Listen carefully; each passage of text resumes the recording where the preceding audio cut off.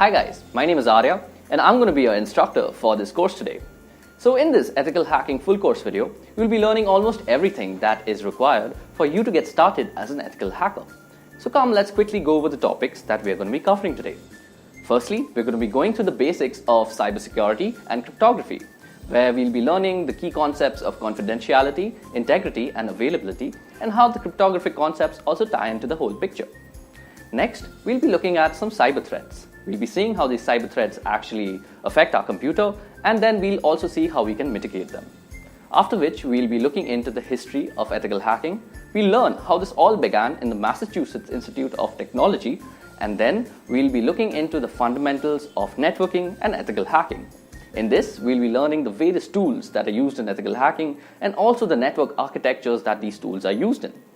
After this, we'll be having a look into one of the most famous operating systems that is there, that is Kali Linux. Kali Linux is used by ethical hackers and penetration testers all around the world. We'll be learning how to install this on our local systems, we'll be learning the tools that come along with it and where we should be using them. After that, we'll be learning about penetration testing. And penetration testing is a subset of ethical hacking. So in this, we'll be learning about a tool called Metasploit, and using Metasploit, we'll be learning more about vulnerability analysis and how we can install backdoors in different computer systems and take advantages of these vulnerabilities. Now, Nmap is also another tool that we are going to be discussing in this course. We'll be learning how we can use Nmap to gather information from our networks and how we can use this information to our advantage. After that, we'll be learning deeply about 3 cyber attacks that are there in this industry. First is cross-site scripting, secondly, distributed denial of service, and thirdly, SQL injection attacks. Now, we'll be doing these attacks ourselves on dummy targets and learning more about these attacks and how they're orchestrated. And thus, we'll be learning more about how we can mitigate them if we actually become ethical hackers. Now, we'll also be discussing some very advanced cryptographic methods called steganography, which is basically used for hiding digital code inside images. Last but not the least, we'll be also discussing how you could become an ethical hacker yourself. So we'll be discussing a roadmap, we'll also be discussing the job profiles that are there in the industry, and we'll also be discussing the companies that are hiring for these job profiles along with the salaries that they are trying to offer. Also, we won't be leaving you hanging right there. We'll also be discussing the 50 most common interview questions that come along with these job profiles so that you can snag that job interview. And if you do like our content in the end, please leave us a like. Please leave a comment if you want to, and do hit the subscribe button so that you can join our ever-growing community of learners.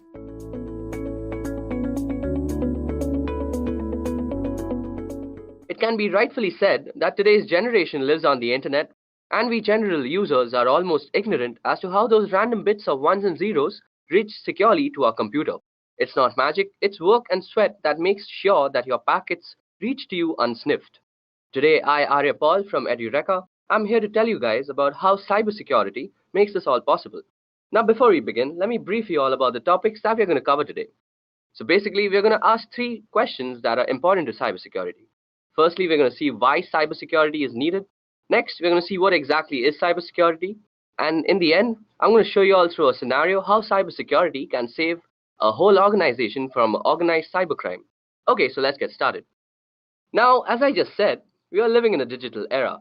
Whether it be booking a hotel room, ordering some dinner, or even booking a cab, we're constantly using the internet and inherently constantly generating data. This data is generally stored on the cloud, which is basically a huge data server or data center that you can access online. Also, we use an array of devices to access this data. Now, for a hacker, it's a golden age. With so many access points, public IP addresses, and constant traffic and tons of data to exploit, black hat hackers are having one hell of a time exploiting vulnerabilities and creating malicious software for the same. Above that, cyber attacks are evolving by the day. Hackers are becoming smarter and more creative with their malwares, and how they bypass virus scans and firewalls still baffle many people. Let's go through some of the most common types of cyber attacks now. So as you guys can see, I've listed out 8 cyber attacks that have plagued us since the beginning of the internet. Let's go through them briefly. So first on the list, we have general malwares. Malware is an all-encompassing term for a variety of cyber threats, including trojans, viruses, and worms. Malware is simply defined as code with malicious intent that typically steals data or destroys something on the computer. Next on the list, we have phishing, often posing as a request for data from a trusted third party Phishing attacks are sent via email and ask users to click on a link and enter their personal data. Phishing emails have gotten much more sophisticated in recent years, making it difficult for some people to discern a legitimate request for information from a false one. Phishing emails often fall into the same category as spam, but are more harmful than just a simple ad. Next on the list, we have password attacks.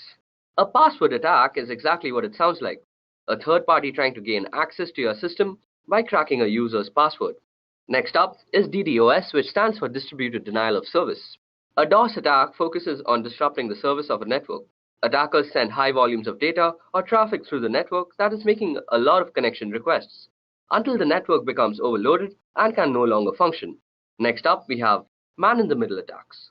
By impersonating the endpoint in an online information exchange, that is the connection from your smartphone to a website, the MITM attacks can obtain information from the end users and entity he or she is communicating with. For example, if you're banking online, the man in the middle would communicate with you by impersonating your bank and communicate with the bank by impersonating you. The man in the middle would then receive all the information transferred between both parties, which could include sensitive data such as bank accounts and personal information. Next up, we have drive-by downloads. Through malware on a legitimate website, a program is downloaded to a user's system just by visiting the site. It doesn't require any type of action by the user to download it actually. Next up, we have maladvertising, which is a way to compromise your computer with malicious code that is downloaded to your system when you click on an affected ad. Lastly, we have rogue softwares, which are basically malwares that are masquerading as legitimate and necessary security software that will keep your system safe. So as you guys can see now, the internet sure isn't a safe place as we might think it is. This not only applies for us as individuals, but also large organizations. There have been multiple cyber breaches in the past that has compromised the privacy and confidentiality of our data. If we head over to this site called Information is Beautiful, we can see all the major cyber breaches that have been committed. So as you guys can see, even big companies like eBay, AOL, Evernote, Adobe have actually gone through major cyber breaches, even though they have a lot of security measures taken to protect the data that they contain. So it's not only that small individuals are targeted by hackers and other people, but even bigger organizations are constantly being targeted by these guys. So after looking at all sorts of cyber attacks possible, the breaches of the past, and the sheer amount of data available, we must be thinking that there must be some sort of mechanism and protocol to actually protect us from all these sorts of cyber attacks. And indeed, there is a way, and this is called cybersecurity. In a computing context, security comprises of cybersecurity and physical security. Both are used by enterprises to protect against unauthorized access to data centers and other computerized systems. Information security, which is designed to maintain the confidentiality, integrity, and availability of data, is a subset of cybersecurity. The use of cybersecurity can help prevent against cyber attacks, data breaches, identity theft, and can aid in risk management. So, when an organization has a strong sense of network security and an effective incident response plan, it is better able to prevent and mitigate these attacks. For example, end-user protection defends information and guards against loss of theft, while also scanning computers for malicious code. Now, when talking about cybersecurity, there are three main activities that we are trying to protect ourselves against, and they are unauthorized modification, unauthorized deletion, and unauthorized access. These three terms are very synonymous to the very commonly known CIA triad, which stands for confidentiality, integrity, and availability. The CIA triad is also commonly referred to as the three pillars of security, and most security policies of bigger organizations and even smaller companies are based on these three principles. So let's go through them one by one. So first on the list, we have confidentiality. Confidentiality is roughly equivalent to privacy. Measures undertaken to ensure confidentiality are designed to prevent sensitive information from reaching the wrong people, while making sure that the right people can in fact get it. Access must be restricted to those authorized to view the data in question. It is common as well for data to be categorized according to the amount and type of damage that could be done should it fall into unintended hands. More or less, stringent measures can then be implemented across to those categories.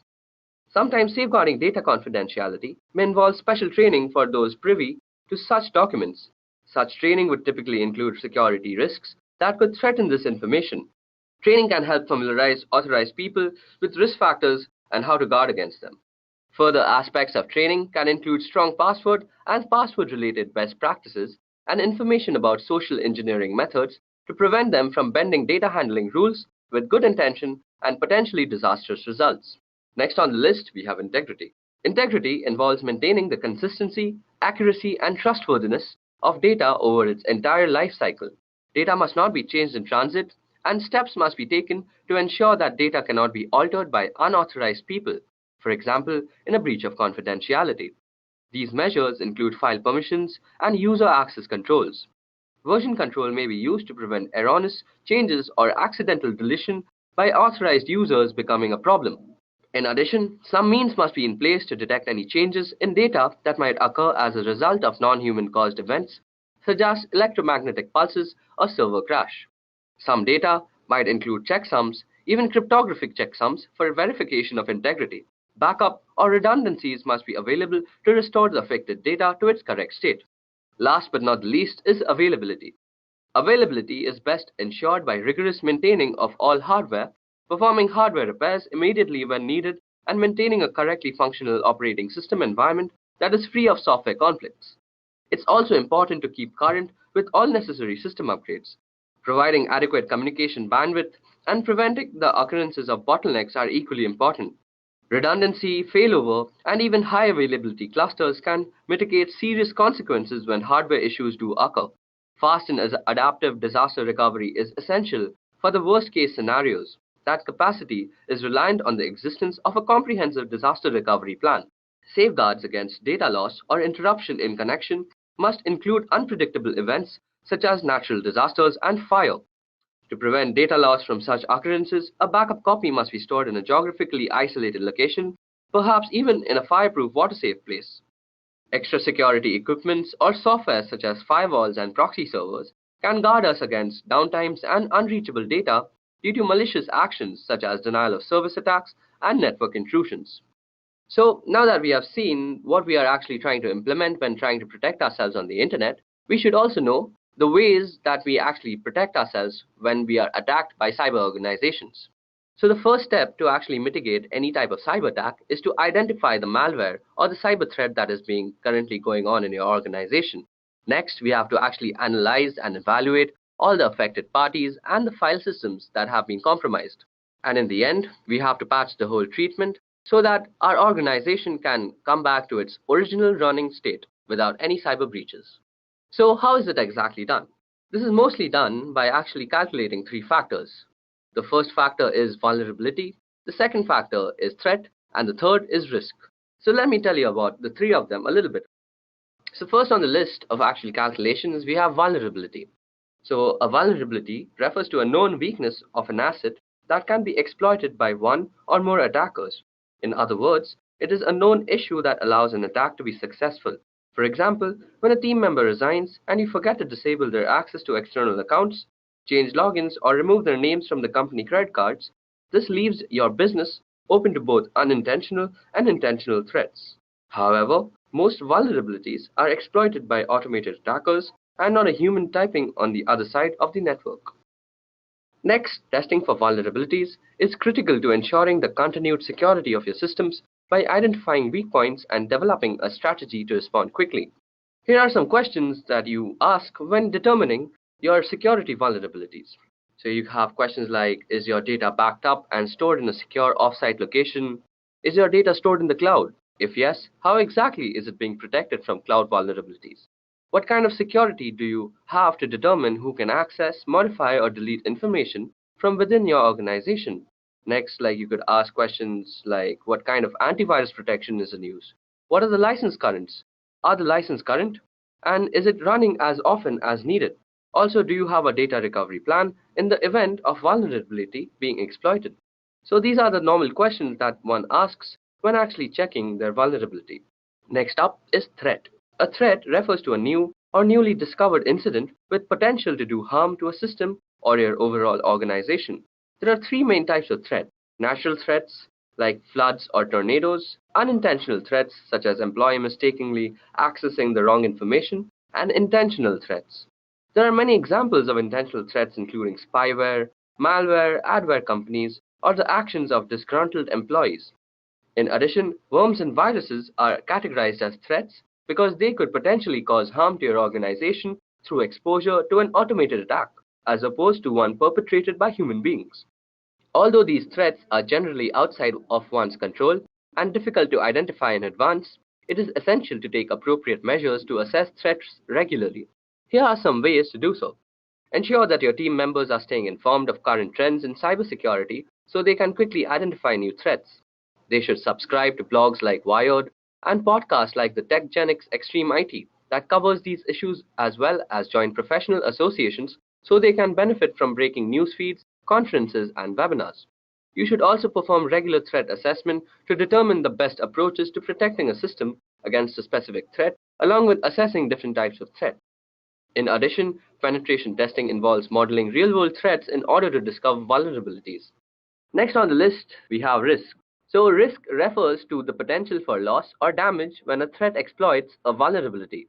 Examples of risks include financial losses as a result of business disruption, loss of privacy, reputational damage, legal implications, and can even include loss of life.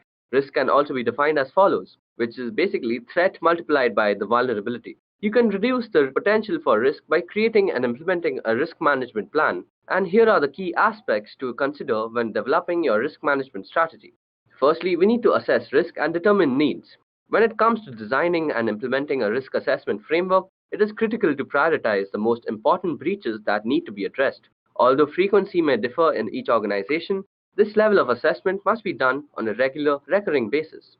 Next, we also have to include a total stakeholder perspective. Stakeholders include the business owners as well as employees, customers, and even vendors.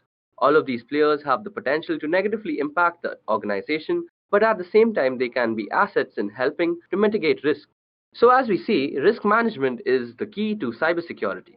So, now let us go through a scenario to actually understand how cybersecurity actually defends an organization against very manipulative cybercrime. So, cybercrime, as we all know, is a global problem that's been dominating the news cycle.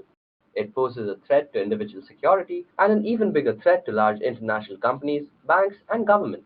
Today's organized cybercrime far outshadows lone hackers of the past, and now large organized crime rings function like startups and often employ highly trained developers who are constantly innovating new online attacks.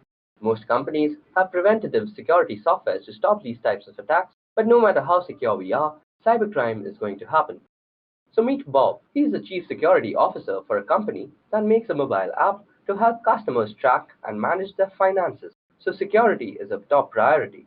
So Bob's company has an activity response platform in place that automates the entire cybersecurity process. The ARP software integrates all the security and IT software needed to keep a large company like Bob's secured into a single dashboard and acts as a hub for the people, processes, and technology needed to respond to and contain cyber attacks. Let's see how this platform works in the case of a security breach. While Bob is out on a business trip, irregular activity occurs on his account as a user behavior analytics engine that monitors account activity, recognizes suspicious behavior involving late-night logins and unusual amounts of data being downloaded. This piece of software is the first signal that something is wrong. An alert is sent to the next piece of software in the chain, which is the Security Information and Event Management System. Now, the ARP can orchestrate a chain of events that ultimately prevents the company from encountering a serious security disaster. The ARP connects to a user directory software that Bob's company uses, which immediately recognizes the user accounts belong to an executive who is out on a business trip and then proceeds to lock his account. The ARP sends the incident IP address to a threat intelligence software which identifies the address as a suspected malware server. As each piece of security software runs, the findings are recorded in the ARP's incident, which is already busy creating a set of instructions called a playbook for a security analyst to follow. The analyst then locks Bob's accounts and changes his passwords. This time, the software has determined the attempted attack came from a well-known cybercrime organization using stolen credentials. Bob's credentials were stolen when the hacker found a vulnerability in his company's firewall software and used it to upload a malware-infected file. Now that we know how the attack happened, the analyst uses the ARP and identifies and patches all the things. The ARP uses information from Endpoint Tool to determine which machines need to be patched, recommends how to patch them, and then allows the analyst to push the patches to all the computers and mobile devices instantly. Meanwhile, Bob has to alert the legal departments of the breach, and the ARP instantly notifies the correct person of the situation and the status of the incident after the attack is contained. And Bob's account is secured. The analyst then communicates which data may have been stolen or compromised during the incident. He identifies which geographies, jurisdictions, and regulatory agencies cover the users and information affected by the attack. Then the ARP creates a series of tasks so the organization can notify the affected parties and follow all relevant compliances and liability procedures. In the past, a security breach this large would have required Bob's company to involve several agencies and third parties to solve the problem, a process that could have taken months or longer. But in a matter of hours, the incident response platform organized all of the people, processes, and technology to identify and contain the problem, find the source of the attack, fix the vulnerability, and notify all affected parties. And in the future, Bob and his team will be able to turn to cognitive security tools. These tools will read and learn from tens of thousands of trusted publication blogs and other sources of information. This knowledge will uncover new insights and patterns, anticipate and isolate and minimize attacks as they happen, and immediately recommend actions for security professionals to take, keeping data safe and companies like Bob's out of the headlines.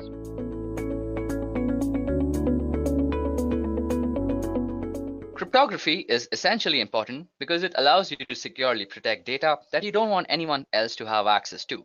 It is used to protect corporate secrets, secure classified information, and to protect personal information to guard against things like identity theft. And today's video is basically going to be about cryptography. Now, before we actually jump into the session, let me give you guys a brief on the topics that we're going to cover today. So first of all, we're going to cover what is cryptography through the help of a very simplistic scenario. Then we are going to go through the classifications of cryptography and how the different classificative algorithm works. In the end, I'm going to show you guys a nifty demo on how a popular algorithm called RSA actually works. So let's get started. Now I'm going to take the help of an example or a scenario to actually explain what is cryptography.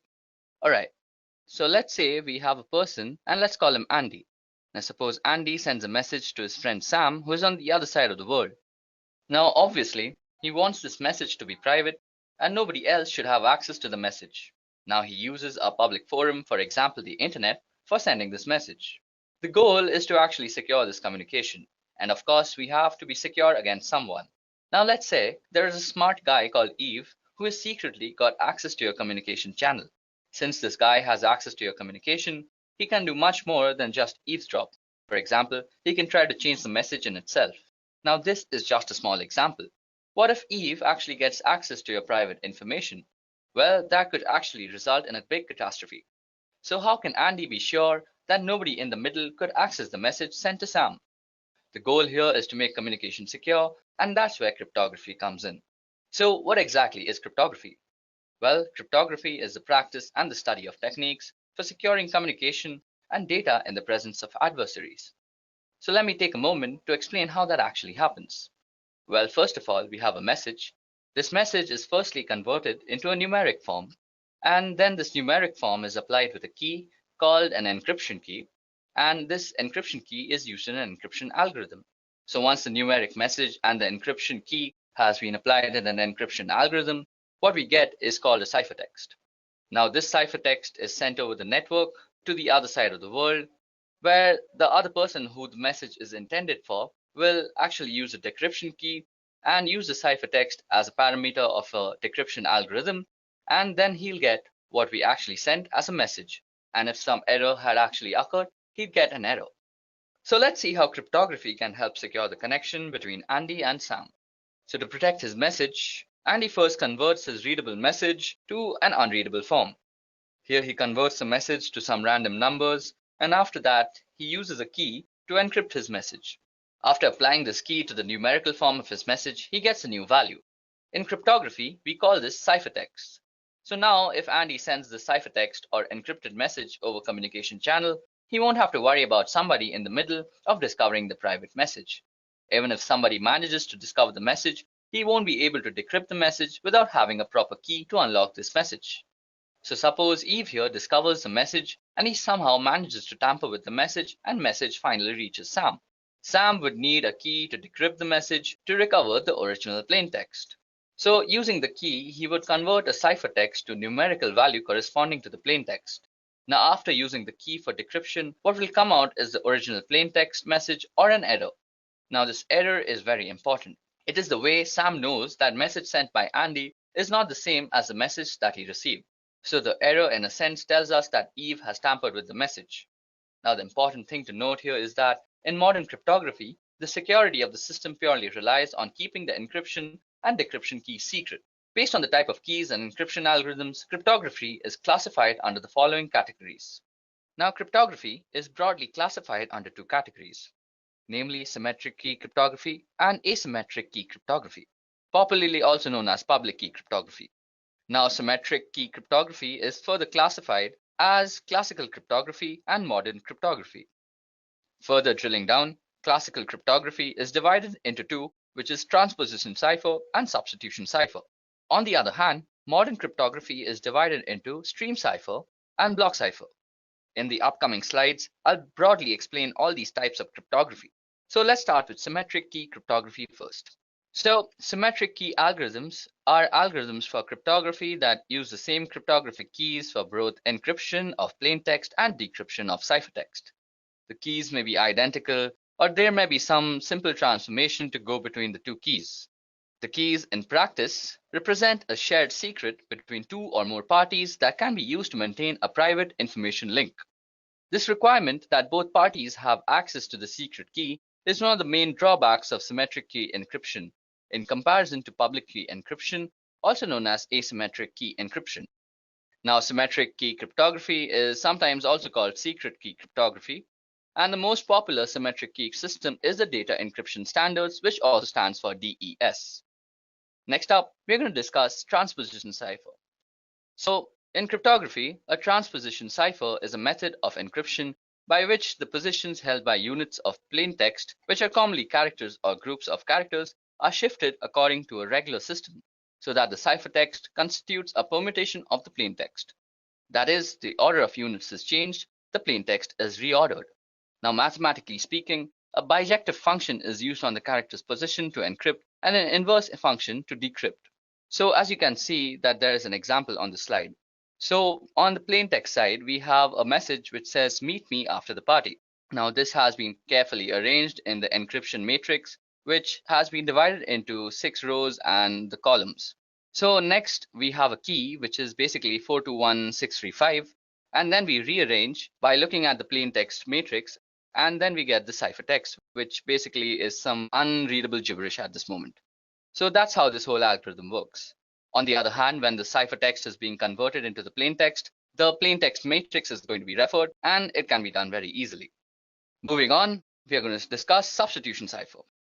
So substitution of single letters separately, simple substitution can be demonstrated by writing out the alphabets in some order to represent the substitution. This is termed as substitution alphabet.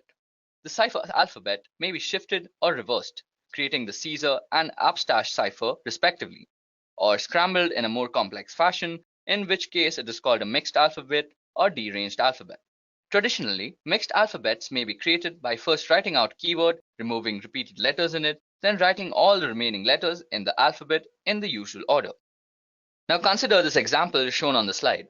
Using the system we just discussed, the keyword zebras gives us the following alphabets from the plain text alphabet, which is A to Z. So the ciphertext alphabet is basically zebras, then followed by all the alphabets we have missed out in the zebra word. So as you guys can see, it's zebras followed by S, C, D, F, G, H, and so on. Now suppose we were to actually encrypt a message using this code.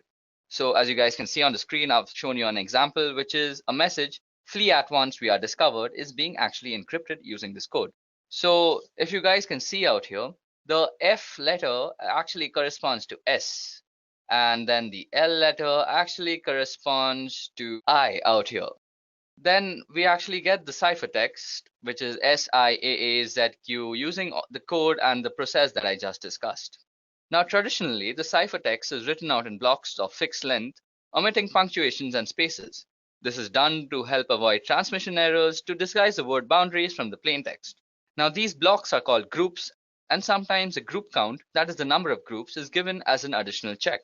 Now, 5-letter groups are traditional. As you guys can see that we have also divided our ciphertext into groups of 5, and this dates back to when messages were actually used to be transmitted by telegraph.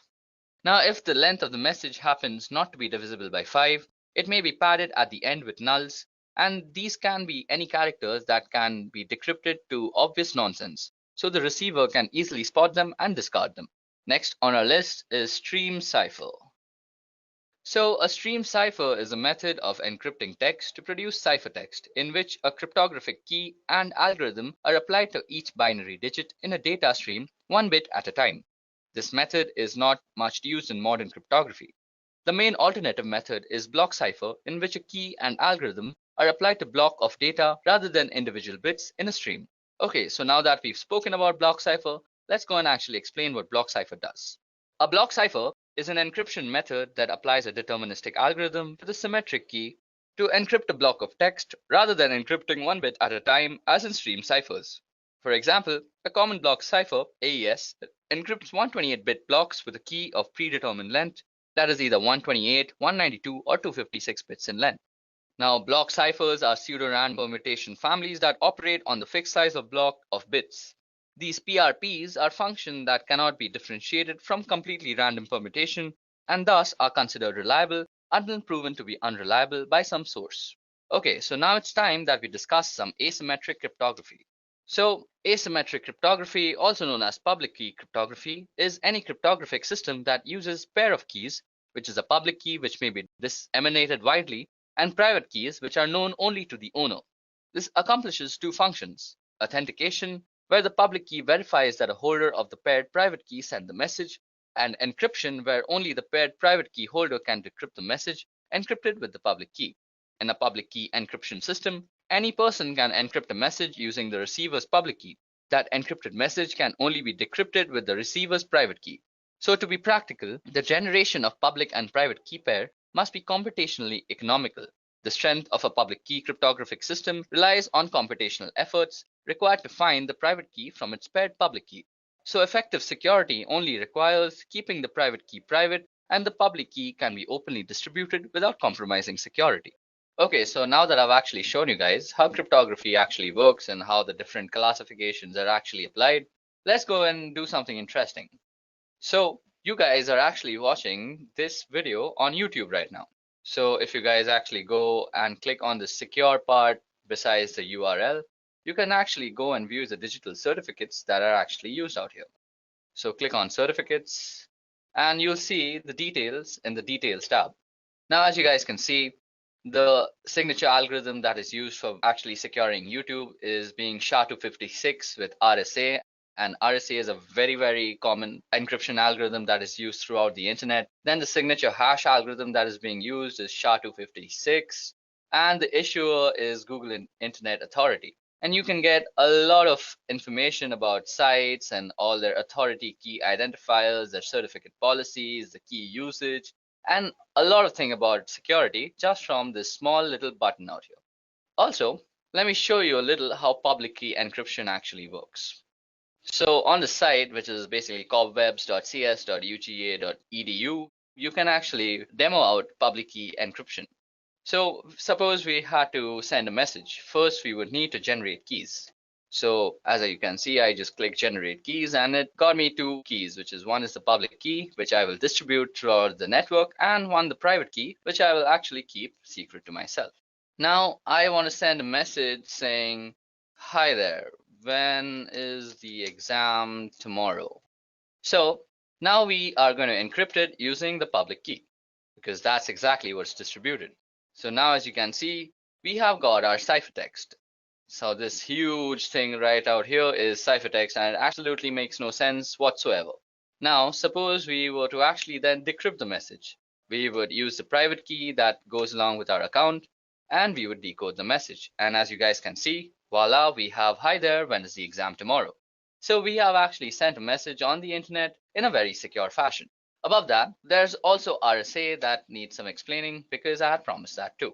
Now, RSA is a very, very commonly used algorithm that is used throughout the internet, and you just saw it being used by YouTube. So it has to be common.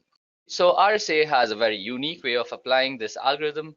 There are many actual parameters that you actually need to study. Okay, so now we're actually going to discuss RSA, which is a very popular algorithm that is used throughout the internet. And you also saw that it's being used by YouTube right now. So this crypto system is one of the initial system. It remains the most employed crypto system even today. And the system was invented by three scholars, which is Ron Rivest, Adi Shamir, and Len Adelman. Hence the name RSA.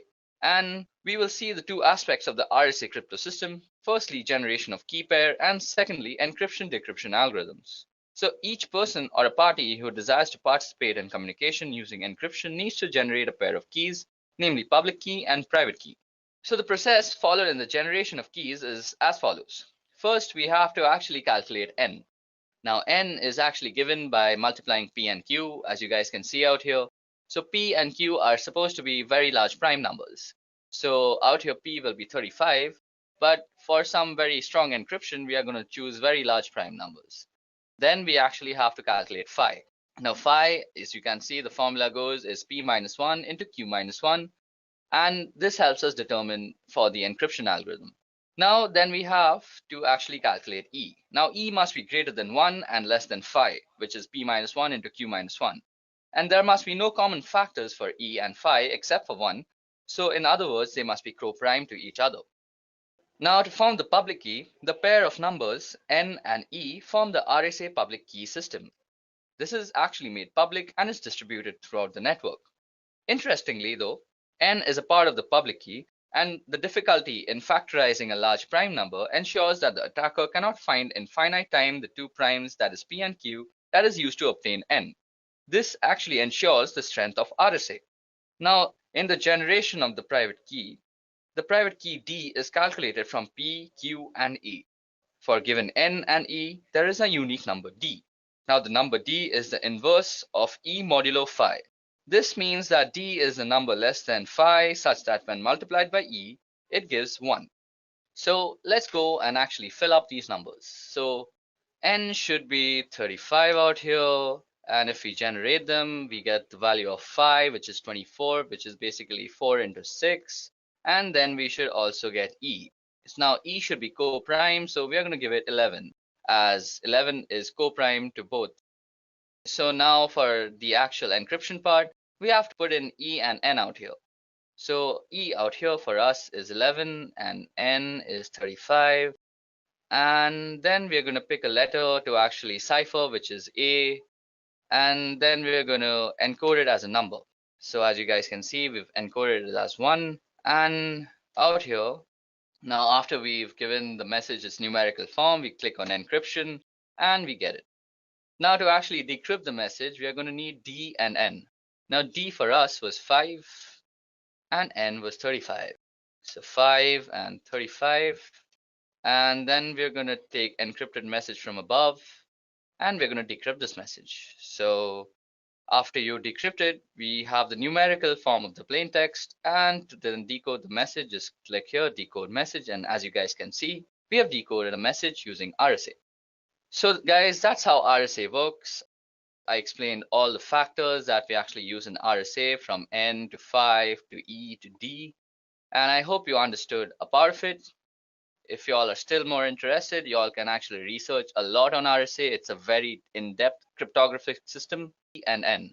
Now D for us was 5 and N was 35. So 5 and 35. And then we're going to take encrypted message from above, and we're going to decrypt this message. So after you decrypt it, we have the numerical form of the plain text, and to then decode the message, just click here, decode message, and as you guys can see, we have decoded a message using RSA. So guys, that's how RSA works. I explained all the factors that we actually use in RSA, from N to 5 to E to D, and I hope you understood a part of it. If y'all are still more interested, y'all can actually research a lot on RSA. It's a very in-depth cryptographic system.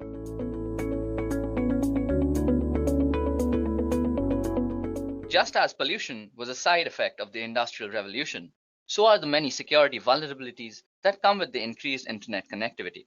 Cyber attacks are exploitations of those vulnerabilities. For the most part, individuals and businesses have found ways to counter cyber attacks using a variety of security measures and just good old common sense.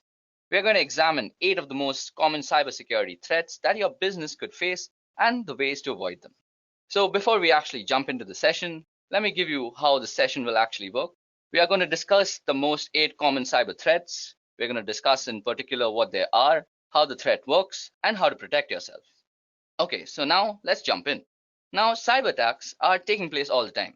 Even as we speak, the security of some organization, big or small, is being compromised. For example, if you visit this site out here, that is Threat Cloud, you can actually view all the cyber attacks that are actually happening right now. Let me just give you a quick demonstration of how that looks like. Okay, so as you guys can see out here, these are all the places that are being compromised right now. The red parts actually show us the part that is being compromised, and the yellow places actually show us from where it's being compromised from. Okay, as you guys can see now that someone from the Netherlands is actually attacking this place and someone from USA was attacking Mexico. It's a pretty interesting site and actually gives you a scale of how many cyber attacks are actually happening all the time in the world. Okay, now getting back, I think looking at all these types of cyber attacks, it's only necessary that we educate ourselves about all the types of cyber threats that we have. So these are the 8 cyber threats that we're going to be discussing today. Firstly, we're going to start with malware. So malware is an all-encompassing term for a variety of cyber attacks, including Trojans, viruses, and worms. Malware is simply defined as code with malicious intent that typically steals data or destroys something on the computer. The way malware goes about doing its damage can be helpful in categorizing what kind of malware you're dealing with. So let's discuss it. So first of all, viruses. Like their biological namesakes, viruses attach themselves to clean files and infect other clean files, and they can spread uncontrollably, damaging a system's core functionality and deleting or corrupting files. They usually appear as executable files that you might have downloaded from the internet. Then there are also Trojans. Now, this kind of malware disguises itself as legitimate software or is included in legitimate software that can be tampered with. It tends to act discreetly and creates backdoors in your security to let other malwares in. Then we have worms. Worms infect entire networks of devices, either local or across the internet, by using the network's interfaces. It uses each consecutive infected machine to infect more. And then we have botnets and such, where botnets are networks of infected computers that are made to work together under the controller of an attacker. So basically, you can encounter malware if you have some OS vulnerabilities, or if you download some illegitimate software from somewhere, or you have some other email attachment that was compromised with. Okay, so how exactly do you remove malware, or how exactly do you fight against it? Well, each form of malware has its own way of infecting and damaging computers and data, and so each one requires a different malware removal method. The best way to prevent malware is to avoid clicking on links or downloading attachments from unknown senders, and this is sometimes done by deploying a robust and updated firewall, which prevents the transfer of large data files over the network in a hope to weed out attachments that may contain malware. It's also important to make sure your computer's operating system, whether it be Windows, Mac OS, Linux, uses the most up-to-date security updates. And software programmers update programs frequently to address any holes or weak points. And it's important to install all these updates as well as to decrease your own system weaknesses. So next up on our list of cyber threats, we have phishing. So what exactly is phishing? Well, often posing as a request for data from a trusted third party, phishing attacks are sent via email and ask users to click on a link and enter their personal data. Phishing emails have gotten much more sophisticated in recent years and making it difficult for some people to discern a legitimate request for information from a false one. Now, phishing emails often fall into the same category as spam, but are way more harmful than just a simple ad. So, how exactly does phishing work? Well, most people associate phishing with email messages that spoof or mimic bank, credit card companies, or other businesses like Amazon, eBay, and Facebook. These messages look authentic and attempt to get victims to reveal their personal information. But email messages are only one small piece of a phishing scam. From beginning to end, the process involves 5 steps. The first step is planning. The phisher must decide which business to target and determine how to get email addresses for the customers of that business. Then they must go through the setup phase. Once they know which business to spoof and who their victims are, phishers create methods for delivering the messages and collecting the data. Then they have to execute the attack, and this is the step most people are familiar with. That is, the phisher sends a phony message that appears to be from a reputable source. After that, the phisher records the information the victims enter into the web page or pop-up windows. And in the last step, which is basically identity theft and fraud, the phishers use the information they've gathered to make illegal purchases or otherwise commit fraud. And as many as a fourth of the victims never fully recover. So how exactly can you be actually preventing yourself from getting phished? Well, the only thing that you can do is being aware of how phishing emails actually work. So first of all, a phishing email has some very specific properties. So firstly, you'll have something like a very generalized way of addressing someone, like dear client. Then your message will not be actually from a very reputable source. So out here, as you can see, it's written as Amazon on the label, but if you actually inspect the email address that it came from, it's from management@maisoncanada.ca, which is not exactly a legitimate Amazon address. Third, you can actually hover over the redirect links and see where they actually redirect you to. Now, this redirects me to www.fakeamazon.com, as you can see out here. So basically, you know this is actually a phishing email, and you should actually report this email to your administrators or anybody else that you think is supposed to be concerned with this. Also, let me give you guys a quick demonstration on how phishing actually works from the perspective of an attacker. So first of all, I have actually created a phishing website for harvesting Facebook credentials. I simply just took the source code of the Facebook login page and pasted it, and then made a backend code in PHP, which makes a log file of all the Facebook passwords that get actually entered onto the phishing page. Now, I've also sent myself an email as to make sure this looks legitimate, but this is only for spreading awareness, so please don't use this method for actually harvesting credentials. That's actually a very illegal thing to do. So let's get started. First of all, you'll go to your email and see that you'll get some email saying your Facebook credentials have been compromised. So when you open it, it looks pretty legit. Well, I haven't made it look all that legit. It should look legit, but the point out here is to actually make you aware of how this works.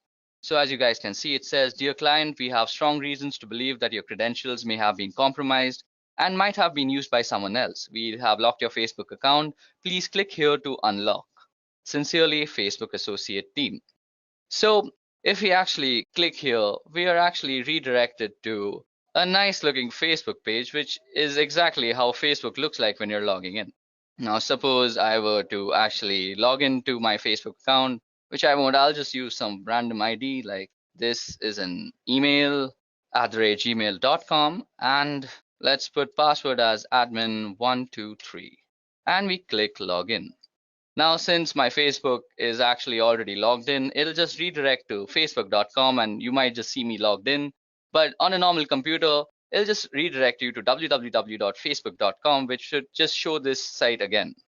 Okay, so once I click login out here, all that the backend code that I've written in PHP out here will do is that it's going to take all the parameters that I've entered into this website, that is my email address and the password, and just generate a log file about it. So let's just hit login and see what happens. So as you guys can see, I've been redirected to the original Facebook page that is not meant for phishing.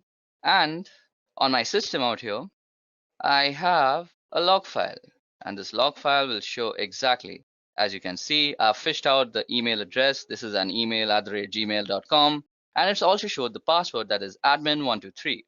So this is how exactly phishing works. You enter an email address, and you're entering the email address on a phishing website, and then it just redirects you to the original site. But by this time, you've already compromised your credentials. So always be careful when dealing with such emails.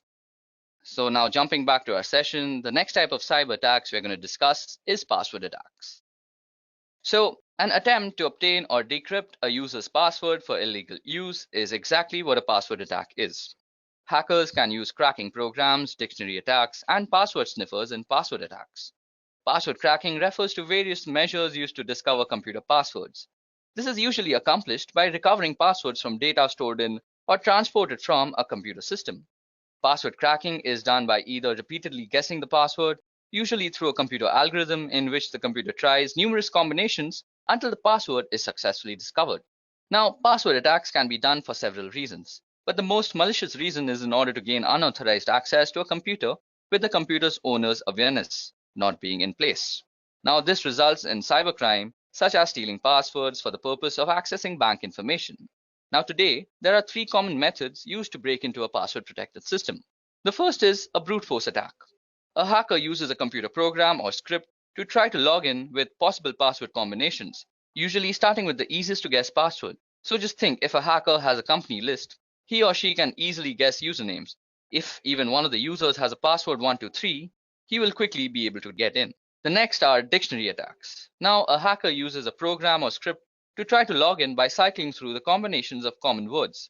In contrast with brute force attacks, where a large proportion key space is searched systematically, a dictionary attack tries only those possibilities which are most likely to succeed, typically derived from a list of words, for example, a dictionary. Generally, dictionary attacks succeed because most people have a tendency to choose passwords which are short or such as single words found in the dictionaries, or simple, easy predicted variations on words such as appending a digit or so. Now, the last kind of password attacks are used by keylogger attacks. A hacker uses a program to track all of the user's keystrokes. So at the end of the day, everything the user has typed, including the login IDs and passwords, have been recorded. A keylogger attack is different than a brute force or dictionary attack in many ways, not the least of which the key logging program used is a malware that must first make it onto the user's device. And the keylogger attacks are also different because stronger passwords don't provide much protection against them, which is one reason that multi-factor authentication is becoming a must-have for all businesses and organizations. Now, the only way to stop yourself from getting killed in the whole password attack conundrum is by actually practicing the best practices that are being discussed in the whole industry about passwords. So basically, you should update your password regularly. You should use alphanumerics in your password. And you should never use words that are actually in the dictionary. It's always advisable to use garbage words that make no sense for passwords, as they just increase your security. So moving on, we're going to discuss DDoS attacks. So what exactly is a DDoS or a DOS attack? Well, first of all, it stands for distributed denial of service, and a DOS attack focuses on disrupting the service to a network, as the name suggests. Attackers send high volume of data of traffic through the network until the network becomes overloaded and can no longer function. So there are a few different ways attackers can achieve DOS attack, but the most common is the distributed denial of service attack. This involves the attacker using multiple computers to send the traffic or data that will overload the system. In many instances, a person may not even realize that his or her computer has been hijacked and is contributing to the DOS attack. Now, disrupting services can have serious consequences relating to security and online access. Many instances of large-scale DOS attacks have been implemented as a single sign of protest towards governments or individuals and have led to severe punishment, including major jail time. So, how can you prevent DOS attacks against yourself? Well, firstly, unless your company is huge, it's rare that you would be even targeted by an outside group or attackers for a DOS attack. Your site or network could still fall victim to one, however, if another organization on your network is targeted. Now, the best way to prevent an additional breach is to keep your system as secure as possible with regular software updates, online security monitoring, and monitoring of your data flow to identify any unusual or threatening spikes in traffic before they become a problem. DOS attacks can also be perpetrated by simply cutting a cable or dislodging a plug that connects your website server to the internet. So due diligence in physically monitoring your connections is recommended as well. Okay, so next up on our list is man-in-the-middle attacks. So by impersonating the endpoints in an online information exchange, the man-in-the-middle attack can obtain information from the end user and the entity he or she is communicating with. For example, if you are banking online, the man in the middle would communicate with you by impersonating your bank and communicate with the bank by impersonating you. The man in the middle would then receive all of the information transferred between both parties, which could include sensitive data such as bank accounts and personal information. So how does it exactly work? Normally, an MITM gains access through a non-encrypted wireless access point, which is basically one that doesn't use WAP, WPA, or any of the other security measures. Then they would have to access all of the information being transferred between both parties by actually spoofing something called address resolution protocol. That is the protocol that is used when you are actually connecting to your gateway from your computer. So how can you exactly prevent MITM attacks from happening against you? So firstly, you have to use an encrypted WAP, that is an encrypted wireless access point. Next, you should always check the security of your connection, because when somebody is actually trying to compromise your security, he will try to actually strip down the HTTPS or HSTS that is being injected in the website, which is basically the security protocols.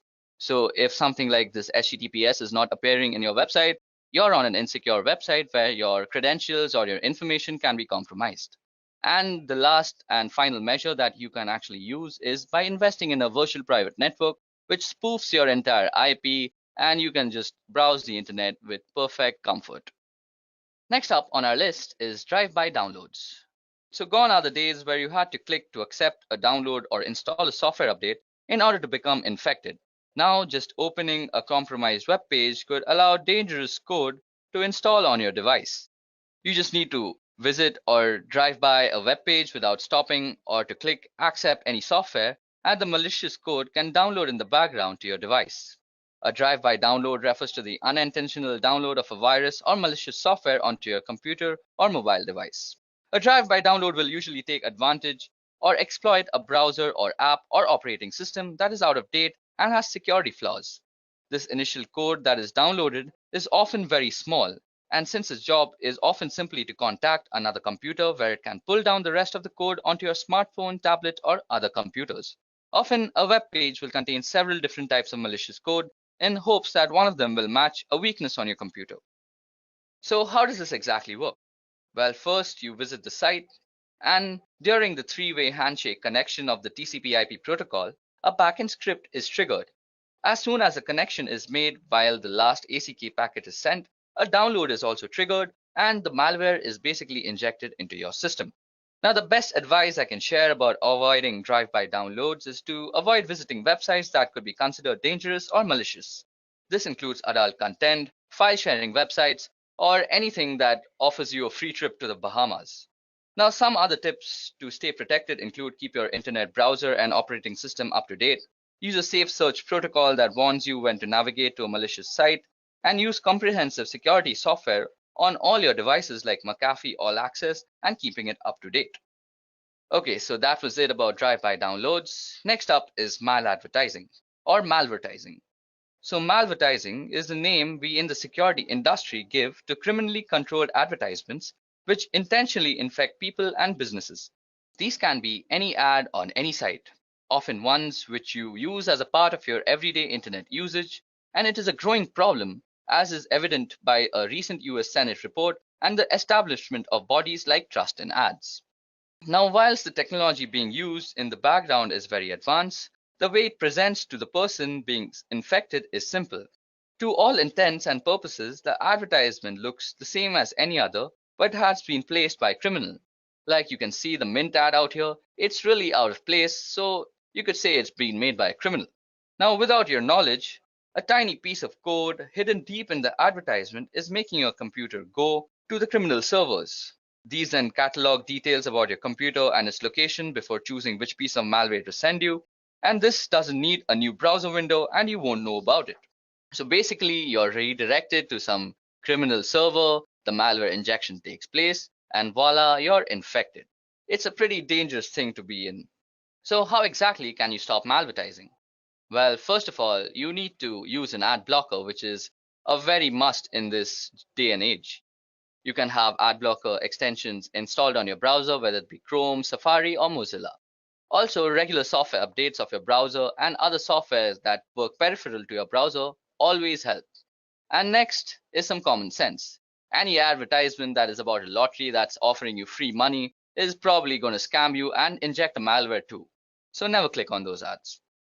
So the last kind of cyber attacks we are going to discover today and discuss about is rogue software. So rogue security software is a form of malicious software and internet fraud that misleads users into believing that there is a virus on their computer and manipulates them into paying money for a fake malware removal tool. It is a form of scareware that manipulates users through fear and a form of ransomware. Rogue security software has been a serious security threat in desktop computing since 2008. So now, how does a rogue security software work? These scams manipulating users into download the program through a variety of techniques. Some of these methods include ads offering free or trial versions of security programs, often pricey upgrades, or encouraging the purchase of deluxe versions. Then also pop-ups warning that your computer is infected with a virus, which encourages you to clean it by clicking on the program. And then manipulated SEO rankings that put infected website as the top hits when you search. These links then redirect you to a landing page that claims your machine is infected and encourages you a free trial of the rogue security program. Now, once the scareware is installed, it can steal all your information, slow your computer, corrupt your files, disable updates for legitimate antivirus softwares, or even prevent you from visiting legitimate security software vendor sites. Well, talking about prevention, the best defense is a good offense. And in this case, an updated firewall makes sure that you have a working one in your office that protects you and your employees from these type of attacks. It is also a good idea to install a trusted antivirus or anti-spyware software program that can detect threats like these. And also a general level of distrust on the internet and not actually believing anything right off the bat is the way to go. Machine is infected and encourages you a free trial of the rogue security program. Now, once the scareware is installed, it can steal all your information, slow your computer, corrupt your files, disable updates for legitimate antivirus softwares, or even prevent you from visiting legitimate security software vendor sites. Well, talking about prevention, the best defense is a good offense. And in this case, an updated firewall makes sure that you have a working one in your office that protects you and your employees from these type of attacks.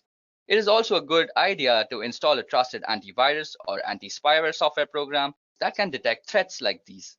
And also a general level of distrust on the internet and not actually believing anything right off the bat is the way to go.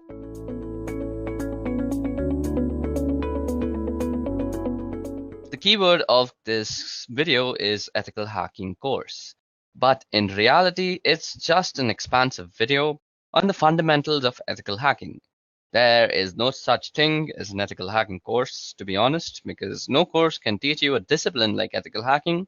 All the best that you can do in creating content for ethical hacking is that you can tell people about the fundamentals that are followed in this discipline. Okay, now before we start, let me just give you a general idea of the topics that I intend to cover throughout this video. Okay, now to be honest, we're going to cover a pretty broad range of material. We are firstly going to be going over footprinting and reconnaissance, where you get an idea of what's involved in the ethical hacking engagement that you're working on and information about the target that you're engaged with. Then we're going to talk about networking fundamentals, and here we're going to get our hands dirty with packets and the understanding of TCP/IP at a deeper level, and also understanding how the different protocols work and why they work that way. Now, we are also going to be talking about cryptography, where we talk about different cryptographic ciphers. We're going to deal with web encryption to SSL and TLS. We are also going to talk about certificates and the creation of certificates and how they actually operate. We will also talk about public key cryptography, and we are also scanning and enumeration, so Nmap, and dealing with Windows servers and using SNMP and LDAP and all that sort of stuff. Then we're going to be talking about penetration, where we deal with different ways of getting into systems and also go over using Metasploit, which is an exploit framework. And we're going to talk about how to use Metasploit, and you actually get into systems and make use of the exploits that they have. Then we're going to talk about malwares, viruses, and worms and rootkits, and all of that sort of stuff. We're going to take a look at the different pieces of malware and how you would pull that apart in order to understand what it's doing and potentially make use of that malware during an ethical hacking engagement.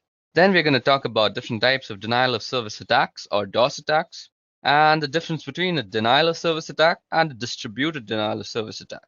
And there is a difference there. So we're going to go over those attacks. Now, we're also going to go over web application hacking and the types of tools that you would use during web application hacking, and the different vulnerabilities that web applications have, and how to make use of these exploits and those vulnerabilities. We're going to talk about wireless networking, how to probe wireless networks, what wireless networks are doing, and how to secure wireless networks.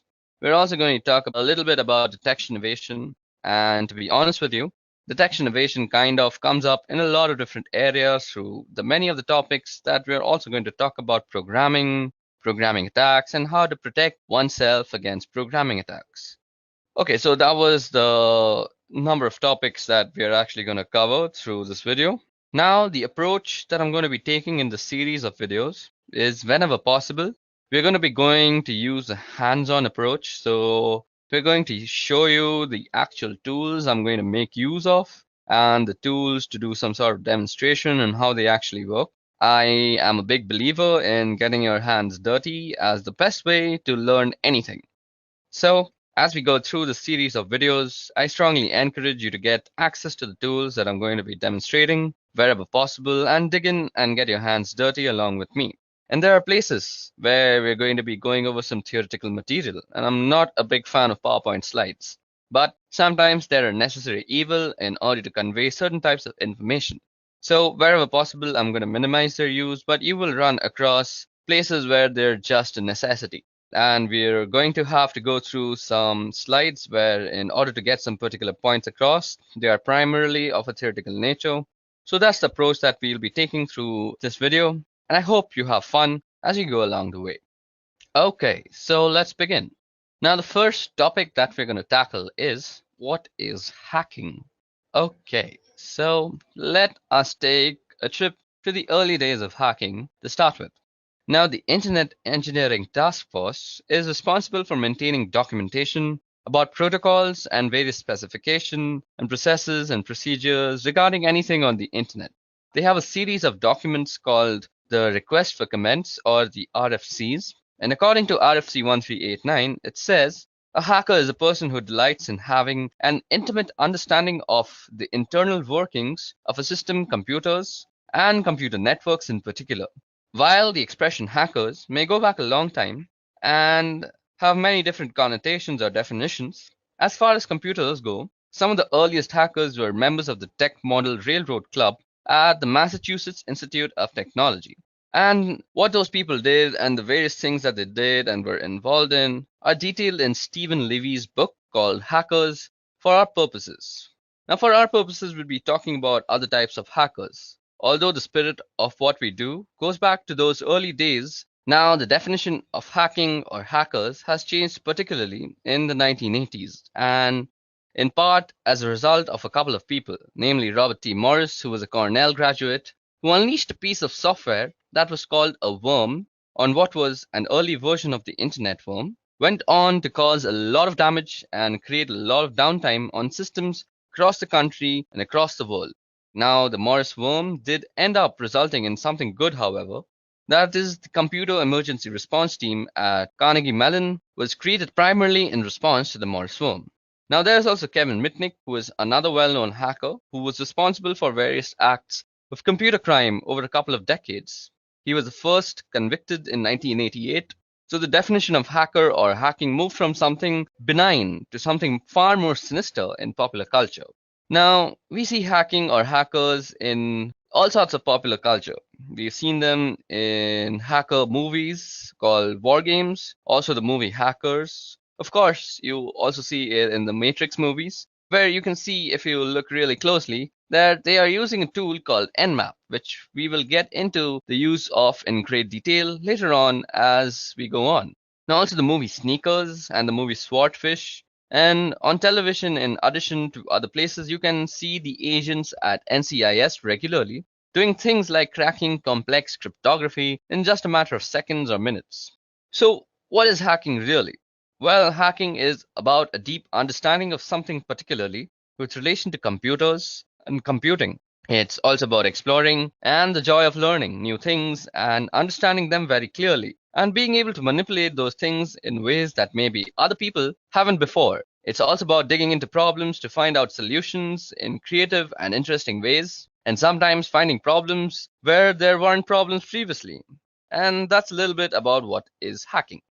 Okay, so now that we have talked about what exactly is hacking and how the meaning and connotations of that word has changed over time, how it came into existence, how it was coined, let's go over the reasons that people normally hack.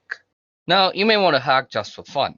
As discussed previously, hacking is a tradition that goes back several decades at MIT, even preceding the computer-related definition of hacking. Now, MIT has a long and storied history of hacking, and sometimes of a computer related nature, which in this case happens to be true, and sometimes of a non computer related nature instance. Now, here you can see that MIT's homepage has been hacked, or you might even say defaced, to indicate that Disney is buying MIT. This was an April Fool's Day prank in 1998, and again, this is just the kind of hacking that you would do for fun rather. Now, sometimes you might want to hack just to prove a political point, or any point for that matter. In this case, again, Bill Gates had donated some money to the MIT, which allowed them to have a new building. And he was coming to MIT to visit and give a talk about Microsoft Windows and its systems. And as you can see, the Windows systems that were installed in the entryway at the building were hacked to be running Linux instead. And you can see here that Tux the Penguin is saying, "Welcome to the William H. Gates building." Again, that's some students who decided that they wanted to make a point about Linux and Microsoft and Windows to Bill Gates, and they thought hacking was the best way to go about it. Sometimes you hack just for the challenge. Here's an example again at MIT, where some students turned the facade of a building into a Tetris game board. Now, this was a reasonably difficult hack, and the students went after it just for the challenge of completing it. And it just so they could have some pride of ownership and to be able to say that they were able to pull this off. You know, the things that teenagers do to show off to other teenagers, it just increases with increase in scale. Now, in spite of its difficulties and its challenges and all the obstacles and planning that had to go into it, they were able to pull it off, and now they have those bragging rights. So that was one of them, and one of the instances where somebody would hack just for the challenge and for the fun in it. Now, sometimes you want to hack to prevent theft, and this is where we get more specifically into computer-related hackings. You see a lot of articles and stories in the news over the last few years about cybercrime, and here's an example of data theft compromised. And a fewer than 1.5 million cards for global payments. So there are some attackers who got into this company, Global Payment, and they were able to pull out about 1.5 million credit card numbers during the intrusion there.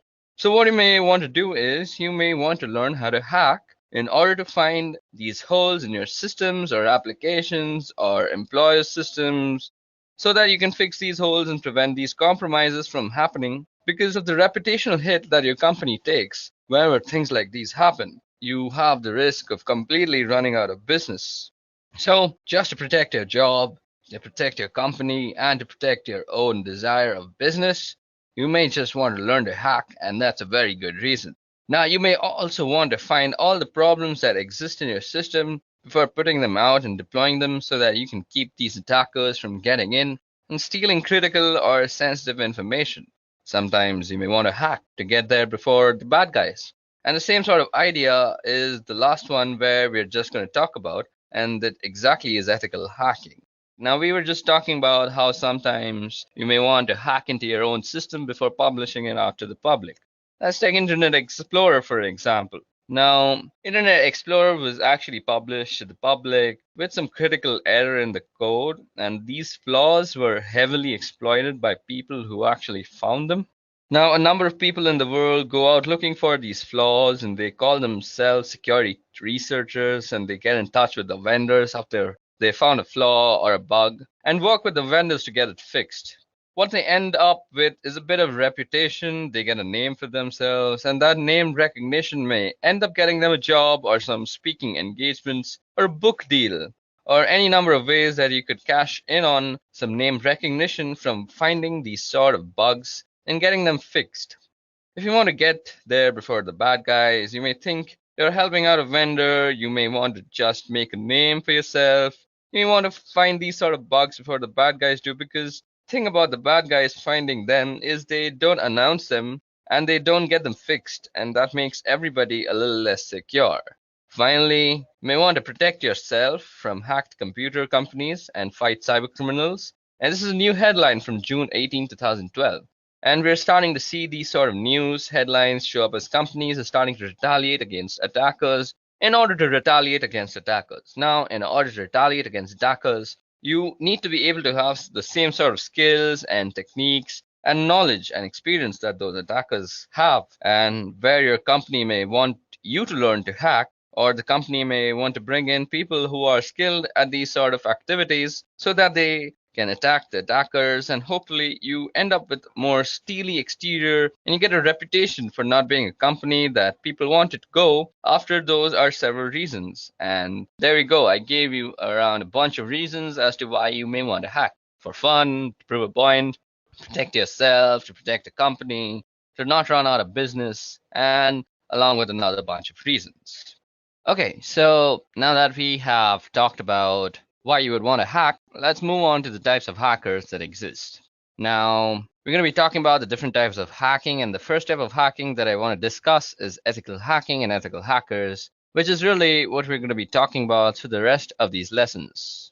Now, an ethical hacker is somebody who thinks like a black hat hacker, or thinks like somebody who's intent on breaking into your systems, but follows a moral compass that's more in line with probably the majority of the population. So, their intent isn't to do bad things. Their intent is to look for bad things and get them fixed so that bad things don't happen. Ethical hackers aren't out to destroy anything, and they're not out to break anything unless it's deemed to be acceptable as a part of the engagement, and also necessary in order to demonstrate a particular vulnerability to the organization that they're working with. So that's an ethical hacker, and there's a certification that's available from the EC Council. It's a certified ethical hacker, and if you find certifications valuable and this sort of thing is what you want to do, pursuing a certified ethical hacker may be something you might want to look into. Now, let's talk about black hat hackers. There's plenty of cases of black hat hackers through years, and let's talk about a guy in particular called Kevin Mitnick. This guy right here is a particularly good example, probably because he was a black hat hacker for a lot of his years. His goal was to cause mischief, to steal where necessary, and just to be engaged in the lifestyle of being a hacker and doing whatever was necessary to continue doing whatever he was doing. It crossed moral boundaries or ethical boundaries. And so Kevin Mitnick here was involved for well over a decade in computer crime and was finally picked up by the FBI, and he was charged and prosecuted, and he was eventually convicted of some of the activities that he was involved with. Now, you may be able to argue that Kevin is a grey hat hacker, and a grey hat hacker is somebody who kind of skirts the line between black and white hat hacking. And white hat hacking is really what an ethical hacker is. So instead of saying ethical hacker, you could say white hat hacker. It's the same idea. A white hat hacker is somebody who hacks for good. If you want to think of it like that, if you want to think of it as a good versus evil, and what they're really doing is they're in it for the technical challenge. They're looking to make things better, make things more efficient, improve them in some way. On the other hand, a black hat hacker is out for the money, for the thrill. It's really a criminal activity. And a grey hat hacker is somebody who may employ the tactics and technique of a black hat hacker, but have sort of a white hat focus. In other words, they're going to do things that may be malicious and destructive in nature, but the reason they're doing it is to improve the security posture of an organization that they are working with. So you can see there's actually a book called Grey Hat Hacking. It's a pretty good book, and it details a lot of the tactics and strategies and techniques we'll be going over in subsequent lessons in this video. Now, one other type of hacking that I want to talk about is a thing called hacktivism, and you'll find hacktivism all over the place. And one example in the last year or so, and certainly in recent memory, is called Lulz Security. Yeah, you heard that right. It's called Lulz Security. And you can argue that Lulz is actually a response to another type of hacktivism. An organization called Anonymous started hacking companies like Sony to protest their involvement in a lawsuit regarding a PlayStation 3 hacker. Now, Lulz Security was supposedly protesting the treatment of Anonymous, or was hacking in support of this group, Anonymous. So they hacked a number of companies and did things like pulled information, usernames, and passwords from the databases at these companies. And they said that the reason was to shine a light on the security of these companies, and also theoretically to embarrass the companies with their weak or poor security postures. And the problem with that they were doing this through were posting information that they had found online. And that information often included details about customers for these particular corporations. And for an ethical hacker, a white hat hacker, that would cross the boundary of causing harm. So there's no reason for me as an ethical hacker to post information in a public forum about somebody, because I could be doing damage to them. But in this case, Lal Security and Anonymous, specifically Lal Security, were engaged in a form of hacktivism, and what they were doing was not only damaging to the corporation, that certainly was detrimental to those people. So different types of hackers and different types of hacking. We've got ethical or white hat hacking, we've got black hat, gray hat, and then we've finally got hacktivism. It's really the goal and the means that vary from one to the other. Okay, so now that we've discussed the types of hackers, let's also discuss the skills necessary to become one. So, what we're going to discuss in this part are the different skills that are required or will be learned as a part of this video. So, initially, just for basic computing, you need a basic understanding of operating systems and how to work them. There are going to be several fundamental types of tasks that I won't be going into any detail at all, and you'll need to know how to run programs and do things like open up a command prompt without me walking you through and how to do that. So I am going to assume that you have some basic understanding of how to do these sorts of tasks. Also, you need an understanding of the basic system software, and you'll need a basic understanding of how to use command line utilities. There are a number of tools and programs that we're going to be going through this video, and many of them use the command line. Now, whether it's on Windows or Linux, you'll need to be familiar with typing and being able to run programs from the command line and the various command line switches and parameters that those programs or types of programs are going to use. Now, from a networking perspective, you need a basic understanding of some simple networking concepts. You need to know what cables are and switches and hubs and how systems are networked together. You don't really need a deep level of understanding. I'll be going through some protocols at a reasonably deep level because I think it's important as an ethical hacker to understand what's going on at the protocol level so that you can know better what you are doing and how to achieve the goals and tasks that you have before you. So we're going to be going over some protocols. So just understanding what protocols are and how they go together, those sort of things are necessary from a networking perspective. Now, we're going to also be learning a bunch of life skills. Yes, there are some life skills that it's important to have. I think the most important one is the ability to accept failure and persevere. And by that, I mean you're going to be just running across several things that just don't work the first time around. And it's going to take a little bit of time and stick-to-itiveness to plug away and keep going until you get something to work. And the way that you get things to work is having an ability to problem solve. And sometimes solving problems requires being a little creative. Sometimes you need to think out of the box and come at a problem from a different perspective in order to find a solution.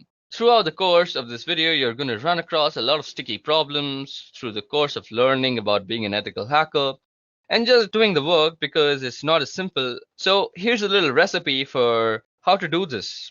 Now go follow this recipe every time and you're going to be successful. Every situation is different. Every system is different. You're going to run across some pretty sticky problems and you're going to have to just wait and get your hands dirty and keep failing and failing and failing and failing until you find a way to succeed. So I think those skills are very necessary to learn how to be an ethical hacker. Digging through some of the material that we'll be going over in this video, as far as what you're going to be learning, you're going to be learning about how to use a lot of tools. You're going to learn networking, and by that I mean we're going to be talking about different protocols that are involved in networking systems together. You're going to learn about security and security postures. Security is the heart and soul of ethical hacking. It's why we do ethical hacking in order to make systems and networks more secure than they were previously. That's the goal from a networking perspective.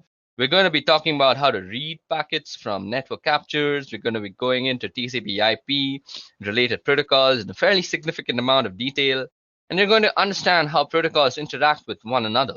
So we're going to do all that, and the reading packets is going to be really important.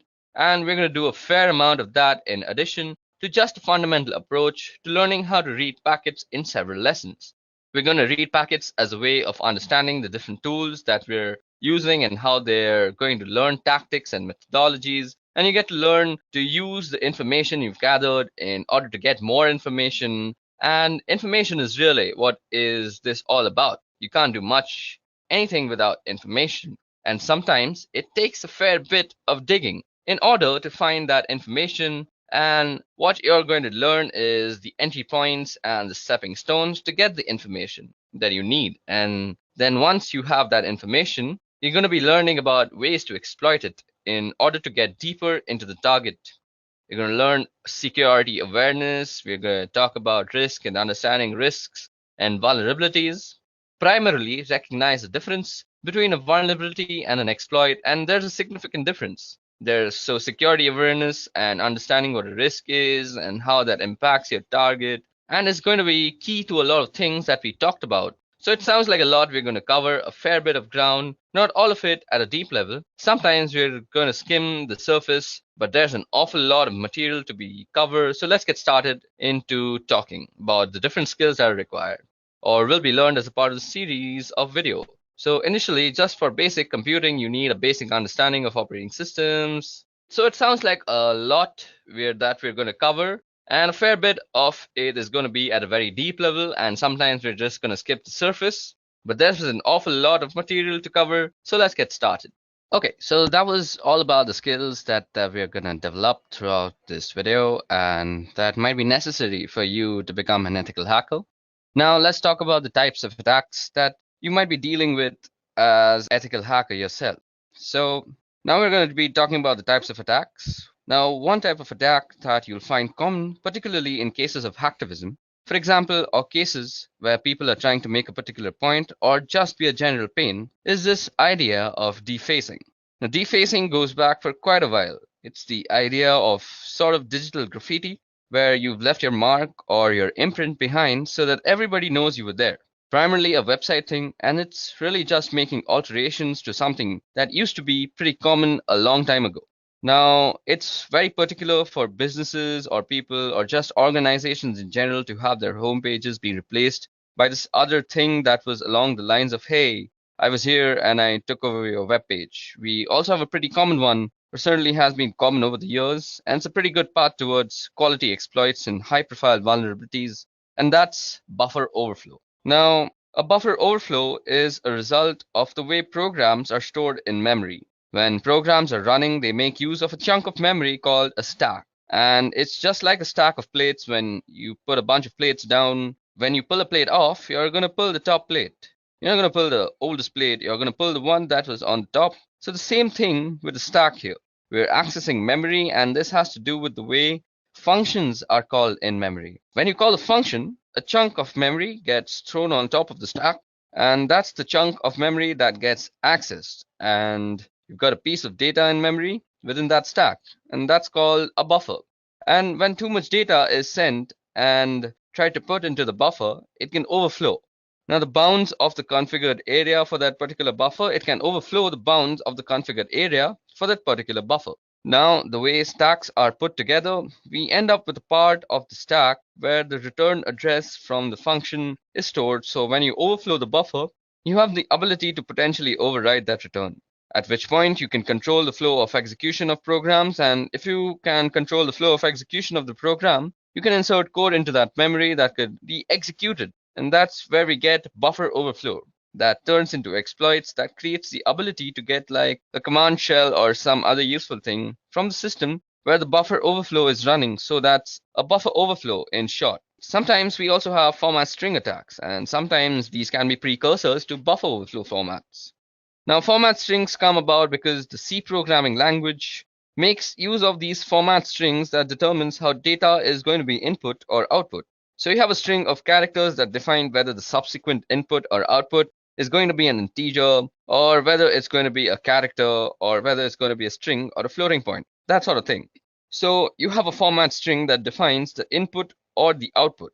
Now, if a programmer leaves off the format string and just gets lazy and provides only the variable that's going to be output, for example, you have the ability to provide that format string.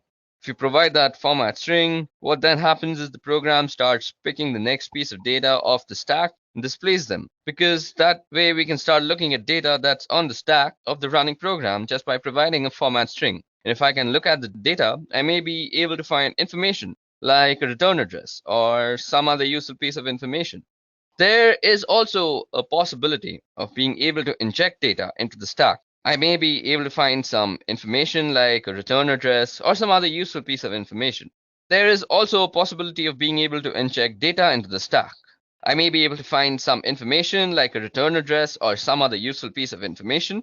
There is also a possibility of being able to inject data into the stack using this particular type of attack. Now, moving on to our next type of attack is a denial of service. A denial of service This is a pretty common one, and you'll hear about this a lot.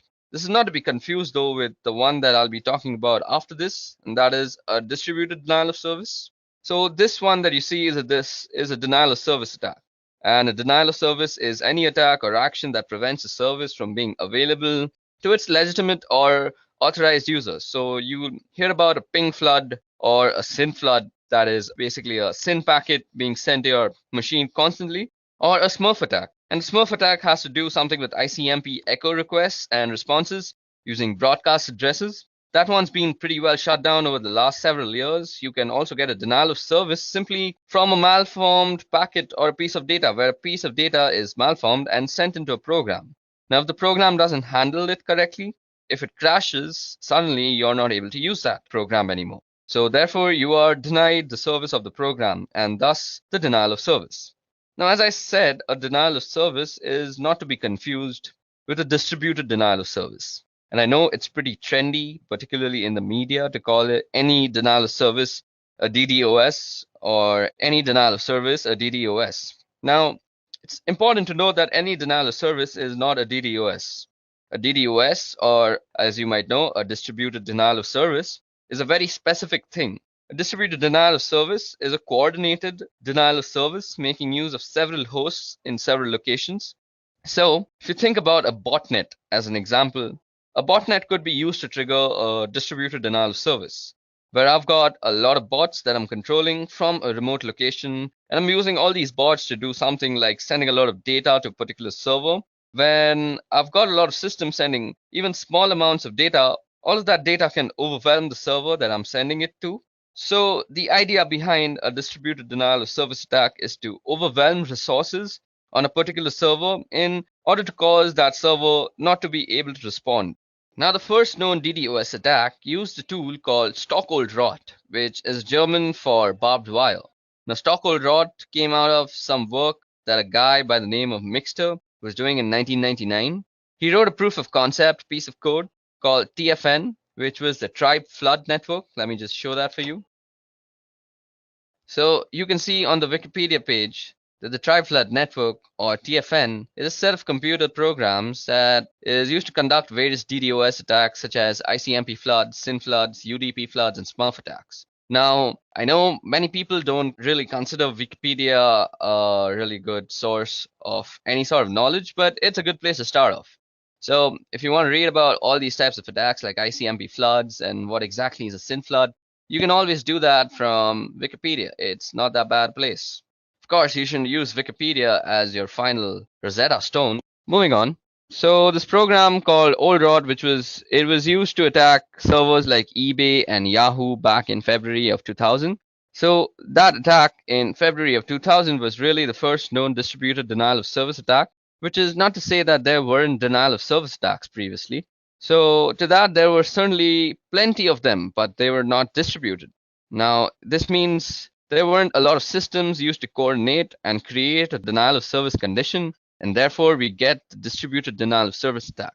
So that's a handful of type of attacks and some pretty common attacks that you're going to see as an ethical hacker when you become an ethical hacker, or if you're trying to become an ethical hacker, you should always know about these types of attacks. Okay, so in this lesson, we're going to be talking about penetration testing and some of the details around how it works and logistics and specifically things like scope. So what exactly is penetration testing? So, well, not surprisingly, it's testing to see if you can penetrate something, which means you're going to check to see whether you can break into a particular thing, whether it's a server or in applications, depending on the type of engagement you've got. You may have the ability to try to break in physically to a location, but primarily what you're going to be doing with penetration testing is you're going to be trying to break into systems and networks and applications, and that's the kind of what it's all about. And this may actually involve social engineering attacks. So it may require you to make a phone call to somebody and get them to give you their username and password, or some other type of social engineering attack, where maybe you send a URL via a crafted email. Sometimes it's just strictly a technical approach where you're running scans and you're running Metasploit and you're gaining access that way, or maybe some other type of technical application sort of connection. Sometimes it's physical access that you need. So in order to get access to a particular system, if you can get physical access, then maybe you can get in. So that's what exactly penetration testing is. It's checking whether you can get into a system, whether it be physically or on a network. So what are the goals of penetration testing? The goals would be to assess weakness in an organization's security postures. You want to figure out what they're vulnerable so that they can go and fix these problems. You want to help them understand their risk positions better and what they can or may be able to do to mitigate those risks. And ultimately, you want to be able to access systems in a particular way to find weaknesses. So those are really sort of the goals of penetration testing. Now, from a results standpoint, when you're done your testing, what you are going to do, well, you're probably going to generate a report. And by that, I don't mean you're going to run some automated tool and you're going to get it to generate a report for you. You're actually going to give that to the client. You're actually going to give your report to the client. And then they're going to write you a really large check. So that's not really how it works. You're going to write a report detailing the findings in a detailed way so that it includes what did you do to find out what you actually found out and how you can actually mitigate that particular risk. So you should really include remediation activities in order to fix these vulnerabilities that you find. And it's pretty easy to walk around saying, hey, that's a problem and that's a problem and that's a problem. That's really not a lot of value. In that, where there's a value is that, hey, that's a problem and here's how you can go about fixing it. So let's talk about the scope of penetration testing. So firstly, you want to actually realize how big is the breadbox and how specifically what is it that the two of you have agreed, that being you, the ethical hacker, and the other guy being the authorized person to give you permissions to ethically hack, have specifically agreed that you can do penetration testing and you can target them as an organization or the client. And what you have agreed to are any exclusions or any sort of areas that they say you're not allowed to touch. So anything, so like if they've got a database server maybe, or there's a lot of really sensitive data on it, and there's a little hesitant, and they may put a don't touch this thing clause in the scope. So there are a lot of different reasons why they may exclude areas from the scope. And if they exclude them, then trust their reason and listen to them. What they have to say in terms of this is what we want you to accomplish. So along those lines, you really need to get sign off from the target organization. Now, we've talked about this before, and this is certainly all about the ethics and trust, and it's also about legality, because if you do something that you don't have permissions to do, you could be prosecuted for that. So definitely get the scope very clear in writing and with signatures attached to it as to what you can and what you can't do, and always get approval from the right people, and make sure you get somebody who has the right level of permissions and is the right level of management so that they can sign off on its understanding and accept the risk that is associated with a penetration test. So let me talk a little bit about security assessments and how they differ from penetration tests. The security assessment is a hand-in-hand approach with clients. So you would walk in doing a collaborative thing where you're a trusted partner and you ally with them, and your goal isn't to penetrate them and point out all the things that are really bad, but it's to get a full assessment of the risk that the organization is exposed to. And you would probably provide more details about fixes that maybe you would in a penetration test. Now, what we're going to do is we're going to walk in and make sure that the policies and procedures they have in place are really what they need for the organization and the risk appetite that they've got. And we're going to make sure that the policies and procedures have controls that can tell us whether they are being actually adhered to or not. So the procedures and policies are being followed. A security assessment is probably a little bit more comprehensive than a penetration test, and you would look at more factors to assess the security postures of the organization in their overall risk. And you would tailor the output based on their risk appetite and what they're most interested in. And that's not to say that I'm going to tell them what they want to hear, but if there's something that they know and I know that they're just not going to do, I'm not going to be making a big deal out of it because they're already aware of it. And I'll make a note of it in the report just for a completeness sake. But I'm not going to go out in a lot of detail. So it's really kind of a hand-in-hand collaborative approach, where again, you're not just saying that they want us to say we're providing some real security and risk guidance towards their activities and other things. So it may provide an unrealistic view. So you've got a week, let's say, to do this penetration test against your target. Now you're going to have to go in, you're going to have to get set up, you're also going to have to start doing a bunch of scans and make sure that you're gathering information and screenshots and data for your reports. You're going to have to do all sorts of activities. Also, during the course of that week, you're going to be engaged in probably beginning to write your report and getting a sense of what is going to say and what's going to be in it. If you don't actually get any major penetration during the course of that week, the organization may feel like they're quote unquote secure. That's one of the reasons why penetration testing, while really sexy and show, is nice and all, but if an organization walks out of it believing that in a week you didn't manage to get the keys of the kingdom, then they must be secure. That's really misguided view, because a dedicated, skilled, and motivated attacker isn't going to just take a week or some portion of that week. If they're after something, they're going to dedicate themselves to it and really go after it. So just because you didn't find a penetration in some subset of a week doesn't mean that they're secure and invulnerable to attacks. It just means that during the course of that particular week and other circumstances that were in place, you didn't get a penetration that was really significant or major. That's all it means. It doesn't mean anything beyond that. And if an organization walks away feeling like they're secure, they're going to end up not fixing the real vulnerabilities that may be in place that could expose them to significant risks. So that's penetration testing, its scopes, its goals, and how it differs to security assessments. Now it's time to go over footprinting. So what is footprinting? Well, footprinting is getting an idea of the entire scope of your target. That means not just the scope that you were given, which may be an address block or it may be a domain name, that even may be a set of address blocks. Now what you want to do is you want to figure out all the information that's associated with that in great detail as you can possibly get. So you want a list of domain names as you're going to go through this. You probably want some sort of database or Excel spreadsheet or something to keep track of all the information, because you're going to have a lot of it at the end. You want to be able to find the information quickly. So having some sort of either notepad going with your notes, or as I said, a spreadsheet or a database. So if you can get organized in that way, you want to keep all those sorts of things down. So in this case, I want to do some sort of search on, suppose, let's say edureca.co. Now I need network blocks. So far we found out that just made up IP addresses, because I'm just putting information down. But I need network blocks. So you may have one IP address that you can find externally, or you're going to want a whole range of internal blocks, and you can do a little bit of digging if you aren't provided those. You want specific IP addresses for critical systems, web servers, email servers, databases, if you can find any of these things of those sorts. And you want system architectures. And what kind of stuff are they running? Are they running Intel? Are they running Windows? Are they running some Unix systems? What are they running? What kind of access control lists they have?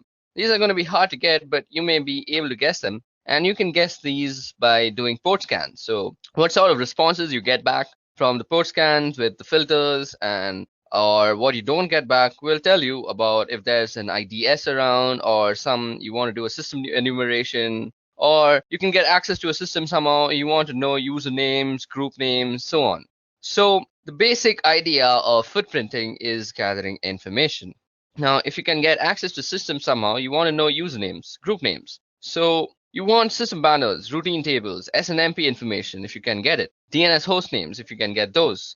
Now, this is for both internal and external on the side. If you're doing an internal penetration test or ethical hacking engagement, you want to know the networking protocols that are there. Are they using TCP/IP, or are they using some UDP, or are they on IPX or SPX?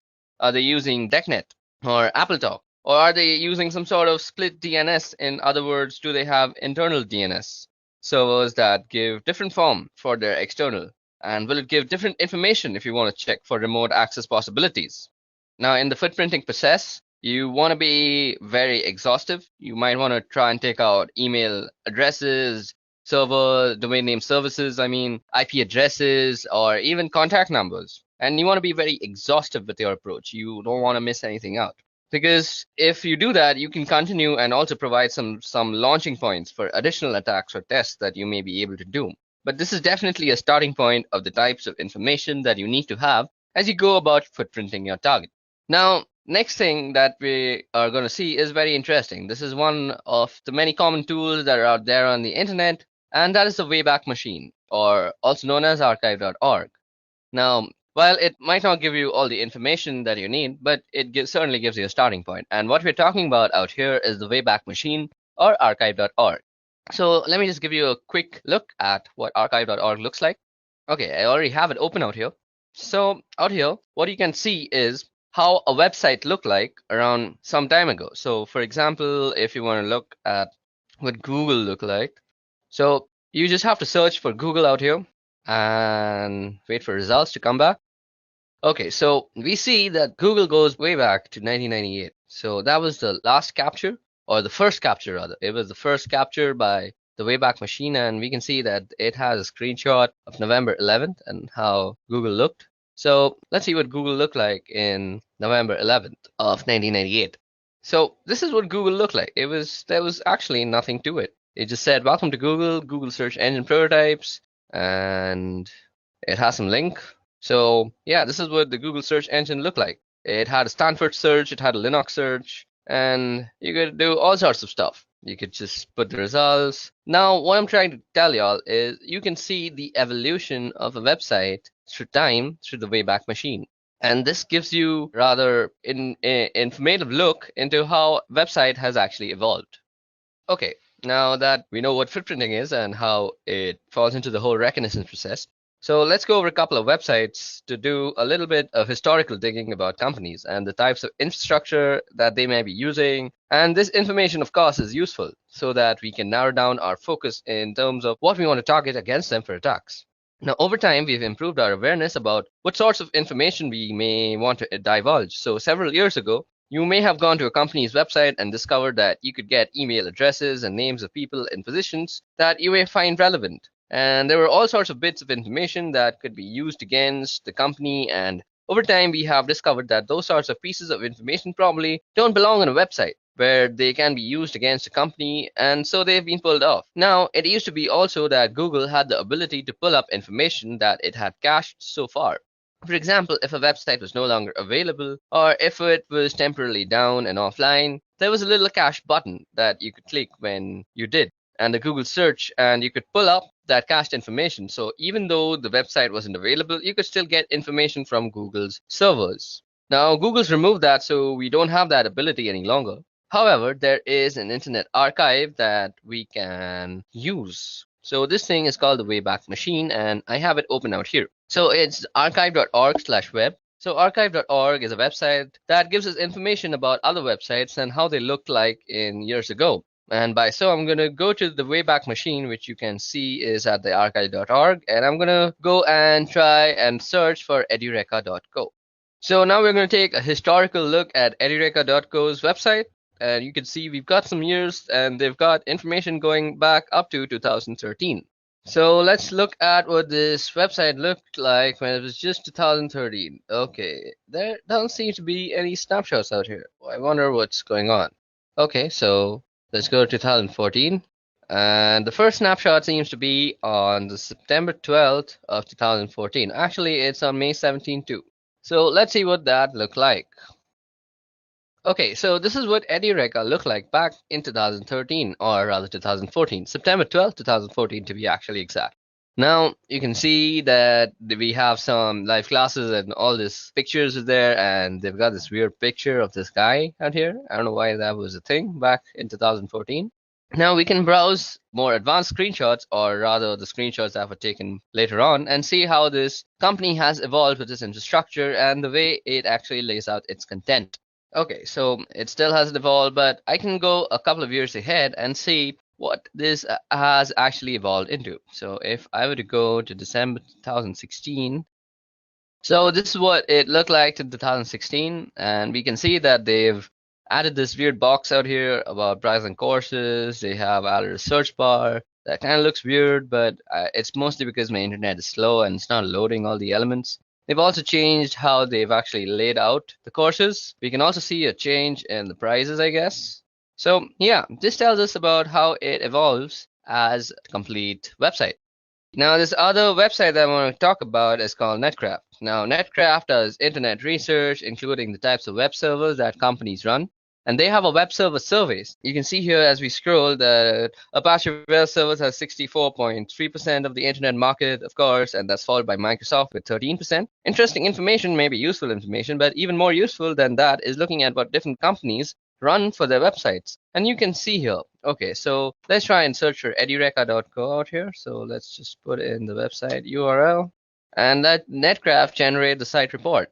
So as you can see that some of the stuff is not available. We know that the NetBlock owner is by Amazon Technologies. The name server is this thing right here. The DNS admin is AWS DNS host master. We also have the IP address. We can go for a look up the IP on VirusTotal. We can do that. There is no IPv6 present, so that's some information that we can see. So we can obviously opt out to not target IPv6 ranges. Then there's also reverse DNS. Then we also have a bunch of hosting history. So this is a history of it. And we know that it's hosted on a Linux system with an Apache web server. And it was last seen, and this was when it was last updated. So this is some very useful information. You can also get information on stuff like Netflix. So if you just type, okay, I just spelled that wrong. So let me just change it from the URL out here. So if you go and type for netflix.com, and you'll see that it'll show you all sorts of information. So as you see that it's on an AWS server, it's an Amazon Data Services Ireland, and this is all the hosting history that it goes along with. It has some sender policy frameworks, domain-based message authentication and reporting confirmations, and there's all sorts of information that you can get about websites and their web servers from Netcraft. So the Wayback Machine along with Netcraft make up for some interesting tools that are available on the internet from which you can do a little bit of your reconnaissance process. Okay, now that we have gone over Netcraft and the Wayback Machine, now it's time to actually get to know how to use the little information that this site actually provides. So what the next topic that we're going to go over is using DNS to get more information. Now we're going to be going over a tool, and this is called Whois, and it is a utility that is used to query the various regional internet registries to store information about domain names and IP addresses. And let me just show it to you about all the internet registries that are there. So I have aaron.net open out here, and these are the internet registries that provides the ISPs and looks over the internet control as a whole. So out here we have Afrinic, we have Apnic, we have Aaron, we have Lacnic, and we have RIPE NCC. So these are all the regions and all the different types of stuff that they support, all the different countries. You can look at the map that it is supporting out here by just hovering over the providers. So as you can see, all these brown region out here is Africa, Afrinic. Then we have Apnic, which is this black or grayish thing, which is India and Australia and quite a lot of Asia. Then we have Aaron, which is a lot of North America and the United States mostly. Then is Lacnic, which is mostly the Latino side, which is the South American part. Then we have the rest of Europe, which is RIPE NCC, and this is the part that RIPE NCC is providing internet to. Okay, so that was all about the internet registries. Now let's get back to the topic, and that is using DNS to get more information. Now for this, we're going to be using a Linux-based system. So I have Ubuntu running on my virtual machine out here, and let me just log into it.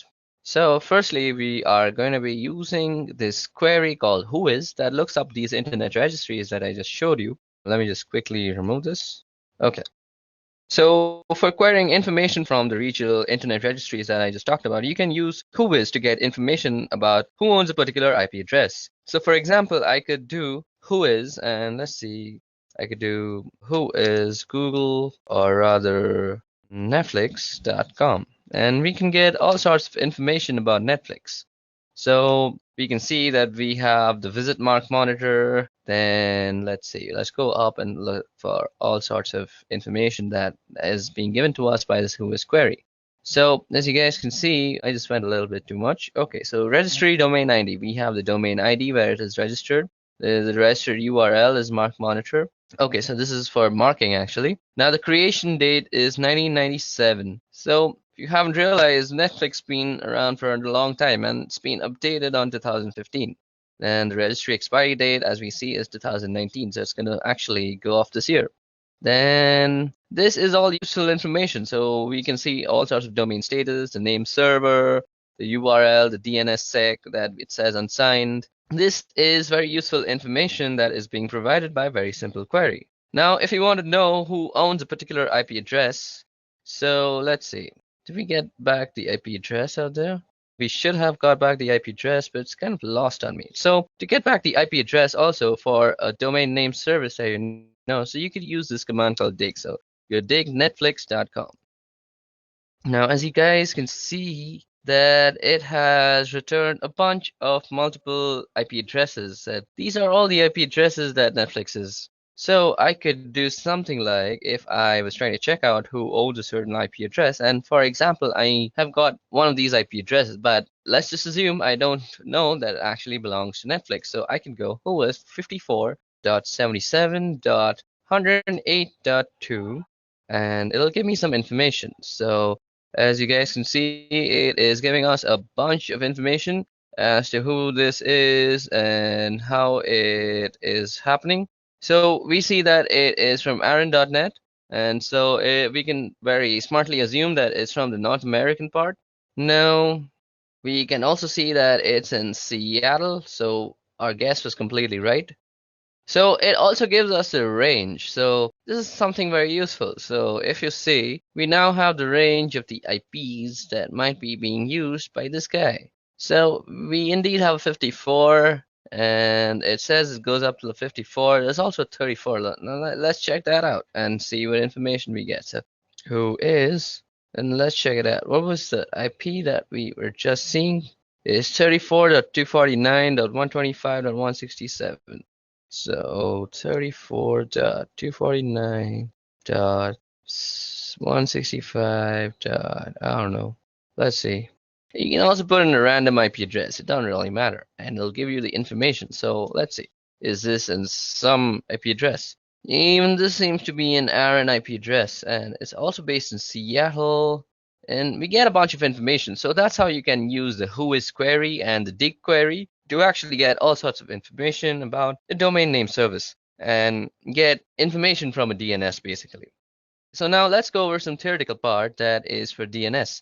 So using DNS to get information. So firstly, what is a domain name service and why do we need it? So a domain name service is a name given to an IP address so that it's easy to remember. Of course, it's easy to remember names and mnemonics rather than a bunch of random weird numbers. Now, this was mainly so that we can map names to IP addresses and we can get a bunch of information from the hostname resolution. So that's the purpose of IP addresses. Now, we will also be looking at how to find network ranges. Okay, now before we get on to actually moving on to how to find out the network ranges, let me just show you how you can also use whois. So whois, suppose you want to know the domains with the word foo in it. So you could go whois foo. And this will give you a whole bunch of things about how foo exists and all the sorts of foos that there is on the internet. So that was one interesting flag. And if you want to know how to use more about whois, you could just go -- help, I guess. Yeah, so this is all the types of stuff that we can do with whois. So we can set the host, we can set the port that we want to search for. Then we can set with the L flag, we can find one level less specific match. And we can do an exact match, do an inverse lookup for specified attributes. Then we can also set the source. We can set verbose type, and we can choose for a request template. I mean, there's a bunch of stuff they can do. So you could suppose say whois verbose and suppose edureka.co. And it'll give you a verbose version of this is a RIPE database query service. The objects are in RPSL format. The RIPE database is subject to. So, okay, let's try something else like whois netflix.com. Okay, I'm sorry. I was supposed to do verbose and I kept doing H. It's silly me. So you do V and it'll give you a much more. Like this is a RIPE database. Again, I think I'm doing something wrong. Okay, just for that thing. Okay, V and type. Okay. Or let's just see. Let me just show you how to use it. Primary keys are returned. Only primary keys. Okay, let's see. Let's try that out. Okay, so it seems to be that this is a RIPE database query service, and the objects are in RPSL format, so it won't really work for that thing. And it also says that no entries found because of this error. So this is for some later lesson. So for now, I hope I gave you a good idea of how to use whois. Like you could just go whois and some IP address like 192.168.101 or some gateway address like that. Or you could just go for a domain name service like Facebook and get all sorts of information about Facebook when the query actually returns you something. Okay, so let's move on to network ranges now. Now, in this part of the video, we're going to be going over the utility called whois, which is used for getting information from the DNS. Now, let me just show you a website out here. So this is the regional internet registries. So the internet registries are used to store information about domain names and IP addresses, and there are 5 regional internet registries. First is ARIN, which is responsible for North America, so that would be the US and Canada. Then we have LACNIC, which is responsible for Latin America and portions of the Caribbean. Then there's RIPE, that's responsible for Europe and Middle East and Central Asia. There's AFRINIC, which is responsible for Africa. And finally, we have APNIC, which is responsible for Asia Pacific Rim. So that's the regional internet registries. And as I said, whois is responsible for acquiring information from the various regional internet registries, as you can use whois to get information about who owns a particular IP address. So for example, let me just open up my Ubuntu system. Let me clear this out first. So as I was just saying, for example, you could go whoisfacebook.com. Okay, so as you guys can see, we could find out pretty quickly about who owns a particular IP address. So for example, I could do whois and just go facebook.com. It tells me about who it belongs to. It also gives you who owns a particular IP address and who's responsible for them. From the information, you can get email addresses that belong to a particular company. This one has an email address for tech contact of ipreg @ so you can get all sorts of email addresses, tech contacts, and all sorts of stuff out there. The registry database contains only .com and .net and all sorts of information. Now, I want to query a different IP address, and different information belongs in the different regional internet registries, of course. So if I want to go to a particular database, I would have to use the -h flag. So I could do whois ARIN net and remember the IP address, and I'm going to query that again. And of course, I get the same information back because I went there. So you could just go whois h and then follow it with an IP address. So something like 34.205.176.98. So that's just a random IP address I just made up. And it says that whois option. Okay, so it's a capital H. Okay, so let's see that. And we get all sorts of information back from that. So area 8, ARIN, and all sorts of stuff.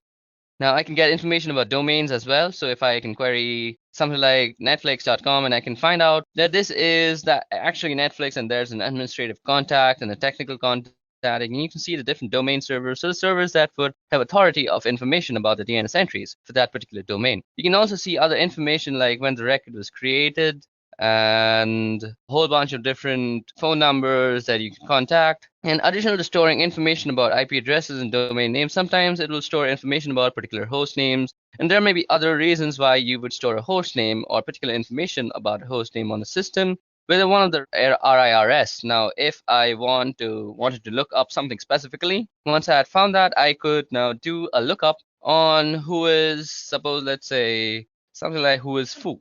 So let's say whois foo.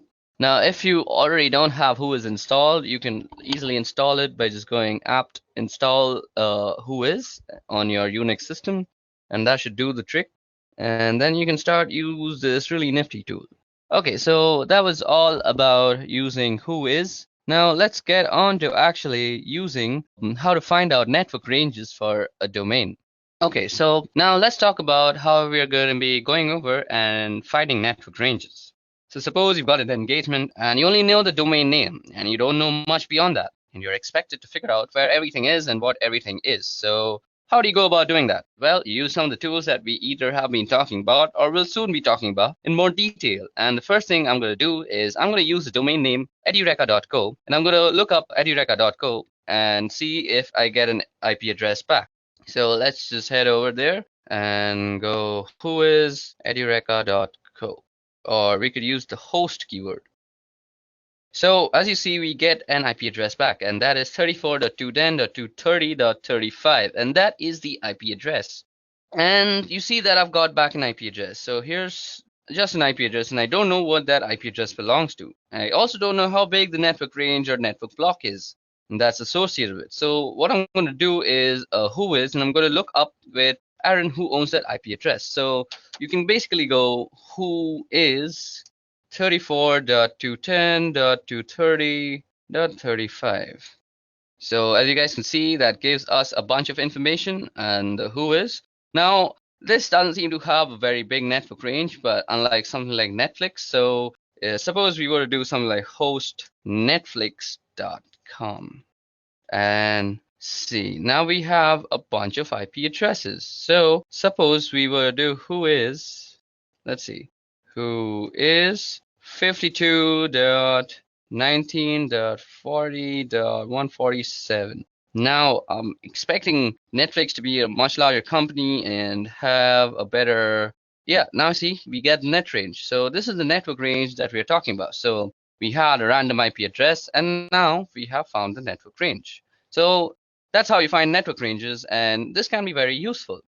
So this gives me evidence that Netflix.com has a presence on different addresses. The one I have also located by looking up that particular host name. So I've got one address here that I can look at, and let's take a look at the website because that may be a different address. Now, if I didn't have that, I could also go and do something like an MX flag. So let's see. I could go dig, and this will give us all the mails. So dig MX, and let's see what MX does actually. You go help. So we could do dig-h for a list of options. So these are all the options that we have, and the one that we're going to use is something like this. So dig mx, and we say something like netflix.com. So these are all the mailings and MXs that we have gotten from Netflix, and this is information regarding it's still producing information. That's a big thing to produce. Okay, so as I was just saying, you can use the MX flag, and I could get back all the mail handlers in this case, and their mail is being handled by Google. And let's see, wait, let's go on to then it's going to tell me that Google's not particularly surprising, and other things that you can do is check for different host names, since I'm assuming DNS probably doesn't allow zone transfers, since most DNS servers don't anymore. Although they used to, you may have to start guessing, so I could do something like webmails that we find out here. So this shows us a dump of all the outstanding memory stuff. Okay, so that was all about finding network ranges. Now moving on to our next topic is using Google for reconnaissance. Now some people also call this Google hacking. Now if you know how to use Google to exactly target and find what you are looking for, Google is an excellent tool for reconnaissance purposes. And today I'm going to show you how you could use Google exactly for your searches. So first of all, let's open a tab of Google. Let's open up here. So let's go to google.com. Okay, so now we're going to be talking about how we can use Google to actually gain some information or some targeted information. So this is in general called Google hacking. Now, when I say Google hacking, I'm not meaning by breaking into Google to steal information. I'm talking about making use of specific keywords that Google uses to get the most out of the queries that you submit. So for example, a pretty basic one is the use of quotations. You quote things in order to use specific phrases. Otherwise, Google will find pages that have instances of all those words, rather than the words specifically together in particular order. So I'm going to pull this query up, and this shows a list of, let me just show it to you. So if you go index of, now this is showing us an index of all the films. Now this is basically all those index of sites that you want. So as you guys can see, this shows us an index of all sorts of films that are there. Now you can use the index of, and you see that we have also an index of downloads or something like that, hyphen.com/download. And it is an index of all sorts of stuff. Now you can go into some folder and check them out. G Jones, G Worthy, G Perico. I don't know what these are, but some sort of stuff. And this is how you can use Google. Now let me just show you some more tricks. So you can use this. So suppose you're using Google to find for something like a presentation. So you could use something like file type PPTX, and it'll search for every type of file there that is PPT. Okay, let's try some other site, .ppt. So config. Okay, so this brings up all the types of files that have some configs in them. So this is some gaming configuration, as we see. This is some digital configuration of Liverpool. Now you could also use something like this thing in URL, and you could use something like root, and this will give you all the things with root in their URL. So kingroot.n, digital trends, and how to root Android. So that's in the root. And suppose you want to say something like all in file type or Suppose you want some extension. So .ppt, .pbtx, does that work? Let's search for JavaScript files. Okay, I think it's JS. Okay, that doesn't seem to work either. This shows us all the things with JS in it. No, it's just external JS. I'm doing this wrong.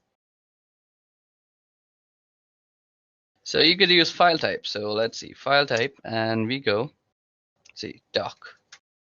So these are all the documents that you could find with the file type thing. And you could also do JS, I guess. Yep, this will give you all the JavaScript files that are there. So this is how you can use Google to actually narrow down your searches. So suppose you want a particular set of keyword and we want to make sure we get the passwords file from Google. Okay, so now let's go into more details about the various things you can find using Google hacking techniques.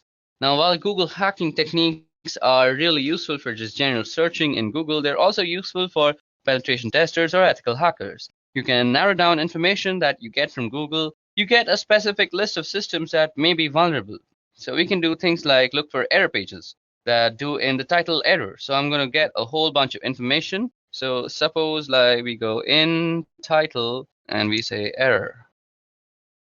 So as that we get all sorts of stuff, and we can do the minus Google part. So if you do a minus Google, it'll not show you the stuff that's from Google. So we get various documentation pages about different vendors and the errors that they support. So here's one doc about Oracle, about Java error.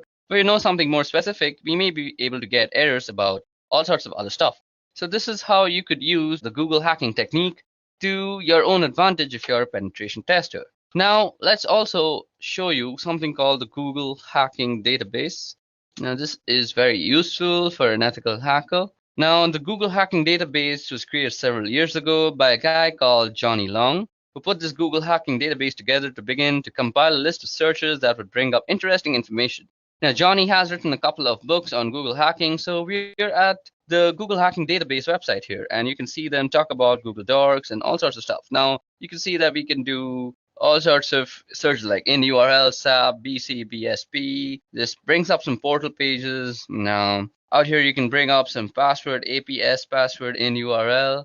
Now, this will give you all sorts of stuff on Google. So suppose you go in URL, so like APS password. Now, you can get all sorts of stuff like which have passwords in their URL. So maybe you can just guess a password from there too. Now that was Google hacking. So Google hacking entries, and they also have a number of categories and that you can look through to find some specific things. So you may be interested in, of course, and you can search specific information that you may be looking for with regards to a specific product. For example, let me just show you exploit database. These are all the types of stuff you can go through out here. And as you see, we have all sorts of stuff like this is an SQL injection thing. This is something regarding peer archive tars. So these let you get a foothold into some password cracking attempts, and you can do some brute force checking. And you can see here if it talks about the type of search it is and what it reveals. You can just click here on Google search, and it will actually bring up Google with a list of responses that Google generates. So let's look at this one here. This type is a log. So this is something about cross-site scripting logs, and we can also see some potty logs if I was not wrong. So there's some denial of service POC, and we can see a bunch of stuff. And if you continue to scroll down, there are a lot of interesting information in here. So somehow somebody's got a potty log that has logged a lot of information. They've got it up on a website, and it's basically a bunch of information that you can see. You can also get some surveillance videos sometimes, and you can look into them. And this is basically how you could use Google. So it's basically a list of queries that you can go through, and this is a very useful site if you're a penetration tester and looking for some help with your Google hacking terminologies. So that's it for Google hacking. Now let's move on. Okay, so now it's time for some networking fundamentals, and what better place to begin with TCP/IP. Now we're going to be talking about the history of TCP/IP and the network that eventually morphed into the thing that we now call the internet. So this thing began in 1969, and it spun out of this government organization called ARPA, which Advanced Research Projects Agency, and they had an idea to create a computer network that was resilient to a certain type of military attacks. And the idea was to have this network that could survive certain types of war and warlike conditions. So ARPA sent out this request for proposals to BBN, which is Bolt, Baranek, and Newman, and they were previously an acoustical consulting company, and they won the contract to build what was called the ARPANET. The first connection was in 1969, so that's where we get the idea that the internet began in 1969, and the internet as we call it now didn't really begin, but ARPANET did. And ARPANET has a long history that goes through NSF Net in 1980s, and after ARPANET was sort of decommissioned, and a lot of other networks were folded into this thing called NSFNet that then turned into what we now call the internet. And once a lot of other networks were connected into its first protocol on the ARPANET, initially there were 18 to 22 protocols, which was very first protocol defining communication on ARPANET. And it was called 1822 protocol because BBN report 1822, which describes how it worked shortly. And after that, there was this thing called the Network Control Program. And the network control program consisted of ARPANET's host-to-host protocol and an initial control protocol. Now, there's certainly not a direct correlation or an analogy here, but if you want to think about it in particular, where you could say that the ARPANET host-to-host protocol is kind of like UDP, and the initial connection protocol, or ICP, is kind of like TCP. So the host-to-host protocol provided a unidirectional flow control stream between hosts, which sounded a little bit like UDP. And ICP provided a bidirectional pair of streams between two hosts. And again, these aren't perfect analogies, but the host-to-host protocol is a little bit like UDP, and ICP is a little bit like TCP now. Now, the first router was called an interface message processor, and that was developed by BBN. It was actually a ruggedized Honeywell computer that had special interfaces and software. So the first router wasn't a ground-up built piece of hardware, but it was actually an existing piece of hardware that was specially purposed for this particular application. So Honeywell had this computer that they made out, and BBN took that and made some specific hardware interfaces and wrote some special software that allowed it to turn into this interface message processor, which passed messages over ARPANET from one location to another. So where did IP come in here in 1973? So IP came in here as well in 1973, as I just said, and a guy by the name of Vint Cerf and another guy by the name of Robert Kahn took the ideas of NCP and what the ARPANET was doing, and they tried to come up with some concepts that would work for the needs that the ARPANET had. And so by 1974, they had published a paper that was published by the IEEE, and they proposed some new protocols. They originally proposed a central protocol called TCP. Later on, TCP was broken into TCP and IP to get away from the monolithic concept that TCP was originally. So they broke it into more modular protocols, and thus you get TCP and IP. So how do we get to our version 4, which is IPv4, since that's the kind of internet that we're using right now? Version 6 is coming and has been coming for many, many years now, but we're still kind of version 4. So how did we get here between 1977 and 79? And we went through version 0 to 3 by 1979, and 1980 we started using version 4. And that's eventually became the de facto protocol on the internet. In 1983, when NCP was finally shut down, because of all the hosts on the ARPANET were using TCP IP by that point in 1992, work began on an IP next generation, and for a long time, all of the specifications in the RFCs talked about PNG eventually, and IPNG became known as IPv6. You may be wondering where IPv5 went. Well, it was a specially purposed protocol that had to do something with streaming, and certainly not a widespread thing. One of the differences between IPv4 and IPv6 is that IPv6 has a 128-bit address, which gives us the ability to have some ridiculously large numbers of devices that have their own unique IP address. IPv4, by comparison, has only 32-bit addresses, and as you've probably heard, we're well on our way to exhausting the number of IP addresses that are available, and we've done a lot of things over the years to conserve address space and reuse address space so we can continue to extending to the point till where we completely run off IPv4 addresses. Another thing about IPv6 is it attempts to fix some of the inherent issues in IP, and some of those has to do with security concerns, and there are certainly a number of flaws in IPv4. And when they started working on IP next generation or IPv6, they tried to address some of those concerns in some of those issues. And they may not have done it perfectly, but it was certainly an attempt. And IPv6 attempted to fix some of the issues that were inherently in IP. And so that's the history of TCP IP till where we've reached today. Okay, so now that we've discussed a brief history on TCP IP and how it came about to the TCP IP version 4, let's discuss the model itself. Now we're going to be discussing two models, and those are the OSI model and the TCP IP model. Now, as I said, we'll be talking about the OSI and TCP models for network protocols and the network stacks. OSI, first of all, is the one that you see out here. It's the one on the left-hand side of the screen. And OSI stands for Open Systems Interconnect. And in the late 1970s, they started working on a model for how a network stack and network protocols would look originally. The intent was to develop the model and then develop the protocols that went with it. But what ended up happening was after they developed the models, TCP/IP started really taking off. And the TCP/IP model was what went along with it and matched better. What was going on with TCP/IP, which became the predominant protocol, and as a result, the OSI protocols never actually got developed. However, we still use the OSI model for a teaching tool, as well as a way of describing what's going on within the network stack. And in networked applications, you'll often hear people talking about different layers, like that's a layer 2 problem, or we're under a layer 3 space. Now, continuing through these lessons, I'll refer occasionally to the different layers, and when I do that, I'm referring to the OSI model. So let's take a look at the OSI model. Starting from the bottom, we have the physical layer, which is where all the physical stuff lives. The wires and cables and network interfaces and hubs, repeaters, switches, and all that sort of stuff. So all that sort of physical stuff is sitting in the physical layer. Now sitting above this is the data link layer, and that's where the Ethernet protocol, ATM protocol, frame relay, those sort of things live. Now I mentioned the switch below the physical, the switch lives at layer 1, but it operates at layer 2. And the reason it operates at layer 2 is because it looks at the data link address and the layer 2 or physical address, and that's not to be confused within the physical layer. It does get a little mixed up sometimes, and we refer to the MAC address. Now, the MAC address is not the physical address that I'm talking about. It is the message authentication code address on a system the MAC address on a system as a physical address because it lives on the physical interface and bound physically. However, that MAC address or media access control address lives at layer 2 at the data link layer.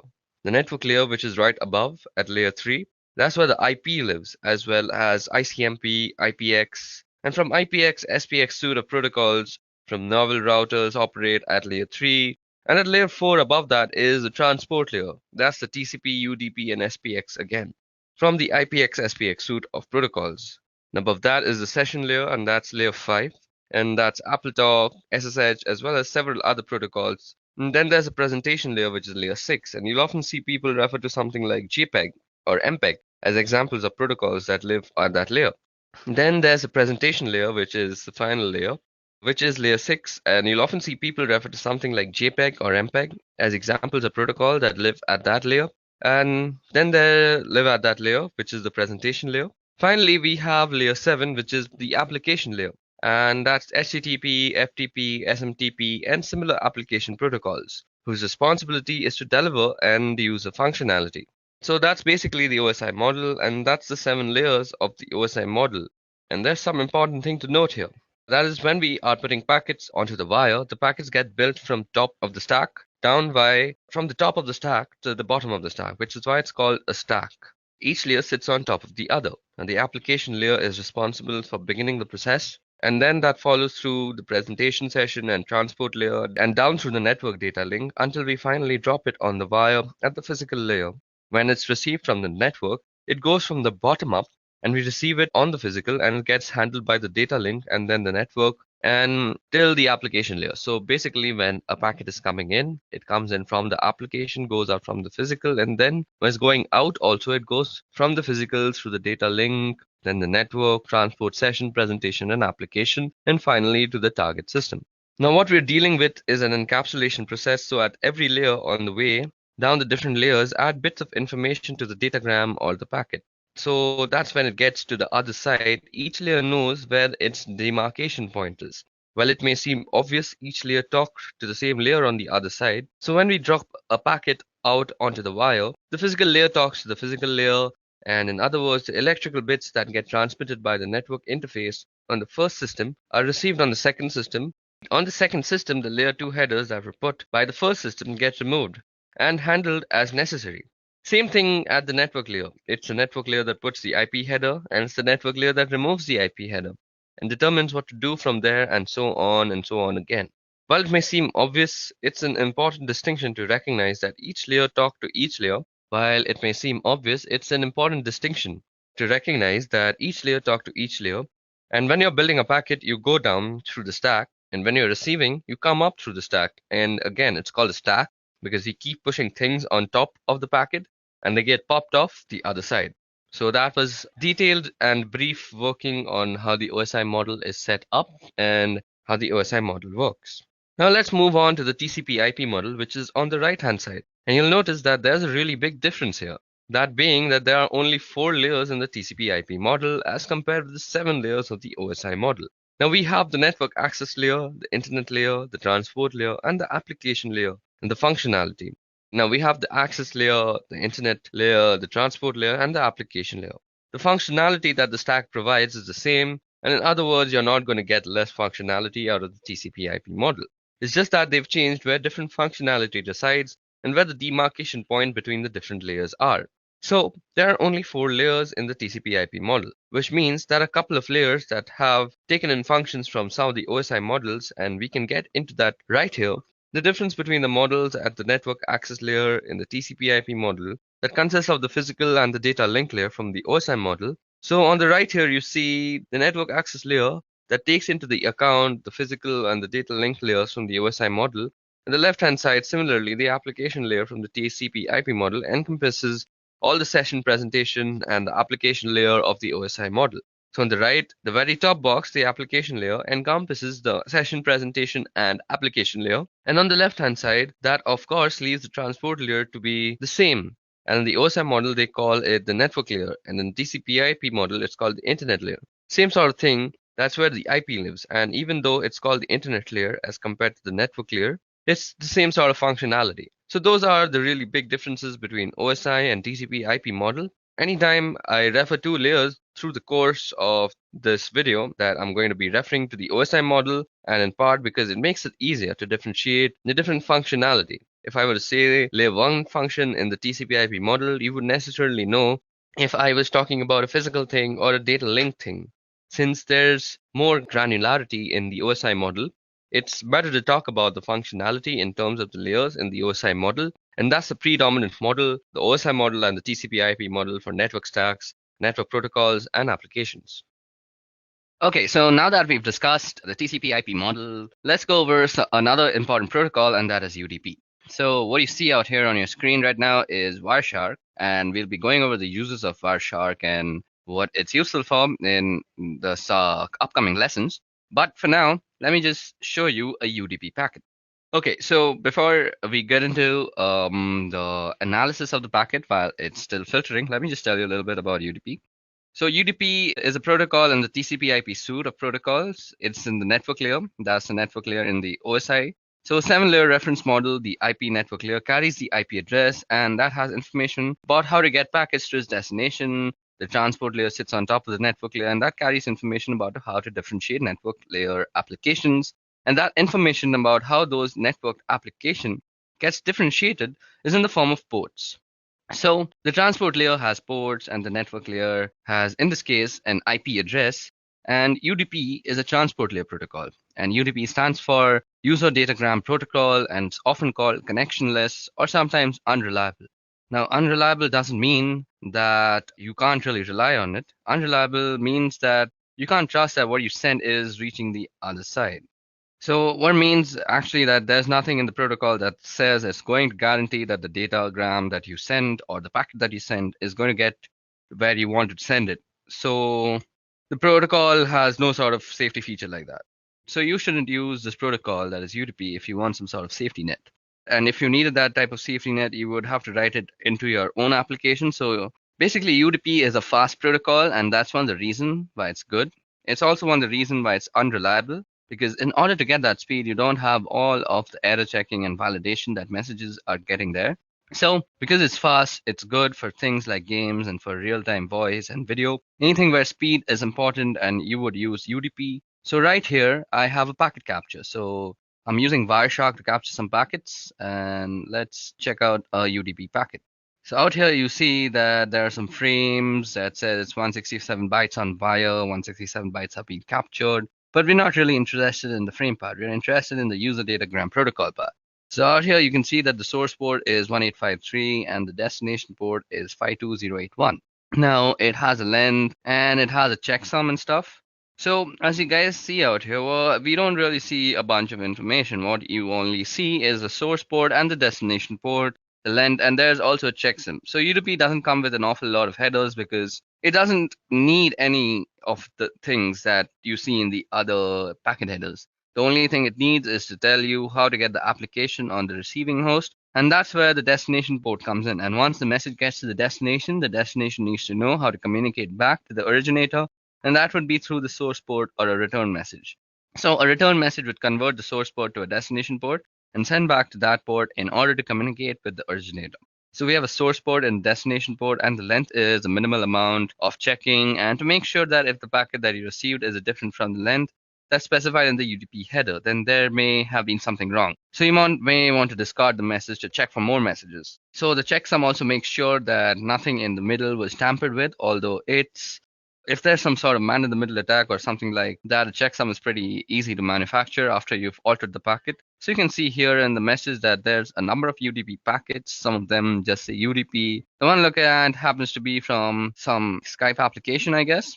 So talking to Skype servers, and we've already got the DNS. Now DNS also needs some fast response times because you don't want to spend a lot of time looking up information about servers that you're going to before, because just to go to them. So DNS servers throw out their queries onto the wire using UDP hopping to get fast sponsors.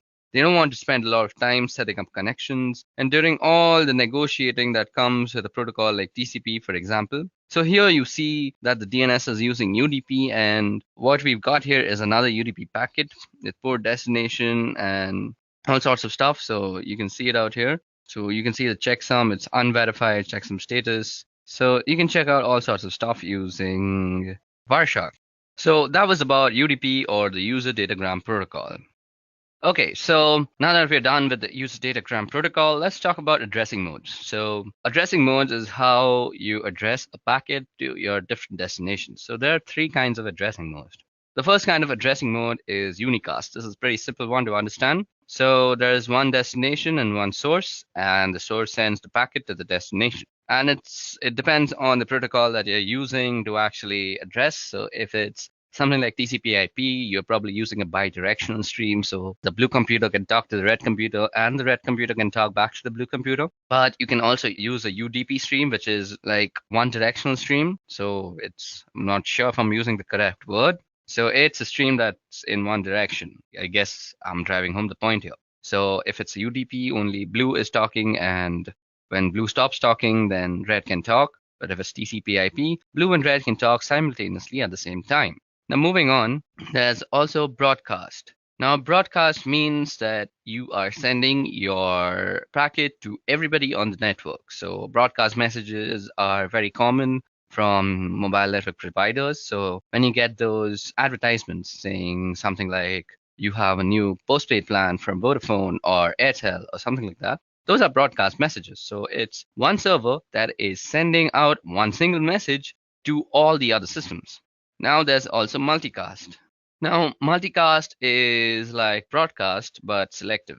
Now multicast is used for actually casting your screen to multiple people. So something like screen share, when you're doing it with multiple people, is multicast, because you have the option to not show a particular computer what you are actually sharing. So those are the three modes of addressing: unicast, broadcast, and multicast. Okay, now moving on, let's look into the tool that we just used to understand UDP, that is Wireshark. So what exactly is Wireshark?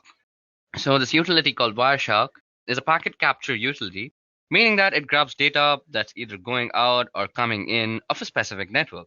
And there are a number of reasons why this may be useful or important. One of the reasons why it's really important is what's going on in the network is always accurate. In other words, you can't mess around with things once they're on the network, or you can't lie about something that's actually on the network as compared with applications in their logs, which can be misleading or inaccurate. Or if an attacker gets into an application, they may be able to alter the logging. Now, several other behaviors that make it difficult to see what's really going on. And the network, you can really see what's going on once it hits the wire. It's on the wire, and you can't change that fact. Now, once it hits the wire, so we're going to do here is a quick packet capture. So let me just open up Wireshark for you guys. So As you guys can see, I have already Wireshark open for us. Let me just remove this UDP filter that was there. So Wireshark is recapturing. So let us go over the stuff that you can see on the screen. Some important features of Wireshark so that we can use it later. So what I'm doing here is a quick packet capture, and I'm going to show some of the important features of Wireshark so that we can use it later on. Now, when we're starting to do some more significant work, I select the interface that I'm using primarily, which is my Wi-Fi, and I'm going to go over here and we'll bring up a Google page so that we can see what's happening on the network. So let me just quickly open up a Google page. As you guys can see, it's capturing a bunch of data that's going around here. Now let me just open up a Google page and that's going to send up some data. Let's go back. So it's grabbing a whole bunch of stuff off the network. I'm just going to stop that. I'm going to go back and take a look at some of the messages here. So some of the features of Wireshark, as you can see on the top part of the screen, here there's a window that says number, time, source, destination, protocol, length, and info. And those are all of the packets that have been captured. And they're numbering starting from 1, and the time has to do with being relative to the point that we've started capturing. And you'll see the source and destination addresses and the protocol, the length of the packet in bytes, and some information about the packet. At the bottom of the screen, you'll see detailed information about the packet that has been selected. So suppose I'm still selecting this TCP packet out here. So we can go through the frames. The frame also has some interface IDs, the encapsulation type, and all sorts of information is there about the frame. Then we can look at the source port, the destination port, the sequence number, the flag set, the checksums. We can basically check everything about a packet because this is a packet analyzer and a packet sniffer. Now you'll see some detailed information about the packet that has been selected. So I'm going to select, so as I've selected this TCP IP packet, we see that in the middle frame it says frame 290. It means that it has a 290 A flag packet, and the packet that was captured is 66 bytes. And we grab 66 bytes and it's 528 bits later. So what you see out here was the source and the destination MAC address of the layer to layer address. And then you can see the IP address of both source and destination. And it says it's a TCP packet, gives us a source port, destination port. And we can start drilling down into different bits of the packet. And you can see when I select a particular section of the packet down at the very bottom, you can see what's actually a hex dump of the packet. And on the right hand side is the ASCII. So this is the hex dump, and this is the ASCII that you're looking at. What's really cool about Wireshark it really pulls the packet into its different layers that we have spoken about, the different layers of the OSI and the TCP IP model. And the packets are put into different layers, and there's a couple of different models that we can talk about with that. What Wireshark does really nicely is it demonstrates those layers for us, as we can see here. It is actually 4 layers, and in this particular packet here, we can also do something. So I've got a Google web request.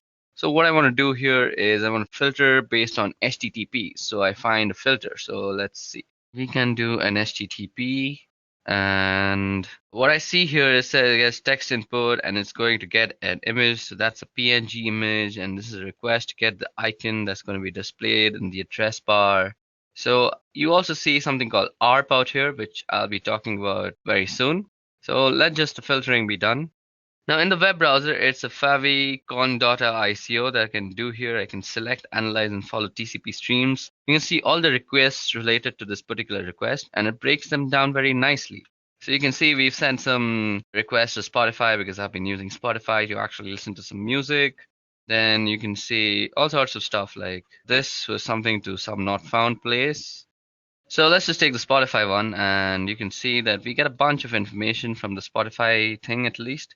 You can see the destination, the source, it's an Intel Core machine. So the first part of the MAC address, the first few digits lets you tell if it's what is the vendor ID. So Intel has its own vendor ID. So F496 probably tells us that that's an Intel Core. So Wireshark does this very neat little thing that it also tells us from the MAC address what type of machine you're sending your packets to from the MAC address itself. So it's coming from a Sophos 4C and going to an Intel Core, and the type is IPv4. So that was all about Wireshark. You can use it extraneously for packet sniffing and packet analysis. Packet analysis comes very handy when you're trying to actually figure out how to do some stuff like IDS evasion, where you want to craft your own packets and you want to analyze the packets that are going into the IDS system to see which packets are actually getting detected as some intrusion. So you can craft your packet in a relative manner so that it doesn't get actually detected by the IDS system. So this is a very nifty little tool. We'll be talking about how you can craft your own packets just in a little while, but for now, let's move ahead. Okay, so now that we are done with our small little introduction and a brief use and history of Wireshark, now let's move on to our next topic for the video, that is DHCP. Okay, so DHCP is a protocol and it stands for Dynamic Host Configuration Protocol. So DHCP is a network management protocol used to dynamically assign an internet protocol address to any device on a network so they can communicate using IP. Now, DHCP automates and centrally manages these configurations rather than requiring some network administrator to manually assign the IP addresses to all the network devices. So DHCP can be implemented on small local networks as well as large enterprises. Now, DHCP will assign new IP addresses in each location when devices are moved from place to place, which means network administrators do not have to manually initially configure each device with a valid IP address. So if a device with a new IP address is moved to a new location of the network, it doesn't need any sort of reconfiguration. So versions of DHCP are available for use in the Internet Protocol version 4 and Internet Protocol version 6. Now, as you see on your screen is a very simplistic diagram on how DHCP works. So let me just run you down. DHCP runs at the application layer of the TCP IP protocol stack to dynamically assign IP addresses to DHCP clients and to allocate TCP IP configuration information to DHCP clients. This includes subnet mask information, default gateways, IP addresses, domain name systems, and addresses. So DHCP is a client-server protocol in which servers manage a pool of unique IP addresses, as well as information about client configuration parameters, and assign addresses out of those address pools. Now, DHCP-enabled clients send a request to the DHCP server whenever they connect to a network. The clients configured with DHCP broadcasts a request to the DHCP server and the request network configuration information for a local network to which they're attached. A client typically broadcasts a query for this information immediately after booting up. The DHCP server responds to the client request by providing IP configuration information previously specified by a network administrator. Now, this includes a specific IP address as well as for the time period, also called a lease, for which the allocation is valid. When refreshing an assignment, a DHCP client requests the same parameters, but the DHCP server may assign a new IP address based on the policies set by the administrator. Now, a DHCP server manages a record of all the IP addresses it allocates to networks, nodes. If a node is reallocated in the network, the server identifies it using its media access control address, now which prevents accidental configuring multiple devices with the same IP address. Now, DHCP is not a routable protocol, nor is it a secure one. DHCP is limited to a specific local area network, which means a single DHCP server per LAN is adequate. Now, larger networks may have a wide area network containing multiple individual locations depending on the connections between these points and the number of clients in each location.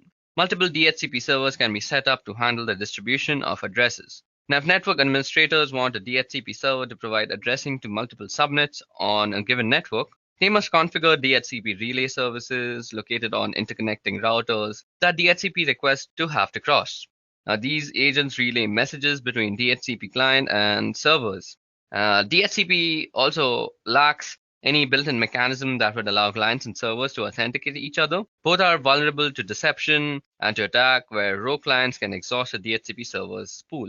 Okay, so let's move on to our next topic, and that is why use DHCP. So I just told you that DHCP doesn't really have any sort of authentication, so it can be fooled really easily. So what are the advantages of using DHCP?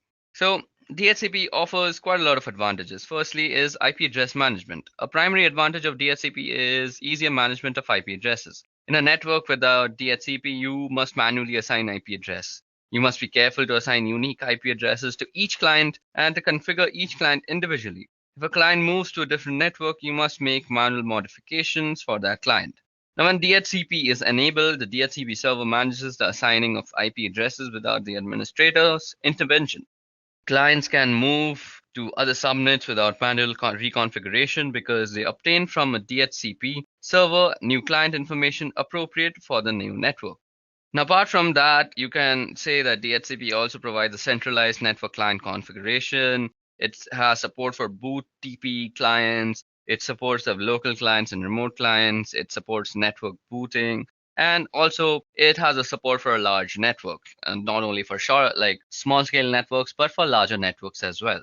So that way, you see DHCP has a wide array of advantages, even though it doesn't really have some authentication. So because of these advantages, DHCP finds widespread use in a lot of organizations. Okay, so that winds up DHCP for us. So let us go into the history of cryptography now. So let me give you a brief history of cryptography. Now, cryptography actually goes back several thousand years before, shortly after people began to find ways to communicate. There were some of us who were finding ways to make the understanding of that communication difficult so that other people couldn't understand what was going on. And this led to the development of Caesar cipher that was developed by Julius Caesar. And it's a simple rotation cipher. And by that, I mean that you rotate a portion of the key in order to generate the algorithm. So here's an example. We've got 2 rows of letters and that are alphabetical in order, and means we basically written the alphabets down and the second row is shifted by 3 letters. So a B is a Z actually, because if you move that way, a B is a Z from the first row gets shifted back to the second row, and then the letter D becomes the letter C. That's an example of how encryption works. So if you try to encrypt a word like hello, it would look completely gibberish after it came out of that algorithm. So if you count the letters out, you can see that the letter H can be translated to letter L. So that's a Caesar cipher. Now you must have heard of things like ROT13, which means that you rotate the 13 letters instead of 3 letters. That's what we can do here again. And this is just a simple rotation cipher or Caesar cipher. That's what, of course, the ROT stands for. It's rotate or rotation. Now, coming forward a couple thousand years, we have the Enigma cipher. Now, it's important to note that the Enigma is not the word given to this particular cipher by the people who developed it. It's actually the word given to it by the people who were trying to crack it. The Enigma cipher is a German cipher. They developed this cipher and a machine that was capable of encrypting and decrypting messages so that they could messages to and from different battlefields and war fronts, which is similar to the Caesar cipher. Caesar used it to communicate with his battlefield generals, and the same thing with the Germans. You've got to get messages from headquarters down to where the people are actually fighting, and you don't want it to get intercepted in between by the enemy. So therefore you use encryption. And lots of energy was spent by the Allies, in particular the British, trying to decrypt the messages. One of the first instances that we are aware of where a machine was used to do the actual encryption, and we're going to come ahead a few decades now into the 1970s, where it was felt that there was a need for a digital encryption standard. Now, the National Institute of Standards and Technology is responsible for that sort of thing, so they put out a proposal for this digital encryption standard. And an encryption algorithm, what ended up happening was IBM came up with this encryption algorithm that was based on the Lucifer cipher. That was one their people had been working on a couple of years previously in 1974. And they put this proposal together based on the Lucifer cipher, and in 1977 that proposal for an encryption algorithm was the one that was chosen to be the digital encryption standard, and so that came to be known as DES over time. And it became apparent that there was a problem with DES, and that was it only had a 56-bit key size, and while in the 1970s that was considered adequate to defend against brute forcing and breaking of code, by 1990s it was no longer considered adequate, and there was a need for something more, and it took time to develop. Something that would last long for some long period of time, and so in the meantime a stopgap was developed, and this stopgap is what we call the triple DES. The reason it's called triple DES is you apply the DES algorithm 3 times in different ways, and you use 3 different keys in order to do that. So here's how triple DES works. Your first 56-bit key is used to encrypt the plain text, just like you would do with the standard digital encryption standard algorithm, where it changes, and you take that ciphertext that's returned from the first round of encryption, and you apply the decryption algorithm to the ciphertext. However, the key thing to note is that you don't use the key that you use to encrypt. You don't use the first key to decrypt it, because otherwise you'll get the plain text back. So what you do is you use a second key with the decryption algorithm against the ciphertext from the first round. So now you've got some ciphertext that has been encrypted with one key and decrypted with the second key, and we take the ciphertext from that and we apply a third key using the encryption portion of the algorithm to that cipher.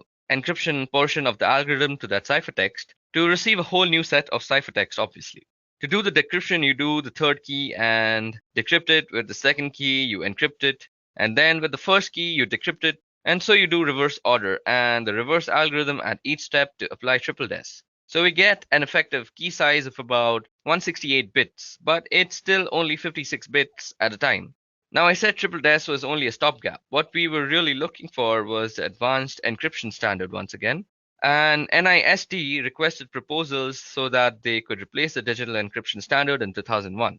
After several thousands of looking for algorithms and looking them over, getting them evaluated and getting them looked into, NIST selected an algorithm and it was put together by a couple of mathematicians. The algorithm was called RAINDAL and that became the Advanced Encryption Standard or AES. It's one of the most advantages of AES is it supports multiple key lengths. Currently, what you'll typically see is as we are using 128-bit keys. However, AES supports up to 256-bit keys. So if we get to the point where 128-bit isn't enough, we can move all the way up to 256 bits of keying material. So cryptography has a really long history. Currently, we are in a state where we have a reasonably stable encryption standard in AES. But the history of cryptography shows that with every set of encryption, eventually people find a way to crack it. Okay, so that was a brief history of cryptography. Now, what I want to do is let's go over and talk about AES, triple DES, and DES in themselves because they are some really key cryptographic moments in history. Because there are some really key historic moments in the history of cryptography. Now, we're going to talk about the different types of cryptographic ciphers, and primarily we're going to be talking about DES, triple DES, and AES. Now, DES is the digital encryption standard. It was developed by IBM in the 1970s, and originally it was cryptographic cipher named Lucifer. And after some modifications, IBM proposed it as the digital encryption standard, and it was selected by the digital encryption standard. Ever since then, it's been known as DES. Now, one thing that caused a little bit of controversy was during the process of selection, NSA requested some changes, and it hasn't been particularly clear what changes were requested by the NSA. There has been some speculation that wondered if the NSA was requesting a backdoor into this digital encryption standard, which would allow them to look at encrypted messages in the clear. So basically, it would always give the NSA the ability to decrypt DES encrypted messages. It remained the encryption standard for the next couple of decades or so. So what is DES and how does it work? Basically, it uses 56-bit keys rather than a stream cipher. It's a block cipher and it uses 64-bit blocks. And in 1998, DES was effectively broken. When a DES encrypted message was cracked in 3 days, a year later, a network of 10,000 systems around the world cracked the DES encrypted message in less than a day. And it's just gotten worse since then with modern computing power being what it is. Since DES was actually created, we already had come to the realization that we needed something else. So along came triple DES. Now, triple DES isn't 3 times the strength of DES necessarily. It applies DES just 3 times. And what I mean by that is what we do is we take a plain text message, then let's call that P, and we're going to use a key called K1, and we're going to use that key to encrypt the message. And use a key that we will call K1, and we're going to use that to encrypt the message. And that's going to result in the ciphertext, and we'll call this C1. So C1, the output of the first round of encryption, we're going to apply a second key, and we'll call that K2 with that second key. And we're going to go through a decryption process on C1. Since it's the wrong key, we're not going to get plain text out on the other end. What we're going to get is another round of ciphertext, and we will call this C2. What we do with C2, we are going to apply a third key, and we will call this K3, and we're going to encrypt ciphertext C2, and that's going to result in another round of ciphertext, and we will call that C3. So we have 3 different keys applied in 2 different ways. So with key 1 and key 3, we do a round of encryption, and with key 2, we do a round of decryption. So it's an encrypt, decrypt, encrypt process with separate keys. While that doesn't really yield a full 168-bit key size, the 3 rounds of encryption yields an effective key size of 168 bits because you have to find 356-bit keys. So speaking of that, technical detail for triple DES, we're still using the DES block cipher with 56-bit keys, but since we've got 3 different keys, we get an effective length of around 168 bits. Triple DES was really just a stopgap measure. We knew that if DES could be broken, triple DES could surely be broken with just some more time, I guess. And so the NIST was trying to request a standard that was in 1999, and in 2001, NIST published an algorithm that was called AES. So this algorithm that was originally called RAINDAL was published by NIST as the Advanced Encryption Standard. Some technical specifications about AES is that the original Randall algorithm specified variable block sizes and key lengths. And as long as those block sizes and key lengths were multiples of 32 bits, so 32, 64, 96, and so on, you could use those block sizes and key lengths. When AES was published, AES specified a fixed 128-bit block size and key length of 128, 192, and 256. AES with 3 different key lengths, but 1 block size. And that's a little bit of detail about DES, triple DES, and AES. So when AES was published, AES specified a fixed 128-bit block size and a key length of 128, 192, and 256 bits. So we've got with AES 3 different key lengths, but 1 block size. And that was a little bit of detail about DES, triple DES, and AES. We'll use some of these in doing some hands-on work in the subsequent part of this video. Okay, so now that I've given you a brief history of how we have reached the encryption standards that we are following today, that is the advanced encryption standard, let's go ahead and talk a little bit more about DES, triple DES, and AES. So DES is a digital encryption standard. It was developed by IBM in the 1970s, and originally it was a cryptographic cipher named Lucifer. And after some modifications, IBM proposed it as the digital encryption standard. It was selected to be the digital encryption standard, and ever since then, it's been known as DES or DES. One thing that caused a little bit of controversy was during the process of selection, the NSA requested some changes, and it hasn't been particularly clear what changes were requested by the NSA.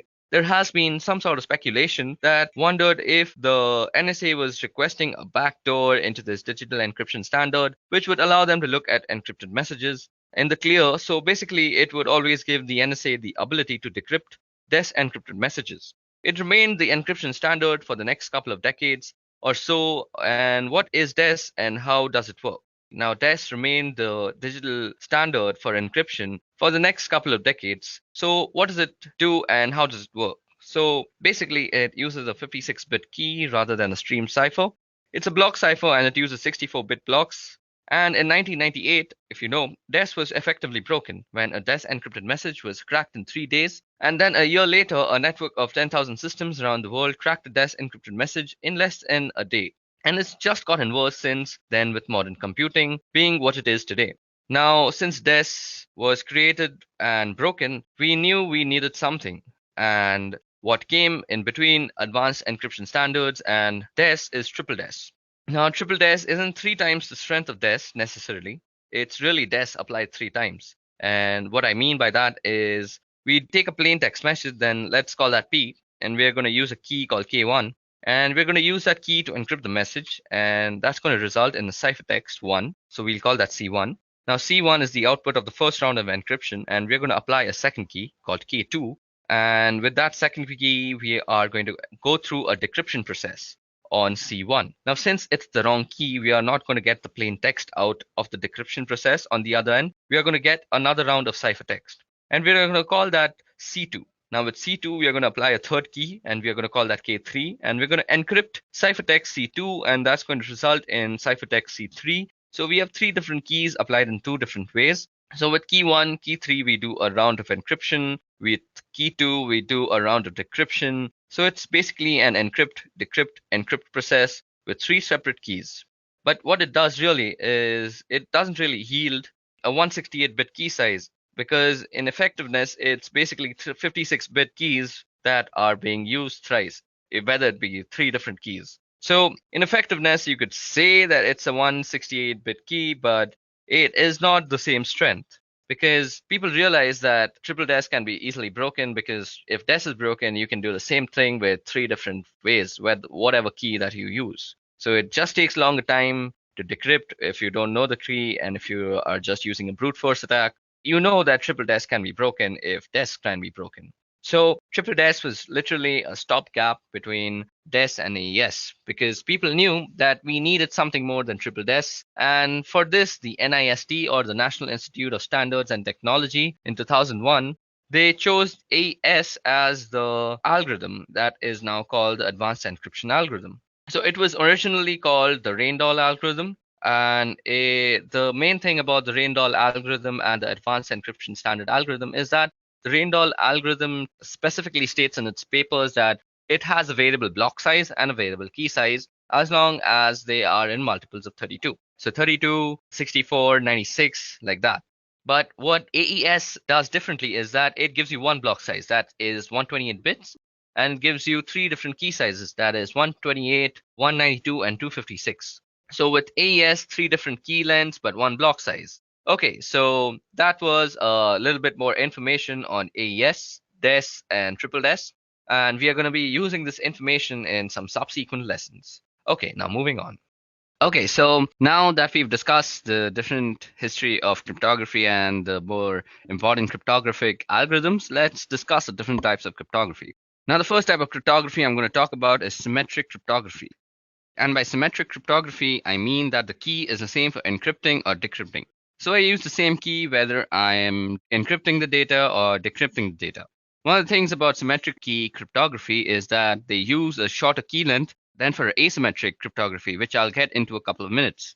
It's also faster than asymmetric, and you can use algorithms like DES or AES, as those are both symmetric key cryptography algorithms, and you can use a utility like AES script. Let me just demonstrate how symmetric key cryptography works. So for this, we can use a tool called AES script. So in AES script is actually available for Linux and Windows and Mac, all the systems. So I'm using it on the Windows one, and I'm using the console version.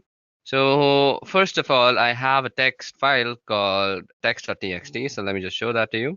So as you guys can see, I have this thing called text.txt. Now to do text.txt, let me just show what text.txt contains. So as you guys can see, it has a sentence called "The quick brown fox jumped over the lazy dog." So that's the sentence that has all the alphabets in the English language, rather. So now we are going to try and encrypt it. So we can use something like AES or DES because both of them are symmetric key ciphers, symmetric key algorithms, rather. So we are using AES in this case. So what we're going to do is say AES script. We're going to encrypt it, and we're going to use a password of, let's say, Pokemon. So we're going to call it Pokemon, and we're going to do text.txt. We're going to encrypt that file. So now we have encrypted that file. Now let's go see. We must be having a new file. So this is called text.txt.aes. So that is our encrypted file, and this is what we would generally send over the network if we are sending it to anybody. So let's assume the person who's received it also knows our encryption algorithm. I mean encryption algorithm and the key that goes along with it. So let's try to decrypt it now. Now before I decrypt it, let me just show you what an encrypted message looks like. So this is what the ciphertext looks like. Type text.txt.aes. So yeah, as you guys can see, the Windows console can't really read everything, but if I were to go here, if I were to just go into the file and just edit with Notepad++, you'll see that it's a bunch of crap. You really can't make out anything. What is being made here, we can't really decipher much. So that's the point of using encryption. Now, if you were to decrypt it, all we have to do is AES script. We're trying to decrypt. We're trying to give the password is going to be, what was the password? Pokemon. Okay, so, and we're going to try and decrypt text.txt.aes. Let's dir that again. Okay, so that just decrypts our message for us. So this is how you would use AES script for encryption and decryption. So that just decrypts it, and that's how you would use symmetric key encryption to encrypt a file for this example. Symmetric key uses either a stream cipher or a block cipher, and the differences between stream or block ciphers is that block takes a block of bits at a time, and it's a fixed length. So for example, 64 bits, if I were to use a block cipher with 64 bits, I would need to take in 64 bits before I could start encrypting. Now, if I didn't have 64 bits to encrypt, I would have to fill it with padding in order to get up to 64 bits a stream cipher. On the other hand, it will encrypt a bit at a time, so it doesn't matter how many bits you've got. You don't need to have some multiple of the block length in order to encrypt without padding. And another type of cryptography is asymmetric. Now, asymmetric, as you would expect, uses two different keys, and that's where we have public key and private key. Asymmetric key cryptography uses a longer key length, and it also has more computation, and the encryption process is slower with a symmetric key encryption. And the encryption process is slower than with the symmetric key encryption. One of the uses for symmetric key is for signing documents or emails, for example, where I would have the private key sign something, and the public key would be used to verify a signature. And another reason for using asymmetric key encryption is to ensure that you got it from who actually sent it. Since you've got two keys, you always know who the other end of the equation is. Where with symmetric key, since it's just one key, if you can intercept the key, you can decrypt and also encrypt messages. And so if somebody can figure out the key, you can break into a communication stream using symmetric key encryption. So asymmetric gives you the advantage of ensuring that the other end is who the other end says, and they are, since they're the only ones who should have the private key. And in this particular instance, in practice, however, hybrid encryption models tend to be used, and that's where you would use asymmetric encryption to encrypt asymmetric session keys. So basically, you encrypt the message that you are sending using symmetric key encryption, and then when you're exchanging the key with somebody else, you use asymmetric key encryption. So this is going to be a slower process. You probably won't want to use it for smaller files. In order to do that, fortunately, the file example that I have is a smaller one. So I'm going to try and generate a key right now. So for this, we have to head over to our Ubuntu system. So let's see. Let me show you how public key encryption actually works. And we are going to first create a key. So let me just clear this out for you. So first of all, let's create a file and let's call that text.txt. Now, if you see, we are going to edit text.txt to have some file. So have some text in it. So there seems to be a warning with the GTK. I'll just use echo instead. So now let's see if that is in our file. Okay, so let me just show you how asymmetric key encryption or public key cryptography works. So first of all, we need a text file. So let me see. Do we have a text file? So there seems to be a text.txt. So let's see what this text.txt says. So it says that this is a random text file. Now what we want to do is we want to create a public key first. So I'm going to use OpenSSL for doing this. So we go OpenSSL and we are going to use it with RSA. So we're trying to generate a key. So gen RSA, and we're going to use des3 to use this, and we're going to output it into a file called private.key. So we are also going to be using a 4096 bit. So this is going to be our private key. So this will create a private key using RSA algorithm. So let it work its way out. So first of all, it's asking me for a passphrase now. So since you can protect your keys with a passphrase, so I'm just going to use my name. Okay, so now we see if we ls, and we have a private dot key, I guess. Yep. So we have this private dot key. Now we're using this private key, we are going to generate a public key. So for this, I'm again going to be using OpenSSL. And OpenSSL is a Unix based, so you will need a Unix system. So you go RSA-UTL, that's RSA utility, and what we want to do is encrypt, and we want the public key in key, and we want to use the public key that we just generated. I'm sorry guys, so we are going to be using RSA. So first of all, we need to generate a public key. So for that, we use the private key. So we will give the private key as an argument after the in flag. So private.key, and we are trying to get out a public key. So pub out, and we're going to call it public.key. Okay, so there seems to be, okay, I messed it up a little. I forgot to give the output. So you go out, and then you use public.key. So it's asking me for a passphrase, and now it's writing the RSA key, and since the password was correct, we have a public key too. So if you see, now we have a public key and a private key. So we are going to encrypt our file using the public key.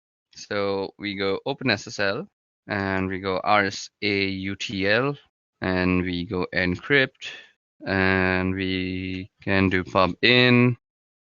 So we are going to use the public key, and we want to put the text.txt as the file to be encrypted. So text.txt, and what we want to output is an encrypted file. So encrypted.txt. Okay, I call it OpenSLL. I need to go and edit that out now.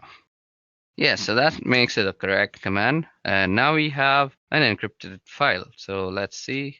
ls, and yep, encrypted.txt. So if we just cut that out, so we see it's a bunch of garbage, and we really can't read it unless we decrypt it. So For decrypting the key, all we have to do is, again, use OpenSSL. Let's clear this out first. So OpenSSL, and we are going to be using the RSA utility again. So RSA UTL, we're going to decrypt this time. So we go with the decrypt flag, and then we are going to be giving the in key, and that is going to be the private key. And what we want to decrypt is encrypted.txt, and what we want to output it is as, let's say, plaintext.txt. So it's going to ask me for my passphrase, which is my name, and I've entered the passphrase, and now we have a plaintext.txt. Now, if we are to go in ls, we see that we have a plaintext.txt out here, just beside info.txt. Now let me just cat that out. So plaintext.txt. So this is a random text file. And if we go up, we see that it was a bunch of garbage, and before that, it was a random text file. Now, you can also run this command called diff plaintext.txt text.txt. So this will give you a difference in the text strings. So it's 0, so it gives you, that's the difference. So both the files are the same, and that's how public key cryptography works and how symmetric key cryptography works. Okay, now moving ahead of cryptography, let's talk about certificates. Okay, so now that we're done with cryptography, let's talk about digital certificates. So what is a digital certificate? Well, a digital certificate is an electronic password that allows a person, organization to exchange data securely over the internet using public key infrastructure. So digital certificate is also known as a public key certificate or an identity certificate. Now, digital certificates are a means by which consumers and businesses can utilize the security application of public key infrastructure. Public key infrastructure comprises of the technology to enable secure e-commerce and internet-based communication. So what kind of security does a certificate provide? So firstly, it provides identification and authentication. The person or entities with whom we are communicating are really who they say they are. So that is proved by certificates. So then we have confidentiality. The information within the message or transaction is kept confidential. It may only be read and understood by the intended sender. Then there's integrity, there's non-repudiation. The sender cannot deny sending the message or transaction. The receiver, we'll get to non-repudiation, and I'll explain how non-repudiation comes into digital certificates. So digital certificates are actually issued by authorities who make it their business to actually certify people and their organization with digital certificates. Now, you can see these on Google Chrome. Now, let me just open Chrome for you guys, and you can see it out here. You can see certificates, and you can go into the issuer statements, and you can go into all sorts of stuff. So you can see it's issued by Encrypt Authority X3. So that's an issuing authority for digital certificates. Now, that was all about the theory of certificates. Let's go and see how you can create one. So to create a digital certificate, we are going to be using the OpenSSL tool again. So first of all, let me show you how to create a certificate. So we are going to be using the OpenSSL tool for that. So first of all, let me clear the screen out. So in this case, I'm going to generate a certificate authority certificate. So I'm doing an RSA key here to use inside the certificate. So first of all, I need to generate a private key. So to do that, as I had just showed you guys, we can use the OpenSSL tool. You go OpenSSL and gen RSA, and we're going to use DES3. Then we're going to out it, and let's call it ca.key. And we're going to use 4096 bits. So I'm doing an RSA key here to use inside the certificate. So I'm generating a private key, and the private key is used as a part of the certificate.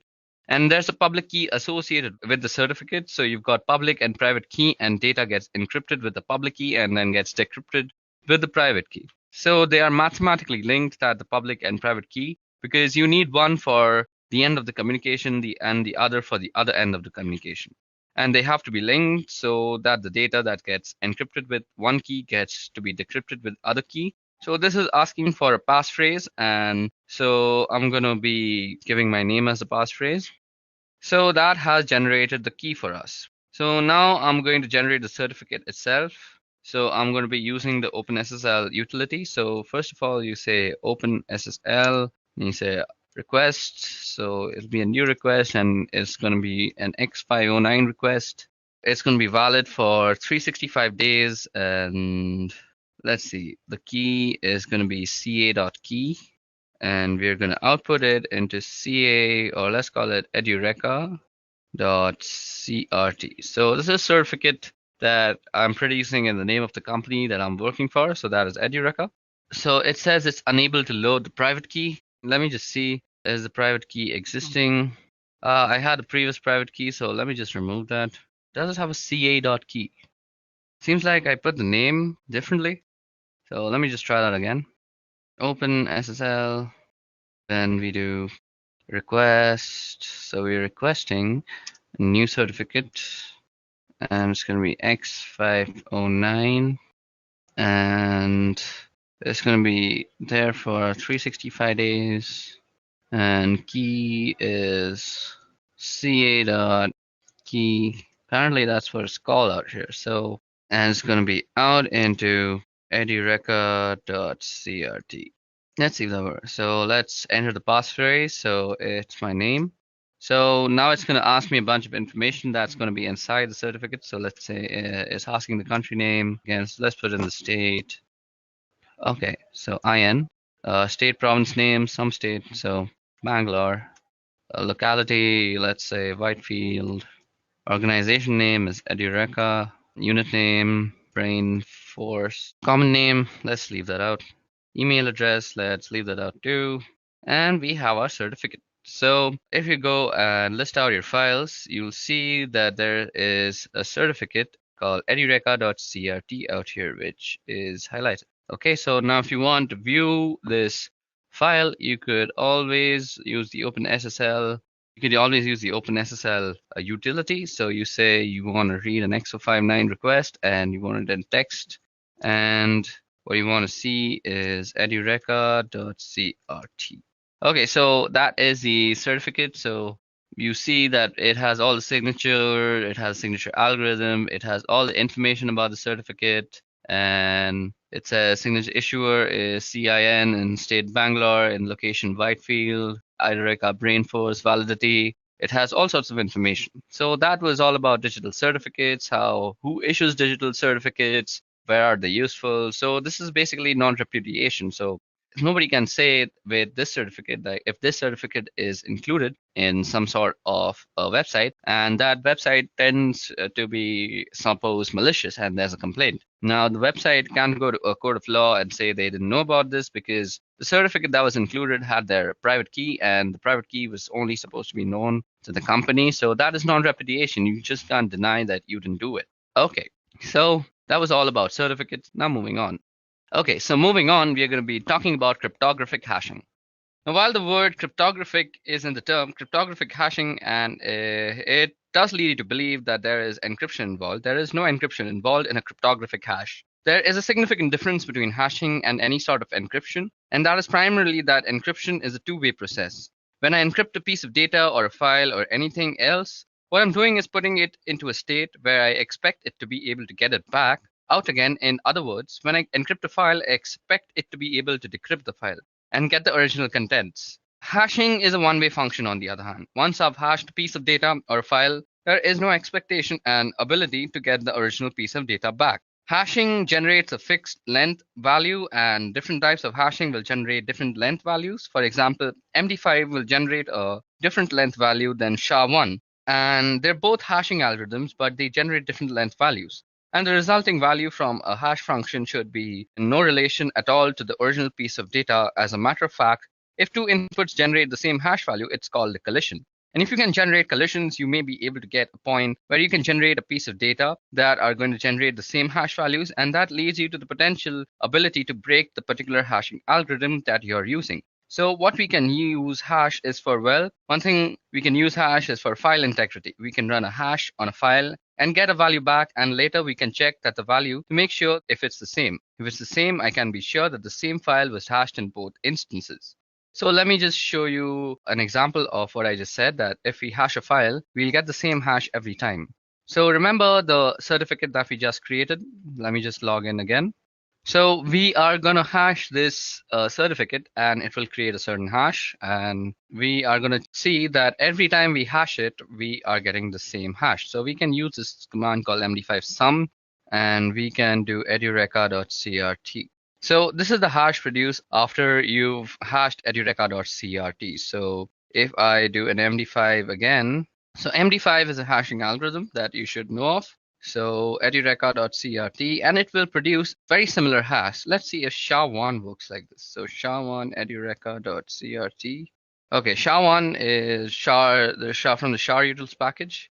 Okay, so I've proved my point that with MD5, which is a cryptographic hashing algorithm, we are getting the same hash back. So if you are able to produce the same hash, that means you have broken the algorithm in itself.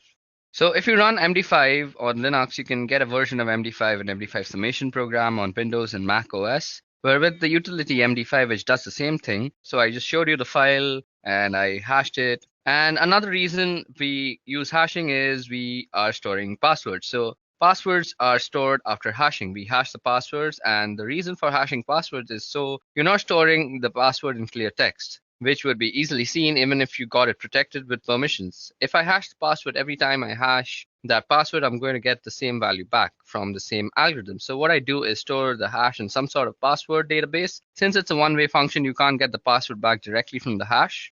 Now, what you can do with most password cracking programs, do some variation of this, and you just generate hashes against a list of words until you get a hash value that matches the one in the password. Once you get the hash that matches the one in the password, you know what password is there and here. And we come back to the idea of collisions. If I can take two different strings of characters and get the same values back, then it's easier to crack the password because I may not necessarily get the password, but if the hash that I get back from a particular string of data is the same as that I get from the original password, then it doesn't matter whether I know the password because the string of data that I put in is going to generate the same hash value that you're going to compare when you log in. And this hash value will just give you that it's valid and you'll be able to log in. So suppose the password that you chose while making your account is dog, and the dog word produces this hash value. And if I were to like hash cat with the same algorithm, and if the algorithm was prone to collisions, it might produce the same hash value as dog. So with the password cat, I could open up your password. I could open up your account. So that was all about hashing and hashing algorithms. Let's move on now. Okay, so in this part of the video, we're going to go over SSL and TLS. Now, SSL and TLS are ways of doing encryption, and they were developed in order to do encryption between websites, web servers, and clients or browsers.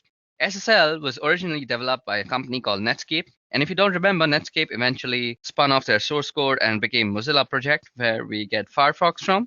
So back in 1995, Netscape released a version 2 of SSL, and there was a version 1, but nothing was ever done with it. So we got to version 2 of SSL, and that was used for encryption of web transmission between the server and the browser to do a whole number of flaws between the server and the browser. Now, SSL version 2 had a whole number of flaws, and SSL 2 has the type of flaws that can lead to decryption of messages without actually having the correct keys and not being the right endpoints. And so Netscape released SSL version 3 in 1996. And so we get SSL 3.0, which is better than 2.0, but it still had some issues. And so in 1999, we ended up with TLS. Now, SSL is secure socket layer and TLS is transport layer security. They both accomplish the same sort of thing, and they're designed for primarily doing encryption between web server and web browsers because we want to be able to encrypt the type of traffic. So let me show you what kind of traffic looks like. So first of all, let me open Wireshark. And out here, I already have a TLS scan ready for you guys that you can see we have all sorts of TLS data. So you can see that here's my source and it's 1.32 and destination is 7612.4059.46, doing a client key exchange and a change cipher spec and an encrypted handshake message. And then we start getting application data.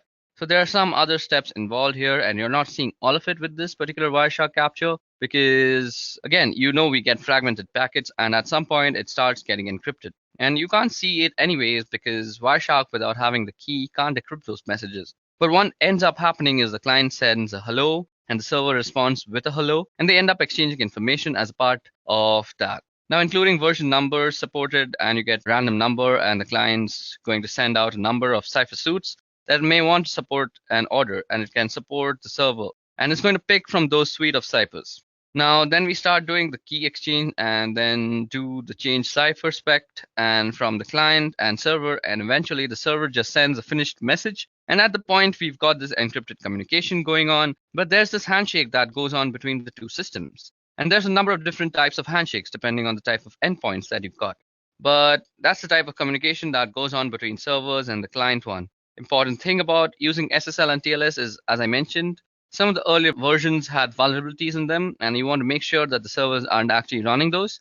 So you want to run some scans to figure out the type of calls and ciphers that different systems use. So for this, we can use something called SSL scan. So this is available for Unix. I'm not really sure if there is something that is similar for Windows or Mac, but on a Unix-based system that is Linux, we can use SSL scan. So let me just show you how to use that.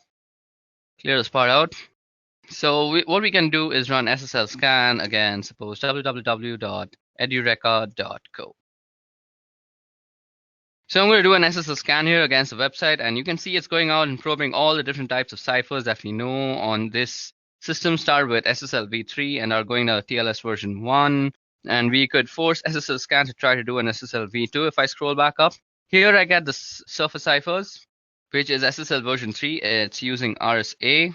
And it's using RSA for the asymmetric. Now, in order to do the key exchange, and once we get the session key up, we're going to use AES 256, and then we're going to use the secure hash algorithm to do the message authentication, or the MAC. It sometimes calls the HMAC for the hashed message authentication code. And what it does is simply hashes the MAC address that you would check one side against the other to make sure that the message hasn't been fiddled with in transmission. You can see here all the different types of cipher suites that are available. Here's TLS running RC4 at 40 bits using MD5, so that would be a pretty vulnerable type of communication to use. And between the server and the client, a 40-bit cipher using RC4 is a low-strength cipher, and we would definitely recommend that clients remove those from the supported ciphers that they have on their server. All that configuration would be done at the web server as well as when you generated your key and your certificates. Normally, certificates would be handled by a certificate authority. Now, you can also self-sign certificates and have those installed in your web server in order to do communications with your clients. The challenge with that is browsers today warn when they see a certificate against a certificate authority that is entrusted of it, and it doesn't have any certificate authority at all. So you'll get a warning in your browser indicating there may be a problem with your certificate. If your clients are savvy enough, and if the users are savvy enough, you may be able to make use of these self-signed certificates and save yourself some money. But generally, it's not recommended simply because clients are starting to get these bad certificates. And when they run across one that's really a problem, a real rogue certificate, they're going to ignore the certificate message in their browser and just go to these sites that could have malicious purposes in mind and may end up compromising the clients or your customers or users. So that's SSL and TLS and how they work and negotiate between servers and endpoints. Okay, so now that we've talked about TLS and SSL, let's talk about disk encryption. Now, disk encryption is actually something that was not really difficult to do, but sort of out of the reach of normal desktop computers for a really long time. Although there have long been ways to do encryption of files, and to a lesser degree, maybe entire disks. As we get faster processors, certainly encrypting the entire disks and being able to encrypt and decrypt on the fly without affecting performance is something that certainly comes within reach. And it's a feature that shows up in most modern operating systems to one degree or another. Now, these days, we're going to look at a couple of ways here of doing disk encryption. I'm going to tell you about one of them first, and it's not the one I can show. I can't really show the other one either. So with Microsoft, their Windows system have this program called BitLocker. Now, BitLocker requires either Windows Ultimate or Windows Enterprise. I don't happen to have either version, so I can't really show it to you, but I can tell you that BitLocker has ability to do entire disk encryption, and they use AES for the encryption cipher. And the thing about BitLocker is that they use a feature that comes with most modern systems, particularly laptops. They'll have a chip in them that's called the Trusted Platform Module, or TPM. The TPM chip is what it does is it stores the keys that allows the operating system to be able to access the disk through this encryption and decryption process. And they use a pretty strong encryption cipher, which is AES, but you have to have one of the couple of different versions of Windows in order to be able to use BitLocker. And it's one of those things you would normally run in an enterprise, and so that's why they included it on its enterprise version. Now, on the macOS side, they have this thing called File Vault, and you'll see in the system preferences on the security and privacy, if you go to File Vault, you can turn on File Vault. Now, if you have the little button that there says turn on File Vault, then you can turn on the File Vault and it would ask you about setting up keys, and it works similar to Windows BitLocker. Now, PGP happens to have the ability to do disk encryption, and you can see that in the case of this, you've burned the system. They've got a package called GDE Crypt, which is a GUI that allows you to map and mount a created encrypted volume. So I could run GDE Crypt, and it would help me set up the process of encrypting the volumes that I've got on my system. Now, disk encryption is a really good idea because when you are working with clients, the data is normally very sensitive. So, as I mentioned, you can always use things like BitLocker and Windows Vault or other such softwares for disk encryption. So, what I mentioned before is now not only possible, it's very much a reality with current operating systems. Now, let's talk about scanning. Now, scanning refers to the use of computer networks to gather information regarding computer systems. And network scanning is mainly used for security assessment, system maintenance, and also for performing attacks by hackers. Now, the purpose of network scanning is as follows. It allows you to recognize available UDP and TCP network services running on a targeted host. It allows you to recognize filtering systems between the users and the targeted hosts. It allows you to determine the operating systems in use by assessing the IP responses. Then it also allows you to evaluate the target host TCP sequence numbers and predictability to determine the sequence prediction attacks and the TCP spoofing. Now, network scanning consists of network port scanning as well as vulnerability scanning. Network port scanning refers to the method of sending data packets via the network to a computer system specified service port. This is to identify the available network services on that particular system. This procedure is effective for troubleshooting systems issues or for tightening the system security. Vulnerability scanning is a method used to discover known vulnerabilities of computing systems available on a network. It helps to detect a specific weak spot in an application software or the operating system, which could be used to crash the system or compromise it for undesired purposes. Now, network port scanning as well as vulnerability scanning is an information gathering technique, but when carried out by anonymous individuals, they are viewed as a prelude to an attack. Network scanning processes like port scans and ping swipes and return details about which IP address map to active live host and the type of service they provide. Another network scanning method known as inverse mapping gathers details about IP addresses that do not map to live hosts, which helps an attacker to focus on feasible addresses. Network scanning is one of the three important methods used by an attacker to gather information during the footprint stage, and the attacker makes a profile of the target organization. This includes data such as organization's domain name systems and email servers, in addition to its IP address range. And during the scanning stage, the attacker discovers details about the specified IP addresses that could be accessed online, their system architecture, their operating systems and services running on every computer. Now, during the enumeration stage, the attacker collects data, including routing tables, network user, and group names, simple network management protocol data, and so on. So now let's talk about intrusion detection evasion. So before we get into IDS evasion, let's talk about what exactly is an IDS. Now, an intrusion detection system, or IDS, is a system that monitors network traffic for suspicious activity and issues alerts when such activity is discovered. While anomaly detection and reporting is primary function, some intrusion detection systems are capable of taking actions when malicious activity or anomalous traffic is detected, including blocking traffic sent from suspicious IP addresses. Although intrusion detection systems monitor network for potentially malicious activity, they are also prone to false alarms or false positives. Consequently, organizations need to fine-tune their IDS product when they first install them. That means properly configuring their intrusion detection system to recognize what normal traffic on their network looks like compared to potentially malicious activity. An intrusion prevention system also monitors network packets for potentially damaging network traffic, but where an intrusion detection system responds to potentially malicious traffic by logging the traffic and issuing warning notification, intrusion prevention systems respond to such traffic by rejecting the potentially malicious packets. So there are different types of intrusion detection systems. So intrusion detection systems come in different flavors and detect suspicious activities using different methods. So kind of intrusion detection is a network intrusion detection system. So that is NIDS is deployed at a strategic point or points within the network where it can monitor inbound and outbound traffic to and from all the devices on the network. Then there is host intrusion detection system, that is HIDS, which runs on all computers or devices in the network with direct access to both the internet and the enterprise internal network. HIDS have an advantage over NIDS in that they may be able to detect anomalous network packets that originate from inside the organizations or malicious traffic that NIDS has failed to detect. HIDS may also be able to identify malicious traffic that originates from the host itself, as when the host has been infected with malware and is attempting to spread to other systems. Signature-based intrusion detection system monitors all packets traversing the network and compares them against a database of signatures or attributes of known malicious threats, much like antivirus softwares. So now let's talk about into IDS evasion. Okay, so now let's talk about IDS evasion. Now, IDS is an intrusion detection system, as we just spoke about, and is there to detect exactly the types of activities that we are engaged in sometimes. And sometimes you may be called in to work on a target where your activities are known and should be known by the operators or the operations people involved in monitoring and managing the network. And the idea being not only do they want to assess the technical controls that are in place, but they also want to assess the operational procedures and ensure that the systems and processes are working the way that they are supposed to be working. Now, when you are engaged with a target that you are in full cooperation with, you don't need to do these types of evasion tactics. All these techniques may be actually avoided. But if you're asked to perform an assessment or a penetration on a target where they are not supposed to see your activities, then you need to know some different techniques to evade detection from an IDS.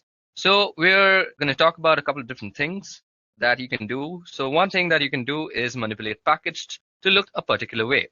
Now, for this, there's a tool called Packeth. So Packeth is a really good way to actually manipulate traffic, and by actually manipulating the contents of a packet, like you can specify the destination and source. So it's a really useful tool to set up packets, look a particular way. One thing it can do is allow you to spoof IP addresses. So I could set a source IP address here that was something completely different from mine. Now, if I'm using TCP or UDP, I'm not going to see the response back. And in this case, TCP, I'm not even going to get the three-way connection made because the responses are going to go back to the source IP. But what you can do is, in addition to spoofing, you can set up particular ways that a packet may look, like changing the type of service or by changing the fragmentation offset or by different flag settings that may allow you through an IDS without maybe getting flagged. And it may also allow you through a firewall. Now, it's a slim possibility, but it's a possibility. Now, another thing you can do is use Packeth to generate a lot of really bogus data. And what you might do is hide in the noise generated by Packeth. So you could create some really bogus packets that are sure to set off IDS alarms, and then you can run some legitimate scans underneath and hopefully be able to get some responses different from mine. Now, if I'm using TCP or UDP, I'm not going to see the response back.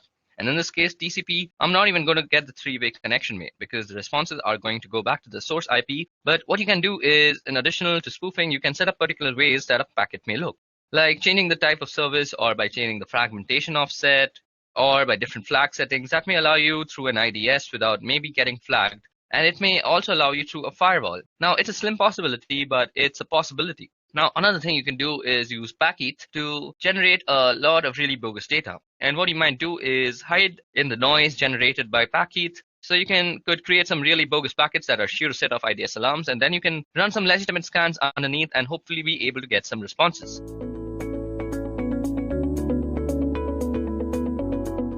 Kali Linux is the industry's leading Linux distribution in penetration testing and ethical hacking. It offers tons and tons of hacking and penetration tools and different kind of softwares by default. It is widely recognized in all parts of the world, even among Windows users who may not even know what Linux is. Well, to be precise, Kali Linux was developed by Offensive Security as the rewrite of Backtrack. Backtrack, just like Kali Linux, was a Linux distribution that focused on security. It was used for digital forensics and penetration testing purpose. But the question here is, why should you choose Kali Linux when you have other choices like Parrot Security Operating System, Backbox, Black Arc, and many more out there? Let me list out few reasons as to why Kali Linux is the best choice. First and foremost, it offers more than 600 penetration testing tools from different kind of security fields and forensics. Secondly, Kali Linux is customizable. So if you're not comfortable with current Kali Linux tools or features or graphical user interface, you can customize Kali Linux the way you want. It is built on a secure platform. The Kali Linux team is actually made up of a small group of individuals. Those are the only ones who can commit packages and interact with repositories, all of which is done using multiple secure protocols. So Kali Linux is definitely a secure platform. Although penetration tools tend to be written in English, Kali includes multilingual support. This way, more users can operate in their native language and locate the tools that they need for the job that they are doing on Kali Linux. And lastly, Kali Linux, just like Backtrack, is completely free of charge. On top of all these benefits, Kali Linux offers different installation options. One way of installing Kali Linux is by making a Kali bootable USB drive. This is the fastest way of installing Kali Linux and the most favorable as well. We will discuss why in a while. You can also install Kali Linux using hard disk. Installing Kali Linux on your computer using a hard disk is a very easy process. But you should make sure that your computer has compatible hardware. You can also install Kali Linux alongside your operating system. It could be Windows or Mac. but you should exercise caution during setup process because it might mess up with your default BIOS settings. Lastly, you can use different kind of virtualization software such as VMware or VirtualBox to install Kali Linux on your preferred operating system. Well, apart from all this, you can also set up Kali Linux on advanced RISC machines or ARM like Raspberry Pi, Trim Slice, Cube Truck, and many more. So there you go, guys. Now you know what Kali Linux is and why it is a leading Linux distro for ethical hacking and penetration testing. In today's session, we will explore different ways to install Kali Linux. Let's get started then. Earlier, I said that the fastest method for setting up Kali Linux is to run it live from a USB drive. But why? First of all, it's non-destructive. It makes no changes to the host system's hard drive or the operating system that it is installed on. So once you remove USB, your operating system will return to its original state. Secondly, it's portable. You can carry Kali Linux in your pocket and can run it whenever you want, just in few minutes. It's customizable. You can create your own Kali Linux ISO image and put it into USB drive using a simple procedure, which we will discuss later. And lastly, it's potentially persistent. You can configure your Kali Linux live USB drive to have persistent storage so that the data you can collect is saved and you can use it across different reboots. Now let's see how to create a bootable Kali USB drive on Windows. Guys, actually the process is very simple. It's just a 3-step process. First of all, you need to plug your USB drive into an available USB port on your Windows PC. Next, you need to note down the destination drive it uses once it mounts. For example, it could be F drive. After that, you will have to download and launch a software called Win32 Disk Imager. On this software, you'll have to choose Kali Linux ISO file that needs to be imaged and verify that the USB drive to be overwritten is the correct one. Lastly, once the imaging is complete, you need to safely eject the USB drive from Windows machine. So like I said, it's very simple, right?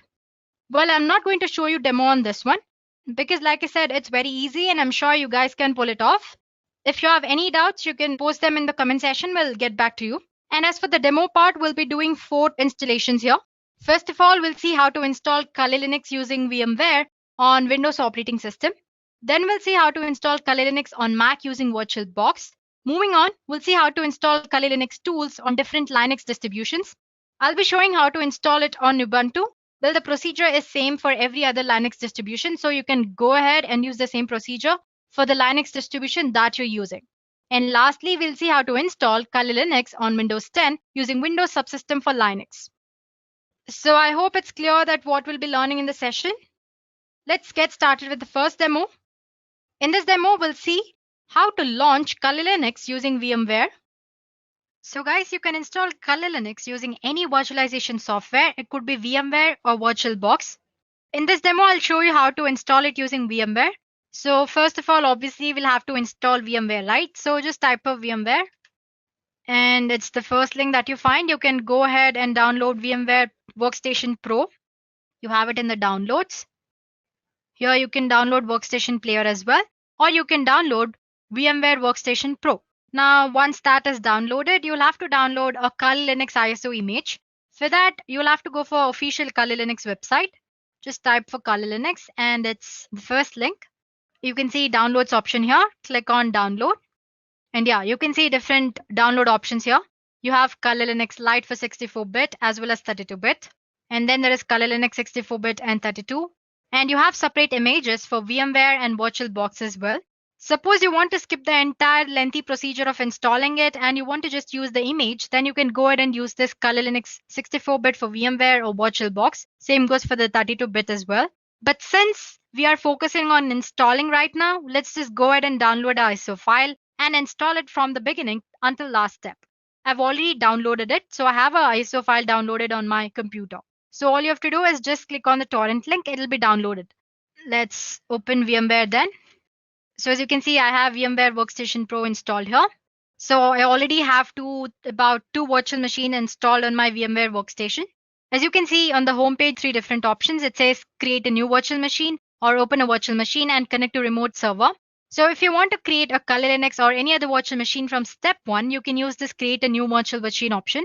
Well, if you have an image of a virtual machine already, and if you want to just use it and avoid installation procedure, then you can go ahead and use this open a virtual machine option. Well, just click on this create a new virtual machine and click on next. As you can see here, you have an option which says install a disk image file, ISO file you'll have to attach here. So click on browse. Let's see where I've stored my Kali Linux. As you can see, I already have it here. And there's one file here. Let me click on that and open. So yeah, don't bother about this error. It usually shows that. And then click on next here. So it's asking which operating system will be installed on this virtual machine. I want it to be Linux. So make sure you select Linux 64-bit and click on next. You have an option to name your virtual machine. Let's say Kali Linux. And where do I want to store it? In my documents under virtual machines, Kali Linux. Sure. And click on next. It says it already exists. Let me try this one then. Let's say Kali Linux 1 and next. Yeah. So basically your Kali Linux will need about a 20 GB. Let's assign some 40 GB here. That's the maximum disk size that you can allot. Well, you can allot more than that as well, but minimum it needs about 20 GB. And you have an option which says store virtual disk as a single file or multiple files. Let's just select store virtual disk as a single file to avoid complications and click on next here. So as you can see, you can review your virtual machine settings here. You have an option to make changes to the settings. You can make changes right now or you can do it later as well. Let's just go ahead and make changes now. Click on this customize hardware option here. Well, as for the memory for this virtual machine, it totally depends on what you're using virtual machine for. If you're not using it for heavy works, then you can assign least amount of memory. Let's say I want to assign about 2 GB. There we go. And as for the processors, number of processors 1. And the number of core processors, you can choose as many as you want. Let's say 2. This will increase the performance of your virtual machine. So, and again, it totally depends on whatever you want to choose. And yeah, we have already attached the image. Network adapter, you can set for NAT.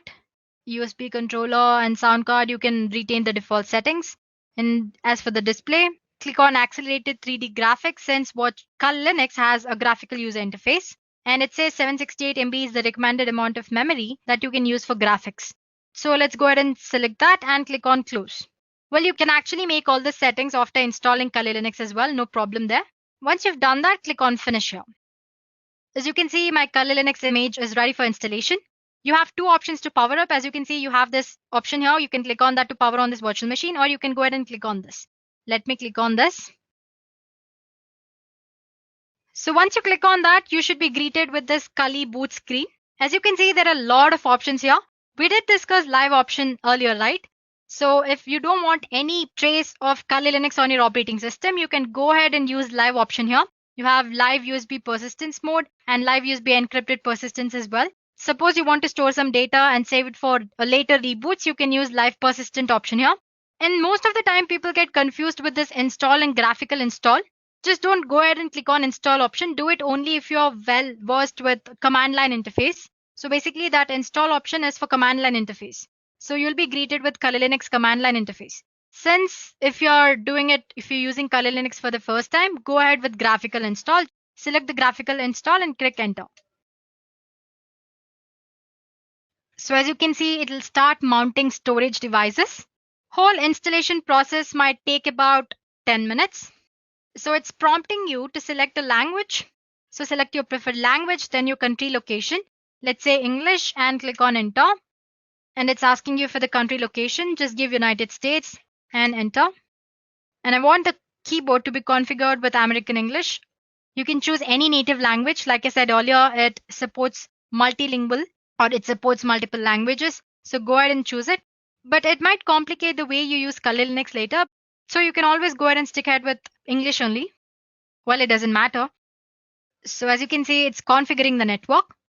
So it'll detect the ISO file and load installation component and then prompt you to enter a host name for your system. Well, in this installation, let's just enter Kali and click on enter. You can give the name you want.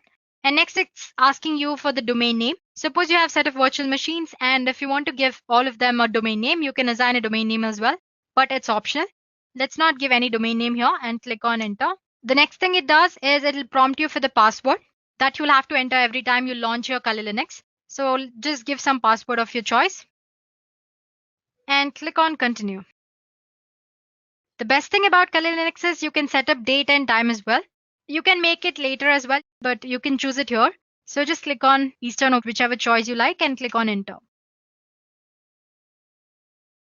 So the installer will now probe your disk and offers you 4 different choices. As you can see, it says guided use entire disk. Guided use entire disk can set up LVM, which is logical volume manager. Same thing, which is encrypted, and manual. So if you're an expert, if you've already used this Kali Linux before, you can go ahead and select any of these 3 options from the bottom. That's LVM or manual or encrypted LVM. Otherwise, you can always go ahead and choose guided use entire disk option here if you're a beginner and click on enter. So this is the disk partition where all the data will be stored and click on continue.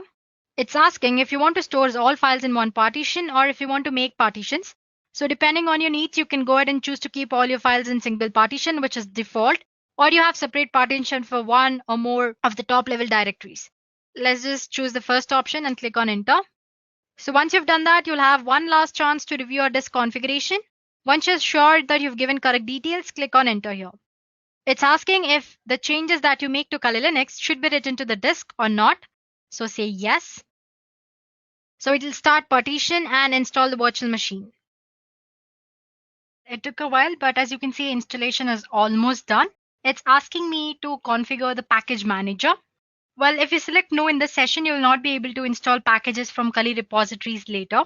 And click on continue.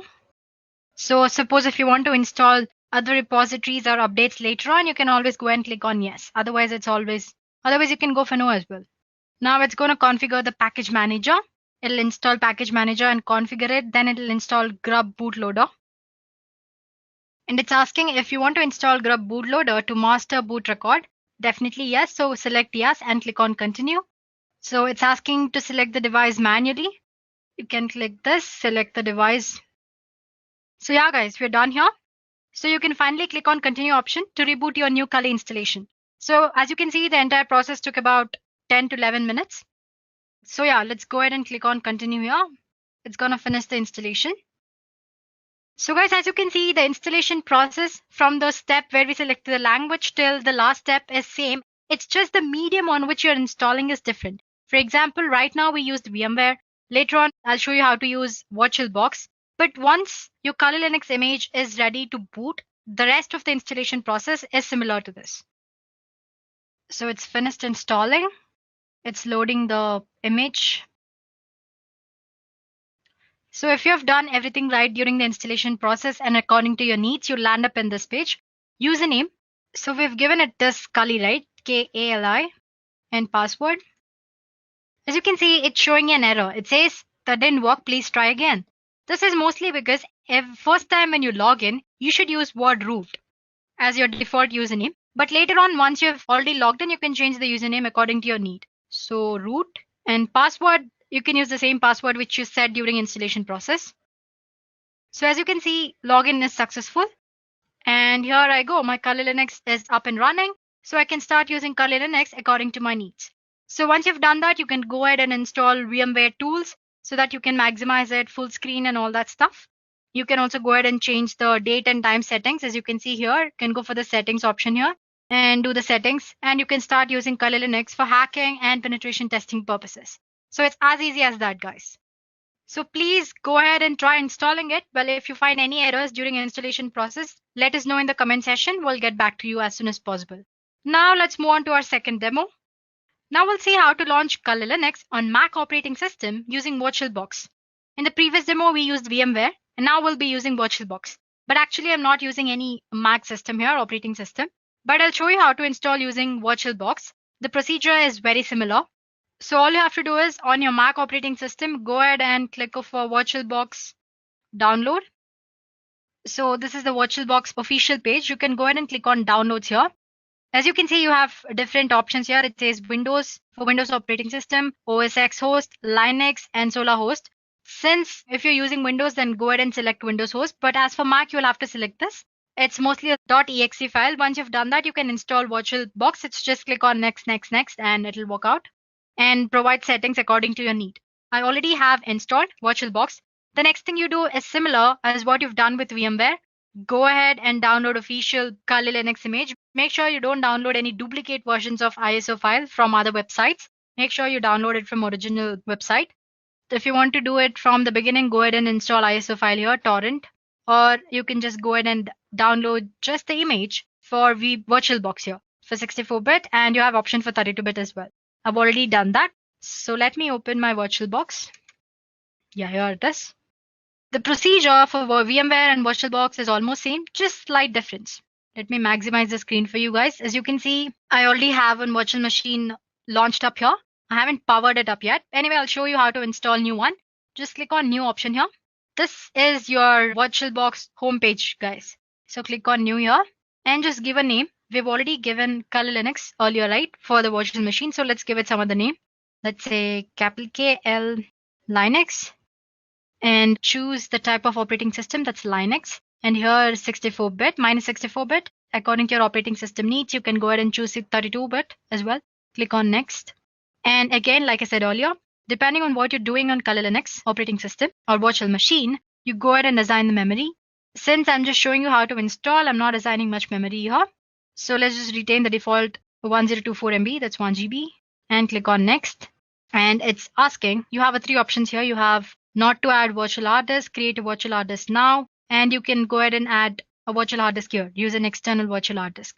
Go ahead and select the second option, click on create, and use VirtualBox image. Like I said earlier, we downloaded ISO image, right? And it's an ISO file with extension .iso.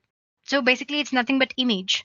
So click on next, and I want the storage on physical hard disk to be assigned dynamically, and click on next. So this is the name of the virtual machine which we just gave earlier. It's asking you to choose the path wherever you want to store your virtual machine. Let's say documents and virtual machines. Click on open and save. So that's the path I've set up. And as for the memory, Kali always needs you to assign at least 20 GB. So let's go ahead and give 20 GB. You can always assign more than that. And click on create. So this is the one we just created, right? It's ready. Just click on settings. Before you power up, you'll have to make certain settings. So if you want to change name or type and version, you can always go ahead and do that here. We don't have anything in advance. It's just the folder where your virtual machine will be stored. Go for systems. We won't be using any floppy disk here. So untick it or uncheck it. And yeah, this is memory. If you want to go ahead and change or assign more memory because the performance of your virtual machine is not that great, you can go ahead and do that. For the processor, make sure you enable this extended features. So basically, if you want to increase the performance of your virtual machine, the number of processors you assign should increase. Well, for now, since I'm just showing you how to install, I'm just going to assign 1. You have option to increase to say 2, like that. And as for the display, you can enable 3D acceleration display. Storage settings, this is the most important one. Right now, we don't have any image attached here. So click on this empty and click on the CD image that you see here and choose virtual disk. And attach the image or the ISO file, torrent file which you just downloaded. Click on open. And audio, no settings, default, network. By default, you can always set it for NAT since we're using only one virtual machine here.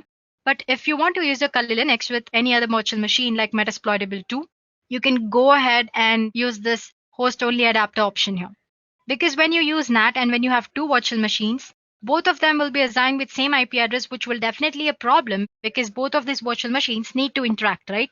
So yeah, well, I'm just saying all this for the information. So you can go ahead and click on host only adapter if you're using 2 virtual machines and you want them to interact. As for now, I'm just retaining it NAT. And rest you don't have to make any changes. And click on OK. Once you've made all the settings, click on this. Or you can go ahead and click on start option here. You can right click on it and start. Again, like I said, the installation process from step 1 is very similar to that we did using VMware. So again, you'll be greeted with Kali boot screen and you have multiple options. Again, I'm not repeating the entire thing here. So go ahead and click on graphical install. And if you're a pro and using command line, you can always go for install option. And if you want to just use it for one time purpose, you can always go for live option here. That's all, guys. I'm sure you can catch up from here, right? Because it's almost similar for the ones we did using VMware. If you have any doubt, just go back and take a look at it. Yeah, well, like I said, I showed you on how to use VirtualBox to install Kali Linux on Windows operating system. Well, it's same for the Mac as well. You just have to download your stuff there instead of Windows. You have another option with this operating system. You can dual boot your Kali Linux with Windows or Mac.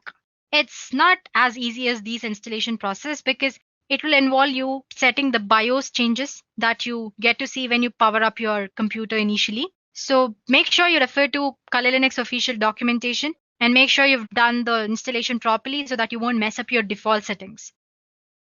So guys, we are done with two ways of installing Kali Linux, one on Windows and one on Mac.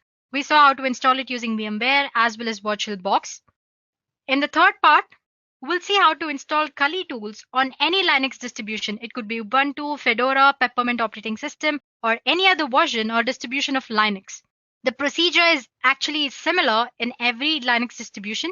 So if you follow up on one Linux distribution, you can go ahead and do it on the Linux distribution of your choice or the one that you're using. One thing you should remember is that Kali Linux is not for the daily Linux purposes. Well, it's only for ethical hacking or web application penetration testing for these purposes. So guys, we'll be using a tool called Credentialing. Let me spell it for you guys. It's K-A-T-O-O-L-I-N. So let's just search for that. There we go. It's a script that helps you to install Kali Linux tools on your Linux distribution of your choice. So it's usually the GitHub script. So click on the first link that you find. So for those of you who like to use penetration testing tools provided by Kali Linux development team, you can effectively do that on your preferred Linux distribution using this tool, which is Credentialing or K-A-T-O-O-L-I-N. So as you can see, once you've installed Credentialing properly on your operating system, you should be greeted with this page. I'll show you how to do that. Don't worry about it. So the purpose of asking you to see this page is to take a look at prerequisites. So first thing, you need to have a Python of version 2.7 or above installed in your operating system. And you need a Linux distribution system. It could be Ubuntu or it could be Fedora or Peppermint, any other Linux distribution. I have Ubuntu here. I'll be using VMware Workstation Pro. It's already open, but let me just go back. All you have to do is search for Ubuntu and click on the first link. So as you can see, there are a lot of options to install Ubuntu.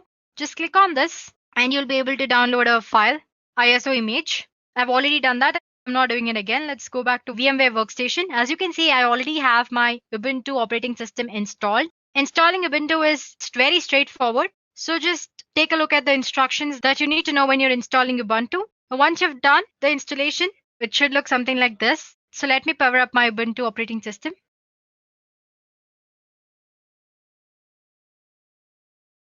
So as you can see, once you install, you'll land up on this page and it's asking for the password.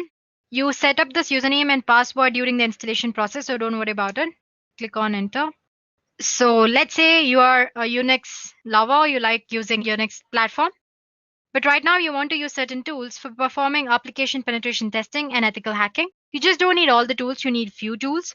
In that case, instead of installing Kali Linux on your operating system, installing only certain Kali Linux tools will be the best option, right? For that, like I said earlier, we'll be using Credentialing. I have a set of 4 or 5 commands that you need to use to install Credentialing. First of all, you need to have Git on your operating system. Let me check if I have it or not. Anyway, I have these 5 or 4 set of commands which we'll be using. I'm going to attach them in the description below. So if you want, you can use them. As you can see, install Git, first command. It says unable to use it because I have to log in as a root user. So let me it's asking for the password. Yeah, now I'm a root user. So let me try the command again. That's apt-get install Git. Yeah, installing Git. It's just going to take a few minutes. While this is happening, let's go ahead and explore Credentialing tool. Let me go for Firefox here. Let's search for Credentialing. So it's the first link, guys, like I said earlier. So let me scroll down. As we saw, this should be the home page, and we did take a look at the requirements. So let's just go back and see if it's done. It's still happening. So one thing, guys, make sure you have a Python of version 2.7 or above. Otherwise, the entire thing won't work at all. Yeah, guys, it's done. Now we are done with the first step. We need to install or we need to clone the Credentialing, right? So what you do, like I said, I have a command right here. Just copy this and place it over there. Control C. Let's go back to terminal and let me clear the screen for you guys. Yeah, and paste. So basically, I'm cloning it here. And the next command is I'm copying the Python file to this directory and click on enter. It's done. It's just quick process. Now we'll have to change permissions so that we have access to use Kotlin. For that, basically we are giving execute permission. So chmod plus X. Make sure you take a look at that. Plus X and enter. We are ready, guys. Now our Kotlin is installed. Say lin. So as you can see, it's all ready. But the first thing that you should do is before you upgrade your system, it says please remove all the Kotlin repositories to avoid any kind of problems. So as you can see, it shows you like 5 options here. First one, it says add Kali repositories and update. Next, view categories. Like I said, Kali Linux has 600 plus tools, right? So you have different tools categorized under different headings. Then you have classic menu indicator. It's nothing here. As you can see, I have a small icon here. If you click on that, it'll just show you different menus. That's all. And if you want to install Kali menu for easy access, you can do that as well. So let me just click one. Under one, it says add Kali Linux repositories, update, remove, and view all contents. So let's try removing them. Let's try with adding repositories. It says there are certain duplicate signatures removed and all that. So let's just try to remove like they suggested earlier. They've been deleted. Now one. So if you guys want to go ahead and update the repositories, already existing ones, you can go ahead and do that. I'm not doing it now because it's going to take a while. So if you want to go back, just click back. It's as easy as that. Now let's say I want to view categories and install one tool of it. As you can see, there are like huge number of categories here. So I have web application penetration tools here. I have password attacks. I have exploitation tools. Well, if you are interested, there's an introduction video of what is Kali Linux by Dureka in the cybersecurity playlist. So go ahead and take a look at that. We have explained like about 5 to 6 popular tools in Kali Linux. Anyway, getting back to today's session, let me just say 4. As you can see, it lists all the web application tools. So if I want to install all tools, there's an option that's 0. But let's just say I want to install a tool called SQL Map. I'm sure you might have heard SQL Map. If not, it's okay. It's a tool which you use for checking out vulnerabilities that are present in application database system. So anyway, it asks insert the number of the tool that you want to install. Let's say 27. So as you can see, it's installing. So it's as easy as that, guys. So once you're done installing, I'll get back to you. Any tool, I just showed you how to install SQL Map, which is there in web application tools. You can go ahead and do that for other different types of tools as well. Suppose you want to install all the tools, you can go for 0, as in click on 0 option. So there you go, guys. I just showed you how to install one tool. So you can go ahead and do that for any kind of tool under any category. So if you just want to go back, click back and go for other types of tools. Let's say 8. There you can see. So whatever different type of exploitation tools you want, you can go ahead and install them. Let me just click back and the back. Sometimes when you try to install all the tools, you might get an error saying that the file doesn't exist or repository doesn't exist. All you have to do is go for first option here. As you can see here, you have option 2, which is update. So update your repositories. Make sure the Kali Linux mirror, which is present for the updation, is the right one. Once you've done that, you won't get any errors. All the tools will be installed properly. So suppose you want to get back from these Kotlin, easy, just press Ctrl C. And yeah, as you can see, it says goodbye. So that's as easy as it is to use Kali Linux tools on any kind of Linux distribution. While I've showed you on Ubuntu, the procedure is same on any other Linux distribution, guys. So there we go, guys. We're done with 3 things. First, we did on Windows using VMware, then on Mac using VirtualBox. And third, I showed you how to install Kali Linux tools on any kind of Linux distribution.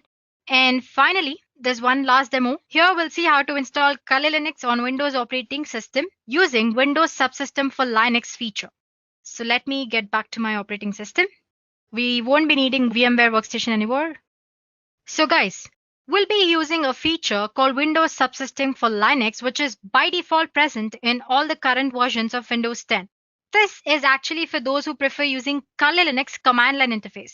So make sure to listen to me properly. Or use this option only if you are a pro in using command line interface or if you have any experience using command line interface. Otherwise, just go ahead and use VMware or VirtualBox and install Kali Linux graphical user interface option. So yeah, this Windows Subsystem for Linux allows you to run Linux distributions as subsystem on your Windows operating system. This feature is really a new feature. It exists only in Windows 10. So you need to use latest version of Windows 10 to perform this demo or use this option. And in addition to that, we also have other prerequisites, especially we need to have git install, or you can go ahead and zip the file, which is Windows Subsystem for Linux files normally, but having git is also a nice thing. Secondly, you need to have Python of version 3 or above. Make sure you've installed Python and set up the path. To check if your Python is installed properly or not, just say cmd, go for your command prompt, and just type for Python version. It should show you version properly, only then you can be sure that your Python is properly installed. As you can see, for me it's showing 3.6.7, which is definitely above 3, and it's properly installed and the path is set. The first thing you need to do is enable WSL or Windows Subsystem for Linux. Just go for the control panel and there click on Programs and turn Windows features on or off. Make sure not to touch any other features. It might mess up your operating system. So scroll down, it's usually at the bottom. By default, it's never enabled. If you're using it for the first time, you need to enable it. So first thing you do is enable it. As you can see here, it says Windows Subsystem for Linux. Make sure you enable it, check mark it, and click on OK. Once you have done that, run your command prompt or terminal as an administrator. All you have to do is right click on it and click on Run as Administrator. And yes. Now we'll be enabling base distribution. That is, like I said, Windows Subsystem for Linux allows you to run a Linux distribution as subsystem, right? But for that, we need to enable this base distribution. For that, you need to install the base distribution or any kind of Linux distribution that you need. So just use lx-run and install. So once you type that, this is the output which you get. It says it's the legacy Windows system for Linux distribution. So you can go ahead and install other Linux distribution which are available in Microsoft Store. But unfortunately, Kali Linux is not available, but it doesn't matter, right? We are anyway installing it using the procedure. Just click on Y here, saying yes. I've already installed, so it's showing legacy Windows system for Linux distribution is already installed on my system. For you, it might take a while. After installing, the most important thing is it'll ask for you to set up a password and username. Don't skip that step, wait for a while, and make sure you set up the password and username properly. Only then the entire thing will work out. Once you've done that, we are done here. You can close the command prompt. The next thing you need to do is install Git. I already have it installed. It's very easy. Install.exe file and click on the installation process. It's very straightforward. And open Git bash. Yeah. Before that, let me go ahead and create a folder called text here. And as you can see, it's stored on my desktop. Right now it's empty. Anyway, let me go back to Git here and cd desktop test. Earlier we enabled Windows Subsystem for Linux, but now we have to download the script, right? For that, search for Windows Subsystem for Linux switcher. And the first link is the GitHub link. Click on that. There you go, guys. It says Windows Subsystem for Linux distribution switcher. It says the purpose is to let you easily download and install Linux distribution as subsystem on your Windows operating system. So yeah, as you can see, you have different options here for the base operating systems. So yeah, copy this link here, Control C, and go back to Git clone, and paste the link which you just downloaded, paste it. It shouldn't take very long. It's done, guys. So now if you check your test folder, Windows Subsystem for Linux will be downloaded properly. Let's just go back and check that. Here is our test folder. As you can see, Windows Subsystem for Linux is already there. Now open your command prompt, cd, let's go for the text file. And if you search for the directories under that, you can see WSL here. Now let's go for that as well. You can just press tab, directories under that. So as you can see, the two things, the most important things is this get prebuild.py and install py. This get prebuild.py will fetch Kali Linux Docker files, and install.py will install Kali Linux for you. I already have it installed, but I'll just show you how to do it. So go back to the browser and type Docker file. Click on the second link. I just wanted you to copy the command easily so that you won't make mistakes. This is the one which you'll have to copy to fetch the Kali Linux Docker file. So you can just copy this part and go for command prompt. Let me maximize this for you. Here you can say, so if you remember, I said Python is must So make sure you've installed it properly and set up the path. Python get pre-built. Let me just pre-build.py and copy it. As you can see, it's installing. It's going to take probably like 2 minutes.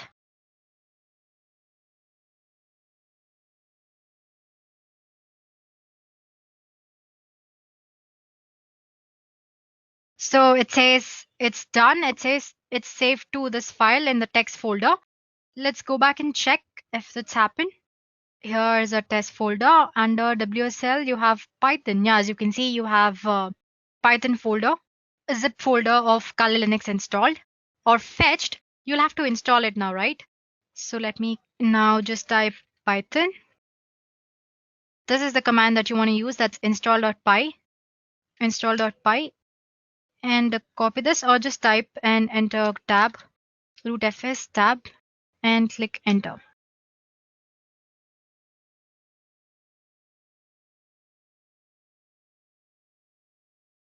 So as you can see, it took a while, but it did install, right? Now all you have to do is it's installed, so you can close the CMD and open your command prompt and run it as an administrator. Click yes. Let me maximize the screen. You'll have to set the root password or the default user as root. So set default. It's the command that you need to use. Set default user as root. As you can see, it's now set to root, and click bash. Done, guys. Right now we are running on Kali operating system on command line interface. If you want to make sure if you're actually running on Kali, just type cat etc and issue. It shows that Kali Linux rolling. So as you can see, we have successfully installed Kali Linux command line interface, or how to use command line interface on Windows using Windows subsystem for Linux. And I'm telling it to you again, just use it if you know how to use command line interface very properly. Otherwise, it might be a little overwhelming for beginners. Default. It's the command that you need to use. Set default user as root. As you can see, it's now set to root, and click bash. Done, guys. Right now we are running on Kali operating system on command line interface. If you want to make sure if you're actually running on Kali, just type cat etc and issue. It shows that Kali Linux rolling. So as you can see, we have successfully installed Kali Linux command line interface, or how to use command line interface on Windows using Windows subsystem for Linux. And I'm telling it to you again, just use it if you know how to use command line interface very properly. Otherwise, it might be a little overwhelming for beginners.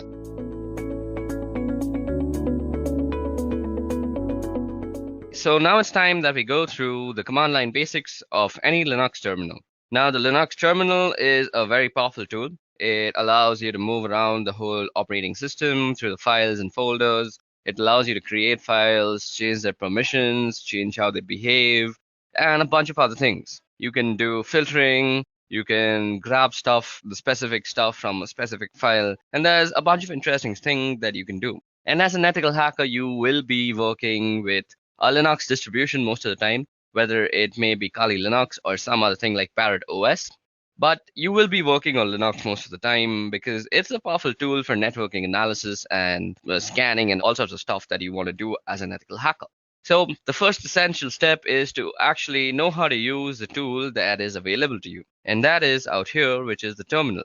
Now, as I'm running this on a virtual machine, you might find it that my execution times are much slower. And that is because I have a very, very slow laptop because my virtual machine is actually eating up a lot of my RAM. And I have a bunch of other processes that are also rendering. I do this on my free time. So let's go ahead and go through the commands that we are going to actually go through.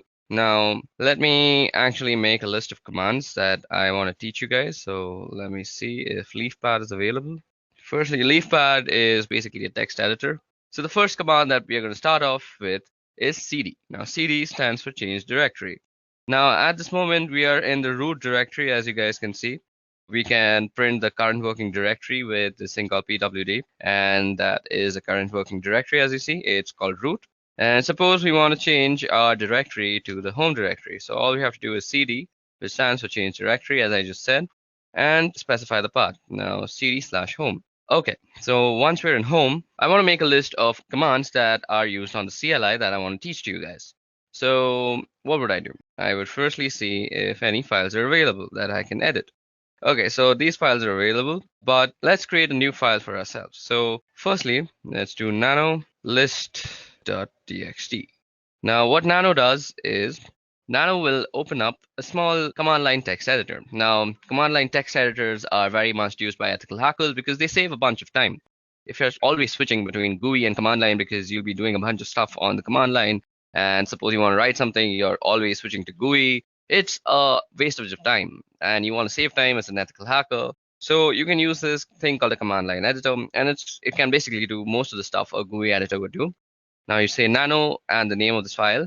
So Nano basically has created this file now, and it has opened up this new fresh window, which overrides the command line that we were in, the bash. And this is a place where you can actually edit what goes into the file. Now, let's see the list of commands that I'm going to teach you. I'm going to teach you ls. ls will be the list of files. We did cd. We saw a pwd. So that was the print working directory. We'll be looking at how you can copy stuff with the cp command. Then we'll be looking at mv, which is basically move. Then we'll be looking at cat, and that's an interesting one. And also less, which is another interesting thing. Then we'll be looking at grep, which is actually used for grepping or grabbing things from files that you might want to see. You'll see what I mean in a short while. We'll see echo, which probably does what you think if you have any experience with Linux. Then we'll be doing touch, and we'll be doing make dir, which is make directory, and then we'll do in chown, chmod, then one of the most dangerous commands that is rm, and then you can do man plus help. Okay, so these are the list of commands that we are going to go through in this part of the video. So suppose I was making this video and I wanted to save this somewhere. So if you see down here, there are a bunch of options that are shown to you. Now this caret sign might be not what you're thinking, that the shift 6 one, it's not shift 6. It's actually a control. So caret is control, and then G of course means G. So if you go control G, it will actually get help. Now what we want to do is save the file, and that is control O, and that is write out. So what we want to do is say control O, and now it's going to say if we want to name the file list.txt, and we want to name the file, and it says that we have written down 15 lines. So that's how you save a file. Now all we want to do is exit out of here. Okay, so first let's go ls, and let's go through whatever there is. So ls shows us the list of files that are there in that directory. Now ls can also show you the list of files in a directory with the path that you specify. Like if I say ls var, it'll show me everything that is in var. Okay, there are a lot of interesting things in var, so let's head over to var. So cd/var, and you hit enter, and now we are in the folder var. So now to actually demonstrate how powerful ls is, we have a few flags. Now to see the flags of any command, you can just do -- help universally throughout the Unix command line. So out here you see some information that is kind of tough to read, but if you go on top and scroll out here, you'll see all the flags that you can use with the command, that is ls, and how you can use them. So you can see what to use and you can read a little bit about it. So if you use all, it ignores entries starting with dot. So suppose we were to do ls in var, let's see. So it shows us like this. Now if we do lsl, it'll show a long list with more information. So these are the permissions that you see out here. We'll be seeing how we can change the permissions of files soon enough. And this is who owns the file, the user and the user group. This is the file number, I guess. I'm not sure. This is when they were created. This is the name of the file. This is the time when the file was created, I guess. Okay, so that's how you get very detailed information about all the files. Now, there's another thing you might want to use with ls, and that is the a tag. So you can go lsa, and it will show you all the hidden files also. So now you see some 2 files that were not shown out here. Our file list begins from backup, but when we do -la, we see 2 more files, that is dot and dot dot. So let's see if we can move into that, cd dot. So we can't even move into that. So that's interesting. So these are hidden files. So These are not seen to random users, and we can actually do stuff with them. We'll see how we can use hidden files later on. So if you want to show hidden files through ls, all you have to do is ls and -la. So that was all about ls. So let's move back to /home, where our list of commands that I want to show you all was. So cd home, let's ls and see what was it called. It's called list. And suppose I want to see the contents of list.txt. All I have to do is say list.txt. Now it shows us whatever this file is containing. It'll read it out for you. So we've done cd, we've done ls and its various forms, we've done pwd. Now it's time to do cp. So cp is basically used for copying files from one place to another. So suppose I want to copy this address file that is there into some other directory, let's say var. So all I would have to do is cp name.txt, and then you specify which location you want to actually copy it to. So cd/var. So this is where I want to copy my file to, and you hit enter and it's copied. But that was a very small file. Now we can actually check if it was copied before I move on and pour some more knowledge into you. So let's go into var. So cd/var, hit enter, and you're in var again, and you see ls, and now you see a name.txt. So let's remove name.txt from here because I want to copy it again and show you all a difference between a flag that I'm going to use right now. So the hyphen and letters that you use are called flags technically in the Linux terminology. So let's go back to home. Now, instead of the name of the file and moving back to home just like I did, you can type out the complete name of the file out here. So you could have gone cd/home/name.txt and copy it to /var. But this time what we're going to do is we're going to use the -v, which is basically used for a verbose output of whatever you're doing. So most of the commands that we're going to using will have a -v with them. So let's see how this actually affects the output. So what we're going to do is we want to copy, so cp and verbose, and we want to copy the file name.txt, and we want to copy it to the folder called var, right? So now you'll see that it will give us what is being moved, rather, that is name.txt, and where it is being moved to. So this is a very good way of knowing what is actually happening, because if you do it without the verbose part, and suppose name.txt was just a 20 GB file, and you just don't know if it has finished or not. So if it's a 20 GB file, it'll continuously update you on where what is being copied. So basically, all you have to do is type -v if you want to know where your file is being copied and the exact path. Okay, so that was about how you can copy files from here and there. Now, what was the next command that we want to see? So cat. So let me just go and see the next command that is there. So list.txt. So after cat, I want to show less. Okay, so we've done cp. We also have to do mv. Now, as you guys can see, that cp is basically a copy. Copy is, as you would expect, it leaves a copy of the file that in the original directory while also maintaining a copy in the directory that you specified. But if you want to move the file completely, all you would have to do is use the command mv. So mv is for moving the file. Now let's see what all goes with mv. So you can type help, and as I said, you get the verbose option and you get suffixes. You can force things to happen. So suppose you don't have the permission, do not prompt before overwriting. So it'll give you a prompt and you can completely overlook the prompt with the F thing. So let me just show you how that looks like. We'll be doing a verbose and we will be copying the address.txt file. And okay, so every time I've been actually typing, so you can do address.txt by just pressing tab and it'll autocomplete. So address.txt to /var. Now it'll show you that it is actually renamed address.txt to var address.txt.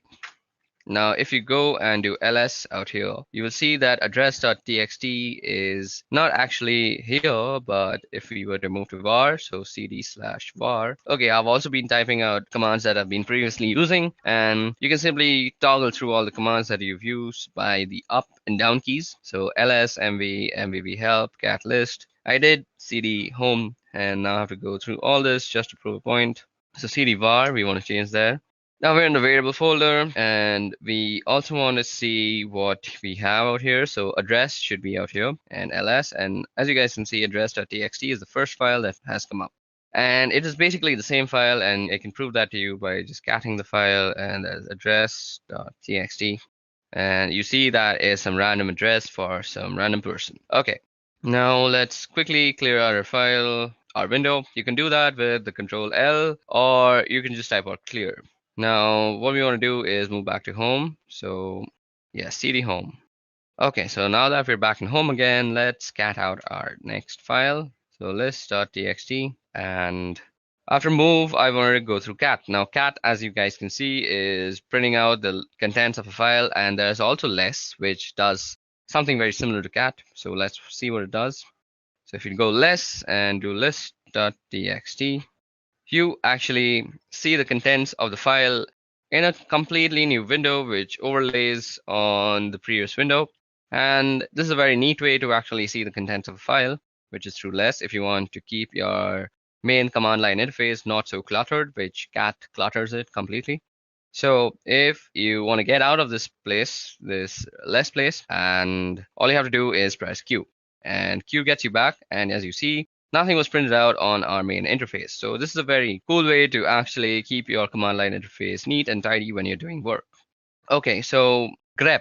So grep is used for actually filtering out stuff from a file. So suppose we want to see whether a command has some verbose option to it or not. So now I know that mv has a verbose command, but suppose I didn't know that. So mv -- help, then you use the pipe sign. So what the pipe sign means is you have to take this command, the first command, and then you pipeline it through the second command. And you want to see grep-v if that exists. Okay, so let's see grep verbose.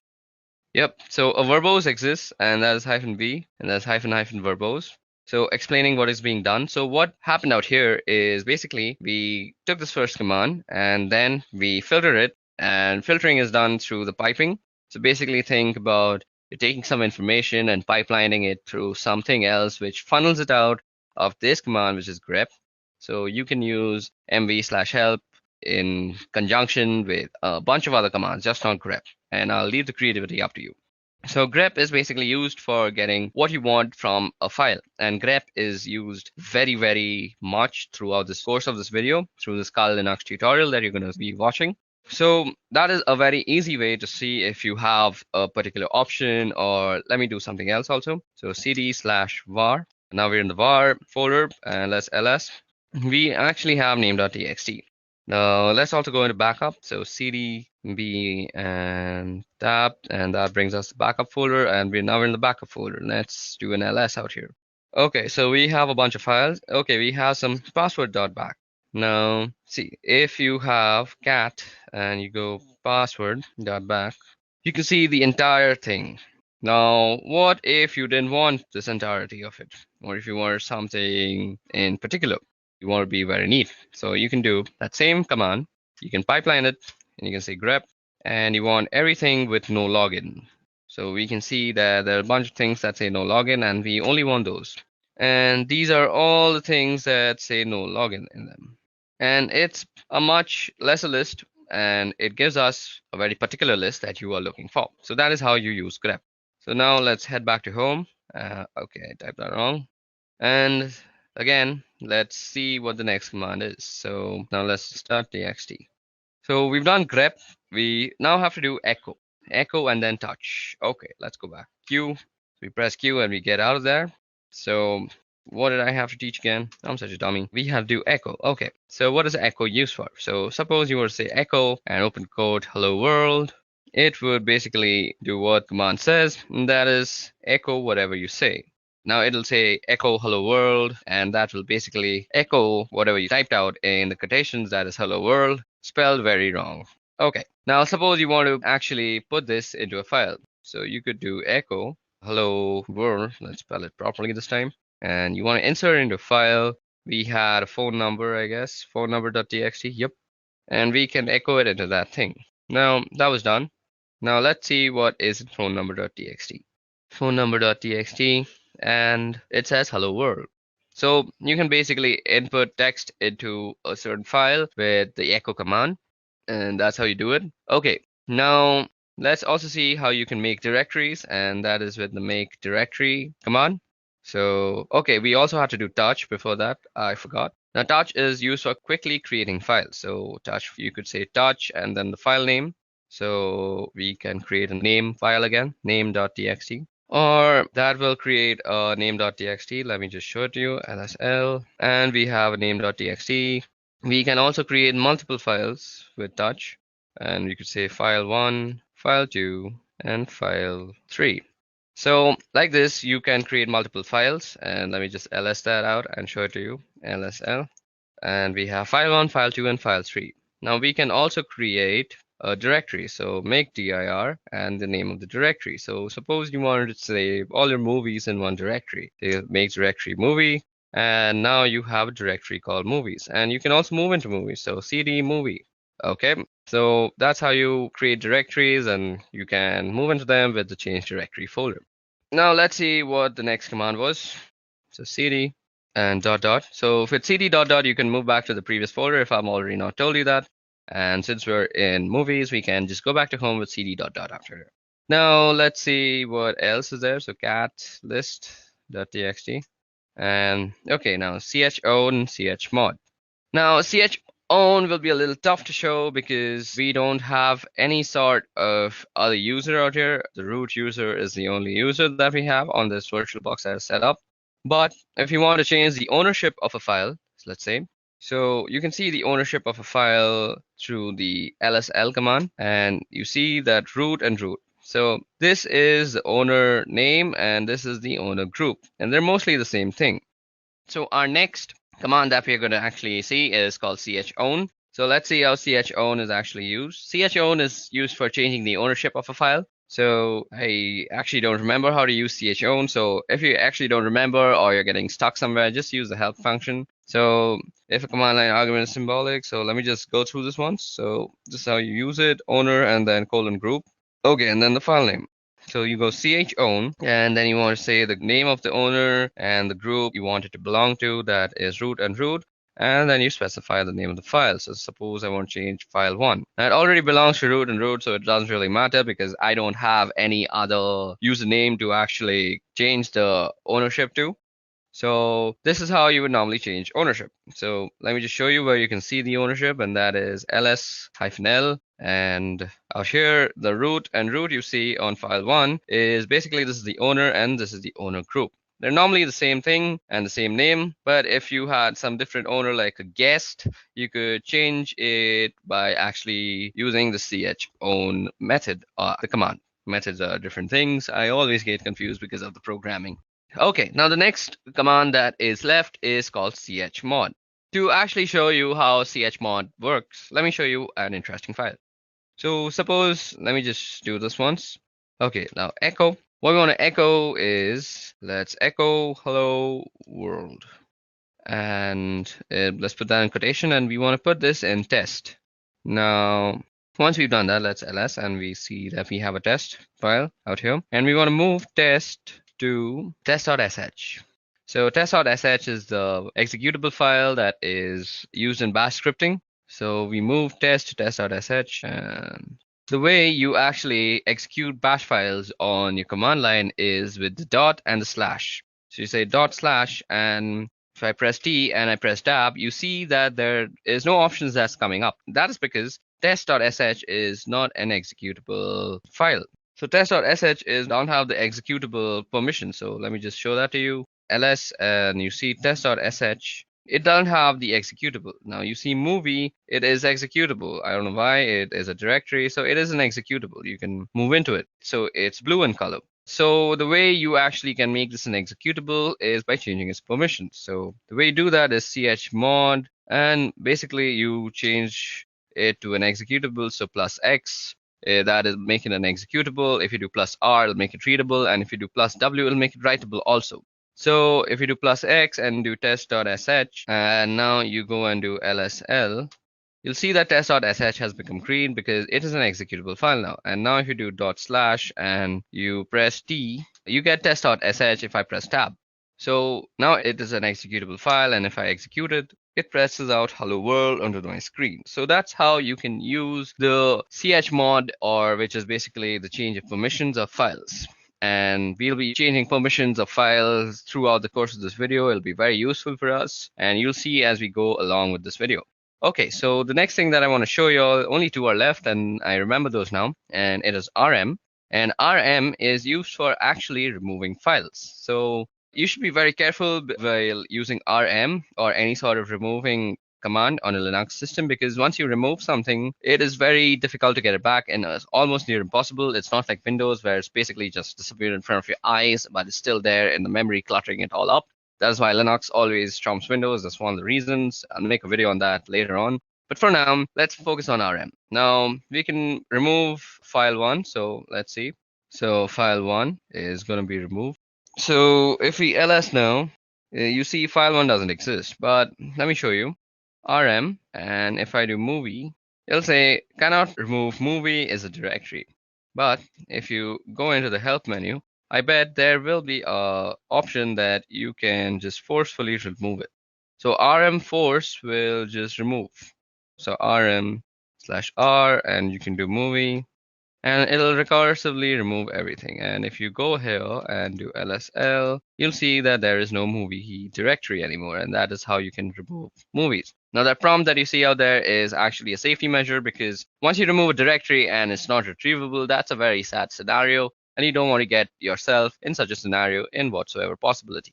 Okay, moving on, so on and so forth. That was all about the RM folder. Now you can do RM and the address of anything. So RM, I know we moved an address.txt, so into the var folder, we can go rm var and address.txt. And that will remove address.txt from the folder of var. Let me just show you that worked. So cd var and ls, and you see that there is no address.txt out here. Okay, another way to get help for any command that you want is man, and suppose you want to see about rm. It'll show everything about RM that is there to show to you. It'll show you how to use it. It'll give you a description, synopsis, the name, remove files or directories. It's a very useful way. So out here you see this is the manual page. So that is what it means, man. And you can press line 1 or H, or you can press Q to quit. So that's very much helpful. Okay, guys, so that was all about the command line interface and how we can use it to go about the operating system and change file permissions, copy files, remove files, and a bunch of other stuff. Now it's time to get on with the interesting stuff, and that is, firstly, we're going to be learning how you can actually stay anonymous with proxy chains. Okay, guys, so now that we are done with the command line basics, it's time that we move forward with proxy chains. So before we move forward with proxy chains, let us head back to our PowerPoint presentation and see what exactly proxy chains are. Okay, so proxy chains. Now, as the name suggests, proxy chains are basically a chain of proxies. Now, where is a proxy used? A proxy is used whenever you want to anonymize yourself on the wire or the network. You do not want to know, or you do not want your others to know what the source IP address was for your client system. And to do this, all you have to do is send your packets through a bunch of intermediary systems, and these intermediary systems carry the packet out and they transmit it to the target system. And this is much slower, and let's see how we can use this in Kali Linux now. In combination with Tor in order to anonymize traffic, not only on web browsing traffic, but rather instead on all networks related traffic generated by pretty much all your applications. But you can also change this in the settings. Now, what we're going to do is we're going to open up the proxy chain configuration file, and we're going to understand all its options that are available. So to do that, all you have to do is say nano. You go into the etc folder, and then you go for the proxy chain.conf. And what you see out here is the nano editor, and we had spoken about the nano editor when we were discussing the CLI part. I hope you haven't skipped that. Now what you see out here is a bunch of instructions and options. So let me just zoom in into this command line interface, and now you can read everything much well. So what proxy chains is, well, it gives you the ability rather to route your traffic through a series of proxy servers and stay anonymous in such a fashion by hiding behind them or by having them forward your requests, so it looks that on the other side that your requests are coming from them as opposed to you. Now, surprisingly enough, there are a large amount of these proxy servers out there that you can use, but they're not very stable. You know, they go up and down and they're not very fast. So for specific targets, they can be useful, but not for brute forcing and not for any sort of computing attack.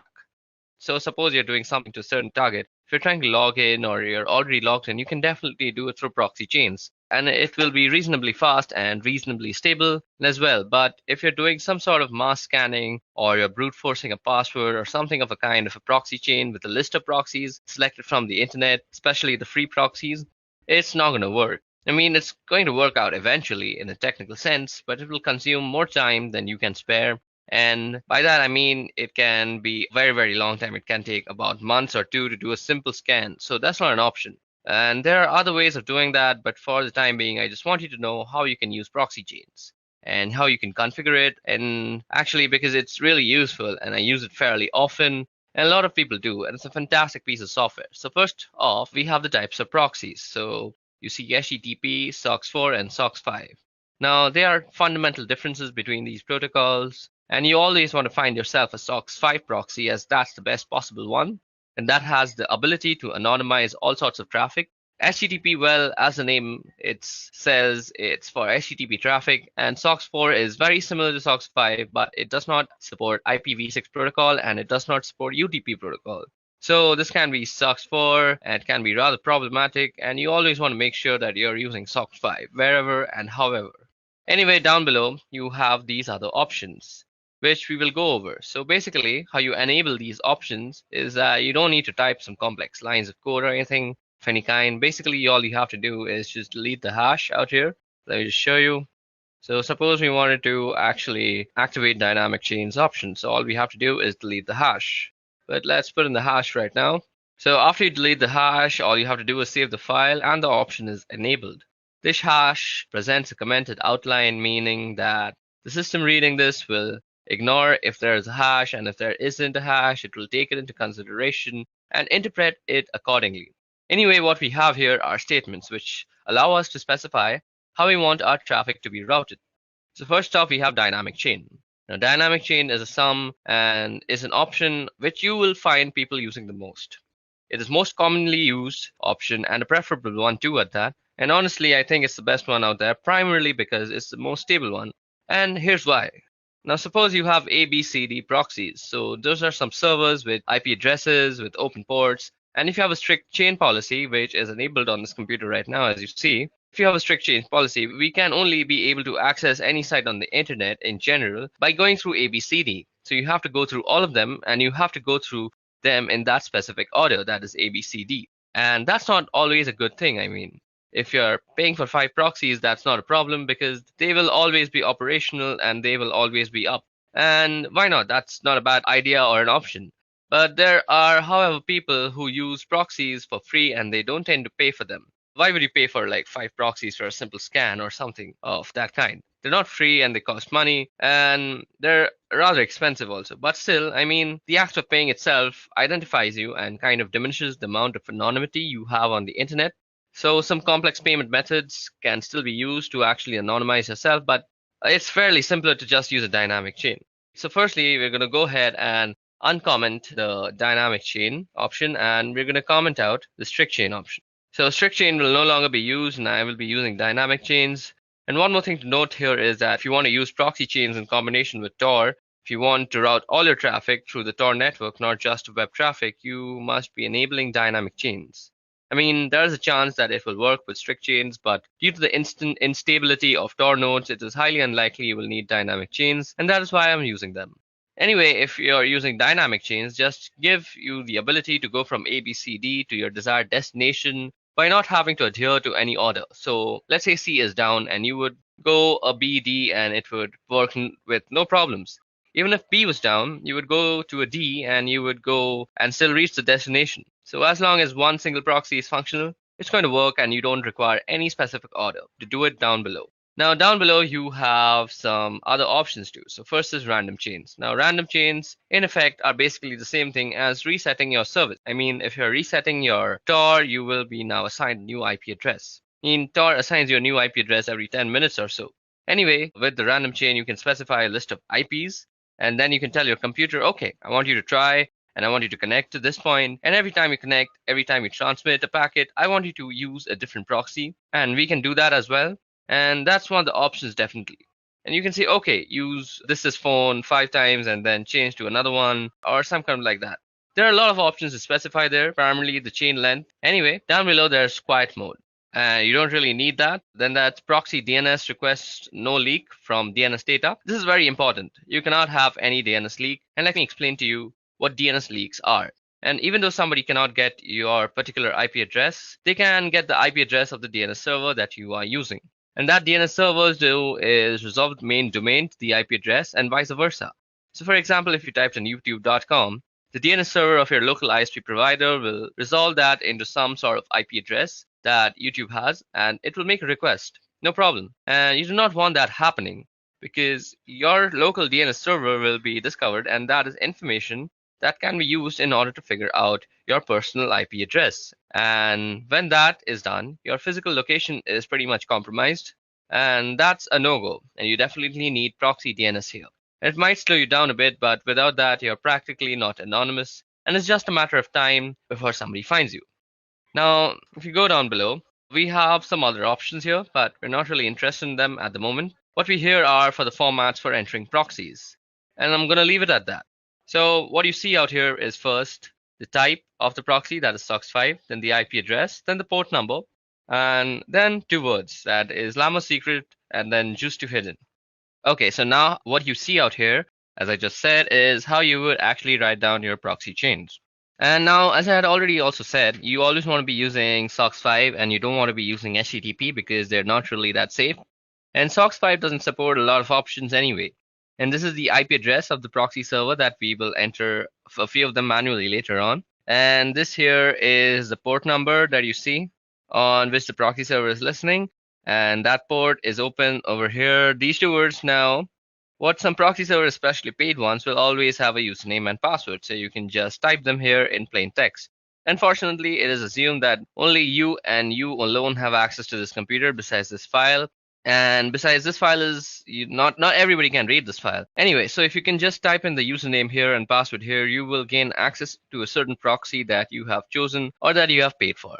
Anyway, these are just some examples, and we won't actually be using these proxies or anything of a kind. We need to go down below here.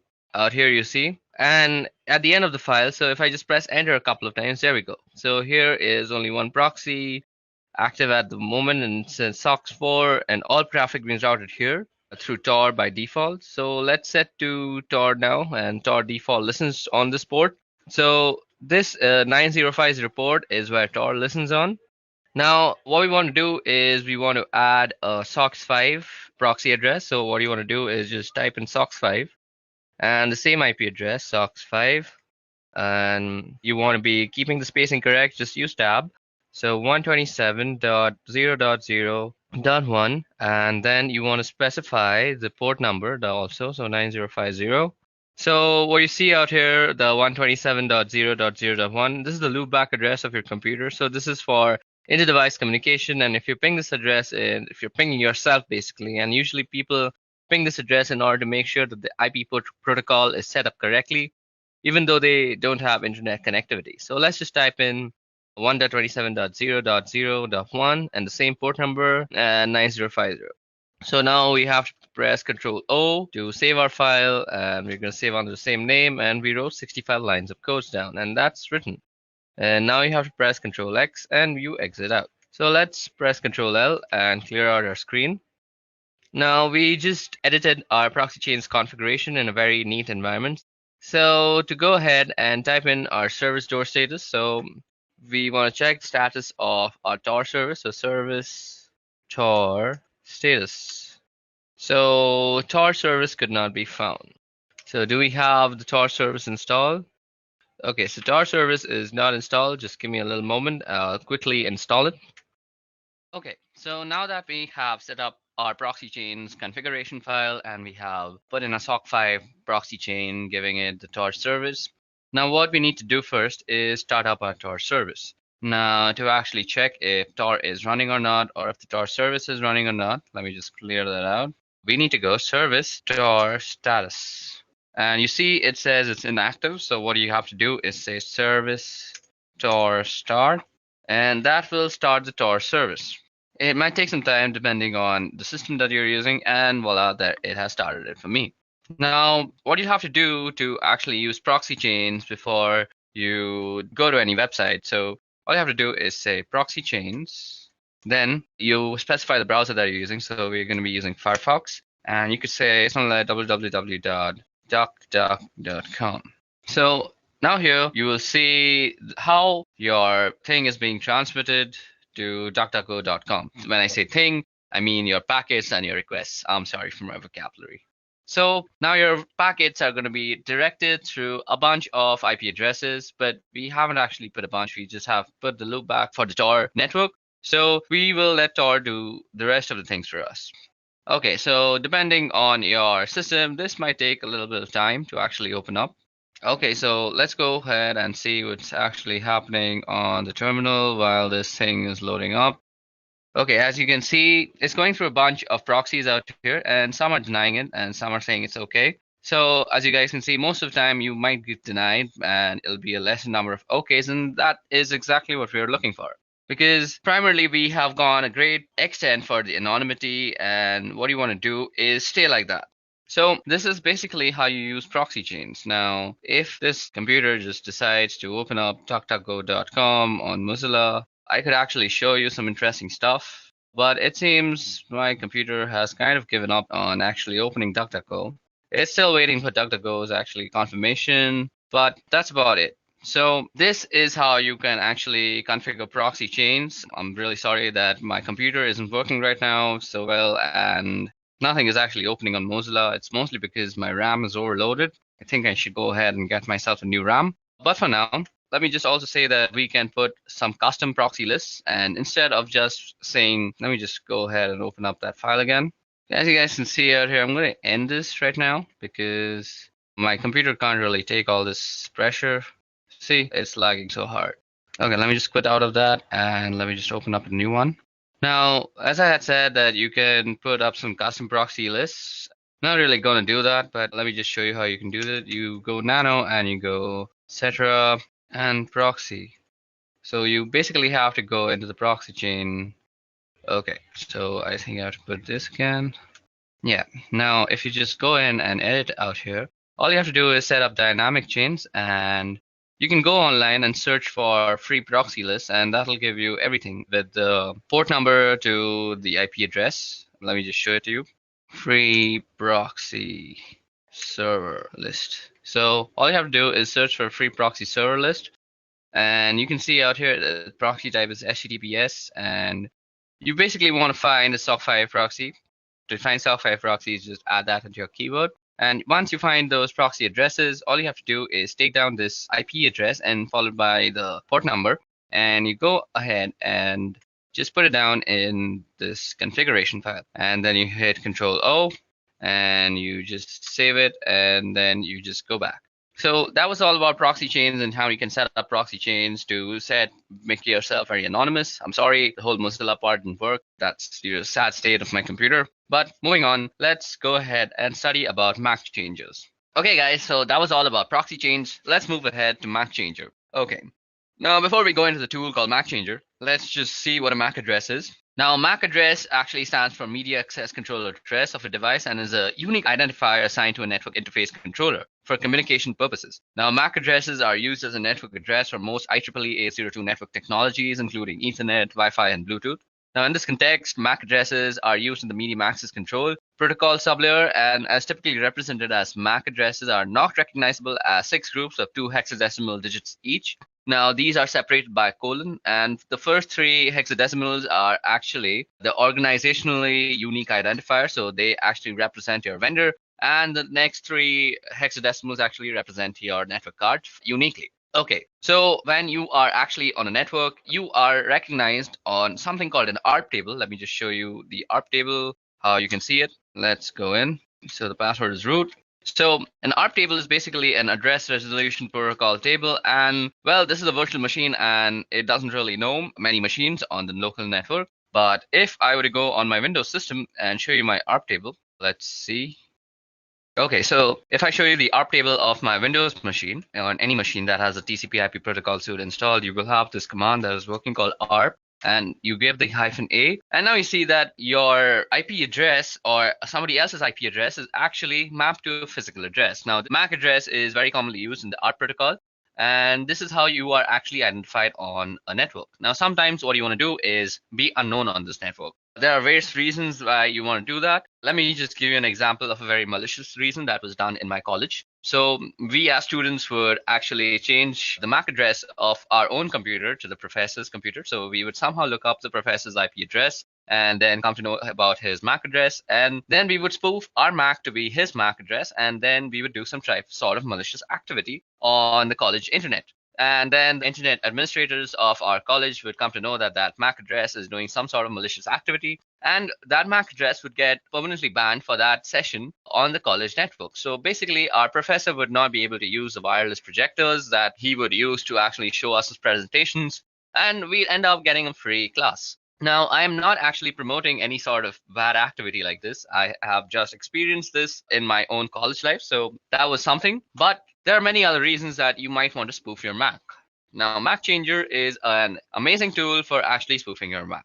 So first of all, how do you come to know your MAC address? So let's see, you go ifconfig, and this will give us our MAC address. Now, this address that you see out here is the MAC address of this machine.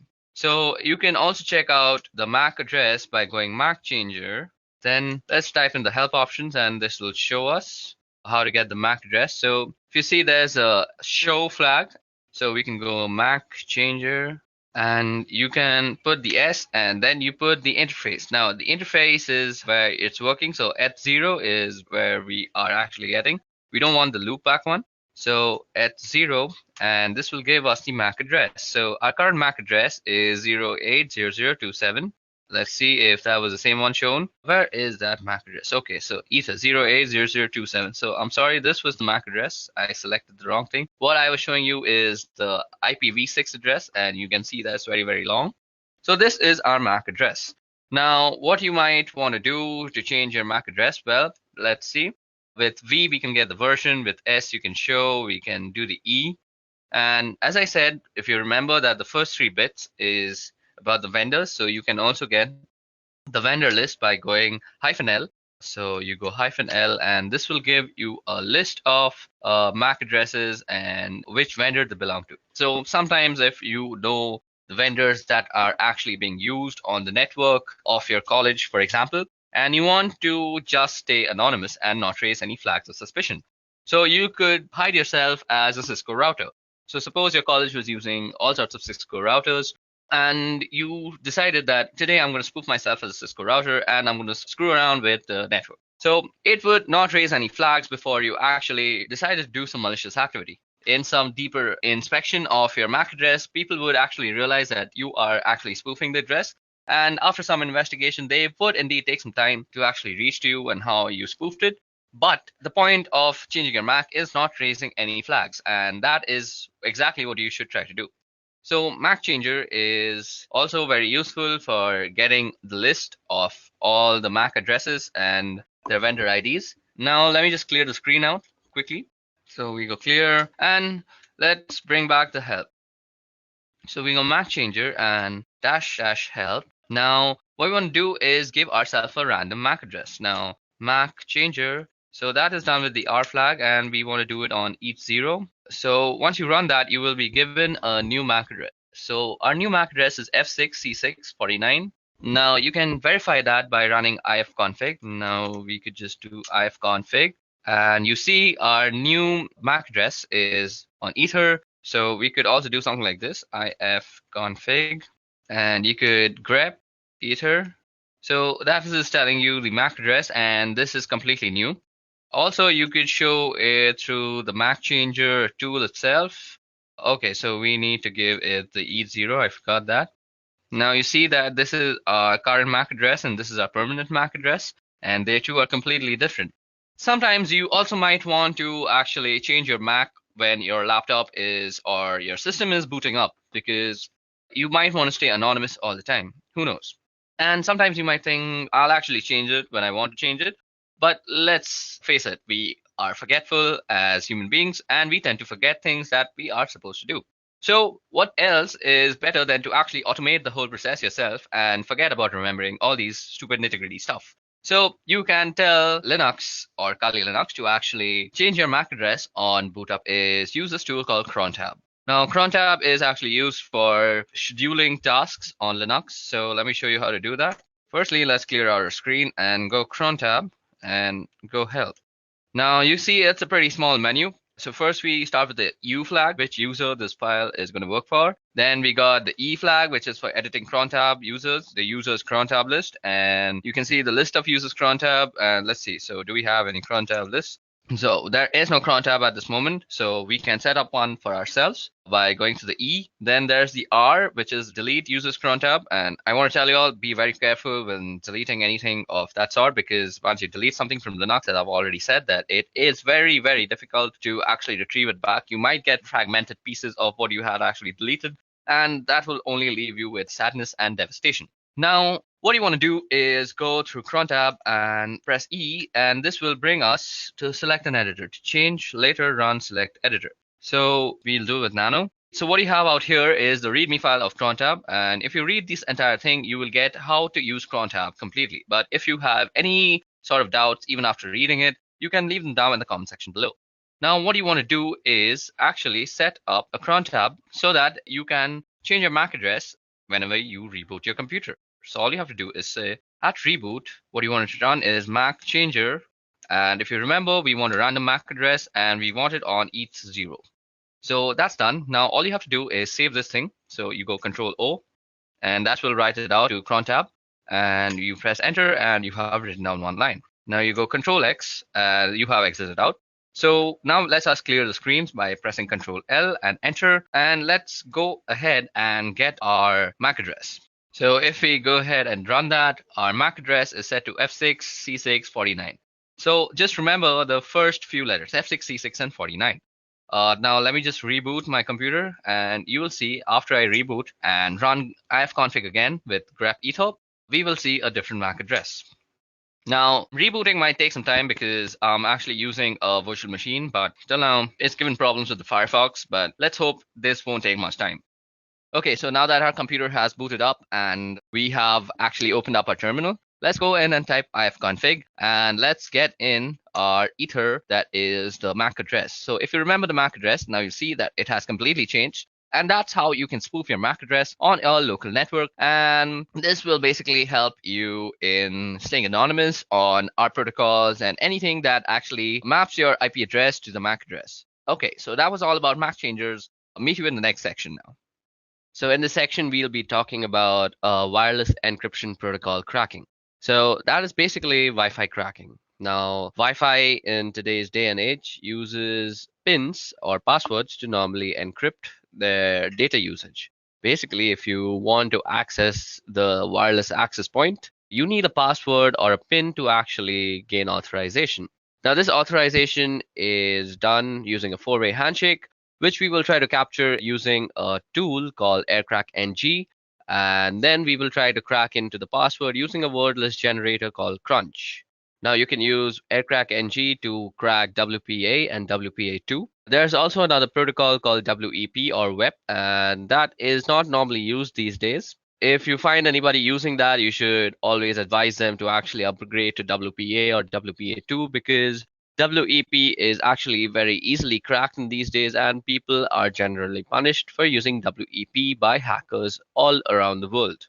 Okay, so now you can actually go ahead and go into a terminal and type ifconfig to actually look at your network card name. As you guys can see out here, it's called WLO1. So the first step that we need to do to actually go into the process of Wi-Fi cracking is set up our network access card or our access point into monitor mode.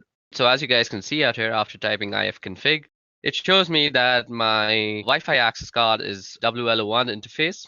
Now, our process of cracking passwords is pretty simple. What we want to do is actually monitor for all sorts of access points that are nearby to us. Once we have chosen the access point that we want to actually penetrate into and find the password, what we want to do is run an arrow dump scan on it, and then we will try and de-authenticate any device that is connected to that access point. Now, one assumption out here is that the password is saved in that device and it will automatically try to re-authenticate itself with the access point. And we want to catch and log this re-authentication process, which will actually have a four-way handshake between your device and the access point. So this is basically the procedure we are going to follow. Now, another thing that you need to know before actually using this process to gain any access to any Wi-Fi is that you need to know a little bit about what the password is. Maybe it could be the length, or it could be something like a specific character at a specific place.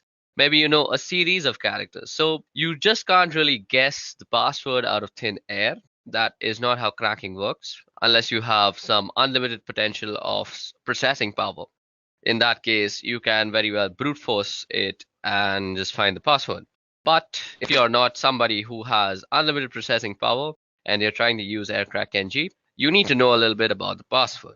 Also, before we proceed with this wireless encryption protocol cracking, what I want to say is if you want to get into somebody's Wi-Fi network or you want to actually test for vulnerabilities, it's better that you test for router vulnerabilities than actually cracking a Wi-Fi password, because you're more likely than not to find more router vulnerabilities than actually successfully crack a Wi-Fi password if you don't know anything about it. If you don't know anything about the password, just go ahead and run some vulnerability tests on the router itself, and more often than not, you will just find something you can abuse. Okay, now let's talk about the two tools that I'm going to be using. Now, these two tools, one of them is already installed on Kali Linux, but if you're not using this on Kali, you can also use this on any Linux-based system. So what you have to do is download and install AirCrack NG, which is easily installed with the command apt-get install AirCrack NG. And you also have to install this word list generator called Crunch. Now, Crunch is easily downloadable by just Googling the name, and the first link will be a SourceForge link, and all you have to do is go inside that and install it. And once you figured out how to install Crunch, you can make sure that it's installed.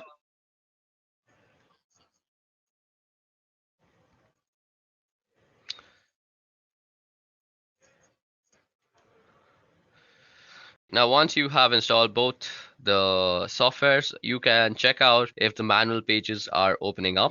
Let me just open the manual page of AirCrack NG and show you that it has been properly installed. Now, as you guys can see, the manual page of AirCrack NG opened up, and the manual page of Crunch is also opening up. So that means both of our softwares have been successfully installed on our system. Now, before we go ahead, let me just show you how Crunch actually works. So Crunch is basically a word list generator. What you would do is you try and generate a word list with given characters. So what you can see out here is I've typed in Crunch 35. So that means the minimum length is 3 and the maximum length is 5. And I've given it a series of numbers, so it will use these numbers and generate all the words that are possible from length 3 to length 5. So the way we are going to use Crunch in conjunction with AirCrack is that we are going to use Crunch to generate the word list, and then we're going to pipe the word list through AirCrack NG when we are actually trying to capture and crack what we will capture in a certain log file. Now, what you want to do first is actually put your network interface card on a monitor mode. Now, you can do that by typing in ifconfig and then the interface name, which happens to be WLO1. And first, you have to put it down. So, ifconfig WLO1 down. Now, to put your interface card into monitor mode, you have to type in iwconfig and you go the name of the interface and then you go mode monitor. Okay, it seems I've spelled it wrong, so let me just do it once again. So that has put our network interface card into monitor mode. And what we need to do after that is we need to start up our network interface. So all we have to do is type in ifconfig WL1 up. Now, once it is up and running, you can check by typing in ifconfig that indeed your network interface card is up and running. Don't worry, it's running in monitor mode if it's up and running.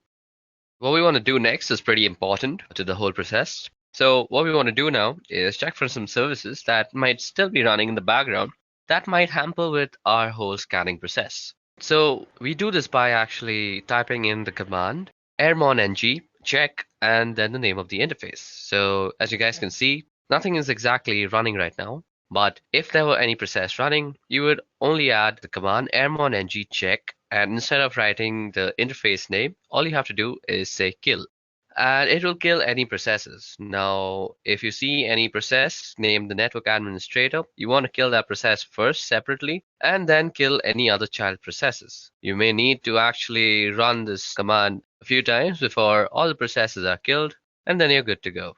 Okay, so now that we have finished killing all the subprocesses, what we want to do is run an error dump scan on the network card. So that is WLO1. So for this, we go error dump -ng, and then we put in the name of the interface. And this will start up a scan that will look something like this. So after you run the error dump scan on your interface, what you see out here is a result of all the access point that is found out through the monitoring mode. Now, if you see, we have a bunch of columns out here. First of all, we have the BSS ID column. Now, the BSS ID column is basically the MAC address of all the routers that are found. Now, every router obviously has a MAC address. So those are the MAC address that is tied to the router names, which is shown by the ESS ID. Then we have the PWR column, we have the beacons column, we have the data packets column. Another important column is the channel column. It's important to know which channel your router is working on. Then we can see the cipher column, the authentication. So out here, we can see the encryption that is used. So most of it is using WPA2. So what we will be cracking is basically WPA2. So from this list, what you need to recognize is basically the Wi-Fi router that you want to crack into. Now, I'm performing this particular test in my office, and I don't really have the permission to actually go in and test them for these vulnerabilities. I'm not the security analyst of here. So I don't really have the permissions to penetrate into them.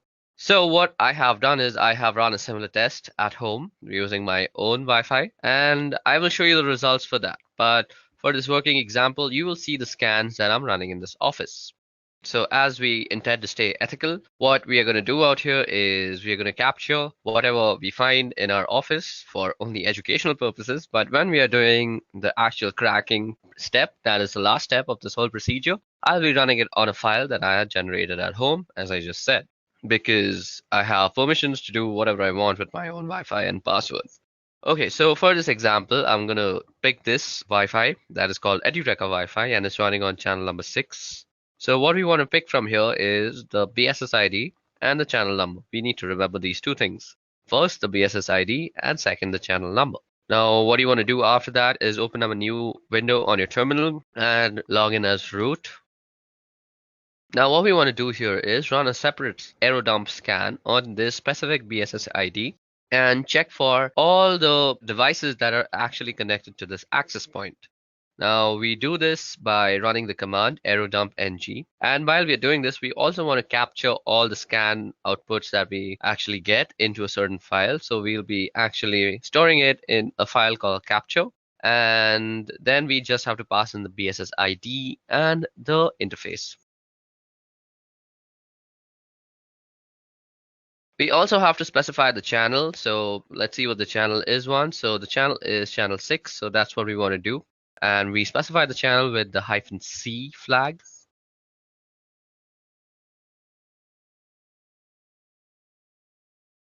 So after you have identified the MAC address, all you need to do is copy it down and place it after the BSS ID flag. Okay, so we're going to run our command out here, and we just want to say our file is going to be called test.capture. Now that our scan is up and running, all we want to do is wait till someone is actually connected to this access point. So I forgot to mention this. For this process to actually work properly, somebody needs to be connected to that access point, because what we are going to try and do is disconnect that certain device and let them reconnect and capture that log file. Okay, so it seems like nobody is actually connecting to it. So at this time, all I'm going to do is go back to our error dump scan that we had run on our network interface and look for some other MAC address or other access point to actually penetrate into. And let's see if something has actually connected to that. Okay, so, oh, voila. Now what you see out here is that somebody has actually connected to this access point, and his MAC address can be seen under the stations tab. Now, what we want to do is run a deauthentication broadcast message on that station and deauthenticate that guy. Now, to actually run the deauthentication process, all you have to do is go ahead and open up a new terminal window again and let the scan be running in the background. Don't close any scan at this moment.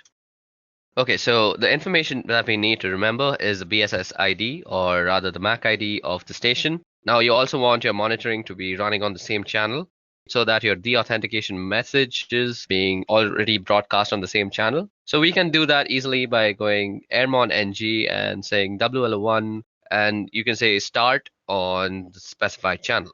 So what we want to be doing is running this on channel 6. Then we want to go and use the third suite of tools, that is Air Replay. Now, Air Replay is used for broadcasting deauthentication messages and all sorts of stuff.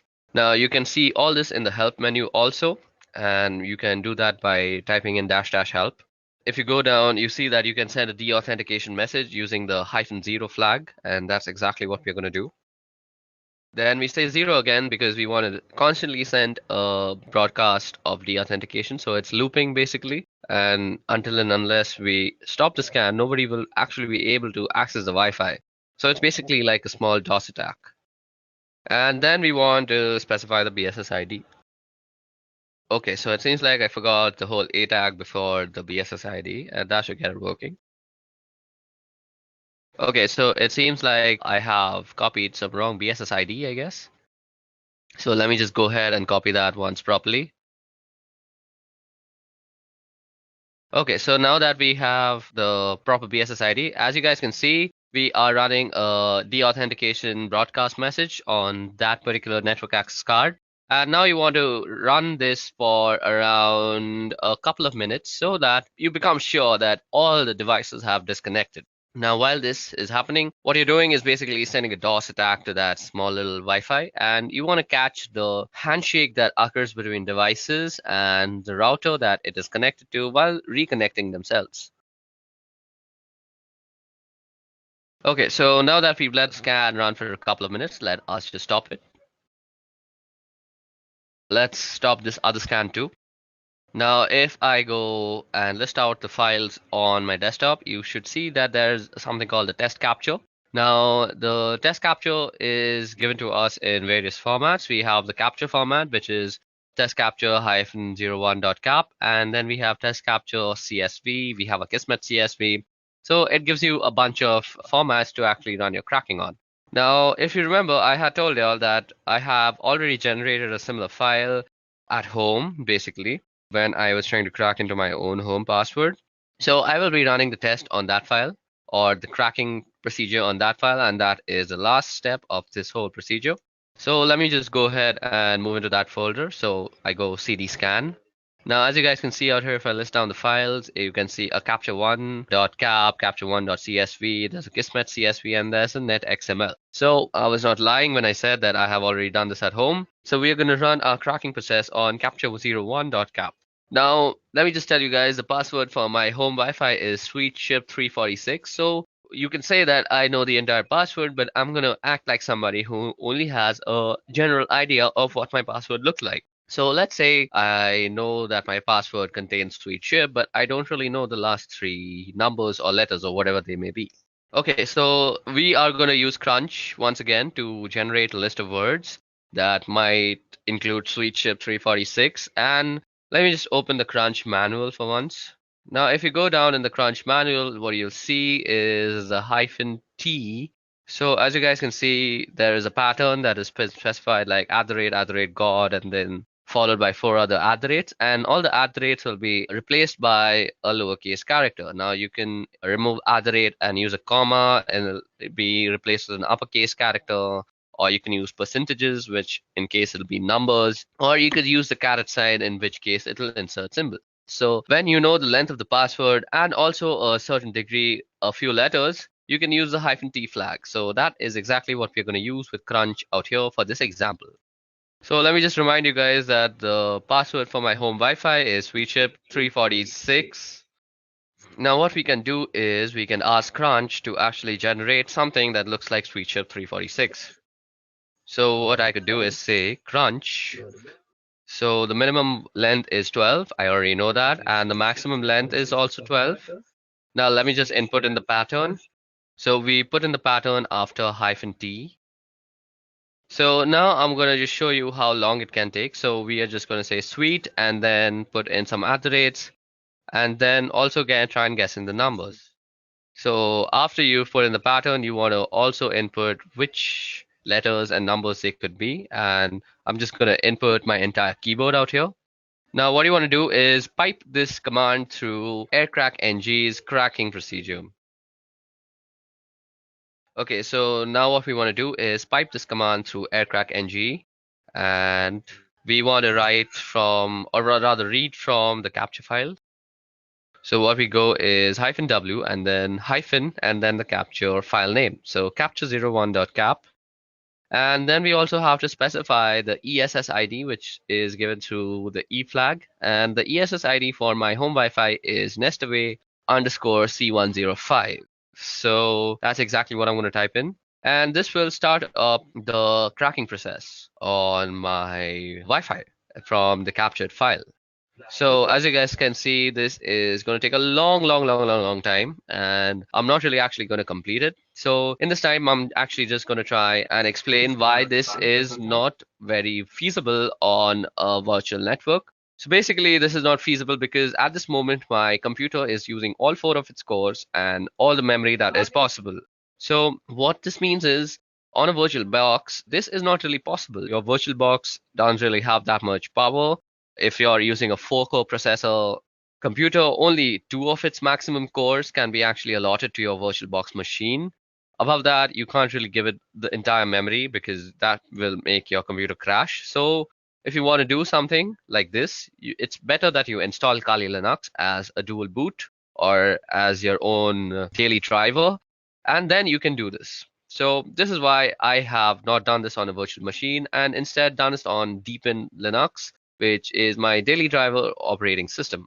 Now, as you guys can see, it is constantly trying to actually guess the password by actually going through all the permutations and combinations. That is basically, it's taking in all the words generated from Crunch, piping it into the current command, that is the aircrackng command, and it's comparing everything.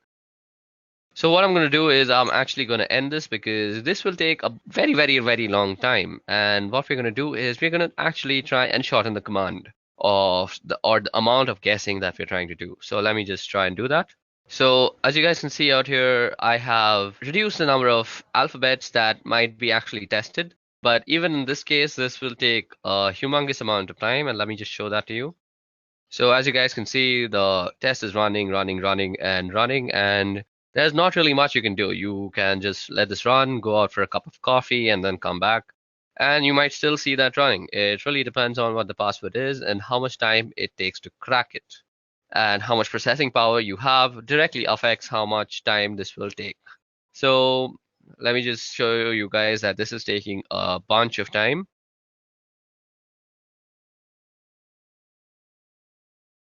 Okay, so now that I have fast forwarded a lot into the scan, you can see that I have tried almost 2127608 keys. So that's more than 1 million keys. That's 2 million keys that I've tried. So, and it still hasn't reached SweetShip 346. So what we're going to do is, just to show you for demonstration purposes that this procedure actually works, let me just shorten our guessing even more.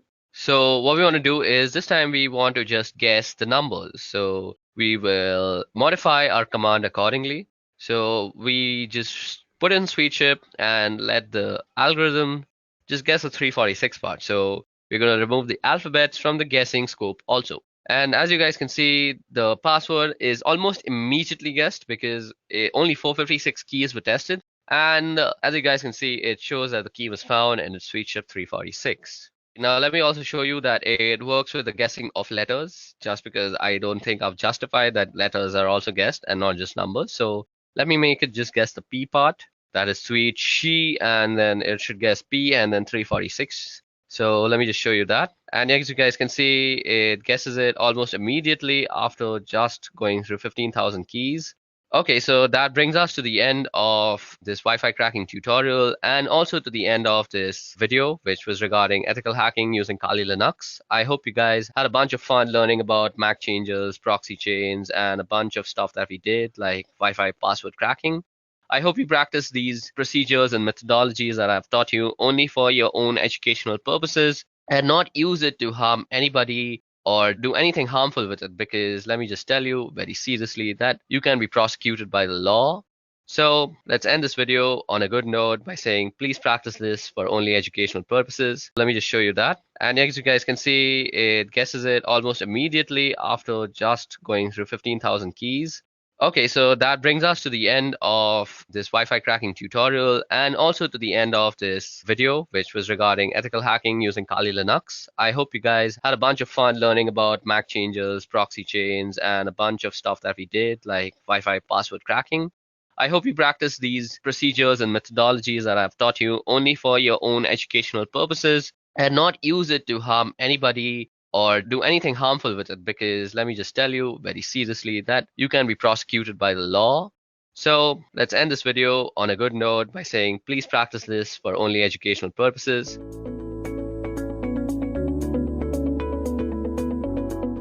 If you are a hacker, pen tester, security researcher, or just another person who pings Google in front of friends to look cool, then it's likely that you must have already known about some Linux distros which are particularly made for them. Today, we are going to explore one such Linux distro, Parrot Security OS, one of the leading Linux distribution in penetration testing and ethical hacking. So let's quickly go through today's agenda first. We will begin by discussing how Linux distributions are suitable for ethical hacking and different type of Linux distros that are available for ethical hacking and penetration testing. Then we will begin with our today's topic, which is Parrot Security OS. We will discuss its features, its history, if or not Parrot Security OS is suitable for you. Moving on, we will see how Parrot Security OS is different from Kali Linux. And then I'll show you how to install Parrot Security OS using VMware software. And finally, we'll end this session by taking a look at few popular Parrot Security OS tools. So I hope agenda was clear to you guys. Let's get started then. A security-focused operating system is a hacker's best friend, as it helps a hacker to detect the weaknesses in computer systems or computer networks.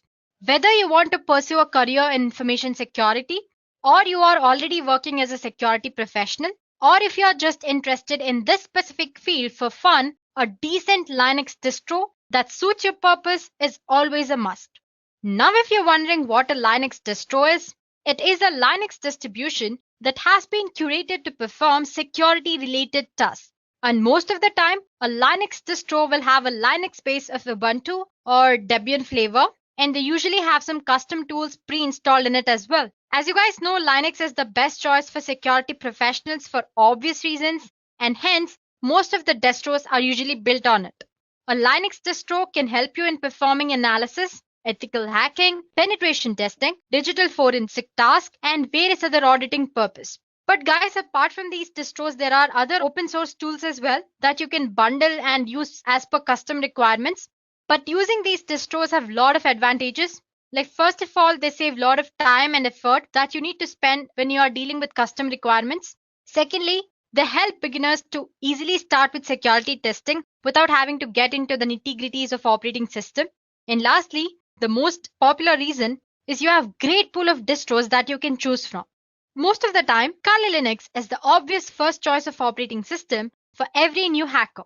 If you ask me why, the obvious answer would be because Kali Linux has a lot of cool things. It comes bundled with a curated collection of tools. Moreover, these tools are organized into easy to navigate menu and a live boot option that's very newbie user friendly, as in it's very friendly to new ethical hacker.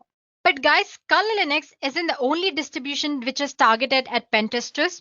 There are many exciting alternatives that may better fit your use case. Anyway, let's begin our discussion with Kali Linux. It was developed by Offensive Security as a rewrite of Backtrack. Kali Linux distros tops the list of best operating system for ethical hacking purposes. And then there is Parrot Security OS, which is our today's discussion. It is a mixture of frozen box operating system and Kali Linux. It's the second most popular operating system for ethical hacking and penetration testing as well. And then you have Backbox Linux. It's a Ubuntu-based operating system with its focus mainly on security assessment and penetration testing. Then you have Pen2, an excellent hacking operating system with wide variety of tools that you can choose from. Apart from these, you have Deft Linux, Blackout Linux, Cyborg, Bucktrack, and many others. But as for today's session, we will be discussing about Parrot operating system. Parrot OS is the second most popular Linux distro for ethical hacking after Kali Linux. It is a comprehensive, portable security lab that you can use for cloud penetration testing, computer forensics, reverse engineering, hacking, cryptography, and many other security purposes. Now, a little bit about its history. The first release of Parrot OS appeared in April 10, 2013. Originally, it was developed as part of Frozen Box. Now it has grown to include a community of open source developers, professional security experts, advocates of digital rights, and Linux enthusiasts from all over the world. Well, compared to others, Parrot Security OS promises a lightweight operating system and it's highly efficient. Along with its plethora of legally recognized tools, you also get the opportunity to work and surf anonymously, which is like a granted wish to an ethical hacker or any penetration tester. We'll learn about other features in the later part of the session. So moving on, since its release in 2013, Parrot has grown rapidly and currently offers many different flavors targeted towards different use cases. For example, like I said, we have Parrot Security. It's the original Parrot OS and is designed with penetration testing, forensics, hacking, development, and privacy in mind. Then you also have Parrot Home, which is targeted towards desktop users. It strips out the penetration testing packages and presents a nicely configured Debian environment. Then you have Parrot Air. It's focused on wireless penetration testing. Parrot Studio. It's designed with multimedia creation in mind. Then you have Parrot Cloud, the most popular. It targets server applications, giving the user access to full suite of penetration testing tools included in Parrot Security. But it doesn't have a graphical front end like we do in Parrot Security. Moving on, we also have Parrot IoT. It's designed for low resources devices such as Orange Pi, Raspberry Pi, and you have Pine64 and many others. So it's true that Parrot Security OS doesn't have large community of users behind it as Kali Linux does, but the distribution has been gaining a lot of momentum recent years, so things could be very different just a year or two from now. So let me convince you more. Let's just discuss the features of Parrot Security OS. Let's start with the system requirements. It's based on Debian 9. It runs on a custom hardened Linux 4.5 kernel. It uses a made desktop and LightDM display manager. It requires a minimum of 256 MB RAM and works with both 32 and 64-bit systems as well as ARM compatible version. Apart from this, Parrot OS can also be installed on cloud and updated to perform cloud-based security testing. So basically, it runs on Debian 9. It is compatible with 32 as well as 64-bit systems and ARM systems as well. And it requires a minimum of 256 MB RAM. So those are the system requirements. Moving on, it also supports anonymity. It offers a tool called AnonServe, including anonymization of entire operating system. It comes with custom-built anti-forensic tools, interfaces for GPG and CRISP setup. Additionally, it also supports encryption tools such as LUKS, TrueCrypt, and VeraCrypt, and many others. Moving on, it also supports forensic boot option to shut boot automounts plus many more. It braces Falcon programming language, multiple compilers, debuggers, and beyond. It also provides full support for developing frameworks for embedding systems and many other amazing features. So guys, these are few features of Parrot OS. So basically, Parrot operating system supports anonymity. It offers different kind of cryptography tools. It also supports forensic mode. And it also provides opportunity to develop frameworks for embedded systems and many other amazing features. Moving on, before you go ahead and use Parrot OS, there are some important considerations that you need to take a look at. First of all, Parrot OS provides general purpose features like any other normal operating system. But guys, before you go ahead and use Parrot OS, there are some important considerations that you need to take a look at. First of all, it provides general purpose features like any other normal operating system does. But at its core, it is still tuned for security and forensics. Now let's see how different Parrot OS is from other distributions. Parrot is different from a general purpose distribution because it does not try to hide its features. For example, there is a tool called Parrot Update Reminder. It's simple yet powerful program. Using this program, you can check for system upgrades once a week. But instead of hiding the upgrade process behind a progress bar like any other operating system, It shows the user the full upgrade process from the apt output. So you can see the upgrade process going on. Secondly, Parrot was designed to be a very comfortable environment for security experts and researchers. It includes many basic programs for daily use, which other penetration testing distributions usually exclude. Parrot security includes its own sandbox system. I mean, it provides a secure distribution. User applications in Parrot are protected to limit the damages in case if the system is compromised anytime. So this way, no harm is caused. So like we discussed earlier, it also supports digital forensics. Digital forensics experts need an environment that does not compromise their proof. So Parrot comes with auto-mount functions which are disabled by default to allow forensics acquisitions to be performed in a very safe way. So before you go ahead and choose any of these operating systems, make sure you check out their features or the services they offer and make sure if they are suitable for the task which you want to perform. But as for Parrot OS, these are its features we discussed earlier, and these are the certain points that you should take into consideration before you go ahead and use it. Now, if you're wondering who the Parrot security is made for, well, it's made for security experts, digital forensics experts, engineering and IT students, researchers. You have journalists and activists as well in the list, and you have the newbie hackers, police officers, and special security institutions. So basically, if you ask me, it's suitable for a student or the entry-level security experts as well. So first, I'll show you how to install Parrot Security OS on VMware. So basically, when it comes to installation, you have two options. You can install Parrot Security OS alongside your operating system using dual boot option, or you can install it using any of these virtualization software like VirtualBox or VMware. As for today's session, I'll show you how to install it using VMware.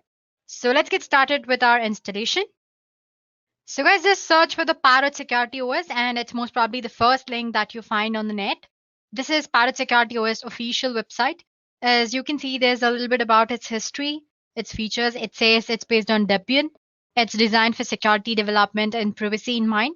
It also includes a laboratory for security and digital forensics experts.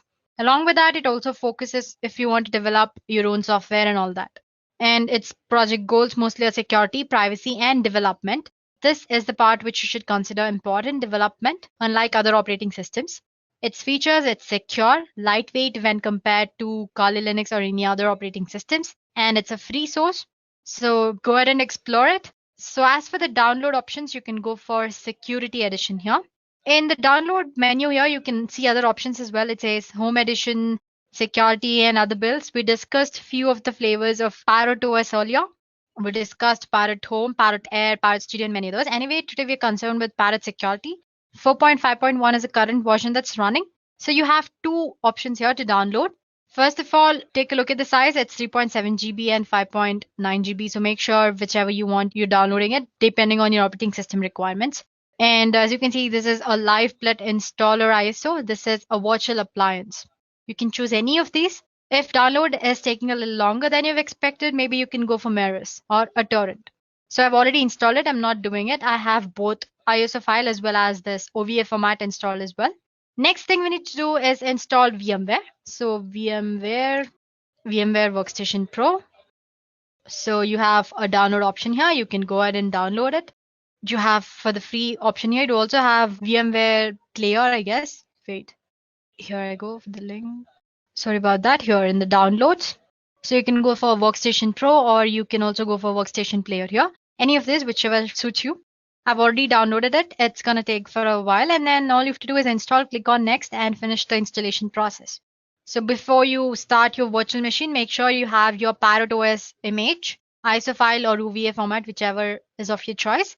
And then here we go, VMware Workstation homepage. Yeah, as you can see, I already have a Parrot OS operating system installed here, a virtual machine installed here.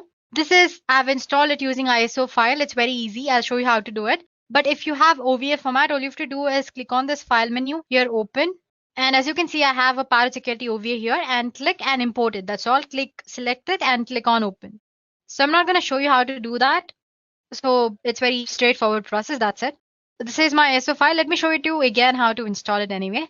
Click on file or you can just go for create a new virtual machine here. Click on next and attach the ISO file. Browse. I have it in my local disk D. Here I have Parrot Security and open. Next. It's a Linux, a Debian, the latest version, which is 64-bit, and click on next. Give any suitable name for your virtual machine. Let's say Parrot Security. Okay. OS. And click on next. Let's assign about 40 GB. It again depends on what you want to do. If you're doing heavy tasks, maybe you can assign more disk. So as it asks, store virtual disk as a single file or split into multiple files. I'm going to choose single file. Click on next. And you can always go ahead and make this customize hardware settings earlier later, but you can do it now as well. Customize hardware. I have NAT connection as for network adapter, memory 512. Let's just say 2 GB.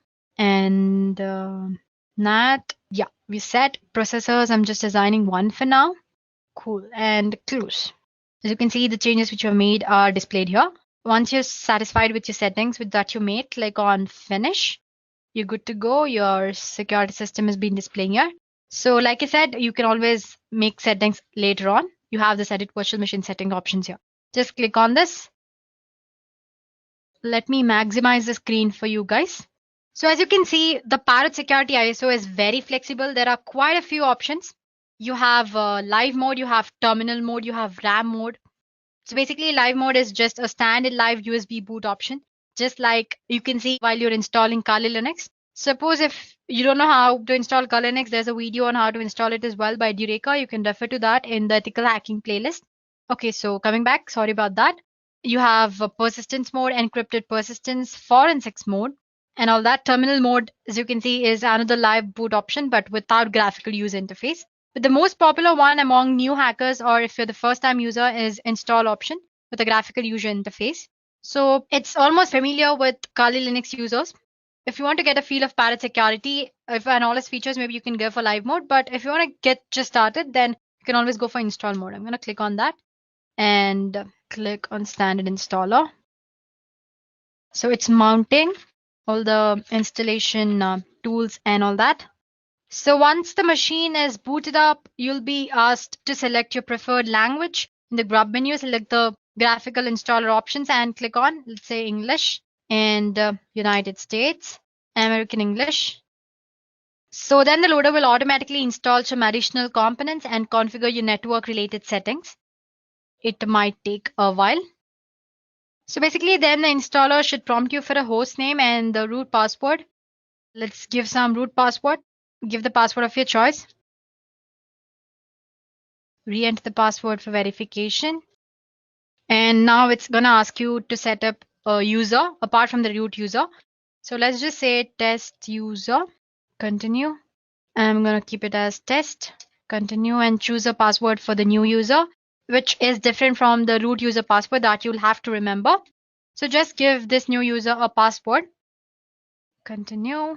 Re-enter the password. Okay, let me just go back and my mistake. Let me try it again. Select your time zone. So basically, after you've set your password, it's asking you for the time zone. Let's say Central, Eastern. So now the installer will provide you 4 choices about the partition of the disk. The easiest option for you is to use guided use entire disk option, which is the first option here. Experienced users can always go for manual partitioning method for more granular configuration options. So yeah, guided partitioning, I'm going to select it. Guide use entire disk. This is the disk where I want to store. So it's asking if you want to store all files in one partition or different. Let's just say all files in one partition and hit on continue. So now we'll have to confirm all the changes to be made to the disk on the host machine. Be aware that continuing will erase the data on the disk. So after that, you can just click on finish partitioning and writing disk thing. It's asking if you want to write the changes to the disk. Obviously, yes. So click yes. So once on confirming the partition changes, the installer will run through the process of installing the files. Let it install the system automatically. This may take a while. So I'm going to meet you guys once the installation is done.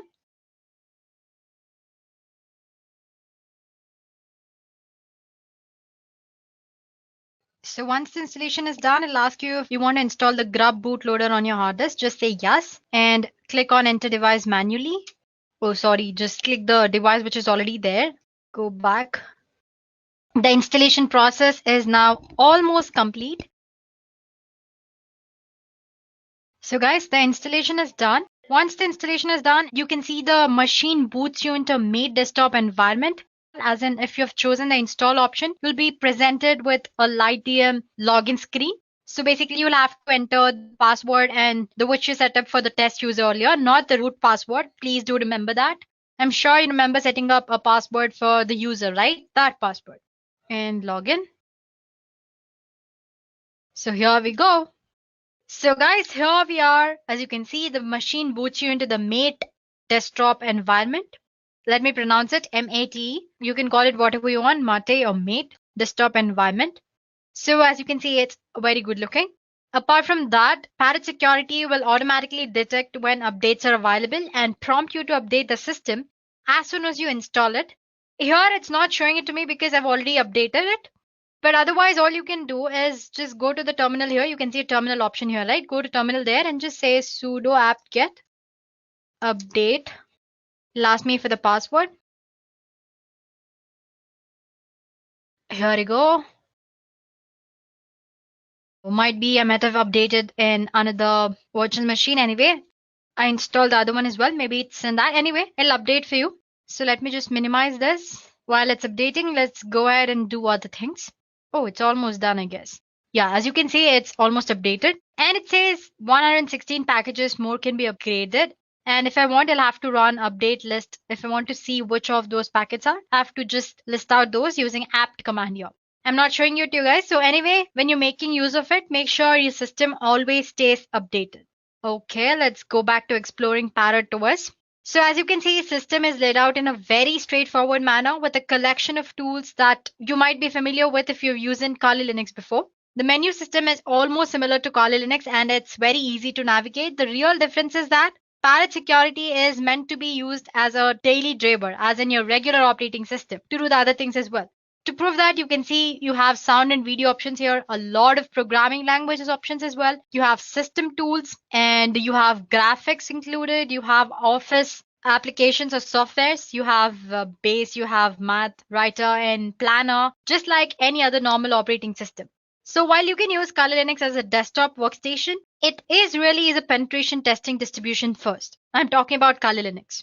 So with Kali, you need to build the system towards being a daily use system. As in, you start using Kali Linux, you need to modify or you need to customize it in such a way that you make it more plausible or easy for you to use for the daily purposes. But that's not the case with Parrot Security OS. Its interface and everything is so good, it almost appears like a normal operating system and it is like a very normal operating system.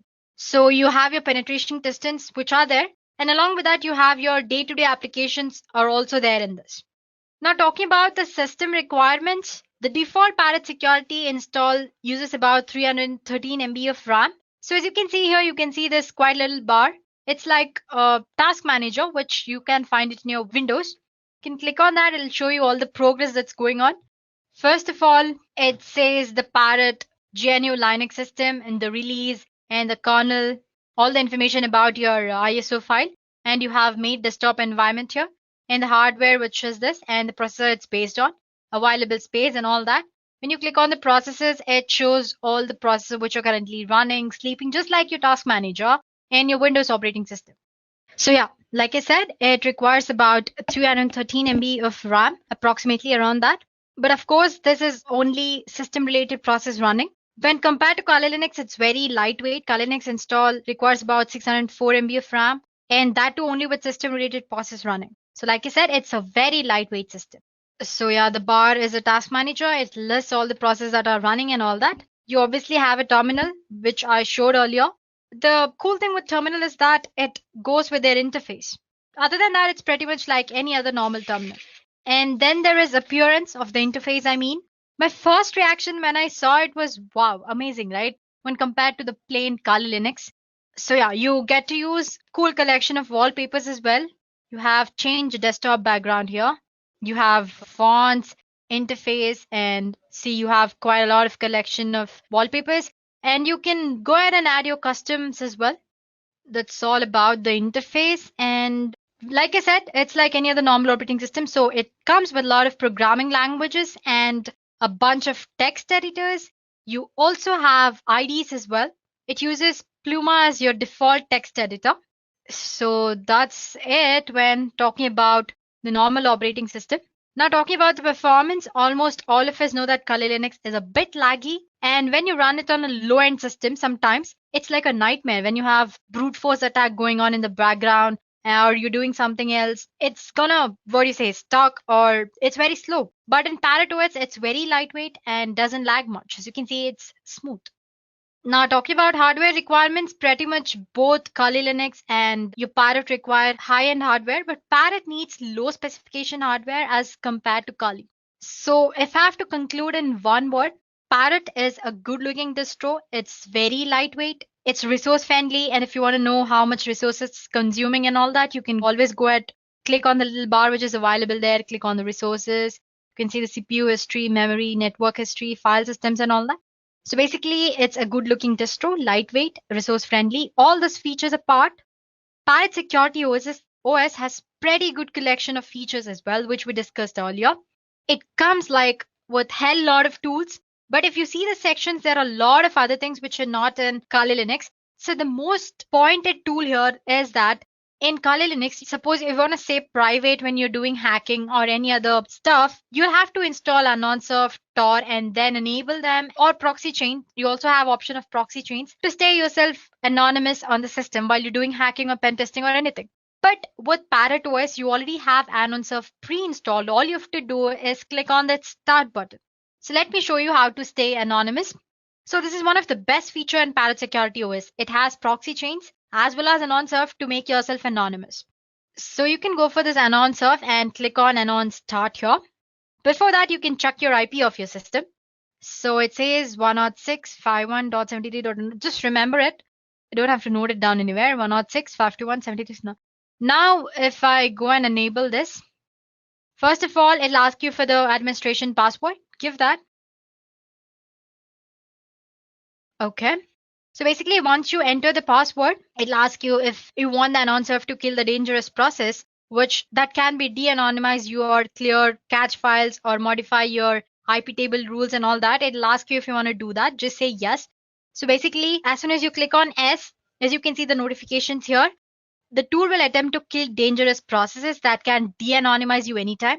It'll clear your cache files. It'll modify your IP tables, modify your resolve config file, disable your IPv6, and only allow you the outbound traffic through Tor. As you can see, it says Tor is running, started it for you. Imagine doing all this stuff by yourself if you don't have Anonsurf, like in Kali Linux. This would be quite a bit of effort manually, but with the script already present here, it's just a click away. So Parrot Security also includes a similar script for I2P as well. Apart from that, once you've enabled, you can also check, like I said, your IP address now.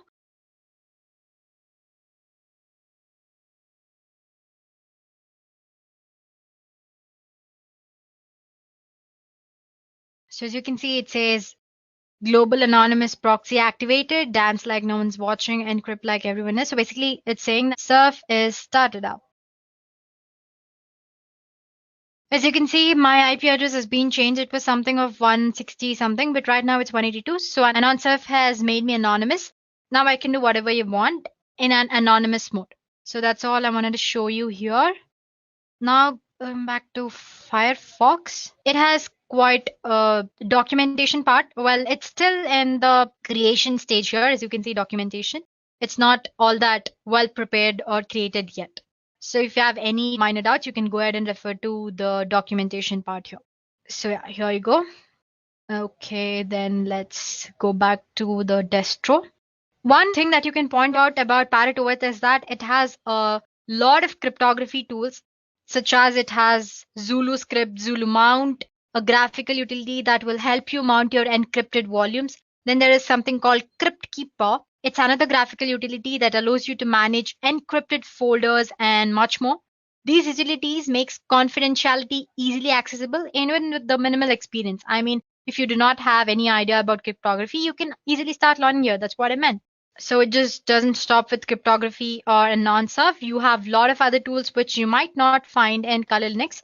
So let me show you guys that Parrot, as you can see, you have a lot of tools. You have most used tools, which is Armitage, you have Wireshark, ZenMap, OWASP, and all that. Then you have wireless testing tools. Give me a second.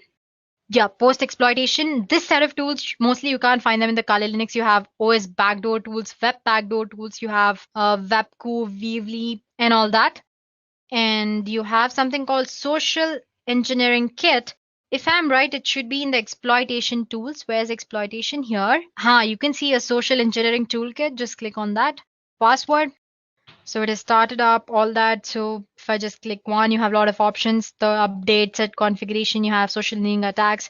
So you have different type of attacks here. You have PowerShell attack vectors, you have mass mailer attack, you have phishing attack vectors and all that. So basically you can click on that and enable all the attacks.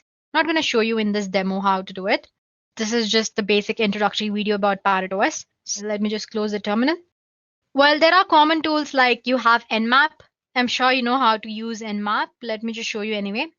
Nmap is one of the scanning tools. You can find it in information gathering. I'm sure Nmap is here. Yeah, it's one of the basic tools. Okay, let's just explore Nmap and Dimitri here. Let me just show you how to use Nmap first. Just click Nmap. You have all the help or the Nmap configuration options are displayed in front of you. If you don't know how to use, just go through them. It's pretty easy. A simple example, I'm already using the one which is already there. Just say scanme.nmap.org. Okay, here I go making spelling mistake again. Sorry about that. It's gonna take a little while, that's all. While it's scanning, let me just show you another tool, which is Dimitri. It's a deep magic information gathering tool. It has ability. So here it is. It should be in the information gathering only. You have, yeah, here it goes. So basically, like I said, it has ability to gather as much information as possible about a host subdomains, its email information, TCP port scan, who's lookup, and all that. Let's just check out if the Nmap scanning is done. Here is the terminal. Yeah, it's going to take a little while. So once the scanning is done, it's going to show you how many seconds it took, what are the ports which are open, and the closed ports and all that.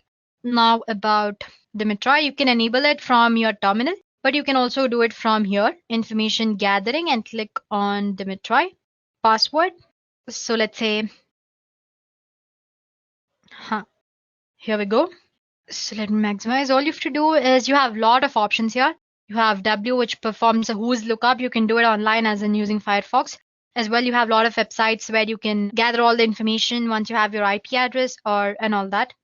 And you have retrieve ncraft.com information on a host, perform search for possible subdomains, email address, and all that. So basically, you can give all these options in one go. Let's say try hyphen -o option saves the output to your host.txt or to the file specified by -o. So I just press click 0. Let me just give sudo. Let me just check if I have given any file here. I do have a file called test.txt. Okay. So like I said, in the -o option, it'll save your output to the .txt file or to the file specified by -o option. So basically just specify the file name where you want to store all the scan info and the website where you want to, website of whose information you want to scan. So let's say www.pinterest.co. Here you go. It started a scanning. Let me just scroll up. The host name and the host IP address it's showing. Once you have IP address, as you know, you can gather almost all the information. It's also showing the places where it's originated, it's created, lost, modified. You have sources, you have address here, and then, yeah, last modified, created, source, and all that. So basically, it's showing a lot of information here. Similarly, you can, using Dimitri or a deep magic information gathering tool, you can actually gather information about any other website you want to know. Let's just check out if Nmap is done scanning. So see, as you can see, it's done. So I've given a website name here. Instead of that, you can go ahead and give the IP address, which is this one, and it'll show you the same results. As you can see, there are a lot of ports. Usually Nmap scans about more than 1,000 ports. As you can see, it says 992 are the closed ports and these are the open ports. And suppose you want to know information about each port, because basically if you're an hacker, if you try to hack something, you don't need information about all the ports. It's basically the one port which you want to. So to know that, there are a lot of options which are provided by Nmap. If you want to know more about by Nmap, there's a video in the Edureka playlist all about Nmap. It's under network security. So you make sure to take a look at that. So while you are taking a look at Parrot Security OS, make sure you go ahead and watch a video on Kali Linux as well. So you will know how different Parrot OS and Kali Linux are, though they are similar in few parts. So yeah, that's it about system as in Parrot OS. So like I said, it's one good looking distro, which is lightweight when compared to Kali Linux and lot of tools, lot of unique tools as well when compared to Kali Linux. And it's very smoother, way smoother. Apart from all these good things, there are few things that are problematic with Pirate OS. First of all, like you don't find a search bar here. That's not a problem, but that's one demerit you can say. And it's also a little problematic when it comes to launching your application. The process is a little slow, unlike Kali Linux. So guys, this is your Parrot OS. So basically, this was a crisp video on what Parrot OS is, its review, its features, and all that. And make sure to watch a video on Parrot OS versus Kali Linux.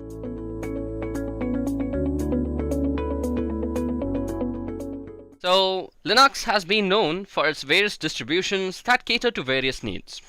One of the most famous distributions is Kali Linux. That is a penetration testing oriented distribution which was built to bring about much needed corrections in its previous iteration known as Backtrack OS. Now, since the release of Kali Linux, it has gone under various iterations in the form of updates, while other penetration testing and security related distributions were also being developed all around the world. So in this session we will compare Kali to one such distribution that has come under the spotlight, and that is Parrot OS. So today in this video I will first be giving you guys a brief introduction to what exactly is Kali Linux, and then I will also give a brief introduction to what Parrot OS is. Then we will be comparing Kali versus Parrot according to various parameters. So let's move ahead. Now let me give you guys a brief introduction to what Kali Linux is. So Kali Linux is a penetration testing and security focused operating system. As the name suggests, Kali has a Linux kernel at its core. Above that, the creators of Kali, Matti Aharoni and Devon Kearns, also added the latest injection packages to help pen testers save some time. Kali Linux is developed according to the Debian development standards, and it was developed as a refined penetration testing distribution that would be served as a replacement for Backtrack OS. Currently, the development of Kali is being handled by Offensive Security, which is the organization that provides prestigious certifications like OSCP, OSCE, and OSWP. Over the years, Kali has developed its own cult following, with people who would swear by the word and by the power provided by Kali. While I may not be such a staunch believer in Kali Linux, there are plenty of reasons for one to use Kali. For one, it's absolutely free. Secondly, it comes pre-installed with tons and tons of penetration testing tools and security related tools. Above that, it can be completely customized according to your needs, as the code is an open source Git tree and the whole code is basically available to the public to be tweaked. Also, the kernel that runs Kali Linux comes with the latest injection packages, and it also comes with GPG signed packages and repositories. Above that, Kali Linux has some true multi-language support, and it was developed in an extremely secure environment. Also, Kali supports a wide range of wireless devices. Now, at this moment, Kali may seem like a very useful operating system.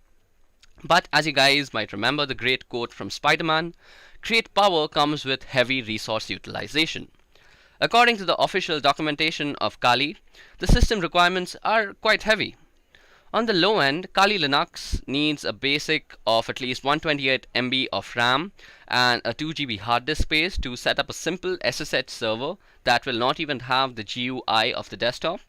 On the higher end, if you opt to install the default GNOME desktop and the Kali Linux full meta package, you should really aim for at least around 2 gigs of RAM and around 20 GB of free hard disk space. Now, besides the RAM and hard disk requirement, your computer needs to have CPU supported by at least one of the following architectures, them being AMD 64, i386, and ARML and ARMHF, and also ARM 64. Now, even though the official documentation says 2 GB of RAM is enough, I have personally faced numerous lag and stutter issues when running Kali on a virtual machine with 6 GB of allocated RAM, which in my opinion is a definite bummer. Now, let's take a moment to discuss about Parrot OS. So Parrot, much like Kali, is also a Debian based distribution of Linux. When I say Debian based, it means that the code repositories adhere to the Debian development standards. Parrot OS 2 comes with its own arsenal of penetration testing and security related tools. Most of these tools are also available on Kali. Now, Parrot was first released in 2013 and was developed by a team of security experts, Linux enthusiasts, open source developers, and advocates of digital rights. The team was headed by Lorenzo Falletra, and Parrot is designed in a very unique way. While the operating system has everything that is needed for a security expert, it doesn't present itself to be a daunting learning experience for beginners who want to set foot into the world of ethical hacking and vulnerability analysis. Parrot OS can be very well used as a daily driver, as it provides all of the necessary tools to complete day-to-day tasks. So, who exactly is Parrot OS made for? Well, first of all, it is made for security experts and digital forensic experts. It can be also used by engineers and IT students who are enthusiastic about ethical hacking. Then Parrot OS can be also used by researchers, journalists, and hacktivists. And last but not the least, Parrot OS is also meant for police officers and special security institutions. Okay, so now let's take a moment to actually discuss the system requirements that one might need to run Parrot OS. So the system requirements for Parrot is much more forgiving than Kali Linux. On the CPU side, you need an x86 architecture with at least 700 MHz of frequency. And architecture-wise, you need i386, AMD 64, or AMD 486, which is basically the legacy x86 architecture, or ARML and ARMHF, which are basically IoT devices like Raspberry Pi. On the side of RAM, you need at least 256 MB on an i386 architecture, 320 MB on an AMD 64 architecture, and as a general documentation, 512 MB of RAM is generally recommended by the ParrotSec OS people. On the GPU side, Parrot OS is very surprising as it needs no graphic acceleration. That means you can run this without a graphic card. On the side of hard disk space, Parrot OS needs at least 16 GB of free hard disk space for its full installation.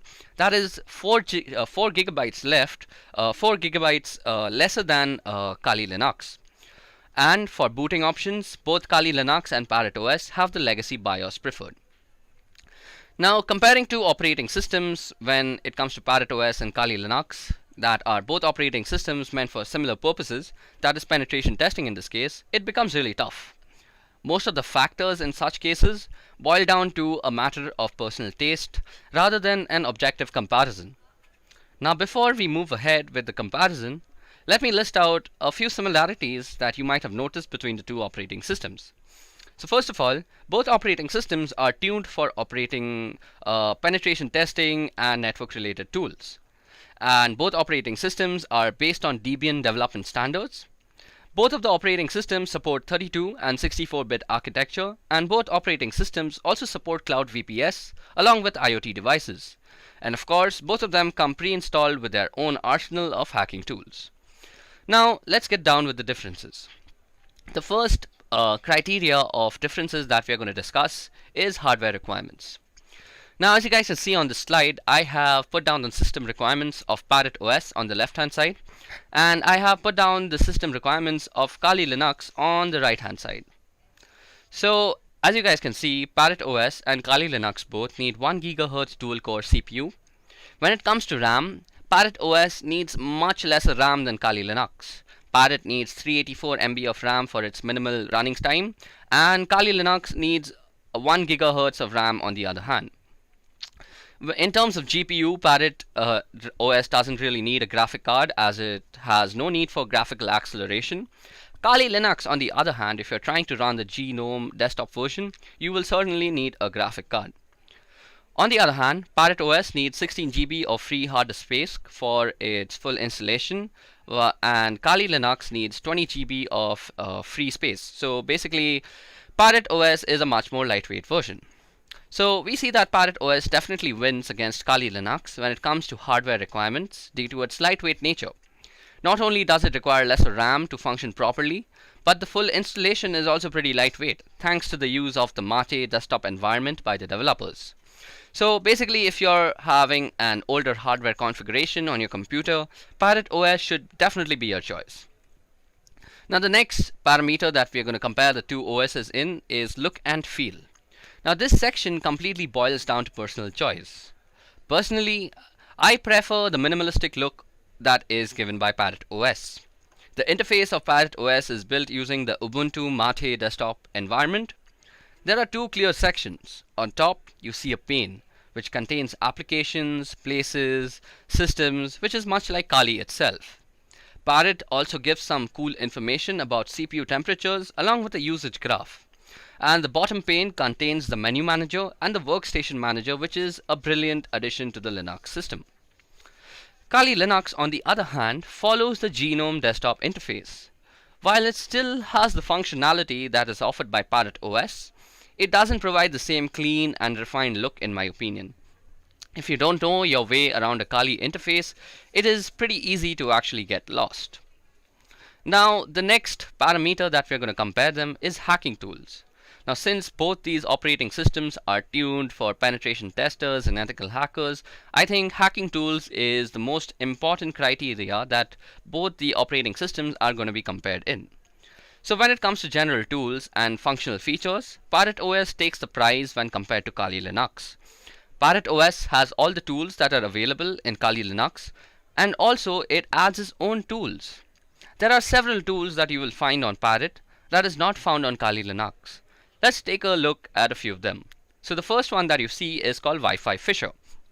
Now Wi-Fi Fisher is a rogue access point framework for conducting red team engagements or Wi-Fi security testing. Using Wi-Fi Fisher, penetration testers can easily achieve a man-in-the-middle position against wireless clients by performing targeted Wi-Fi association attacks. Wi-Fi Fisher can be further used to mount victim customized web phishing attacks against the connected clients in order to capture credentials or infect the victim stations with some sort of malware. Another tool that is seen on Parrot and is much appreciated that is not seen on the Kali side is called AnonSurf. Now, being anonymous for a hacker is the first step before hacking a system. And anonymizing a system in an ideal way is not an easy task. No one can perfectly anonymize a system, and there are many tools available on the internet that say that they anonymize system. One such tool is AnonSurf. Now, AnonSurf is pretty good as it uses the Tor IP tables to anonymize the whole system. Also, if you guys have not already realized this, Tor also comes pre-installed on Parrot, while it has to be externally installed on Kali. Now, these things that you see, that Wi-Fi Fisher, Tor browser, and AnonSurf, surely they can be imported and downloaded on Kali, but they don't really come pre-installed, and that is what counts right now.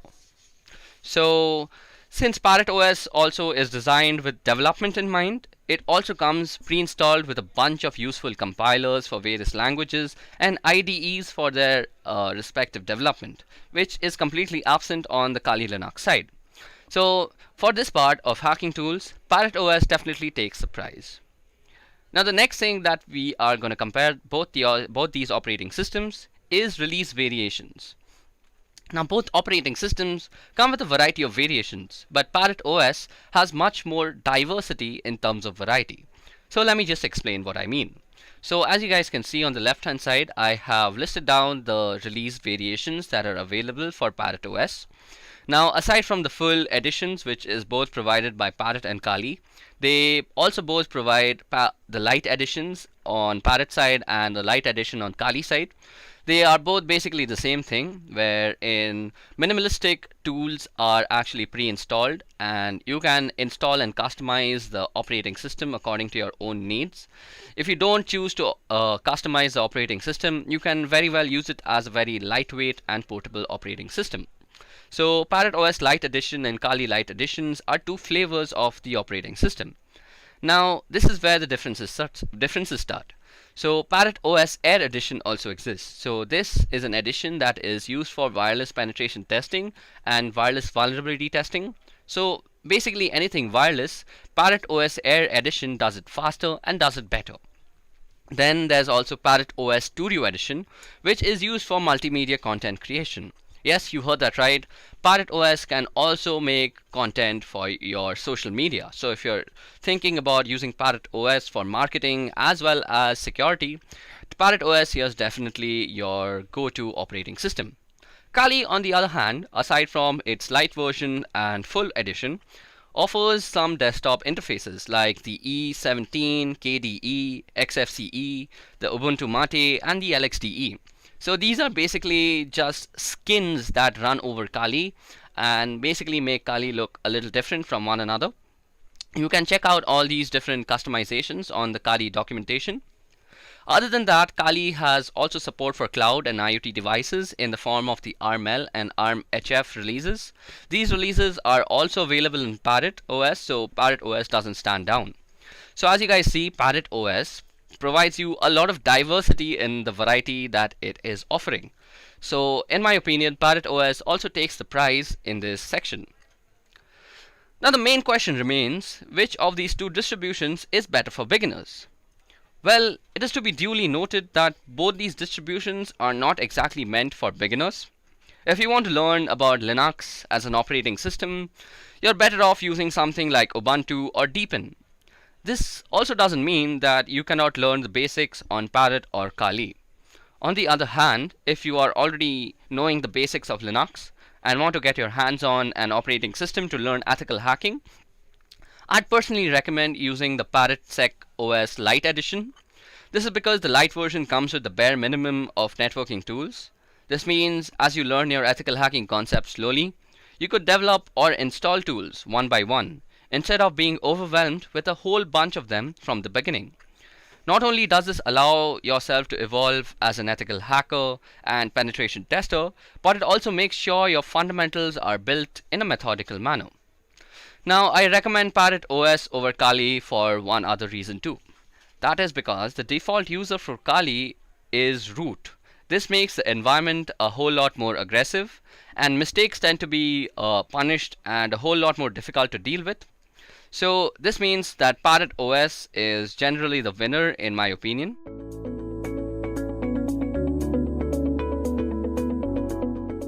When you get hired as a penetration tester or a security analyst, one of your main roles is vulnerability assessment. So what exactly is vulnerability assessment? Well, a vulnerability assessment is the process of defining, identifying, classifying, and prioritizing vulnerabilities in a computer system, application, and network infrastructures, and providing organization doing the assessment with the necessary knowledge, awareness, and risk background to understand the threats to its environment and react appropriately to them. So vulnerability is a situation that can be taken advantage of by a hacker or a penetration tester for their own misuse or actually for fixing the issue. So vulnerability assessment has 3 steps. So the first step is actually identifying the assets and the vulnerabilities of the system. The second step is actually quantifying the assessment. And the third is reporting the results. Now, vulnerability assessment is only a small part, and pen testing is an extended process of vulnerability assessment. Pen testing or penetration testing includes processes like scanning, vulnerability assessment in itself, exploitation research, and reporting whatever the results are. So in the industry, one of the most widely used frameworks when penetration testing is Metasploit. So Metasploit is widely used in penetration testing, as I just said, and also used for exploitation research. So some of you might ask, what exactly is an exploit research? Well, in this world, there are tons of exploits, and the way to approach each one of them is ever so different. So what we have to do is exploit all the research that is available to us, and we have to find the best way to approach them. So suppose, for example, you have a secure shell login. So the best way to actually approach a secure shell login, until my knowledge, is that you have to get a backdoor access to this from the port numbers that you can scan via Nmap or Zenmap. Okay, so without wasting much time at looking at PowerPoint presentations, let's actually get started as to how we can use Metasploit. So Metasploit is a freely available open source framework that is widely used by pen testers, as we just discussed. So to actually install Metasploit, which is easily available on Linux and Windows, I guess. Let me just check it out. So you go on your browser and you type Metasploit downloads. Now you just visit the first link, and as you guys can see, it says it's the world's most used penetration testing tool. And then you just download the Metasploit framework by clicking the download button here. So y'all might also find a pro version, which is a paid thing. And this has a little bit of extra features like group support and actually helping a company work as an organization. but we don't actually need that when practicing our pen testing abilities. So for that, you just go ahead and download Metasploit framework and install it on your system. Above that, there's another thing I want to make you guys aware of, and that is Metasploitable. So when actually pen testing, we need a server or a website to actually pen test things on. So normally this is a very illegal thing to do without permission. So Metasploitable has actually created a server with a lot of vulnerabilities on it, and it's called Metasploitable 2. So Metasploitable 2 is easily downloadable from this link, and it's a VirtualBox file. So you guys must have a virtual machine software on your system to actually set this thing up. I'll also go through how to actually set up Metasploitable because it has a lot of configuration and network management to go with it. So we'll get to that later. But for now, let's get started with Metasploitable. So before that, Metasploitable is written in Ruby. And if you all know Ruby coding and you all know how to make exploits, you all can also always contribute to the Metasploit community. So Metasploit is one of the most widely used pen testing tools in the industry. So what exactly is Metasploit? Well, it's a framework, and what a framework is it's actually a collection of tools. So these tools are majorly used for penetration testing and exploitation research. Now one might ask, what exactly is exploit research? Well, there are tons of exploits out there, and there are tons of ways to actually approach them. And this only comes to us from thorough research as to how we can approach each and every exploit in their best way. So talking about Metasploit, well, it's open source and it's free, and it's also written in Ruby. So if you guys know Ruby coding and know how to make exploits, y'all can always contribute to the Metasploit framework. Now talking about the download part, well, y'all can easily download Metasploit from its download page, which is www.metasploit.com/download. I'll be leaving the download link in the description. And once you're on the download page, you'll see two versions. One is the free version, which is the original Metasploit framework, and it's the core framework that everybody works on. And then there's Metasploit Pro, which comes with a 14-day free trial. So Metasploit Pro actually has a few extra features, which is great for an organization. Like it helps you work as a team. But if you're a guy who's just practicing pen testing like me, Metasploit framework, the free version, is the absolute way to go. Now also, when pen testing, y'all will also need Metasploitable. Now Metasploitable is an intentionally vulnerable target machine for actually practicing your Metasploit skills on. So we'll go over the installation of Metasploitable later, but for now, let's go over Metasploitable. So once you guys have actually downloaded the link, y'all can actually install it on your systems. And Metasploit actually has three interfaces. So we are going to be using the command line interface, or the MSF console in other words, but y'all can also use the GUI interface, which is called Armitage if I'm not wrong. So let's get started. So first of all, I've already actually downloaded Metasploit and installed it on my computer. And y'all can just do the same by pressing the download button, as you guys can see. So to start up Metasploit, all you have to do is go on your terminal. And so to start a Metasploit, all you have to do is go on your terminal on Linux. Well, we're starting a PostgreSQL server because first of all, the PostgreSQL server is the basis of all the Metasploit exploits that are stored, and starting it will just make it run faster. So we go service PostgreSQL and start. So that should start up a service, and indeed it has. So next thing you want to do is go in and type MSF console. And that's going to take a little bit of time because I have a very slow computer, and it's going to start up our Metasploit frame.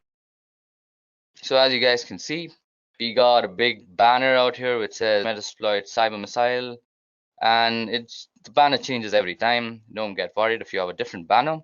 And the main thing is that you should see this MSF thing out here. So this means we are in the MSF shell right now, which is the Metasploit framework shell. So let's get started by actually clearing our screen. So first things first, the first command that you might want to run on Metasploit is the help command. So help will tell us everything that we can do with this framework. So as you guys can see, there are a bunch of commands and their descriptions to go along with it. Y'all can give it a quick read and find the things that are interesting to you. So as you guys can see, banner is display an awesome Metasploit banner. Y'all can change the banner. As you guys can see, there are a lot of juicy commands, like there's a banner command, which I just had used. So if you go and type banner, it'll give you a nice cool banner about Metasploit. And there are other commands which work very similar to Linux, like cd, which changes the current directory. You can change the color by toggling colors, and then you can connect with a host and all sorts of stuff.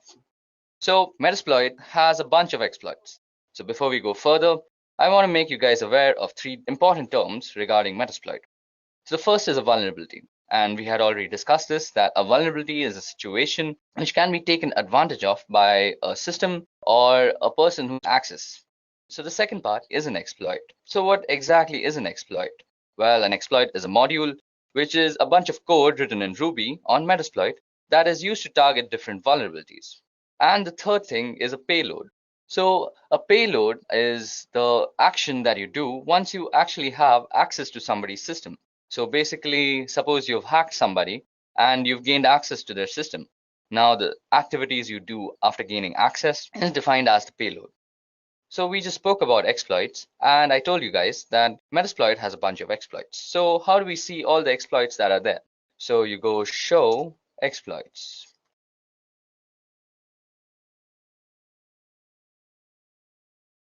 Well, as you guys can see, we've loaded up a bunch of exploits, which is basically all the exploits that Metasploit has to offer at this moment.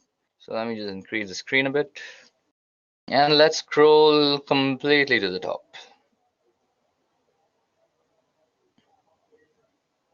Yep. So as you guys can see, show exploits gave us a bunch of exploits, and it shows their name, a description, a disclosure date, and a rank. So the name and description is, as it says, it's the name of the exploit and it's a short description about it. The disclosure date is when the exploit was actually released by Metasploit, and the rank is how it has fared against the vulnerability it was released for since it was actually released. So as you guys can see, ranks range from excellent, great, good, and stuff. And we have a bunch of exploits. So as you guys can see, there's an Android exploit, there's a Samsung Galaxy Knox Android exploit, there are a bunch of Windows exploit, Adobe Flash exploits, FTP exploits, MySQL exploits, ASP.NET exploits, and a bunch of other stuff. So as you guys can see, there are a bunch of exploits to use, and it can get confusing and rather troublesome to search for the exploit you actually want to use. So as a pen tester, you can always go for the search keyword, which is basically, suppose you know that you have a MySQL server which has a bunch of vulnerabilities and you want to test those out.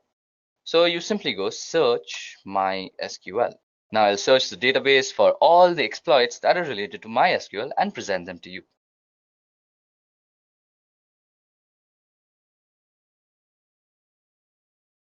Okay, so we have our results. So as you guys can see, we have a bunch of MySQL related modules now.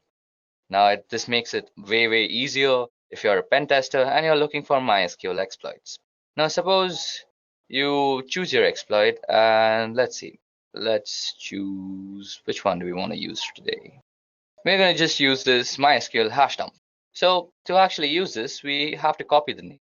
So double click on it and it'll just select it, and then you go Control-Shift-C in your terminal. So that copies it. And so if you want some more information about it, you can always go info and then just paste in the name of the exploit. So this gives us a bunch of information, actually gives us all the information you need about the exploit. So it gives you the name, that it's a MySQL password hash dump. Its module name is auxiliary scanner and all this stuff. It's licensed by Metasploit framework in itself, and it has a normal rank. And these are all the options that you might need to set when actually using the exploit. And this also gives you a small description. So it says this module extracts the usernames and encrypted password hashes from a MySQL server and stores them for later cracking. So seems like pretty cool stuff you can do with MySQL server and its password database. So if you actually want to use this, so you have to use the use keyword. So we go use and Control-Shift-V. So as you guys can see, it's denoted in red out here that we are indeed in the exploit that we want to use. Now, the first thing you want to do when you're using an exploit is you want to go and say show options. Now, as you guys can see, these are the options that we actually need to set before using the exploit. Now, The options can be necessary or they can be optional. So there's a password field out here, which is not really necessary, but will help your exploit if you actually provide it. But you need to provide the R hosts, which is the targeting host machine, and the port and the threads is already set. Now, suppose you want to set the R hosts, so you can just go set R hosts and you can set it to whatever IP address you want. Like suppose you want to address 192.168.2.56, something like that. So that will set the R hosts. You can also set the number of threads. Now, threads are actually what the threads mean in parallel processing. That means how many parallel threads you're going to run so that you have faster computation. So this means you need GPU power if you have multiple threads running. So let's set threads to 30 for now. So we've set the threads to 30, and then you can go show options again and see that you have indeed actually set your options. So we've set the threads to 30 and our host has also been set. So that was all about how you can get into a module, get some information about a module, and how you can also use the module. So once you're done using the module, or once you're done setting up the options rather, you can go ahead and run the command run or even exploit. And this will start actually running the exploit on the system that you want to. Now I've put in a very arbitrary IP address, and that does not have MySQL port running, so our exploit failed. Now, once you have tested out your exploit and you want to go back to the main MSF Unix shell, just go ahead and type back. It's as simple as that. So that brings us back to the MSF command line. So let's go ahead and clear our screen now. Okay, so it's time we do something interesting. So to do that, first of all, we need to go ahead and actually download Metasploitable 2. So to download Metasploitable 2, you have to go on this link. I'll leave the link in the description. So, or rather, you can just go on your browser and type in Metasploitable 2 download. So Metasploitable, as we had earlier discussed, is a Linux-based distribution, and it's mostly meant for actually practicing your pen testing skills. So basically, it has a bunch of ports open on it. So it's basically just for your ease so that you don't go ahead and test it out on some valid website and then get thrown into jail, because that's a very illegal thing to do. So go ahead and download Metasploitable 2 and then also download Oracle VirtualBox Machine or Oracle VirtualBox. So you all can also easily download that from www.virtualbox.org. And this is because you should never run Metasploitable 2 on a system that is connected to a network. You should always use it on a virtual machine because it's protected that way so that nobody else can access it. So to actually set up Metasploitable, once you've downloaded it, you go ahead and open up your VirtualBox. So out here, you have to go into Global Tools and you create a host-only network manager. Now I've already created a host-only network manager, and then you go ahead and enable the DHCP server by pressing this out here, like enable. Then you go back and you just go new. You give it a name, like whatever you want to name it. I have already named mine Metasploitable 2, as you guys can see. So we're going to call this demo for just demonstration purposes. Choose the type to be Linux, and it's Ubuntu 64-bit. Click next, give it a gig of RAM, and you are going to use an existing virtual hard disk.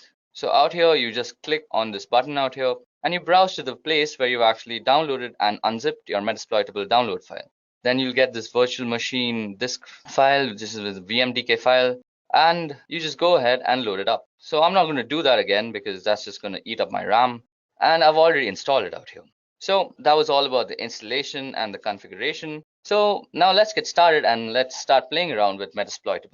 So once you're done downloading and installing Metasploitable on your computer, all you have to do is go ahead and start it up in your VirtualBox machine. And the login ID and the password both are MSF admin. So first of all, we need the IP address of our Metasploitable server. So we go ifconfig, and this gives us the address. So as we can see out here, our address is 192.168.56.101. So once you go ahead and started up Metasploitable, it's time that we go ahead and exploit all the vulnerabilities that is presented to us by Metasploitable 2. So to do that, let's head back to our Linux terminal again.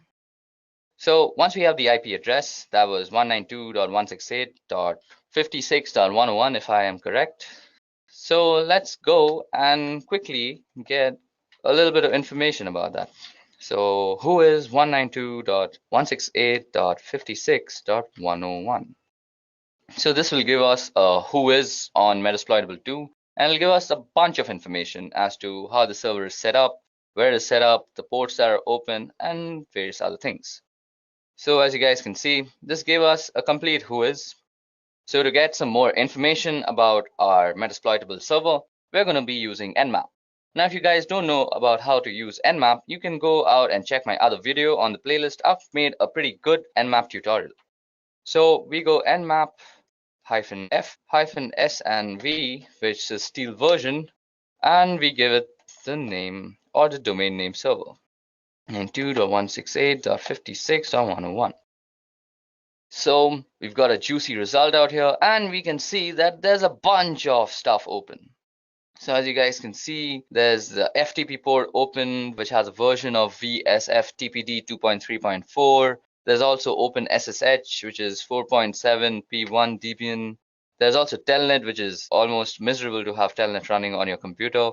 Then there's SMTP, there's HTTP, and there's a bunch of ports open, as you guys can just see on your screen. So it's time we actually use Metasploit like a pen tester to go ahead and test out these vulnerabilities. So let's choose these FTP things. So we have this FTP out here. So from the version number, which is given to us by the steel version flag on Nmap, we know that it's using VSFTPD 2.3.4. So we can easily search for an exploit of the same version. So as a pen tester, you would go search VSFTPD 2.3.4. So this should give us all the exploits that are available for this particular vulnerability. So as you guys can see, after a long search from the search VSFTPD, we found a vulnerability or an exploit that can take advantage of the vulnerability. So it's time we actually use this. So first of all, let's get some info about this. So info, let's copy down this thing, and then let's get some info about this.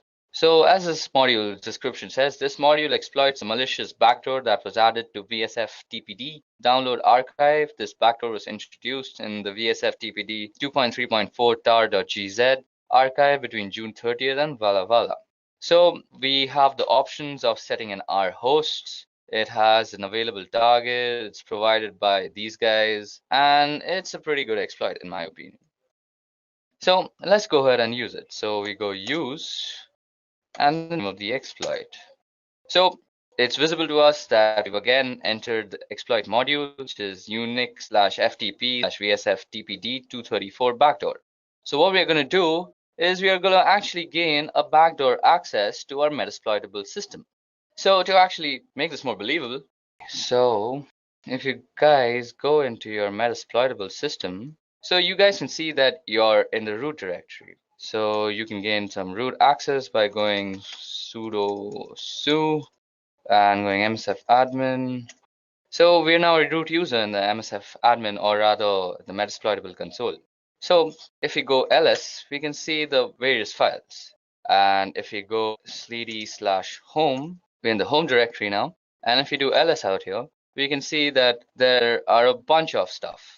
So there's an FTP folder, there's a hacked folder, there's an MSF admin folder, and there's service and there's user. So that's 5 folders if you guys remember. So now what we're going to do is we're going to gain some backdoor access into this system, and we're going to create a bunch of folders in the home directory. So let's get on doing that. So to do that, we head back to our Metasploit terminal, and we go show options as we had already entered our exploit. So go show options. So as we see, the options that we have to provide is the R host and the port number. Now the port number has already been set because it's 21, and that's where FTP runs, or rather TCP runs. And we now just have to set the host. So to set the host, we have to just put in the IP address of our Metasploitable server. So if I remember correctly, it's set our hosts to 192.168.56.101. So that has set our hosts. So we can again check that if we've done it correctly by going show options. and we indeed have set our hosts. Now all we have to do is run the exploit. So we go and hit run.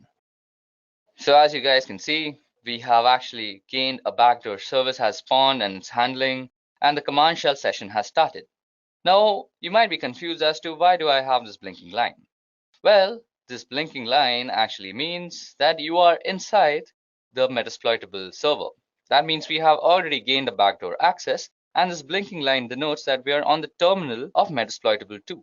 Now if you guys don't believe me, let's do some experimenting.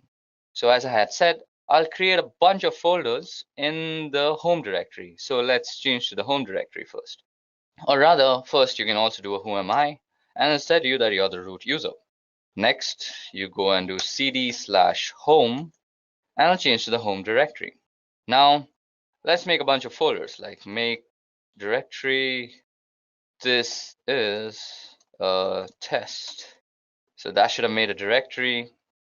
So let's go into that directory, cd, this is a test. So we're already into the directory, this is a test. Now let's make a file called targets.txt. So that creates the file. So just to see if you have actually done it properly, let's go back to our Metasploitable server. Now in the home directory, you go and type in ls again. Okay, so let's type in ls and see. So as you guys can see, we have created a this is a test folder, and it's already available there. So let's go and move into that folder. So this is a test, and we are already in that folder. So, and we had also created a text file which was called targets. So that was ls, and it should give us a targets.txt. So as you guys just saw, we gained a backdoor access into a remote system through a vulnerability that was available to us on the FTP port. So we first did that by scanning the entire domain name server of Metasploitable via Nmap and gaining some intelligence as to what ports are running and what ports are actually open. Then we found out that the FTP port was open. Then we went on to Metasploit and we found out exploit that vulnerability very successfully. We found out how to use the exploit, some information about that exploit, and in the end, we actually executed our commands. And we are already in that folder. So, and we had also created a text file which was called targets. So that was ls, and it should give us a targets.txt. So as you guys just saw, we gained a backdoor access into a remote system through a vulnerability that was available to us on the FTP port. So we first did that by scanning the entire domain name server of Metasploitable via Nmap and gaining some intelligence as to what ports are running and what ports are actually open. Then we found out that the FTP port was open. Then we went on to Metasploit and we found out exploit that vulnerability very successfully. We found out how to use the exploit, some information about that exploit, and in the end, we actually executed our commands.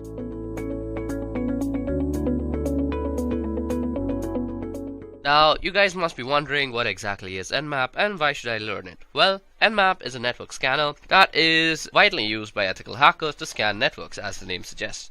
Now, you might wonder, why do I need a network scanner? Well, let me give you an example. So, suppose you have a Wi-Fi that has been set up in your new house, and you realize that your data is being actually consumed at a faster rate than you are using it. Now, you have suspected that it's your pesky neighbor who keeps on connecting to your Wi-Fi and eating up all your data. So to actually confirm all your doubts, what you want to do is a network scan. And Nmap is a pretty wonderful tool to do that. Now, Nmap runs on Linux, Mac OS and Windows, and I'm mostly going to be running this on Linux because that's what I do most of my penetration testing and network testing on. So let's go ahead and get on with the installation of Nmap on your computer. So what you do is go apt-get install Nmap. Now for this you have to be logged in as root. If you're not logged in as root, just add sudo before this whole command and it will install it. Now I already have Nmap installed, so I'm not really going to install it again and again, so let's just go ahead and just do a few scans on our website, that is www.edureka.co, and we are going to see what we get back as results. So first of all, let me just show you how you can scan a certain domain name service or certain DNS. So Nmap, we are going to use a flag all the time. Now let me just tell you what are flags. So if you just go into Nmap and type --help, this will give you all the flags and options that are available to actually use on Nmap. So if you are actually stuck and you can't remember stuff, just go in and type nmap-help and it will give you all the stuff. Now, network scans generally take a long time, so I'm going to be using the fast mode most of the time. So for fast mode, all you have to do is type in edureka.co and sit and wait for this scan to get over. Now when the scan gets over, you will see a bunch of information, and let me just wait till that information pops up and then we'll talk about the information together. Okay, so as you guys can see, our scan has been completed. It took 13.71 seconds to actually do the scan. Now as you guys can see, it shows us the ports, the states, and the services. Now the ports is basically the port number which our service, that is also bind to, is working on. So we can see that SSH service is working on port number 22, SMTP on 25, HTTP on 80, RPC bind on 111, and HTTPS on 443. So that is how you can use Nmap to scan a certain website. Now if you see, Nmap has also given us the public IP of the DNS, because what Nmap does is it looks up the DNS and then translates it to an IP that is recognized to that DNS server. So Nmap also returns the public IP. So what we can do also is Nmap-f and 34.210.230 and .35. Okay, so as you guys can see that our command also works when we put in the IP address and it produces the same results. Now we can also scan for multiple hosts. Now suppose you are on a network and you want to scan for multiple hosts. Now you don't really want to run different commands for that. Now what you can do is just go in and type nmap and a bunch of IP addresses like 192.168.1.1 and 192.168.1.2 and 192.168.1.3. And what this will do is it will run an nmap scan on these three different IP addresses, and you did this in just one command. So that's a way that you can do this. Now you can also know about how much of your scan is left by just pressing the up button. So that will tell you and give you a constant update on how your scan is going. Like mine is 32.4% done and 34.7 now, and also show you kind of the time remaining. Okay, so till this port scan is going on, let me just tell you about the states. Now states can be of two types: open, closed, and unavailable. Sometimes you'll see that it is unavailable, and that's because some sort of firewall or something is running out there. States can also be closed. In that case, mostly Nmap will not return you any result unless you're explicitly finding something of the closed state. So that was a little trivia on states and how they work. Let's see how much our scan is done. So our scan is done 81% and it takes around another 20 seconds. It should be done soon. Now this scan could be significantly made faster with just the F tag, but I really want to give you all a good look into how this works. 97, 98, 99. Okay, so as you guys can see, this is our result. It gives us a bunch of ports and services. Now, as I just said, this thing can be also closed and also unavailable. So open and closed, we see both the examples. Okay, so that was about how you can scan multiple ports. So you can also scan multiple ports with this command, as I will show you. So 192.168.1.1 to 30. Now what this will do is basically scan everything from 192.168.1.1 to 192.168.1.2 up till 30, like that. So this is a very useful way of actually scanning multiple IP addresses, and let me just show you how that works. Since we have used the F flag, this is going to work considerably faster. Now as you guys can see out here, this had taken around 119 seconds, so that's around 2 minutes. Now this will take a considerably lesser time. So let's see, this was done in 29.91 seconds and we did 30 IP addresses. So we see that -F surely speedens the whole scanning process. Now you can also give Nmap a target list. Now let me make a target list. So targets.txt. Let me just cat it out for you. So there's nothing in it. Now all I want to do is edit this file. So let me just edit that file and put in 192.168.1.1, 192.168.1.2, 192.168.1.3, 192.168.1.4, 192.168.1.5, or 15. Boom, roasted. Now all we have to do is save it. So that saves it, and Control X to actually exit it. Now you can go ahead and view what is in targets.txt. So as you guys can see, this is what is in targets.txt. And now you can just pass it to Nmap with the IL flag, and you could say that Nmap is going to actually scan all the IP addresses that are in this file. So let that just run.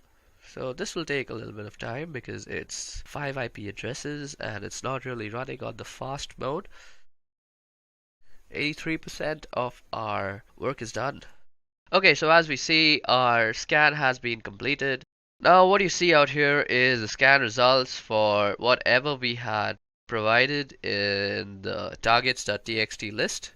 So that's how you can also provide Nmap input file, and it will give you the results for all the targets that were specified in the file. Now let's go ahead and talk about a little bit on port scanning. So Nmap is also a brilliant tool for scanning ports. And if you have a server or a website, you know that there are around 65,535 ports out there on every server. And almost 99% are unused. So sometimes scanning ports is really a necessity. Now you can scan ports by just using the P flag and specifying the port number. And this is how you would do it. And you would just specify the IP address after that.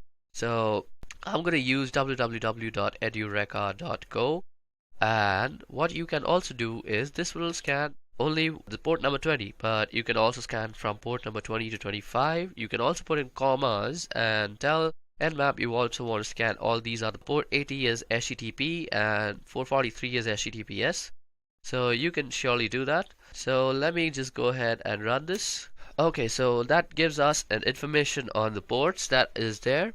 Now, something about ports also, you suppose you know you want to scan for some HTTP ports. So you can just say Nmap, and with the -p, you can just say that I want to scan the HTTP port on www.edureka.go. So that will just go ahead and do that. And as you guys can see, that gave us a result. And you can also add in stuff like MySQL, FTP, and stuff like that. So let me just see and show you how that runs. Okay, HTTP is not a port, HTTP. Okay, so as you guys can see, these are the ports that are running, and it gave us according to the name. Now, if you want to scan all the ports, you can use -p and then the IP address at www.edureka.go. Now, this generally takes a lot of time because you're basically doing 65,000 scans, so I'm not really going to do that. I'm going to quit this out.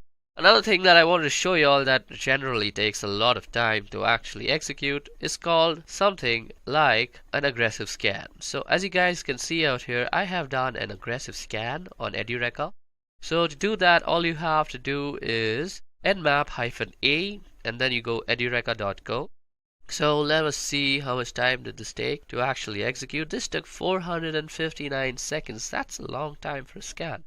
But it gives us a bunch of other information. For example, it gives us the trace route. So what is a trace route, first of all?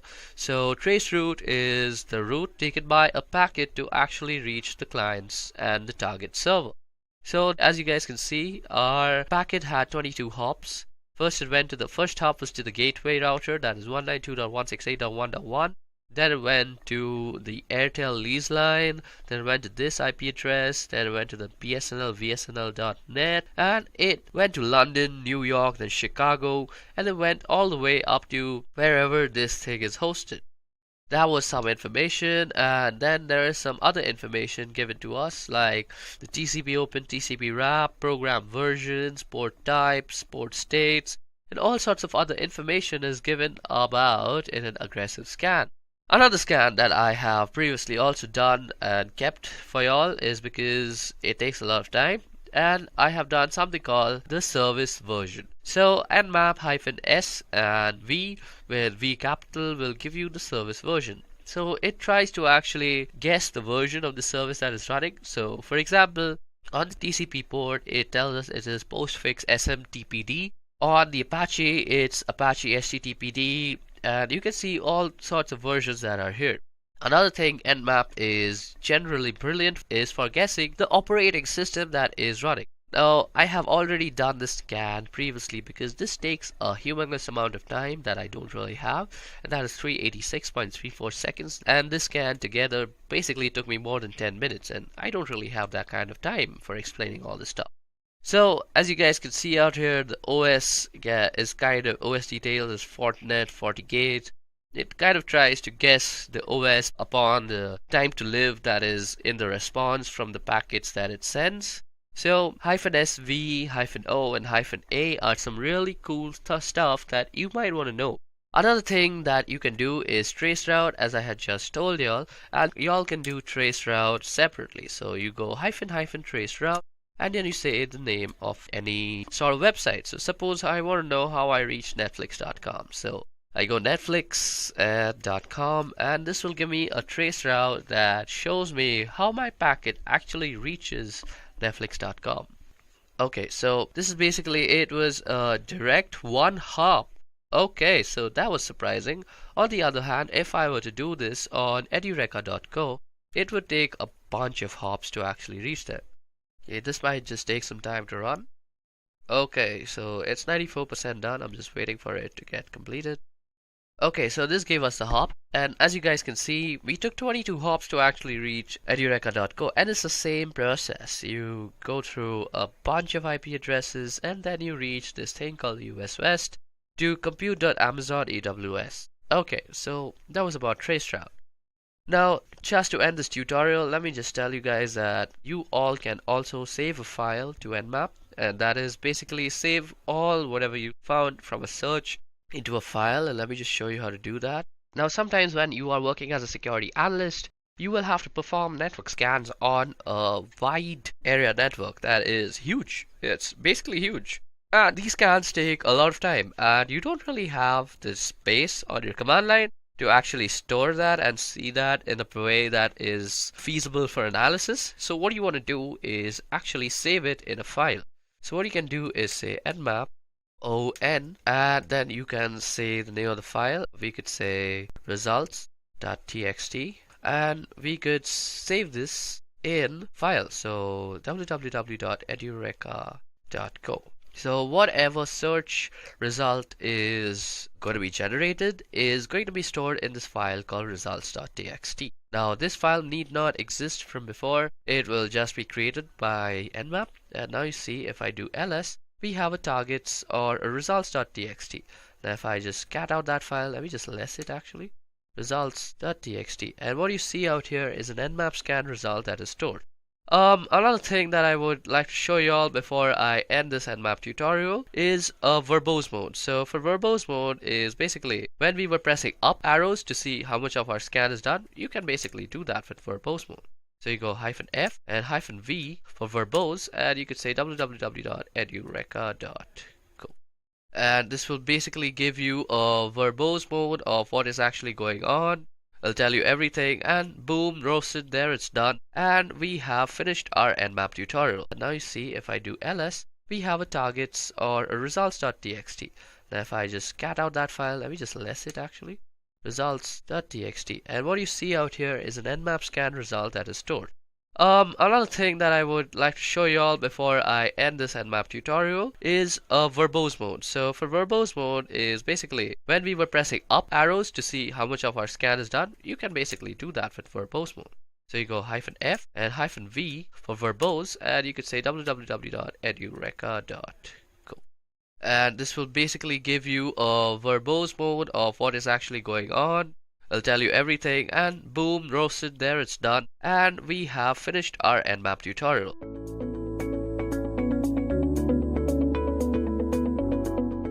So first of all, what exactly is cross-site scripting? Well, cross-site scripting refers to client-side code injection attacks wherein an attacker can execute a malicious script, also commonly referred to as a malicious payload, into a legitimate website or web application. Now, XSS is amongst the most rampant of web application vulnerabilities and occurs when a web application makes use of something like an unvalidated or unencoded user input within the output that it generates. Now, by leveraging XSS, an attacker does not target a victim directly.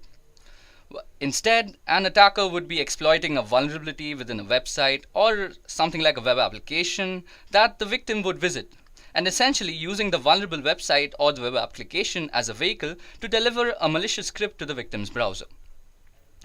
Now, while XSS can be taken advantage of within a VirtualBox script, ActiveX, and Flash, unquestionably the most widely abused is JavaScript. This is mostly because JavaScript is the fundamental to any browsing experience. All the modern sites today have some JavaScript framework running in the background. Now, XSS can be used in a range of ways to cause serious problems. Well, the traditional uses of XSS is the ability for an attacker to steal session cookies, allowing an attacker to probably impersonate a victim, and that just doesn't stop there. So XSS has been used to wreak havoc on social websites, spread malware, website defacements, and fish for credentials, and even used in conjunction with some clever social engineering techniques to escalate to even more damaging attacks. Now, cross-site scripting can be classified into three major categories.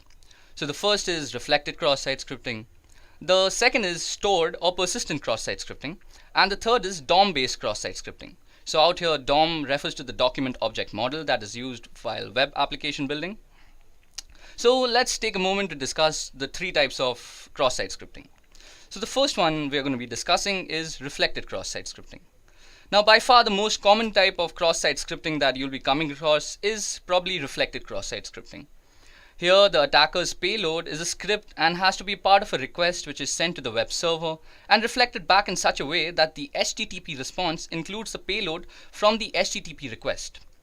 Now, using a phishing email and other social engineering techniques, the attacker lures in the victim to inadvertently make a request to the server which contains the cross-site scripting payload, and then he ends up executing the script that gets reflected and executed inside his own browser. Now, since reflected cross-site scripting isn't really a persistent kind of attack, the attacker needs to deliver this payload to each victim that he wants to serve. So a medium like a social network is very conveniently used for dissemination of these attacks.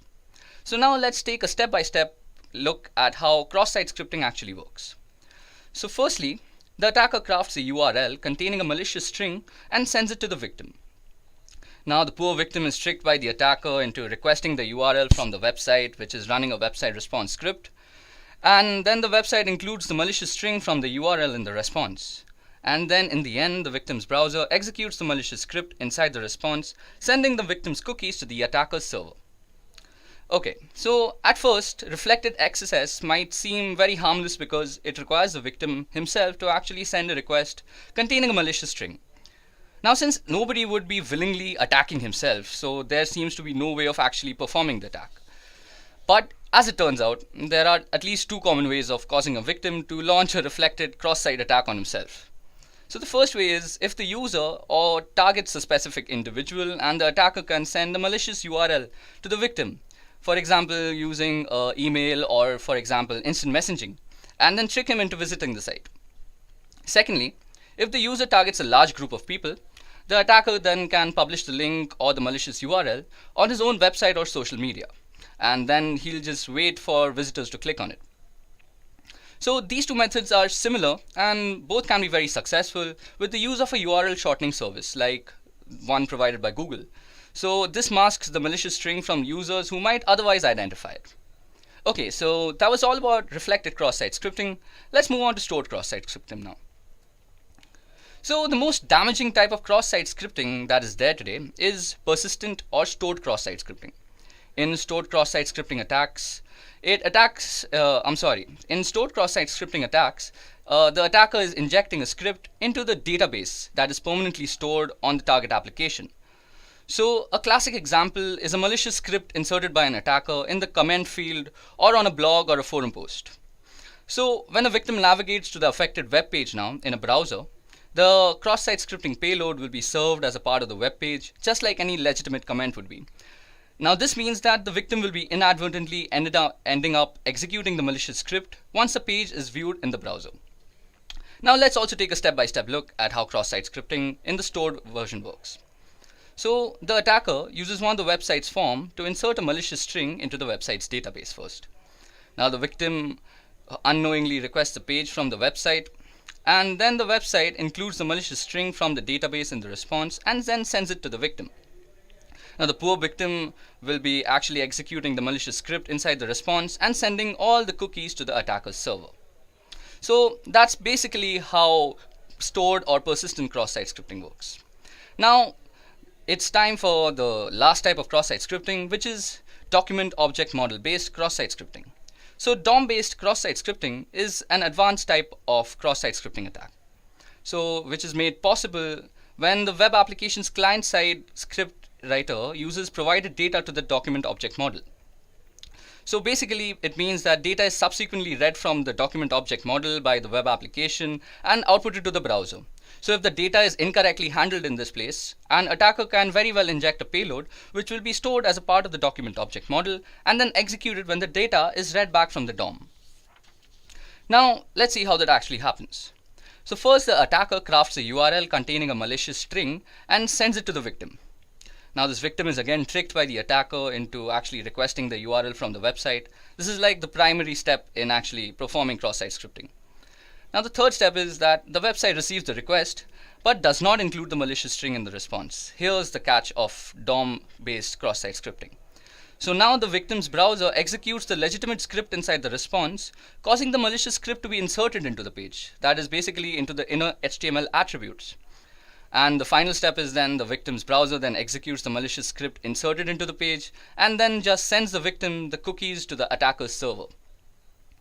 Now, if you guys must have realized, in the previous examples of persistent and reflected cross-site scripting, the server inserts the malicious script into the page, which is then sent as a response to the victim. Now, when the victim's browser receives the response, it assumes that the malicious script is to be a part of the page's legitimate content and then automatically executes it during page load as with any other script would be. But in a DOM-based attack, there is no malicious script inserted as a part of the page. The only scripts that are being actually automatically executed during the page load is legitimate part of the page. So that's the scary part.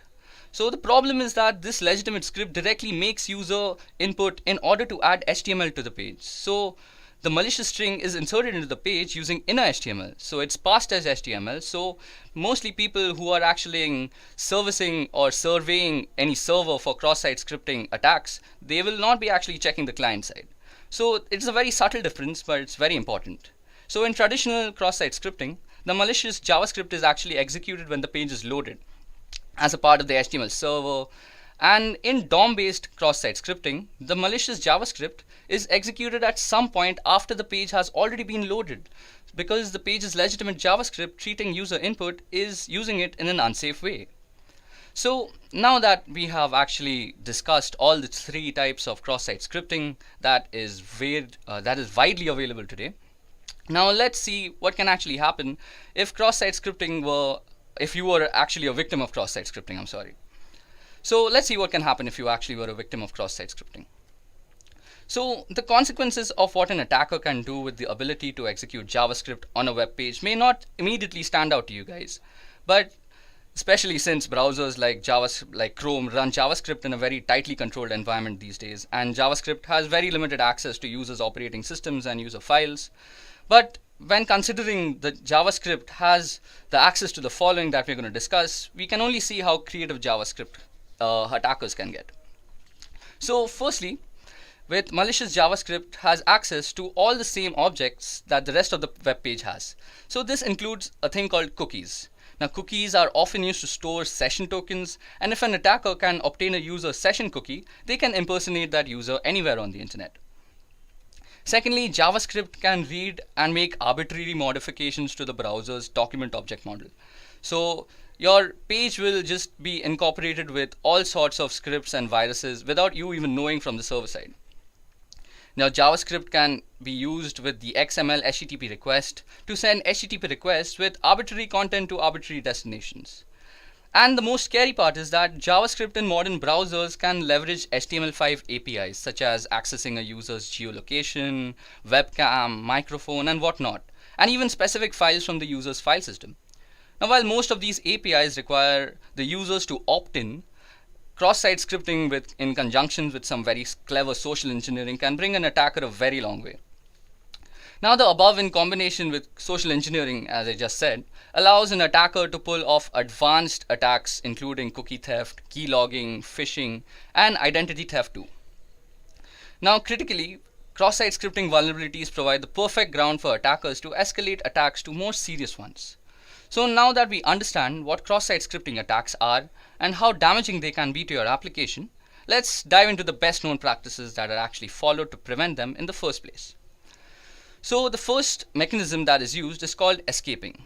So escaping data means that taking data an application has received and ensuring that it's secure before actually rendering it for the end user. Now, by escaping user input, key characters in the data received by a web page will be prevented from being interpreted in any malicious sort of way.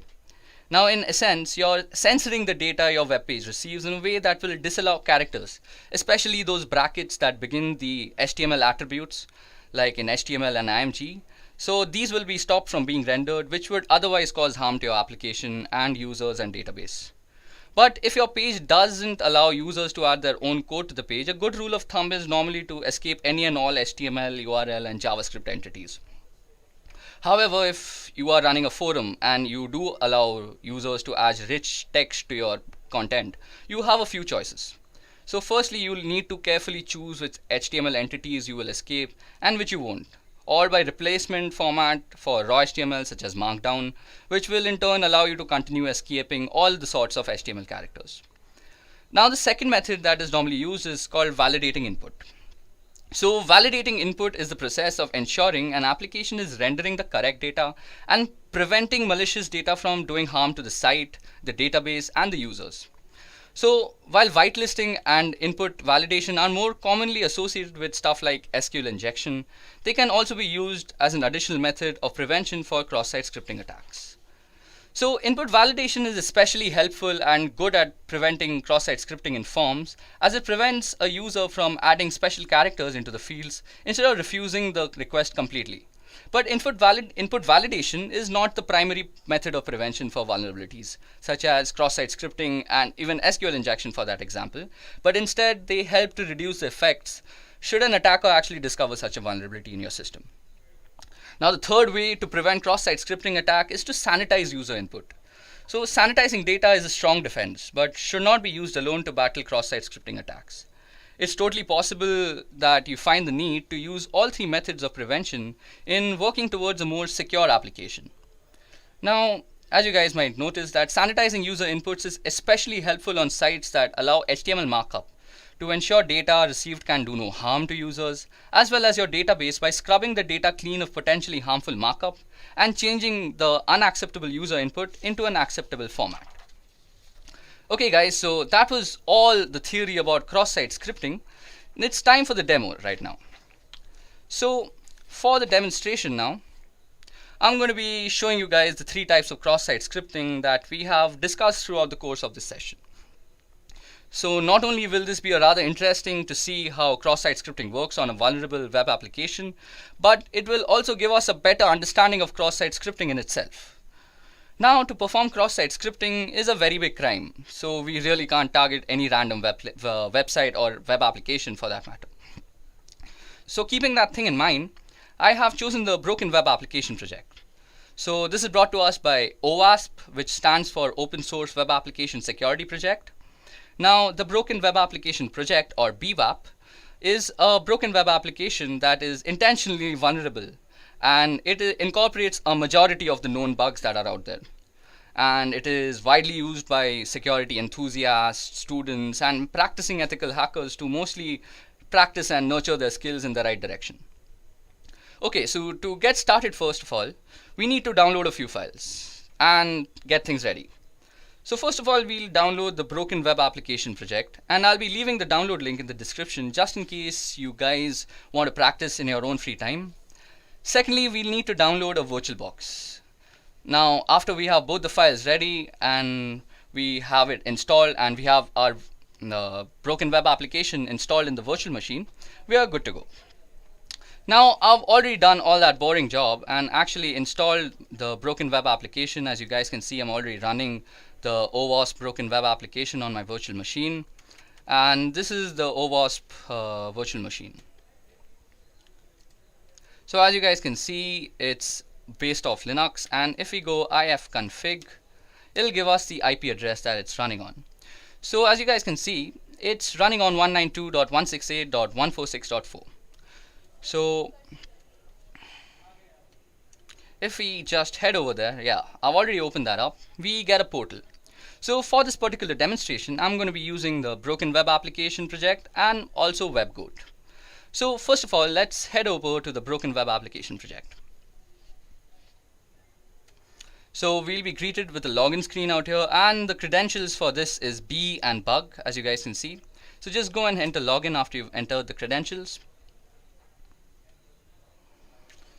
Okay, so you all will be welcome with a place where you can choose your bug, and you can also choose the amount of security that you want to practice with. So since this is a very simple demonstration, I'm going to set the security to low, and the first thing that we're going to test is actually reflected cross-site scripting. So reflected cross-site scripting mostly has things to do with the GET request when we are actually coding on the back end. So let's see. So first of all, we go ahead and choose reflected cross-site scripting for the GET method, and we go and press hack. Now we'll be presented with a form. Now form is a very good way of actually showing reflected cross-site scripting, because normally when an attacker will be trying to attack you, he'll be trying to send you a form or any way you can actually input something into his server. So interestingly, if we go and just input nothing into these two fields and just go, we'll see the URL change out here. So firstly, you guys see that the fields are very clearly visible, and these are the two fields, and that means that it's an unencoded input. So this is a very rich place to actually practice your web vulnerability and penetration testing skills. So if I were a hacker, I would try and run a script out here. So if I were to go script, and I've already practiced a few out here, as you guys can see. So if we go script alert, this is an example of reflected XSS. Yeah, and if we go and just end the script out here, this is going to actually render the JavaScript input as a part of the page, and we are going to get an output because of this. So that's how reflected cross-site script is actually working. So as you guys can see, what am I saying? As you guys can see, the web application has actually rendered our JavaScript, and now we can see that reflected cross-site scripting is actually working out here. So now you guys must have realized that in a practical scenario, this form must be sent to the victim and must be tricked into filling the form for the attack to be successful. Also, in more practical scenarios where sites are also having forms, they're going to be putting filters to the content of the input parameters such that you cannot run JavaScript in them, and you cannot also input any unencoded inputs into them. So that was all about reflected reflected cross-site scripting. So now let's move on to stored cross-site scripting, which is the most dangerous form of cross-site scripting. Okay, so as I had discussed, the comment sections are normally the best place for actual stored cross-site scripting. So as you guys can see out here, we already have a few comments that I had added for practicing. Now in stored cross-site scripting, the attacker is normally attacking the data that is stored. So basically we are going to inject the script into the database, into the server. So if the script has some malicious intent, and it can do a multitude of things if it has a malicious intent, we'll not get into that. So for that reason, let's first add a normal comment out here. So let's say if this was a blog, I'd say good job there, like I'd said, or something like, hey man, nice work. And if you go and press submit, okay, it's showing this is an example of persistent cross-site scripting because I had already inserted a malicious script. So this is that script out here, the second input. But just for demonstration purposes, let's go and input it again. So we can also input raw data, that is unencoded input, in the form of a script. So let's go alert. And let's just print hello world.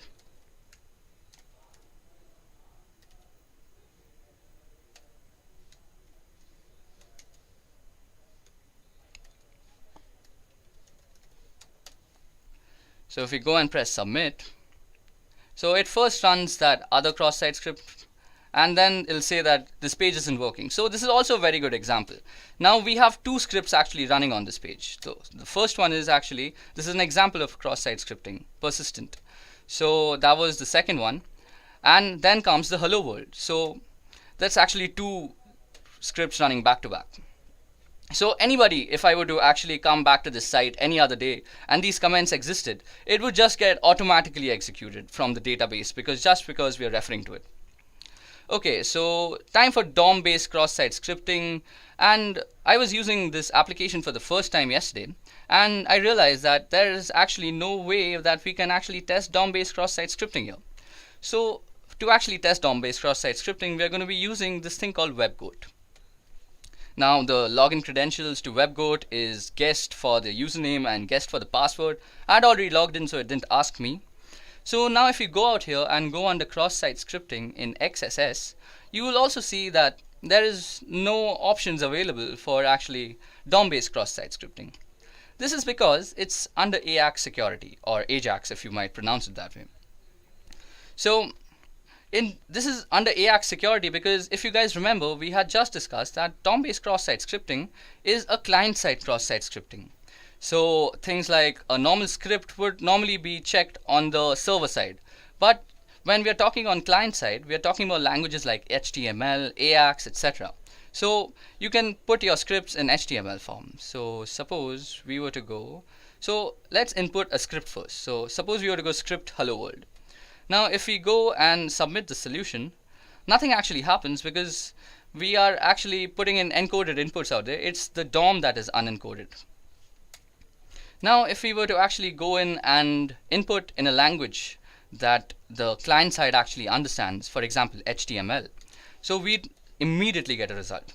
So first of all, it's going to actually manipulate the inner HTML attributes of the site. So if we go image and we put a source, now let's not give the source anything, and on alert, on an error, we're going to run some simple JavaScript. So alert, and we can say this is an example of DOM-based XSS.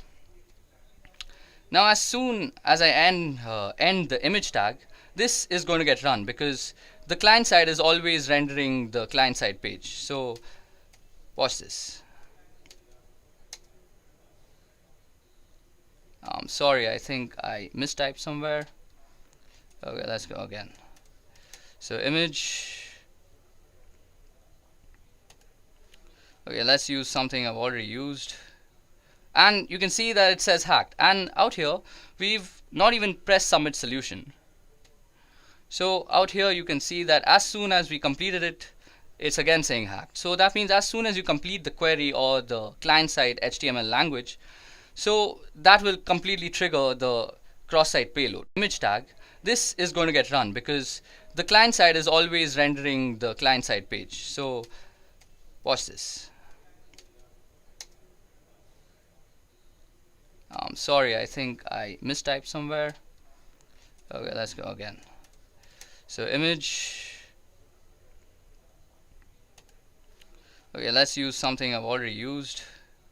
And you can see that it says hacked. And out here, we've not even pressed submit solution. So out here, you can see that as soon as we completed it, it's again saying hacked. So that means as soon as you complete the query or the client-side HTML language, so that will completely trigger the cross-site payload.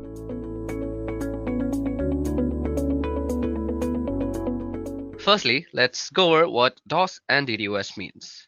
Now, to understand a DDoS attack, it is essential to understand the fundamentals of a DOS attack. DOS simply stands for denial of service. This service could be of any kind. For example, imagine your mother confiscates your cell phone when you are preparing for your exams to help you study, without any sort of distraction. While the intentions of your mother is truly out of care and concern, you are being denied the service of calling and any other service offered by your cell phone. Now, with respect to a computer and computer networks, a denial of service could be in the form of hijacking web servers, overloading ports with requests, rendering them unusable, denying wireless authentication, and denying any sort of service that is provided on the internet. Attacks of such intent can be performed from a single machine. While single machine attacks are much easier to execute and monitor, they are also easy to detect and mitigate. To solve this issue, the attack could be executed from multiple devices spread across a wide area. Not only does this make it difficult to stop the attack, but it also becomes near impossible to point out the main culprit. Such attacks are called distributed denial of service or DDoS attacks. Now let's see how they work. The main idea of a DDoS attack, as explained, is making a certain service unavailable. Since everything that is attacked is in reality running on a machine, the service can be made unavailable if the performance of the machine can be brought down. This is the fundamental behind DOS and DDoS attacks. Now, some DOS attacks are executed by flooding servers with connection requests until the server is overloaded and is deemed useless. Others are executed by sending unfragmented packets to a server which they are unable to handle. These methods, when executed by a botnet, exponentially increase the amount of damage that they are doing, and their difficulty to mitigate increases in leaps and bounds. To understand more about how these attacks work, let us look at the different types of attacks. Now, while there are plenty of ways to perform a DDoS attack, I'll be listing down the more famous ones. These methodologies have become famous due to their success rate and the damage they have caused over time. It is important to note that with the advancement in technology, the more creative minds have devised more devious ways to perform DOS attacks. Now, the first type of methodology that we're going to discuss is called ping of death. Now, according to the TCP/IP protocol, the maximum size of a packet can be 65,535 bytes. The ping of death attack exploits this particular fact. In this type of attack, the attacker sends packets that are more than the max packet size when the packet fragments are added up. Computers generally do not know what to do with such packets and end up freezing or sometimes crashing entirely. Then we come to reflected attacks. This particular attack is more often than not used with the help of a botnet. The attacker sends a host of innocent computers a connection request using a botnet, which are also called reflectors. Now, this connection that comes from the botnet looks like it comes from the victim, and this is done by spoofing the source part in the packet header. This makes the host of computers send an acknowledgement to the victim computer. Since there are multiple such requests from the different computers to the same machine, this overloads the computer and crashes it. This type of attack is also known as a Smurf attack. Another type of attack is called mail bomb. Now, mail bomb attacks generally attack email servers. In this type of attack, instead of packets, oversized emails filled with random garbage values are sent to the targeted email server. This generally crashes the email server due to a sudden spike in load and renders them useless until fixed. Last but not the least, we have the teardrop attack. So in this type of attack, the fragmentation offset field of a packet is abused. One of the fields in an IP header is the fragment offset field, indicating the starting position or offset of the data contained in a fragmented packet relative to the data in the original packet. If the sum of the offset and the size of one fragmented packet differs from that of the next fragmented packet, the packets overlap. Now, when this happens, a server vulnerable to teardrop attacks is unable to reassemble the packets, resulting in a denial of service condition. Okay, so that was all the theoretical portion of this video. Now it's time to actually perform our very own DDoS attack. Okay, so now that we finished the theoretical part of how DDoS actually works and what it actually is with its different types, let me just give you guys a quick demonstration on how you could apply a denial of service attack on a wireless network anywhere around you. Like this could be somewhere like Starbucks where you're sitting, or this could be a library also, or your college institution. No matter where you're sitting, this procedure will work. So the first thing we want to do is actually open up a terminal, because we will be doing most of our work on a command line basis. Now for this particular demonstration, we will be actually using two tools. First is AirCrackNG, which is a suite of tools which contains AirCrackNG, AirmonNG, AirReplayNG, and AeroDumpNG. So these are the four tools that come along with it. And the second one that we'll be using is called MacChanger. Okay, so let me just put my terminal on maximum so you guys can see what I'm actually writing out. So first thing we want to do is actually log in as a root. So let me just do that quickly. So because we need to log in as root because most of the stuff that we're going to do right now will need administrator access. Now, the first thing we want to do is check out our wireless network card's name, and we can do that easily by typing ifconfig. Now you can see that my wireless card is called WLO1, and we get the MAC address and we also get the IPv6 address. So that's my wireless network card, and we'll be actually setting that up in monitor mode. Now, before we actually go into and start up our network card in monitor mode, let me just show you how you can install the two tools that I just spoke about, that is AirCrackNG and MacChanger. So to install AirCrackNG, you can just go apt-get install AirCrackNG, hit enter, and this should do it for you. I already have it installed, so it's not going to do much. To install MacChanger, you could just go the same command, that is apt-get install MacChanger. And you can check if both the tools have been installed properly by opening the manual pages by typing man aircrackng, and this will open up the manual page for you. And let's also do the same for MacChanger. So what we're going to do first is set up our network interface card into monitor mode. So to do that, all we have to do is type ifconfig, and we need to put our network interface card down. So we go WLO1 down, and with the command iwconfig, we go mode monitor. Don't forget to specify the interface that you're working on. So iwconfig WL1 mode monitor. And all you have to do now is put it back up. So what we are going to type is ifconfig WL1 up. You can check the mode. It'll say managed if it's in monitoring mode. So as you guys can see, it says mode managed. So that's how we're going to go ahead. So you can check that just for your own purposes. So we can also check for only WL1 by specifying the interface. Or you could also check the mode only by passing it through a pipe function, and that is using grep mode. So iwconfig WL1 grep and mode. Well, mode begins with a capital M, so that's how you would probably return it. So as you guys can see, that has returned the mode for us, along with the access point and the frequency. Okay, so that was a little fun trivia on how you could fetch the mode from a certain command, that like iwconfig, by passing it through a pipe and grabbing it with mode. Grab basically means grab. Okay, so now moving on, we'll get to the more important stuff now.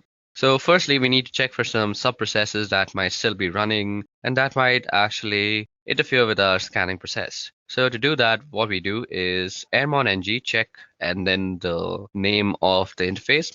Now, as you guys can see, I have the network manager that is running out here, and we need to kill that first, and that can be easily done by going kill with the PID. After that, you can run a general command called airmonng check and kill. So whatever it finds, it will kill it accordingly. And when it produces no results like this, that means you're ready to go, as there are no sub-processes running that might actually interfere with our scan.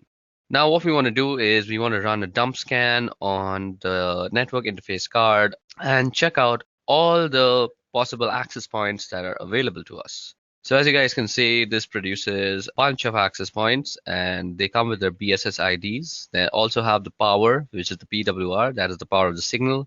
And let me go down back again. So yeah, you can see the beacons, you can see the data, you can see the channels available. And what the BSS ID is, it's the MAC ID that is actually tied in with the ESS ID, which basically represents the name of the router. Now, what we want to do from here is we want to choose which router we want to actually DOS. Now, the whole process of DOSing is actually we will continuously de-authenticate all the devices that are connected to it. So for now, I have chosen Edureka Wi-Fi to actually DOS out. And once I send a de-authentication broadcast, it will actually de-authenticate all the devices that are connected to it. Now, this de-authentication is done with a tool called AirReplay, which is a part of the AirCrackNG suite of tools. Now let us just see how we can use AirReplay by opening up the help command.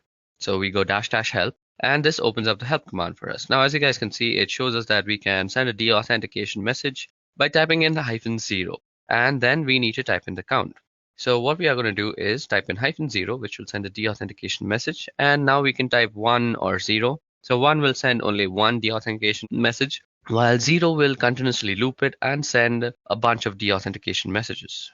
We are going to say 0 because we want to be sure that we are deauthenticating everybody. And we can also generally specify the person we also want to specifically deauthenticate. But for this demonstration, I'm just going to try and deauthenticate everybody that is there. So what we are going to do is we are going to copy down the MAC address or the BSS ID as you would know it. And then we are going to run the authentication message. Now, as you guys can see, our deauthentication message is beginning to hunt on channel 9. Now, as you guys know, and as I already know, that our BSS ID or the MAC address is working on channel 6.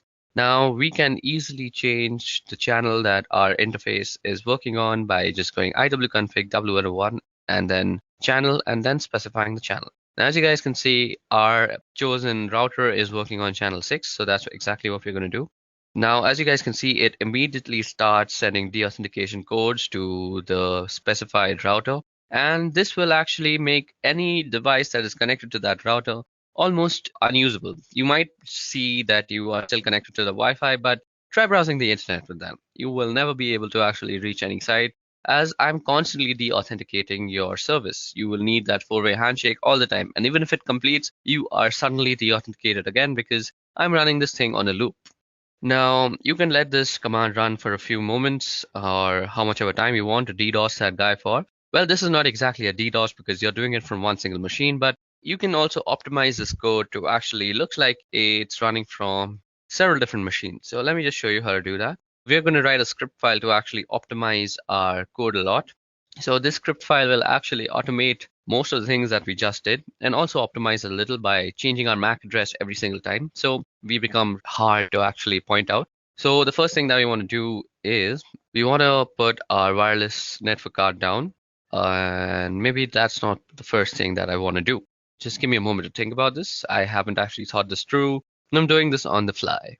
Okay, so the first thing that we're going to do is we're going to start a while loop that is going to continuously run until we actually externally stop it. So we go while true, and then we're going to say do. And the first thing that we want to do is send out a deauthentication message, and we are going to send it around 10 deauthentication messages. And we want to run it on a specific BSS ID. So that is the BSS ID that I had copied. So let me just put in that. And then we just put in the interface that it's supposed to work on. Now, what we want to do after that is we want to change the MAC address after we have sent all these 10 packets. So what we will need to do is put down our wireless network. And as I already discussed, we can do that with ifconfig WL1 down. And now what we want to do is change our MAC address. So we can do that with the simple tool that we had installed and saying MAC changer -R.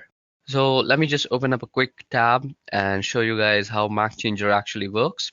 Now you can already check out my other video called the ethical hacking course, which actually covers a lot of topics, and MAC changer is just one of them. And you can check how to use it in depth in that video. But for now, let me just give you a brief introduction to how MAC changer works. The MAC changer will basically give you a new MAC address every time. Let me just open up the help menu for you guys. So as you guys can see, these are the options that are available to us. We can get a random MAC address. We can also tell it to show our MAC address. And we also have to specify the interface when we want to show us the MAC address. Now let me just generate a new MAC address.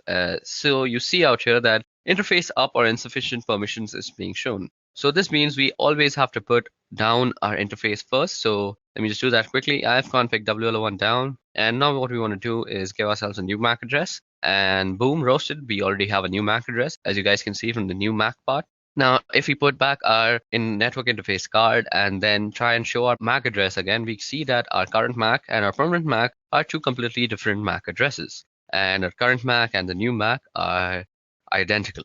So this is how you can actually generate new MAC addresses to spoof your own identity on the wire. And that is very useful in this case because the person you're attacking will be so confused as to what to do because your MAC address is changing every time. And there's no real solution to the situation that you're creating for him. At least I don't know of any solution. If you do know how to stop this for yourself, please leave it down in the comment section below and help the world a little bit.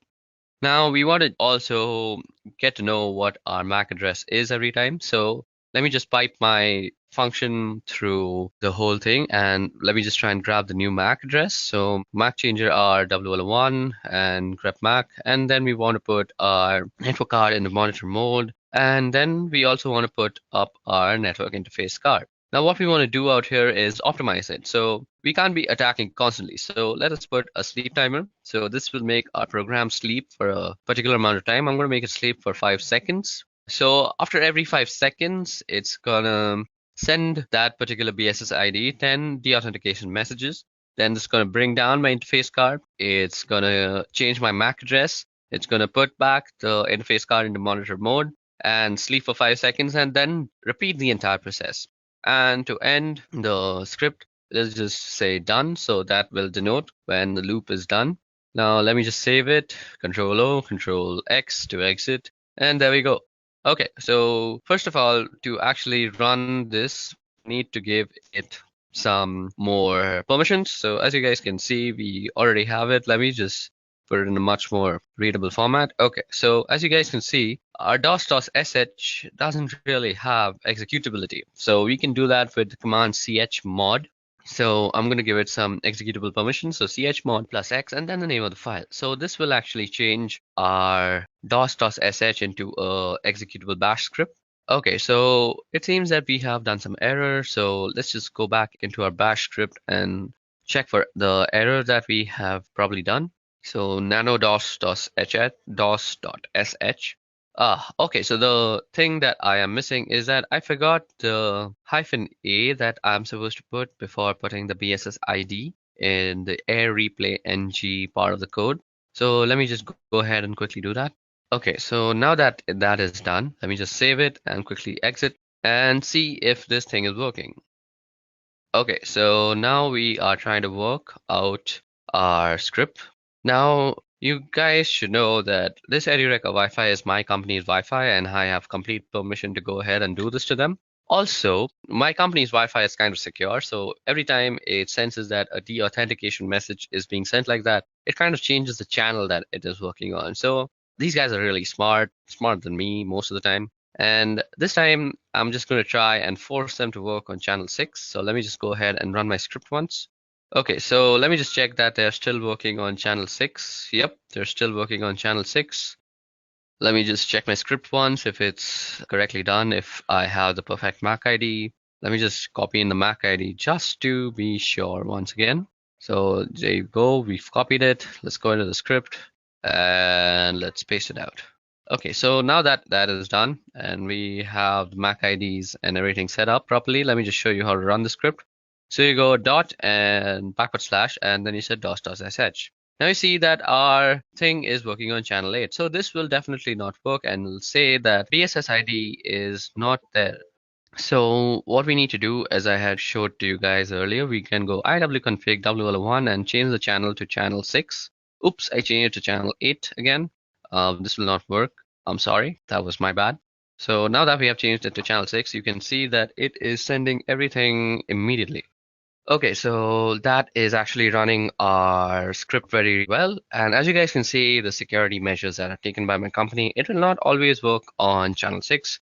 It'll keep rotating now until it finds a safe channel. So it really can't find a safe channel. I will always be DOSing on channel 6, and it will run sometimes and it won't run sometimes, but mostly with unsecure Wi-Fi that is running at your home mostly, this will work 100% times. So let me just stop this because my company will go mad on me if I just keep on DOSing them.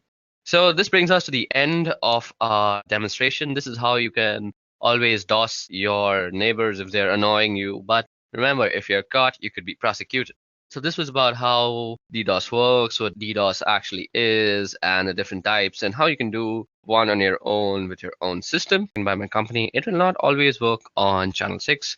It'll keep rotating now until it finds a safe channel. So it really can't find a safe channel. I will always be DOSing on channel 6, and it will run sometimes and it won't run sometimes, but mostly with unsecure Wi-Fi that is running at your home mostly, this will work 100% times. So let me just stop this because my company will go mad on me if I just keep on DOSing them. So this brings us to the end of our demonstration. This is how you can always DOS your neighbors if they're annoying you. But remember, if you're caught, you could be prosecuted. So this was about how DDoS works, what DDoS actually is, and the different types, and how you can do one on your own with your own system.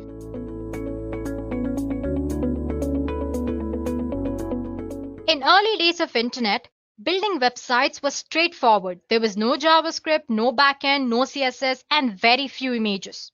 But as web gained popularity, the need for more advanced technology and dynamic websites grew. This led to development of Common Gateway Interface, or CGI as we call it, and server-side scripting languages like ASP, JavaScript, PHP, and many others. Websites changed and started storing user input and site content in databases. Each and every data field of a website is like a gate to database. For example, in login form, the user enters the login data. In search field, the user enters a search text. And in data saving form, the user enters the data to be saved. All this indicate data goes to database. So instead of correct data, if any malicious code is entered, then there are possibilities for some serious damage to happen to the database and sometimes to the entire system. And this is what SQL injection is all about. I'm sure you've heard of SQL. SQL Query Language, or SQL, is a language which is designed to manipulate and manage data in a database. SQL injection attack is a type of cybersecurity attack that targets these databases using specifically crafted SQL statements to trick the systems into doing unexpected and undesired things. So by leveraging an SQL injection vulnerability present in web application or a website, given the right circumstances, an attacker can use it to bypass web application's authentication details, as in if you have login and password, user can or attacker can enter just the user ID, skip the password entry, and get into the system. Or it can sometimes retrieve the content of an entire database. He can also use SQL injection vulnerability to add, modify, and sometimes delete records in a database, affecting data integrity. Well, using this vulnerability, attacker can do unimaginable things. This exactly shows how dangerous an SQL injection can be. Now let's check out how a typical SQL injection is carried out. Well, let's start with non-technical explanation. Guys, I have a simple analogy here. So first, let's go through this. Once you understand this, you'll easily able to relate this with what SQL injection attack is. So anyway, first imagine that you have a fully automated bus that functions based on the instructions given by human through a standard web form. Well, that form might look something like this. For example, the form might say, drive through the route and where should the bus stop, if when should the bus stop. This route and where should the bus stop and this condition, that's when should the bus stop, or the user inputs. This is where user have to enter the input into the form. Now after putting some data into the field, it looks something like this. Drive through Route 77 and stop at the bus stop if there are people at the bus stop. Well, that looks simple enough, right? So basically here the human or the person is trying to give three instructions. That is, bus should stop at Route 77. It should stop at the bus stop if there are people at the bus stop. Well, that sounds harmless. Now imagine a scenario where someone manages to send these instructions, which looks something like this. Drive through Route 77 and do not stop at the bus stop and ignore rest of the form if there are people at the bus stop.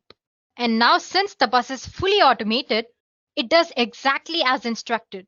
It drives up Route 77 and does not stop at any bus stop even when there are people waiting, because the instruction says do not stop at the bus stop and ignore the rest of the form.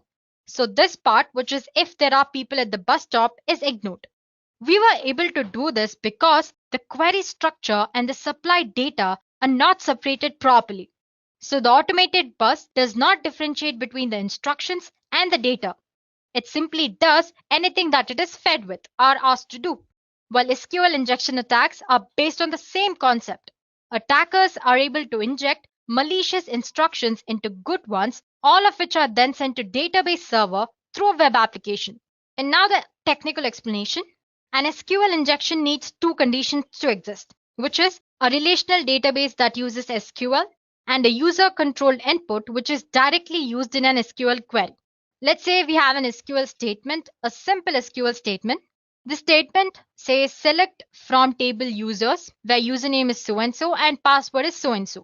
Basically, you can think of it as a code for a login form. It's asking for the username and the password. This SQL statement is passed to a function that sends the entire string to connect a database where it will be passed, executed, and returns a result at the end. If you have noticed, the statement contains some special characters, right? We have asterisk here to return all the columns for selected database row. And then there is equals to only returns values that match the search string. And then we have single quote here and here to tell the SQL database where the search string starts or ends. So for user, you have starting here, ending here, and for password here. So basically a pair. Now consider the following example in which a website user is able to change the values of this user and password such as in login form. So if the values are put into user and password, it looks something like this. Select from users table where username is Dean and password is Winchester's. And the SQL statement is simple enough. It's very direct. So if there is a user called Dean with password Winchester's, then all the columns of table users are extracted. Now suppose if the input is not properly sanitized by the web application, the attacker can easily insert some malicious SQL statement like this. The username might be Dean or 1 is equal to 1, and then you have double hyphen followed by password is equal to Winchester's. So basically, along with the data, the user or the attacker has tried to enter a malicious SQL statement disguising it as a data here. So guys, you need to notice two things here. First one, we have or 1 is equal to 1. It's a condition that will always be true. Therefore, it is accepted as a valid input by application. For example, if Dean is not a valid user or if there is no user called Dean in the database, application would consider the next value because there is or in between. Our next value is 1 is equal to 1, which always returns true. So basically, our input will be something like this, Dean or true. And if there is no user called Dean, the next input will be true and it will be taken as an input value and the values will be displayed. So the next part, which is double hyphen. I'm sure you know what double hyphen represents, right? Basically, it's commenting the next part of the SQL query. So it instructs the SQL parser that the rest of the line is a comment and should not be executed. So the part, that's password part, will be ignored. So basically what we're trying to do is we're trying to bypass the password authentication here. So once the query executes, the SQL injection effectively removes the password verification, resulting in an authentication bypass. By using double hyphen, we're commenting rest of the comment. And before that, using 1 is equal to 1, which is translated to true, we are trying to enter the database without even giving an valid value. So the application will most likely log the attacker in with the first account from the query result. And as you guys know, most of the time, the first account in a database is that of an administrative user. So basically by doing nothing or basically by giving some random data here, the attacker was able to extract the admin details. It sounds very dangerous, right? So that's all an SQL injection attack is all about. Basically, you're trying to manipulate the valid or the correct SQL statement as a malicious code and trying to extract data from the database. Now, what's the worst that could happen when you suffer an SQL injection attack? There are a number of things that an attacker can do when exploiting an SQL injection on a vulnerable website. First of all, he can access data without authorization. For example, by tricking the database into providing too many results for a simple query. Then he can extract sensitive information like social security numbers or credit card details. Next thing, he might somehow get in touch with authentication details of users registered on a website, and then he can use this information to log in during other attacks. He can also alter data in the database without authorization. For example, he can create fraudulent records or add extra users, or he might even actually delete the entire table. Or an attacker can easily control application's behavior that's based on data in the database.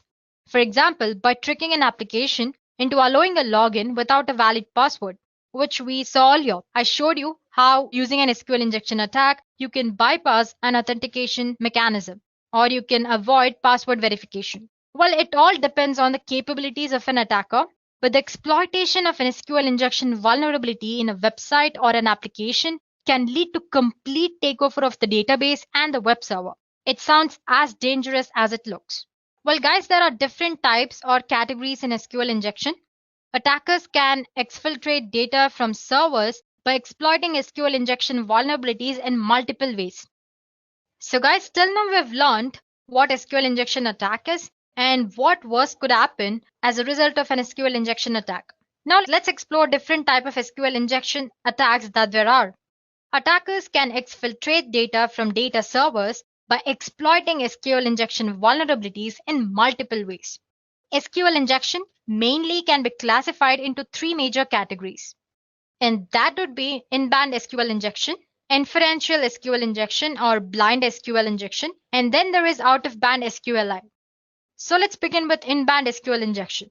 In-band SQL injection is one of the most common and very easy to exploit when compared to other SQL injection attack types.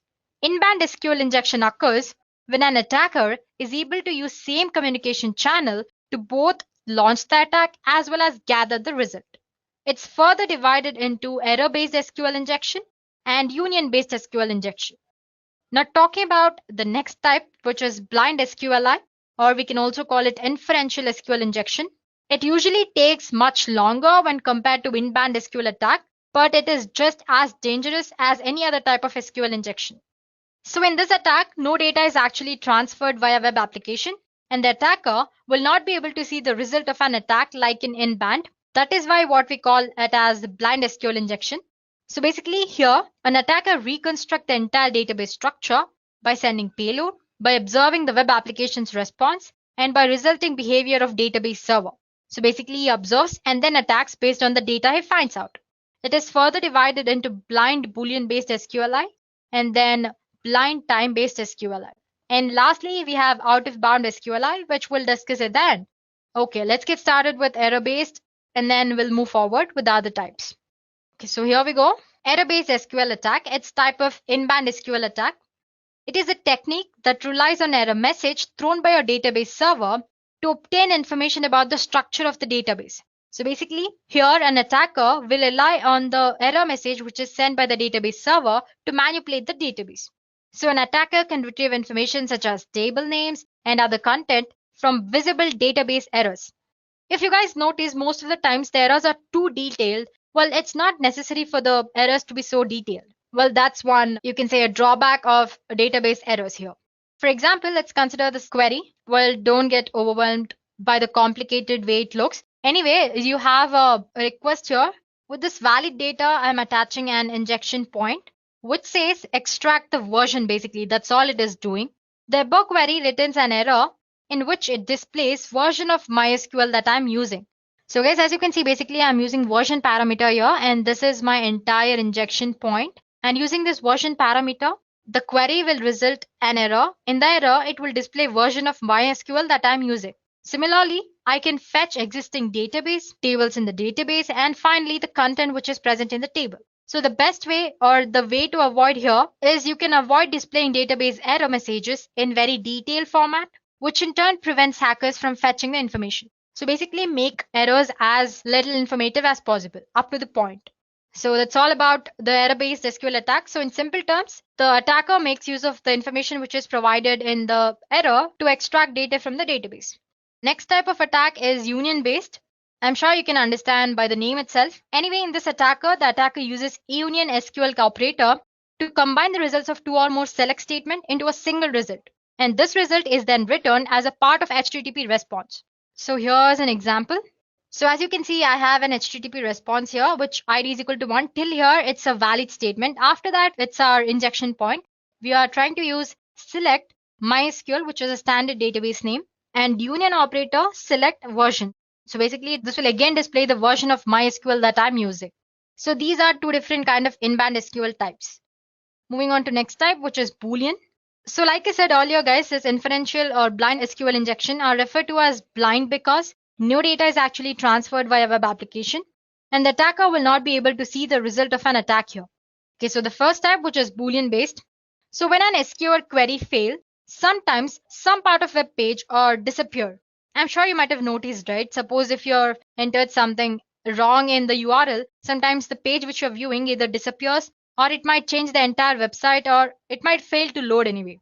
These indications allow attackers to determine whether the input parameters is vulnerable and whether it allows extraction of data. This attack is typically very slow, especially on large databases, since an attacker would need to enumerate a database character by character. So guys, for example, you can see the query which is on the screen. With this request, the page should load as usual if the database version is 5x, but if it behaves differently, for example, like it might display an empty page or half the details of the website are gone, then you can consider the website version is different, indicating if the website is vulnerable to an SQL injection or not. So basically what he does is here, the attacker gives some sort of input. He observes what kind of response does a database server gives to that query. Based on that, he'll determine if it's possible to exploit the SQL vulnerability present in that application, or if at all the SQL vulnerability is present or not. So that's all about Boolean based. Then comes the time-based SQL injection. In some cases, even though a vulnerable SQL query does not have any visible effect on the output of the page, it may still be possible to extract information from an underlying database. Hackers determine this by instructing the database to wait or sleep a stated amount of time before responding. So basically here, if there is no visible output from the database server, the attacker will ask the entire database to sleep for a while. If the page is not vulnerable, it will load quickly. If it is vulnerable, it will take longer than usual to load in response to the query. So to execute that, the true function is changed to something like sleep 3, which instructs the database to sleep for 3 seconds. So basically, as you can see in this example, we are instructing the database to be sleep for 3 seconds. If the page takes longer than usual to load, we can assume that the database version is 5.x. Okay, then comes our final SQL injection type, which is out-of-bound SQL. It's not very common. Sometimes only when an attacker can retrieve information from a database is used some sort of out-of-band techniques. Usually these type of attacks involve sending data directly from the database server to a machine that is controlled by the attacker. So guys, these are the major categories of an SQL injection. And now that we have learned the theory part, it's better if we know how to actually perform them in reality. So let's explore at least a few of these types, if not all. So to show you guys how to perform an SQL injection, first of all, I need a web application or a website on which I can actually perform an SQL injection. There are a lot of web applications which are vulnerable. So all you have to do is just type php id is equal to 1. This should give you the applications which have SQL vulnerability present in this database. But the thing is, I'm still not sure if I can use these websites. It's almost illegal, right? Because these are actually present on the net. But that won't be posing a problem since we're just trying to learn how to perform SQL injection. There are a lot of vulnerable web applications or websites which are especially made to actually perform such attacks. I'm sure you might have seen in other previous videos related to ethical hacking and cybersecurity, where we used Kali Linux and we used Metasploitable 2. We had different other kind of vulnerable web applications like DAM vulnerable application and Mutiliday and many others. As for today's session, we'll be using another such web application, which is called WebGoat. As you can see, it says WebGoat is a deliberately insecure web application maintained by OWASP designed to teach web application security lessons. So you can install and practice with WebGoat. It not only has SQL injection, it also has other kind of vulnerabilities, which you might have seen when we were discussing the WordPress website vulnerabilities, like cross-site scripting, SQL injection, and content delivery, many others. Okay, the latest version of WebGoat that's running right now is version 8. So basically all you have to do is you can search for WebGoat 8. So here you go, you have a GitHub version here, you can click on that.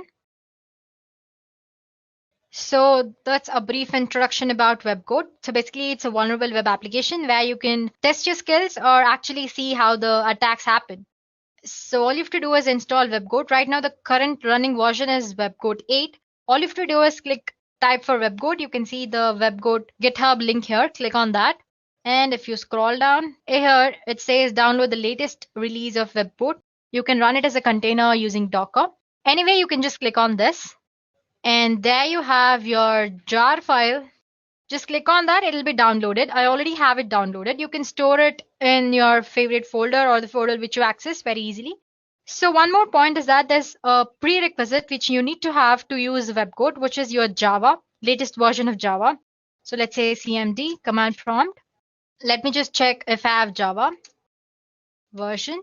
So as you can see, I have latest version, which is Java 11.0.2. So if you have older versions, delete them or just update them to the new version.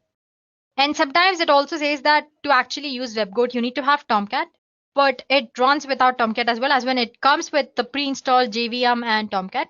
But to be on the better side, please do make sure you are using JVM. Okay, guys, I have my WebGoat stored in my D folder. So all I have to do is and dir. Let me maximize the screen for you guys. So here you go. You can see my WebGoat jar file here. So now to start using that, all you have to do is java -jar and WebGoat. Let me just press tab. There it goes. Click enter. Well, it starts a WebGoat application for us. It might take about like half a minute.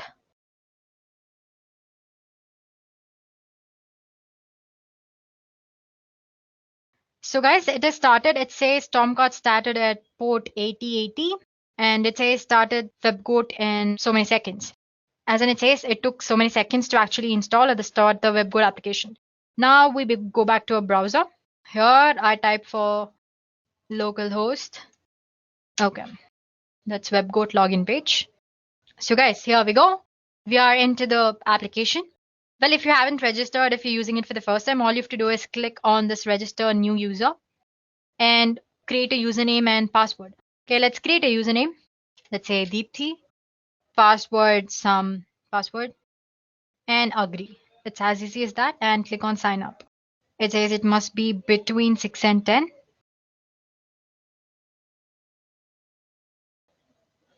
So yeah, and I'm gonna say save. Here you go. This is the WebGoat application. As you can see, it's a deliberately insecure application that allows interested developers just like you to test vulnerabilities, which are commonly found in Java-based applications that use common and popular open source components like SQL and other components. So you have different other kinds of vulnerabilities here as well discussed. You have insecure deserialization, you have access control flaws, you have cross-site scripting. Under that, you have different categories.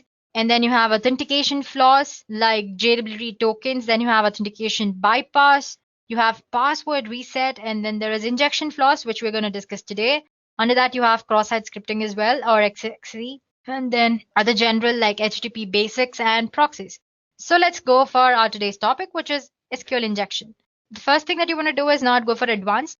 It's a little complicated. So just click on injection here, SQL injection. You will land upon this page. So basically the first page is all about what SQL query languages, that's SQL is about. Different type of SQL injection, not the types which we discussed. String-based SQL injection and numeric-based SQL injection. And then just click next. Ignore this, it's mostly because of the network error anyway. It's all about basic SQL details, that DML, data manipulation language, data definition language, which includes create, alter, drop, and truncate. Then you have data control language, which is grant and revoke. So it basically described what an SQL injection attack is. Basically, if you recall, SQL injection is basically entering a malicious data into an actual data, this way getting access to the database content. So the things that you can do using SQL injection, you can read and modify sensitive data from the database. You can execute administration operations on the database by getting access to admin data. You can shut down the entire database. You can truncate the tables, and you can add malicious users as well. You can recover the content of a given file from the file system. You can issue commands to operating system as if the application is of your own. There you go. Then what all you can do, you can spoof identity, you can tamper with existing data, you can destroy, you can pick an administrator. And it says SQL injection is more common in PHP, Classic, ASP, Code Fusion, and the other languages. If you remember, we just used PHP ID equals 1 to check if the application is SQL vulnerable or not. So yeah, it's more common in PHP. Moving on to next thing. So like I said, the extent to which a damage can be created by an SQL injection attack totally depends on the attacker and his level of knowledge and what countermeasures you have taken to avoid SQL injection attacks and all that, and the database technology that you're using. Moving on for the sixth. So this also we discussed in the theory part, as in I showed you an example on how to actually perform an SQL injection attack. So this is string-based SQL injection attack. You can see there's an SQL query which says select from user table where name is username. But you can see it's using some sort of quotations here. It's using single quotes to indicate that's the start of the content and a single quote here to indicate the end of the content. Using this misplaced quotations or unnecessary quotations is how an injection attack can be easily performed. So same for the ID, it's just that there are no single quotations because it's not a string. So instead of giving some normal output like maybe a dean or something, user can give something like this, a name which ends with quotation or 1 is equal to 1. Basically, by making use of the quotations or actual characters which are present in the string, an attacker can perform SQL injection. Or you can also give it as some this way. So yeah, basically you can give malicious SQL statements. Let's start with our first exercise, which is this one. Okay, so it says try it SQL injection attack. This is the user or the SQL query. It says this SQL query can be used to fetch all the information about a user if you know a username. So you don't need to know any specific username to get a complete list. But I've given a sample value, which is Smith. But let's say I don't know Smith. Let me give some other value. So as you can see, I've already done it before. So there are other values. So let's say Dean. But it doesn't give me anything because there's no user called Dean in the database. Okay, it says give Smith because Smith is a valid user. So let me just give Smith. So as you can see, it is displaying the values of user Smith. Well, this is straightforward. They've mentioned a username, which we've used, and we got the information. But now suppose if I want to know other users' name as well, all you have to do is manipulate this data. So as you can see here, this part, there was a single quotation, but right now it's showing us different garbage characters. Anyway, so I'm ending with this another single quote and saying or 1 is equal to 1, which is always true as you guys know. And there is already a single quote here, one more, so I'm not giving one here. And I'm clicking on get info. So there you go, it successfully fetched me other information about other users as well. So basically, I manipulated the data into some malicious SQL statement. So like I said, 1 is equal to 1 is always true. So basically, it accounts to Smith or true when it actually goes to database. Since true is a valid input, it's displaying me the content. Now let's say I just want to know the first user. Or you guys actually, you can give that as this as well, as in you don't have to use the quotations, just give 1 is equal to 1. This also works. I'm saying comment rest of the SQL query like we did earlier, as in we avoided password verification, right? So whatever is after the username, it's going to avoid rest of the query. So get info. So you can see it's worked again. Let's say now I want to fetch just one user or the first or second users. Okay, let's use another name. Okay, just let me clear it. Plain or 1 is equal to 1, and I want to limit the content to 1. So as you can see, it has limited the content to the first user. It's not taking the first input, it's skipping, it's coming to this part, 1 is equal to 1, and it's limiting to the one user. Let's say Dave. So yeah, since the Dave user is not there, it's skipping this part and it's going to this part, which is 1 is equal to 1 and limiting to 1. Let's say 2 here. It should give the next username. Let's say 5 users. So there you go. Similarly, the way you want using malicious SQL statement, you can manipulate and get the data. Let's go to next exercise, which is 8. It's same as the previous one. Before it was string and now it's just number. So they say give 101 for the valid user. Let's give 100. But as you can see, there's no result because there's no user with 100 as user ID. And if I give 101, it's giving me the user 101. Let's say, let me give 110. I don't know if the user is there or not. Or 1 is equal to 1 and comment. I want to limit, let's limit to 3 users. Okay, it says it's number, right? My mistake. So yeah, it's displaying 3 users. So guys, this is a simple explanation of an SQL injection attack, or you can say an error-based injection attack. Now moving on to next exercise. So this is a basic SQL injection. Now going to advanced. Again, click on the first. It says the purpose of this lesson is to combining multiple SQL techniques and use blind SQL injection as well. Okay, I'm going to click on one here. That's one. Second one, like we discussed, if you have misplaced special characters in your SQL statement, using that you can make use and you can extract data. For example, we used comment character to comment rest of the SQL query. We have colon, which command, or see, as you can see, it says star select from users and the command drop table users. Basically, I'm using 2 queries here. One is to select display all the users, which is a valid according to the given form details. And next statement or the injection I'm adding is drop table users.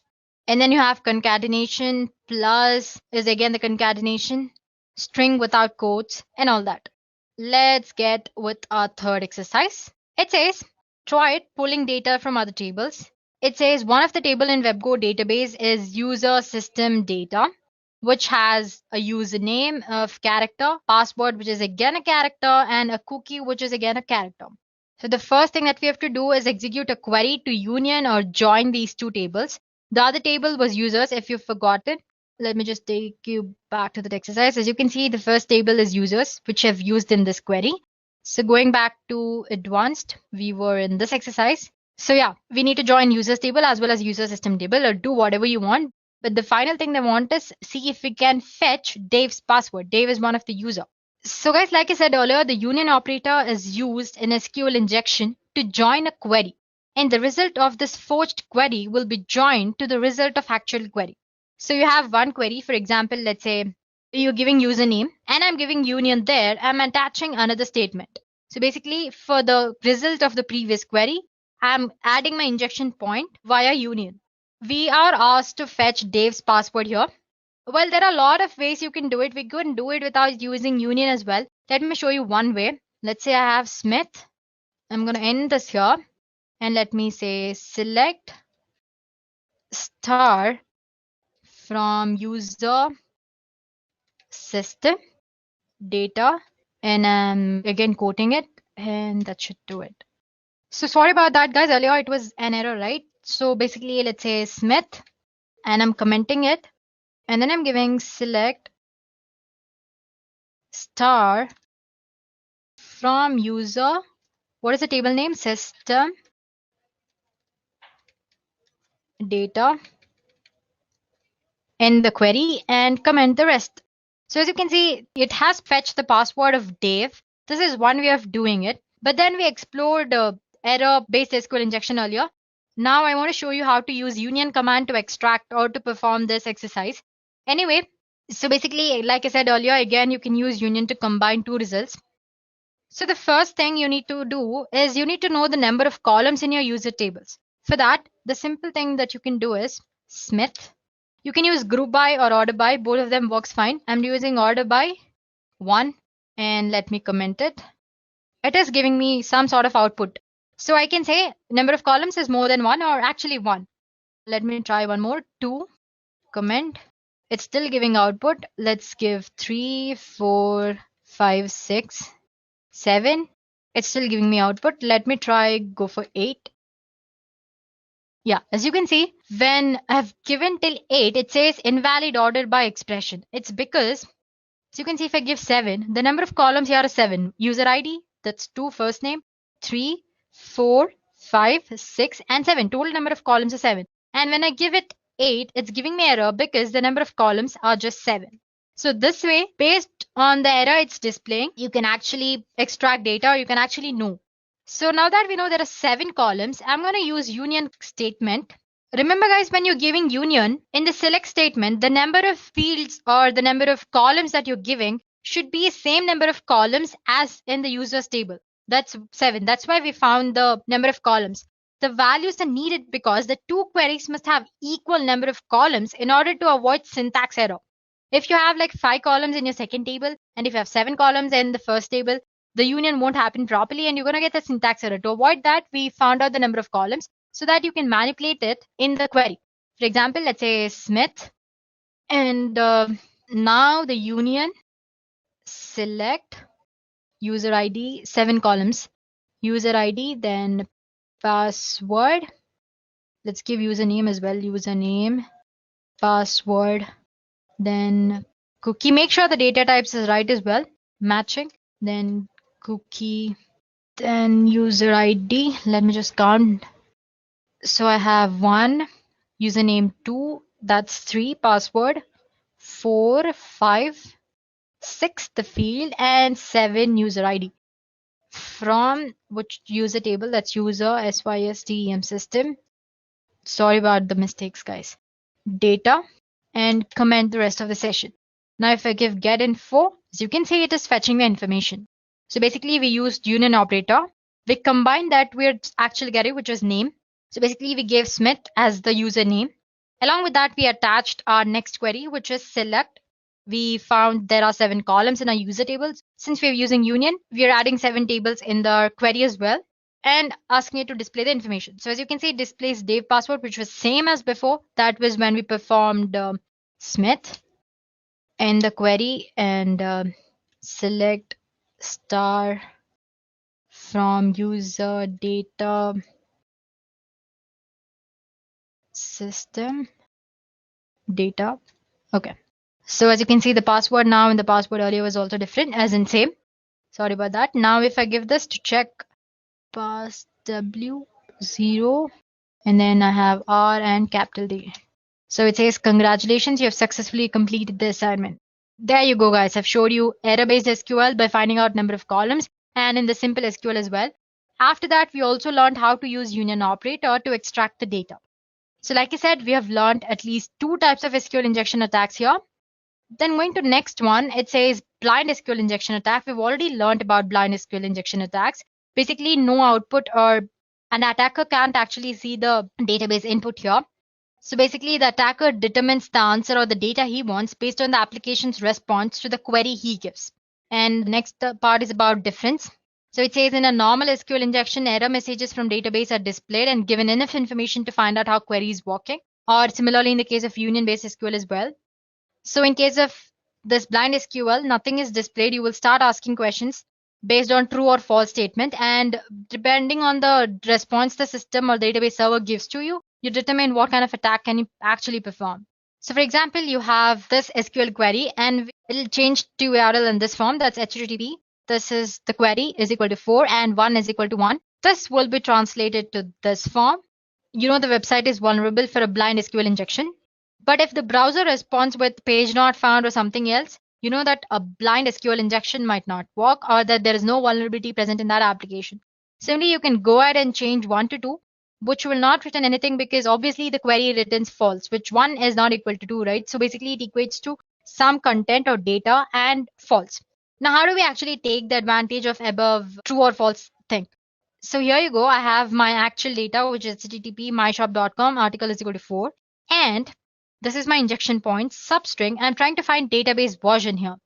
Similarly, you can also find the number of databases present, the database's names, tables present in database, and actual content of the database and all that.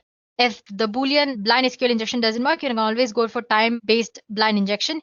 Basically here, instead of true, you're replacing by some time limit, say sleep for 3 seconds.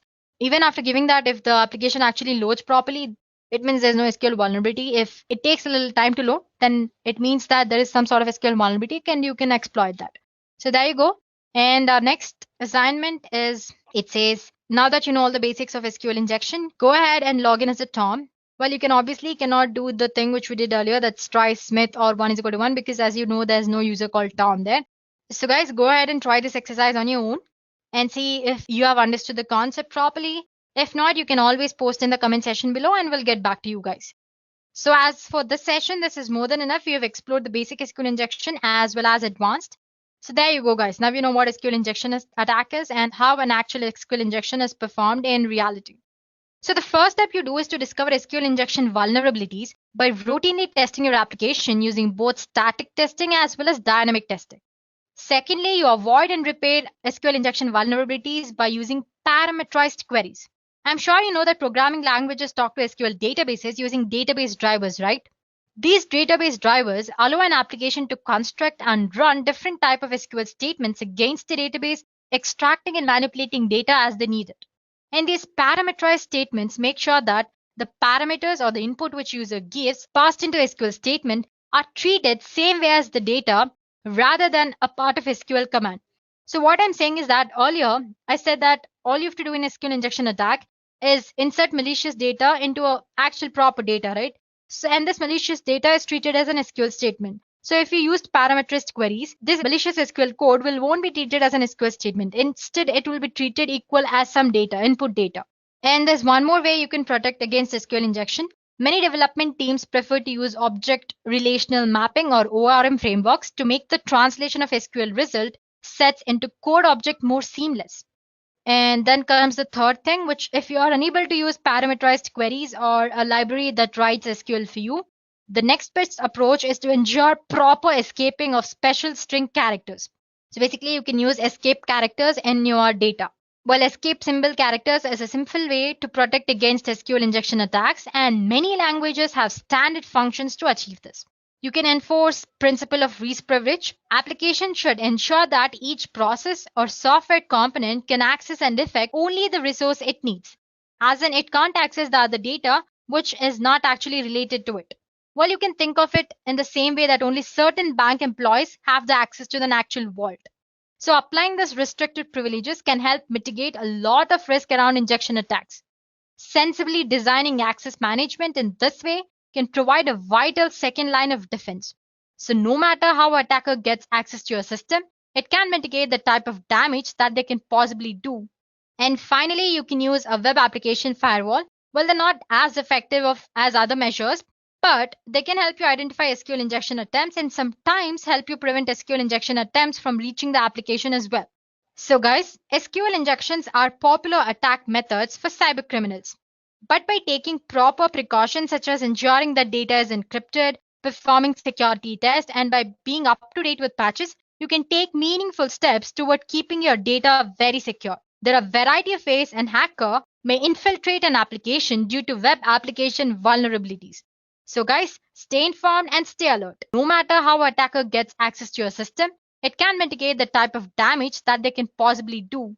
And finally, you can use a web application firewall. Well, they're not as effective as other measures, but they can help you identify SQL injection attempts and sometimes help you prevent SQL injection attempts from reaching the application as well. So guys, SQL injections are popular attack methods for cybercriminals. But by taking proper precautions such as ensuring that data is encrypted, performing security tests, and by being up to date with patches, you can take meaningful steps toward keeping your data very secure. There are a variety of ways an hacker may infiltrate an application due to web application vulnerabilities. So guys, stay informed and stay alert.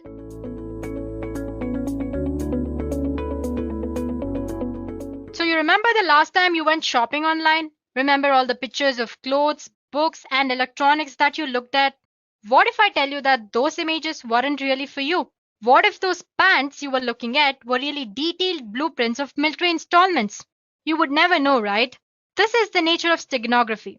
Steganography is science of hiding information from plain sight. Secret communication is very important because if your message is important and if you do not want others to know about your message, then you use different kind of techniques to hide your message from third person. And steganography is one such technique. However, criminals and terrorist organizations are using this for their own purpose. So understanding how to hide data using steganography and prevent the data from being misused will be very helpful. However, to talk about steganography, we should consider its predecessor, cryptography, which is science of writing its secret codes. Basically, cryptography makes messages meaningless to the casual reader by encrypting the data using set of rules which are known to both sender and receiver. Only the intended receiver with the decryption key can extract the actual message. Thus, when an attacker discovers the message, it is still difficult for him to get the secret message. If cryptography is a strong way to encrypt and secure a communication, then why do we need a new technique? Answer is very simple. When we are using any cryptography technique, we need to send a secret key and third person can easily judge that some secret kind of communication is going on. In simple terms, cryptography does not try to hide the fact that secret message is being sent. This is where steganography comes into picture. The main reason of using steganography is that you are hiding your secret message behind an ordinary file. No one will suspect the fact that a communication or some sort of secret message is being sent. People will generally think it is an ordinary file and your secret message will go without any suspicion. Unlike cryptography, which conceals the content of a secret message, steganography conceals the very fact that message is being communicated. So if I have to define steganography, it is an ancient art of covering messages in a secret way such that only the sender and the receiver knows the presence of the message. Well, now if you're thinking steganography is a brand new method, then you are mistaken. Steganography is an ancient practice. The word steganography is derived from Greek word steganos, meaning hidden or concealed, and graphen, which means writing or drawing. Before moving further, let's get a glimpse of how steganography evolved from past. The concept of steganography was first introduced in 1499, but the idea itself has existed since ancient times. There are stories of a method being used in Roman Empire whereby a slave choosing to convey a secret message had his scalp shaved clean and a message was tattooed onto his skin. When the messenger's hair grew back, he was dispatched on a secret mission. On the other end, the receiver shaved the messenger's scalp again and read the secret message. Well, that was one way of doing it. Demaratus, the king of Sparta, sent a secret message on tablet covered with wax. When it was received at the other end, the wax was scraped off to recover the message. Another oldest and the most fascinating and common way to hide message is to use invisible inks. The actual message can be made visible if document was heated gently. Next came the null cipher. Null cipher refers to the method of encrypting where plain text is mixed with actual message. Next was hiding data in the images. Microdots were used to conceal a message. A microdot is a simple text or an image which is reduced in size to hide its contents. And this microdot or the images or the text which are present in a microdot are then read using magnifiers. Apart from these techniques, there were others as well, like spread spectrum, semograms, etc. So like I said earlier, steganography is an ancient practice. The majority of today's steganographic systems use multimedia objects like image, audio, video, etc. as cover media. Well, if you don't know what I mean when I say cover media, don't worry about it. You will know more about it as we progress through this session. But for now, cover media is a place where you actually store your hidden information or you store your secret information. So based on the type of cover media, steganography is divided into multiple types. To begin with, we have text steganography. Text steganography is hiding information inside the text files. It involves things like changing the format of existing text, changing words within a text, generating random character sequences, or using some sort of context-free grammar to generate readable text. Well, there are different methods to hide data in text. Some of the popular ones include format-based method, random and statistical generation, linguistic method. Moving on, we have image steganography. This is nothing but hiding data in an image. It's one of the most popular way of hiding data because in image, there are huge number of bits present in digital representation. So it's easy to store or hide data in an image. There are a lot of ways to hide your information inside an image. Common approach includes LSP steganography, which we'll be discussing in detail later. And then there is masking and filtering, some sort of encryption techniques, and many others. Moving on, audio steganography. It sounds according to its name. In audio steganography, secret message is embedded into an audio signal, which alters the binary sequence of corresponding audio file. Then there is video steganography. In video steganography, you can hide any kind of data in digital video format. The advantage of this type of steganography is that large amount of data can be hidden very easily. You can think of it as a combination of image steganography and audio steganography. Well, there are two classes of video steganography. One is embedding data in uncompressed raw video and then compressing it later. Other one is embedding data directly into compressed data stream. And next there is network steganography. Like it sounds, it's a technique of embedding information within network control protocols like TCP, UDP, ICMP, and many others. For example, you can hide information in the header of an TCP/IP packet in some fields that are either optional or not important. And finally, there's email steganography. It's not a very well-known type, but anyway, email that contains the files embedded within hidden information using steganography can be very difficult to detect as well as read. Now that we have learned of different types of steganography, let's take a look at few features that a steganographic technique must and should possess. I'm sure you can see an image of an adorable and cute kitten on the screen, right? Well, that's our cover image or the file where we store our secret data. So the first feature that any steganographic technique must possess is transparency. It's an important feature. Each cover media, it can be image or audio or video, has certain information hiding capacity. If more information or data is hidden inside the cover, then it will result in degradation of cover media. As you can see, the stego image or our final image after hiding data inside our cover image is not proper or exactly similar to our original image, right? So there's some sort of distortion. So if attacker notices this distortion, then our steganographic technique fails and there is possibility that our original message can be extracted and damaged by attacker. Well, that's the first feature.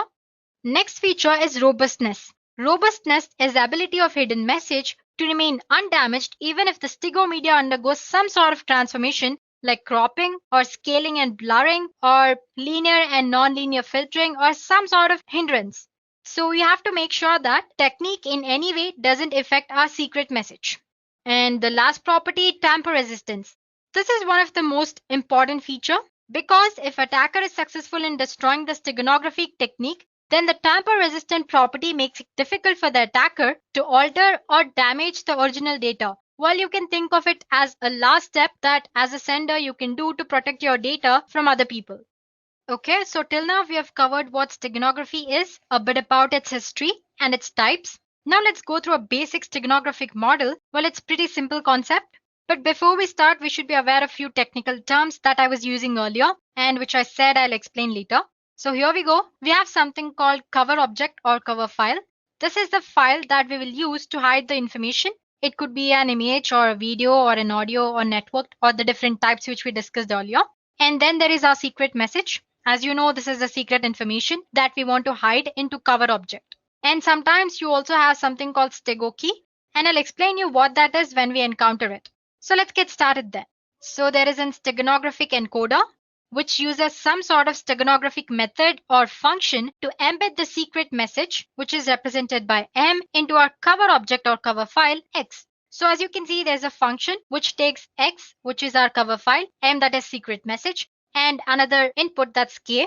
Like I said, K is nothing but key or stego key. It is a key to embed data in a cover and extract data from the stego medium. Well, it's optional.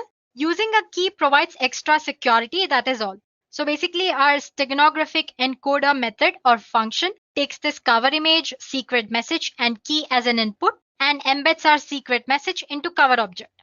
Embedding process generates a stego object and the stego object looks exactly like our cover object. Now, this stego object is sent to receiver through the network without any encryption here. So this is where our steganographic encoding process ends. Now, if on the other end, receiver wants to extract the secret message, all he has to do is feed the stego object into steganographic decoder, which also takes key as one of its input, and then as a result, he gets secret message which was intended for him. So like I said, it's a very simple process, right? So if I summarize, you have your cover file, which could be image, audio, or anything. And then you have your secret message. Both of them, along with the key, if you want, are fed into steganographic encoder. As a result, you get your stego object, which looks exactly same as cover object. And this stego object is sent to receiver through secure communication channel with or without encryption. On the other end, if receiver wants to extract the secret data, he feeds this stego object into steganographic decoder and he gets cover object and secret message as an output. So this is how steganography actually works. Well, if I want to make this process more secure, I can add one more step, which is encryption. Let's see how to do that. So like I said, there's a sender. Before actually feeding the secret information into steganographic encoder, he encrypts this secret message along with an encryption key. As a result, he gets a ciphertext, or like we discussed when we were discussing cryptography, the meaningless text or the ciphertext. This ciphertext along with steganographic key or stego key and cover file is fed into steganographic encoder. Embedding process generates a stego object, and this is where our encoding process ends. This stego object, which looks exactly like our cover object, is sent to receiver using a secure communication channel. Now on the other end, if the receiver wants to extract the secret message, he feeds this stego object along with stego key into steganographic decoder.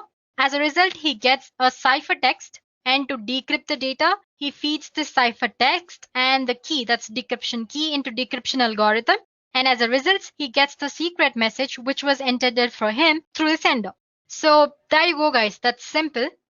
So like I said earlier, we discussed the most simple process. If you want to make it more secure, you can include encryption as well. So basically, any type of steganographic method or technique works this way.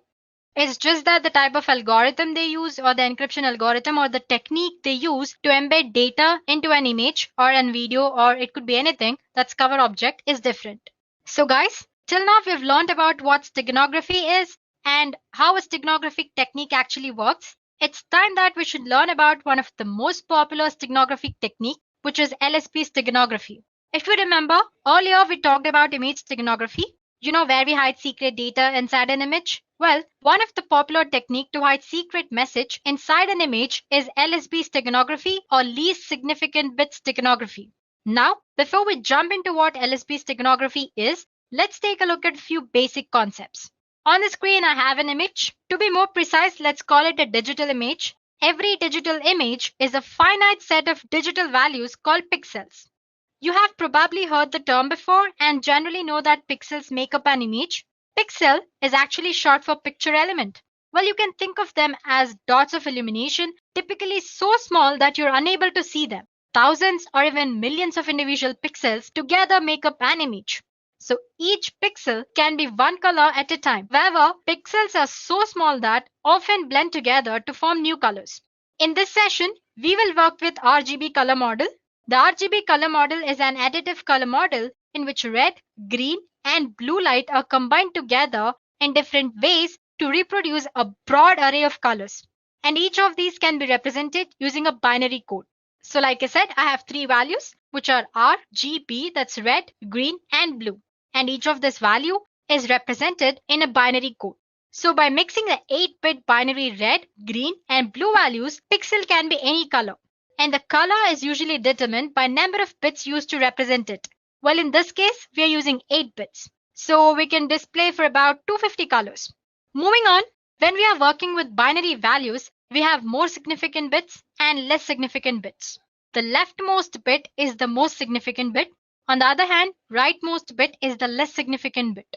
Now, if we change the leftmost bits, that is most significant bit, it will have a large impact on final value.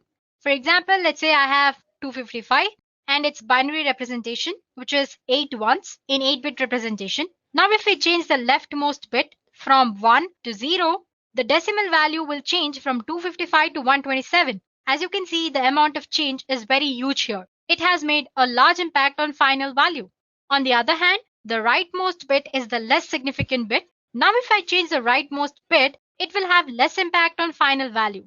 For example, if we change the leftmost bit, which is 1, to 0, it will change the decimal value from 255 to 254. And you can note that the change is about decimal 002%, which is very less when compared to most significant bit. So the point I want to state here is that if we change most significant bit or MSB, it will have larger impact on final value. But if we change LSB, the impact on final value is very less. This very point is made use by LSB steganography.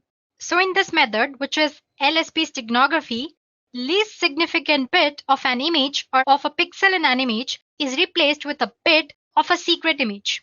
The result of this process alters the original output very slightly.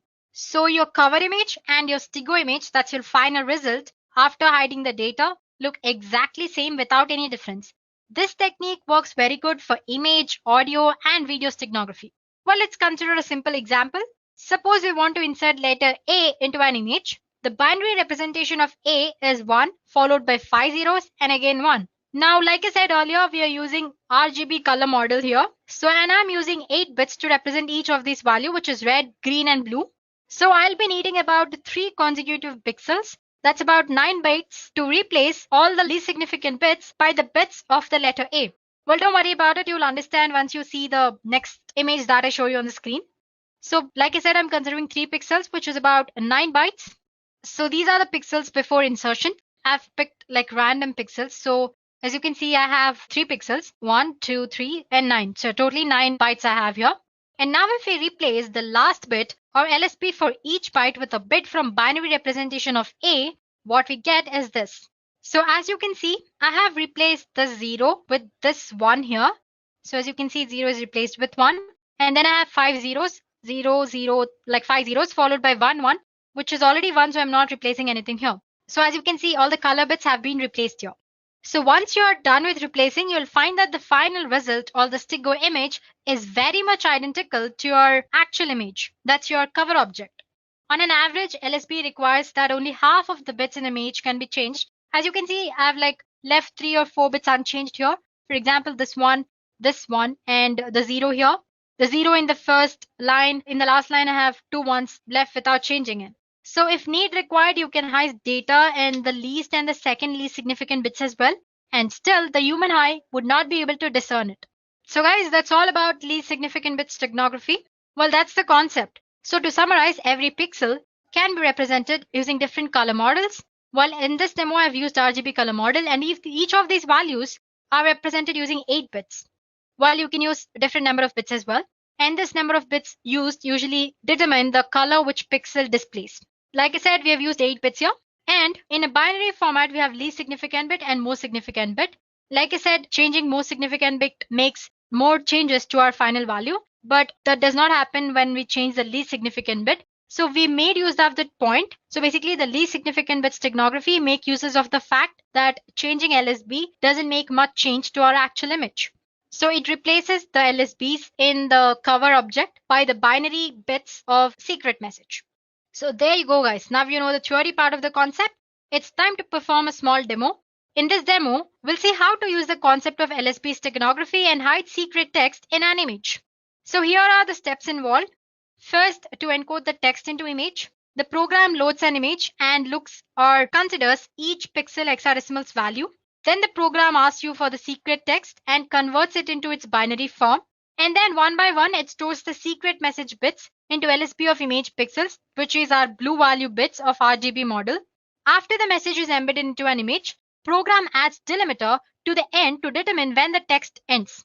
So here ends the encoding process. Suppose you want to retrieve the data, then the program extracts all the zeros and ones from the stego image until delimiter is found, and there goes our secret message. So these are the steps we'll be performing in the program. So guys, this is what a program does. Well, to summarize, it takes our image, it converts that into hexadecimal values, it takes our secret text and converts it into its binary value, then replaces the LSB of cover image with the bits of secret message. Once it does that, it adds some delimiter at the end so that we know that this is where the text ended. So this is how encoding is done. Suppose you want to retrieve the message, all you have to do is extract zeros and ones from the stego object and convert the binary form into string format. That way you can get your secret message, or the receiver can extract the secret message. Well, I'm using the code which I found in GitHub. And suppose if you guys want to experiment as well, please do post your email IDs in the comment section below and we'll get back to you with the code. Now let's get started with the demo. So guys, I'll be using my Ubuntu system here. So as you can see, I have a code. Let me show it to you guys. I have code here and I have certain images of different formats. I have one of JPG and one of PNG as well. Okay, let me delete this file, move to trash. So going back to terminal, let me show you guys the code first. The file name was hide py. Okay, I think I've misspelled it wrong anyway. Let me just check it anyway. It's HID. Silly mistake, hide.py. Here we go, guys. I already have code because I've already extracted it from Git and I'm using it here. So I'm just going to explain you the basic concept of how this code works actually. So like I said, we're going to convert our image into its hexadecimal format. So I have a code which converts RGB values to hexadecimal values. Before that, since we're using images here, we need to import certain libraries. We need Python library image or PIL, which is below. Well, if you're using Windows operating system, you need to separately download it. But if in Ubuntu, it comes by default. And suppose if it doesn't work, let me go back. Well, if it doesn't work, all you have to do is make sure you have Python 3 version installed. For that, check Python 3 version and make sure you have pip installed. Again, you can check using version command itself. Okay. So as you can see, I have pip installed. And suppose if you don't have, please do install it. The command is simple. All you have to do is the sudo apt install python 3 pip. That's it. Just click enter and it'll install. I'm not doing it again because I already have it installed like you guys saw. And once you've done that, to install pillow, sudo pip install pillow. That's all. And then it'll work. That's just the way of installing pillow library. Let me clear the stuff. Let's go back to program. So since we're using images, like I said, we need to use certain libraries. Here we'll be using pillow library. So if you get an error while using this program, please do install pip and pillow. So getting back to program, like I said, here we're using an image and converting that to its hexadecimal format. And similarly, while retrieving it, we're using the inverse function of it. And our secret message, which is in string format, we're converting it to binary and binary to string. And then there is encode. Basically, it goes through the hex code and places the binary bit of a secret message into the hex code. Similarly, the inverse program is decode. It'll decode the hex format. First, it'll check if for the zeros and ones, and then it pulls the data from that. So basically, we have 4 main functions here, which is encode, decode, hide, and retrieve. Like I said, encode and decode. Like I said earlier, it checks for the hex code hexadecimal code and then replaces the bits. And decode, it checks if the hex code has zeros and ones, it'll extract the data. If hex code doesn't have any zeros and one, it'll return none. So there you go. Now these are the basic functions, and then comes the complex function, which is to hide a message. I have a hide function here. Just go through it. It's very simple. So basically, as you can see, this hide function, it takes file name and message. It opens the image library where it gives the file name as input and then converts the message from string format to binary format and adds the delimiter as we discussed in the theory part of the session, so that while extracting, you know that you've reached the end of the text. So basically, first it checks if our image is in RGB format or not. If it doesn't, and then it converts to it.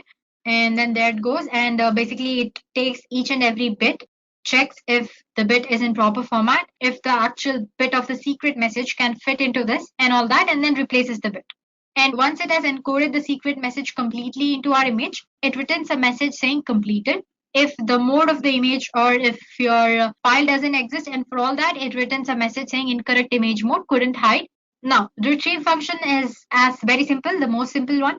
It's taking the file name from which you'll have to extract the data. If it checks first, it checks if it's in the RGA format. I mean, that's red, green, blue format. And if it's not, it's going to convert into it properly. And from there, it's going to extract the data. And then it retrieves all the zeros and ones until it finds delimiter. Once it has found the delimiter, it gets to know that it has reached the end of the text, and then it displays the message success. Otherwise, it will give you an error message. Finally, we have our main function. So basically, we're going to give like string. You have switch option while writing code, right? Either in Java or C++ anyway. Just like that, I'm going to give a code. Well, it's not going to display to the user, but anyway, it's in this code. According to the code, you need to use a command like Python, the file name, as in the file name and which contains the code, -e to embed the data, and the image and the text which has to be embedded and all that. Oh, we'll get to know when we actually perform the demo. So let me just summarize what we've learned in the code again. So just basically go through it. It's very simple. So like I said, we are using Pillow, a library. For that, we need to install it properly. If not, the program doesn't work. So make sure you have Python, and after that, install pip, and through pip, install Pillow. And like I said, we're converting our image into its hexadecimal format using this function, and inverse using this function, and our secret message to binary and binary to string. Encode, it basically checks for each and every hexadecimal of our image and replaces that by 0 or 1 of a secret message. And then you have decode. It checks if the hexadecimal code has zeros or ones. If it does, it extracts the data. Otherwise, it returns none. And then there's our hide image, which actually embeds the data into our image.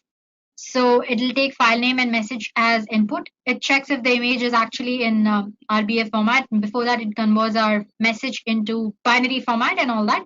And then based on certain conditions, it embeds the data properly into the image. If there is some error regarding the mode of the image you're using, or if the text file doesn't exist, it shows an error message. Same goes for the retrieval as well. It checks for the zeros and ones, extracts until it finds a delimiter, and then it gives you a success message.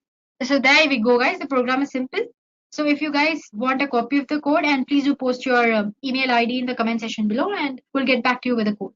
Now that you've understood the code, let's go ahead and see if this works properly. For that, I'm going to exit. Before that, like I said, I have my few images here, dogs.jpg, then cat and cube and all that. I need a text file to hide, right? So here I go. Okay, I've just typed some random message. Board meeting is on Tuesday. Please do send weapons, lawyers, and food. So I'm going to save it in my home page itself. Let me just give it a name, msg.text, and click. Let me close it. So now going back to files, as you can see, I have a file here which says msg.text. Now I'm going to use a docs.jpg, the image. Oh, sorry, I forgot to tell you this program only works for PNG images, so I can't use docs image. Let's take cube.png. So Python, because we are using the Python code, I meant the file is in Python format, right? Python, and the file name is py, e to embed, and the file name, which is cube.png. Enter a message to hide. Well, basically, this doesn't actually take a file which contains the message. It directly asks you to enter the message to hide. But don't worry, the file which we just created, I'll show how to use it for while we are discussing the steganographic tools. Anyway, getting back to what we were doing, hide a message. So it says it's completed. Now let's get back to files. Now, if in case I open QPNG, it's same as before. You won't find any changes here. Getting back to terminal, if I want to extract the message, -D and enter. Success. It says the message is extracted, which is hi, 10 weapons. Do you know where? So that's easy, guys. Well, it's a very simple program. It's just taking an image. Is asking you to enter the message, and it's embedding in that. So, well, you can take this as a base code and create your own code, which performs many things, or advanced steganography as well.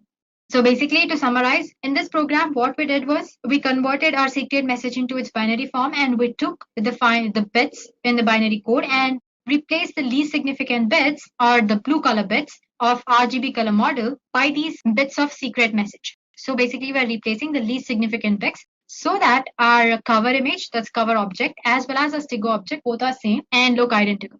Now let's get back to PPT. So guys, earlier we discussed about the ancient steganographic methods. There are various ways of achieving the steganography in this digital communication world. However, you do not need to perform coding to achieve this. There are various software tools are available for steganography. This software can hide your secret message behind the image file or audio file or video file or any kind of file, basically. So we are going to take a look at few such tools, and I'm going to show you how to use them, maybe at least 2 or 3. So there we go. The first tool is Stigo Suite. Basically here you can hide any kind of text inside an image. Then you have Stigo Hide. It hides a secret file in an image or audio file. Then you have SIO Steganography. It's a free software where you can hide your files inside BMP images or WAV files, that's WAV files. And then there is Suite Pixel, which works as in it's similar to other tools where you can hide data and images, but the way it works is slightly different. I show you how it actually works, so don't worry about it for now. Then there's OpenPuff, where you can conceal all the files in an image, audio, or flash files. Then Camouflage, tools that let you hide any type of files inside any other file. So these are very few. There are other tools outside as well. As for today, we're going to explore 3 to 4 tools, which is Stigo Suite, other one is Stigo Hide, then SIO Steganography, and Suite Pixel. So there we go, guys. Let's begin with Stigo Hide. Let's go back to our Ubuntu. So this Tech Hide is an open source steganography software that lets you hide your secret file, an image or audio file. You will not notice any change in the image or audio file. It is a command line software. Therefore, you need to learn the command line to use this tool. And therefore, I have come back to Ubuntu here. So I've already have it installed. It's very easy to install. Apt-get install Stigo Hide. It'll install. Use the command just sudo apt-get install Stigo Hide and click enter. I'm not doing it. It's going to take time. Since I've already done it, I'm going to straight away use it. So Stigo Hide. Well, as soon as you enter the command Stigo Hide, it'll show you the help command related to the Stigo Hide. So basically, it says the first argument should be one of the following. That is, either you should embed the data or extract the data. And you have various options that you can add in commands to use your cover object or the Stigo object or your secret message. And you have options to compress and encrypt the file before actually putting it into an image for hiding it as well. And then suppose if you want entire information about your file after encrypting it, you can use different commands as well, which, for example, you have info command here. If you use that command, it'll display all the information about your file. And when you're trying to embed data, it'll ask you for a passphrase. Basically, it's nothing but just like key. You can think of it as a key or a password. Basically, it's making sure that you're the right user who has hidden the data or extracting it. So, well, to make it easier for people using it, they also have given few examples here. So, usually the command begins with Stigo Hide, the command name, and embed to embed the file. -cf refers to your cover object. It's the name of your cover object. And then you have your secret message. And for that, you're using -ef. Let's do that. So Stigo Hide, embed. Before that, let me go back to files. So I'm using this docs JPG and the message.txt, which we created earlier. Embed -cf. So that's docs.jpg and -ef, which is our msg.txt, right? Cool. It says enter passphrase, which let's say ABCD. It says embedding and it's done. Now to check if it's done that properly or not, let's go back to files. I'm going to move it to desktop. Click on enter. Cool. Now let's go back to desktop. Here is our file. Now to extract, I'm using extract command. Before that, I need to go to my desktop, right? Because that's where my file is stored. Here we are, and Stigo Hide extract. SF is what you use to extract your stego file. You can see it in the help session. And the name was docs.jpg. It's asking for the passphrase, more for security purposes. So it says extracted to message.txt. Now to check the file, you need to go back to desktop because that's where our file should be. And if you open that with editor, there you go. We have successfully extracted the data from the image.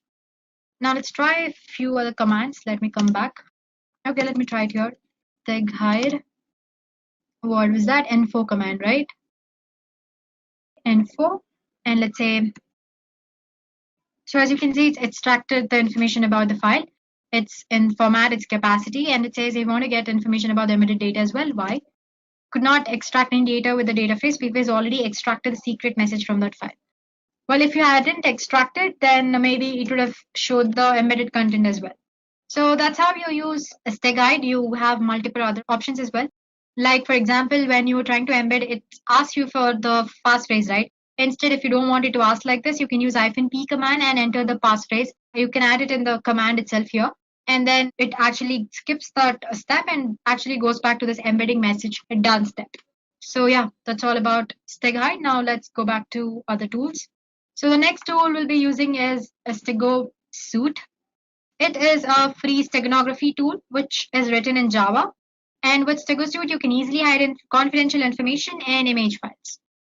So I have a file called sample here. I have certain images.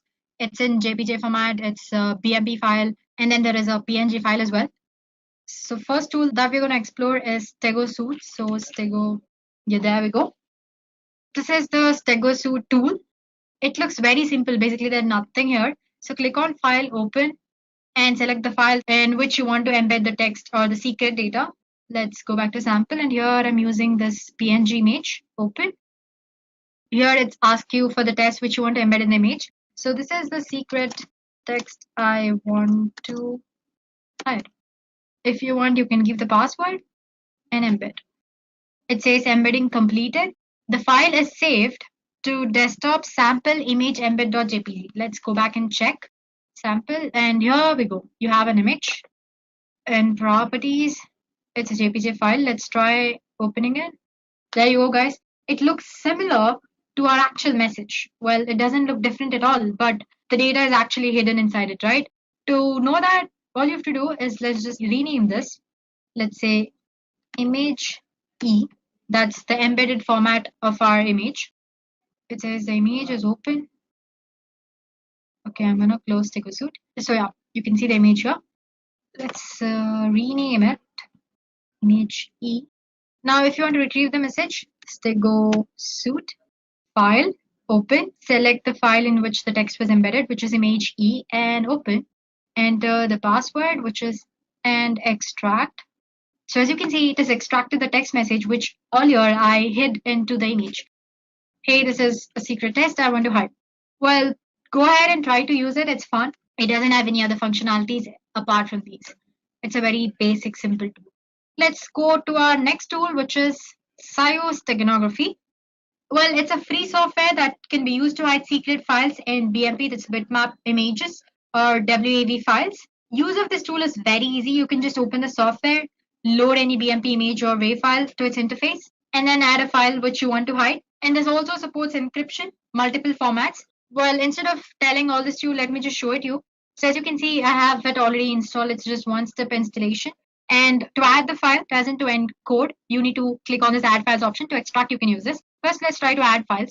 So the first name, all you have to do is load your BMP or WAV file. And sample, I have one BMP image. I'm gonna load it, open.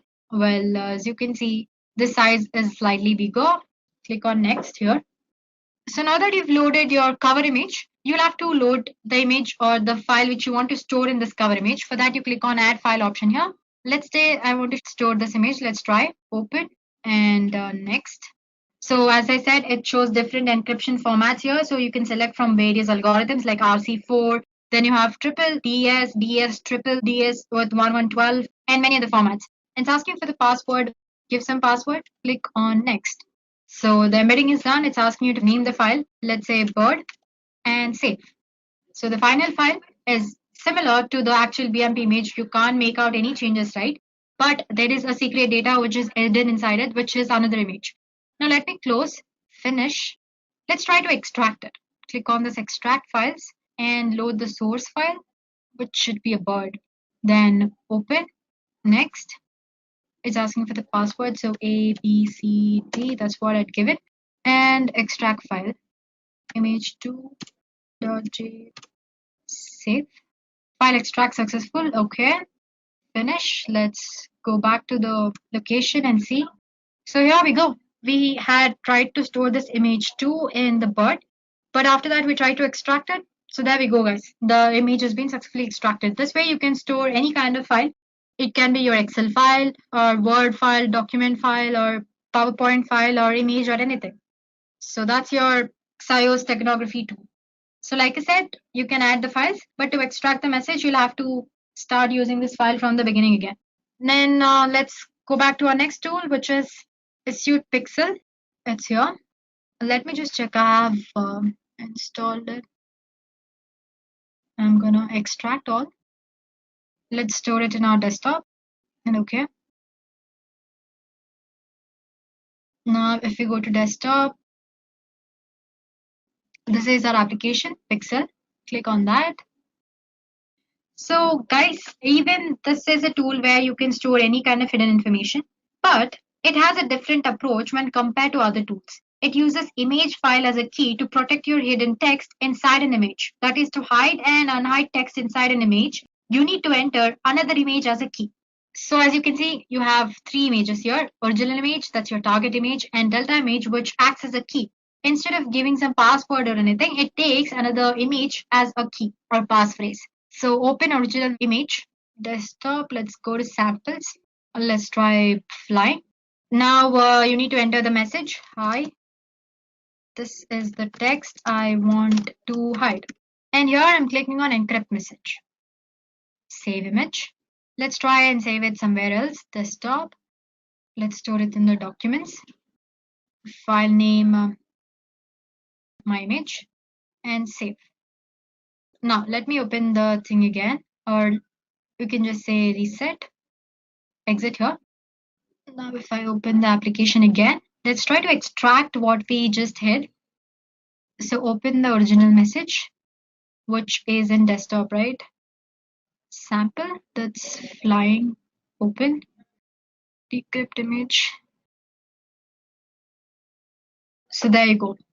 So let me show it to you again. All you have to do is reset, click on the open original image, give the original image which you try to encrypt, that would be flying, and open, and then say decrypt image. So like I said, it uses an image as a key to extract or hide anything inside your image. And now give your actual image as in the encrypted encoded image or your stego image, and click on open. Yeah, and just say yes. So as you can see, it has extracted the data which I was trying to hide. So I'm sure you might have observed, right? The way it functions is slightly different from other steganographic tools, right? Sample, that's flying, open, decrypt image. So there you go. So let me show it to you again. All you have to do is reset, click on the open original image, give the original image which you try to encrypt, that would be flying, and open, and then say decrypt image. So like I said, it uses an image as a key to extract or hide anything inside your image. And now give your actual image as in the encrypted encoded image or your stego image, and click on open. Yeah, and just say yes. So as you can see, it has extracted the data which I was trying to hide. So I'm sure you might have observed, right? The way it functions is slightly different from other steganographic tools.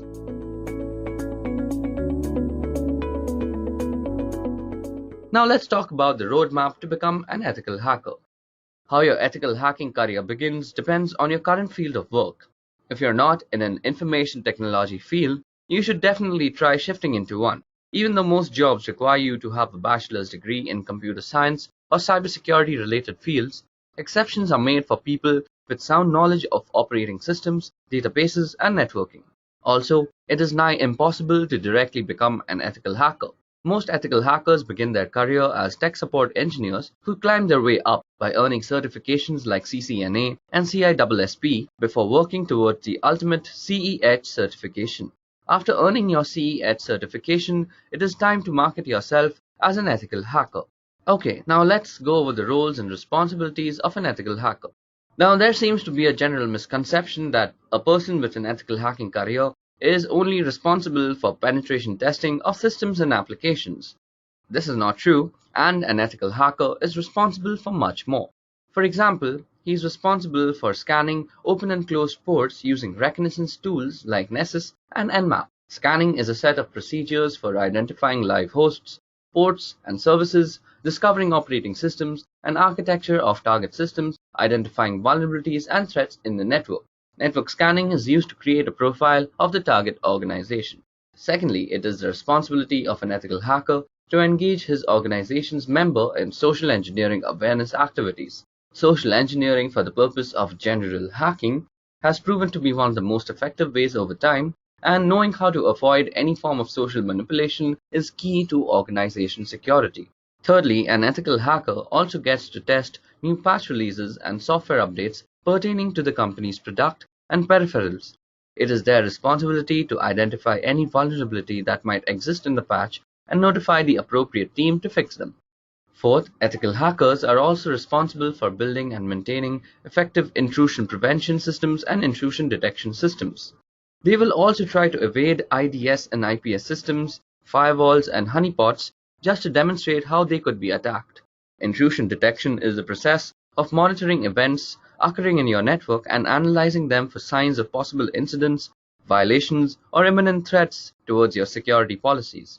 Intrusion prevention, on the other hand, is the process of performing intrusion detection and then stopping the detected incidents. These security measures are available as IPS and IDS systems, which become a part of your network to detect and stop potential attacks.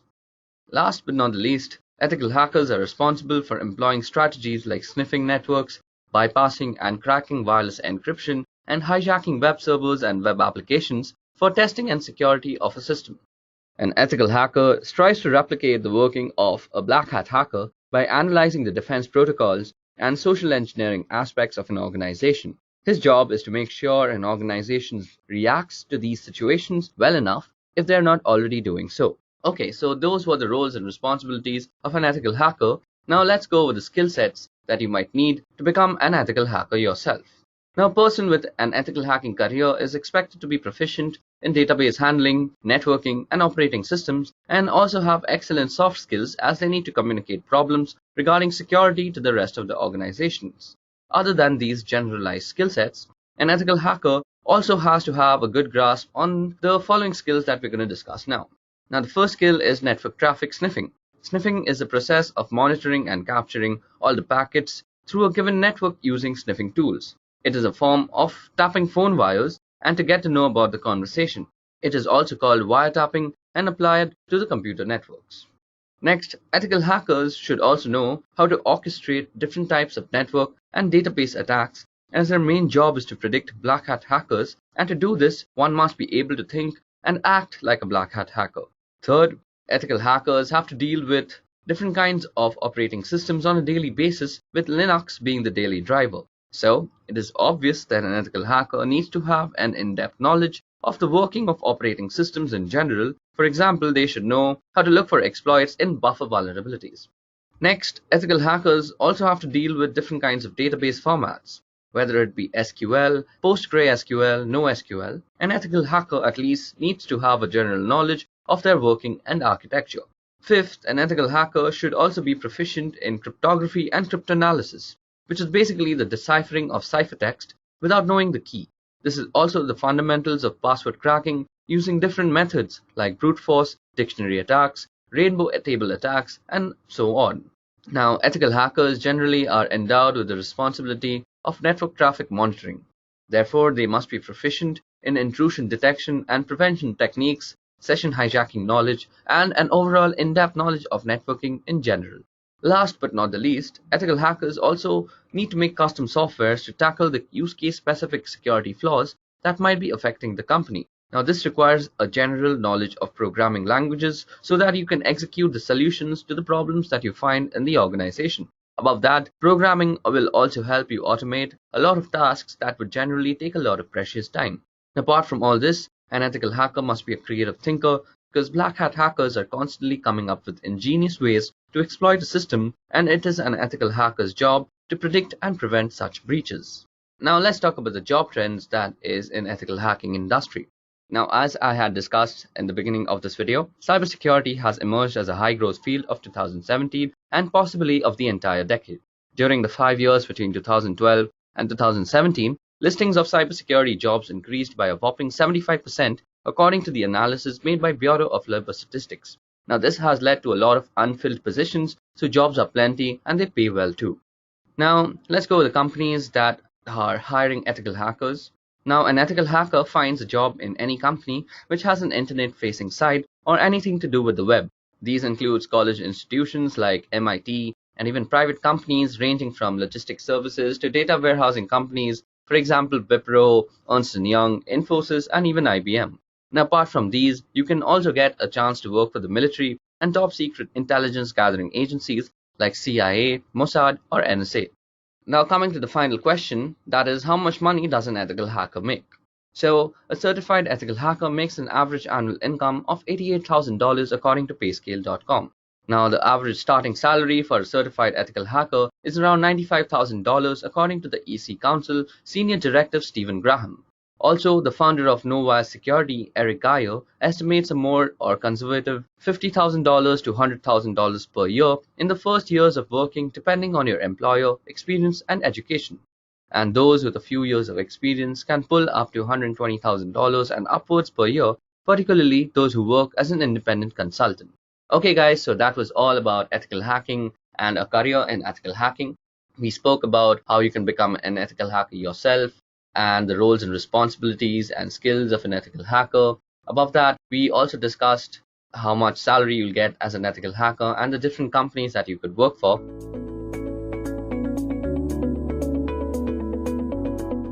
So the first question is, what do you mean by cybersecurity? So as an interviewee, I'd expect that the candidate should first tell me the need for cybersecurity, his views on cybersecurity. So the candidate should be like this. Today's generation lives on the internet, and we general users are almost ignorant as to how those random bits of ones and zeros reach securely to our computer. For a hacker, it's a golden age.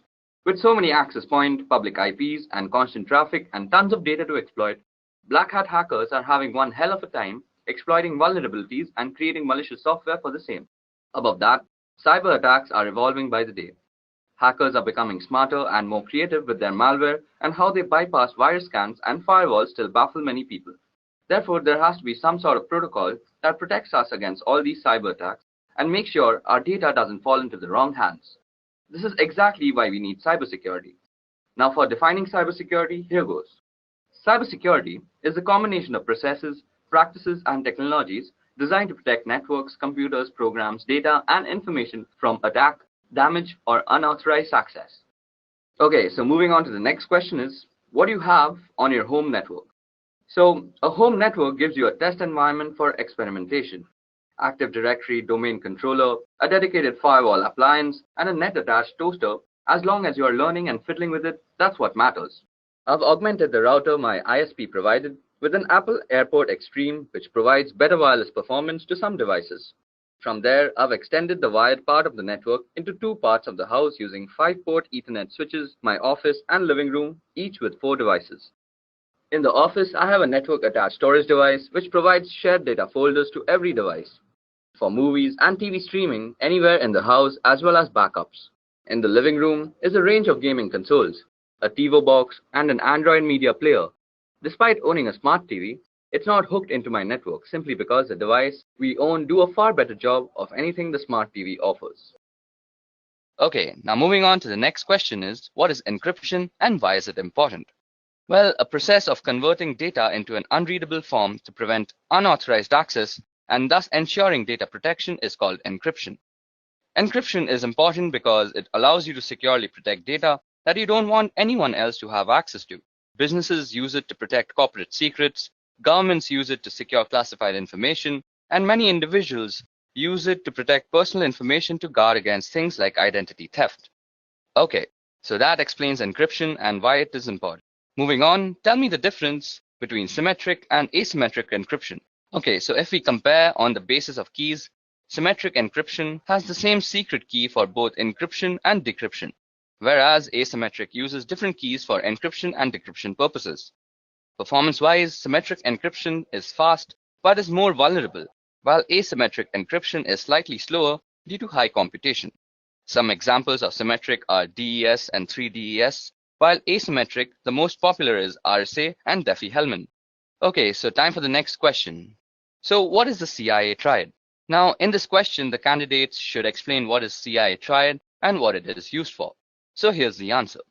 The CIA triad for information security provides a baseline standard for evaluating and implementing information security, irrespective of the system and/or organization in question, where confidentiality is all about making sure that data is accessible only to its intended individual. Measures undertaken to ensure confidentiality are designed to prevent sensitive information from reaching the wrong people while making sure that the right people can in fact get it.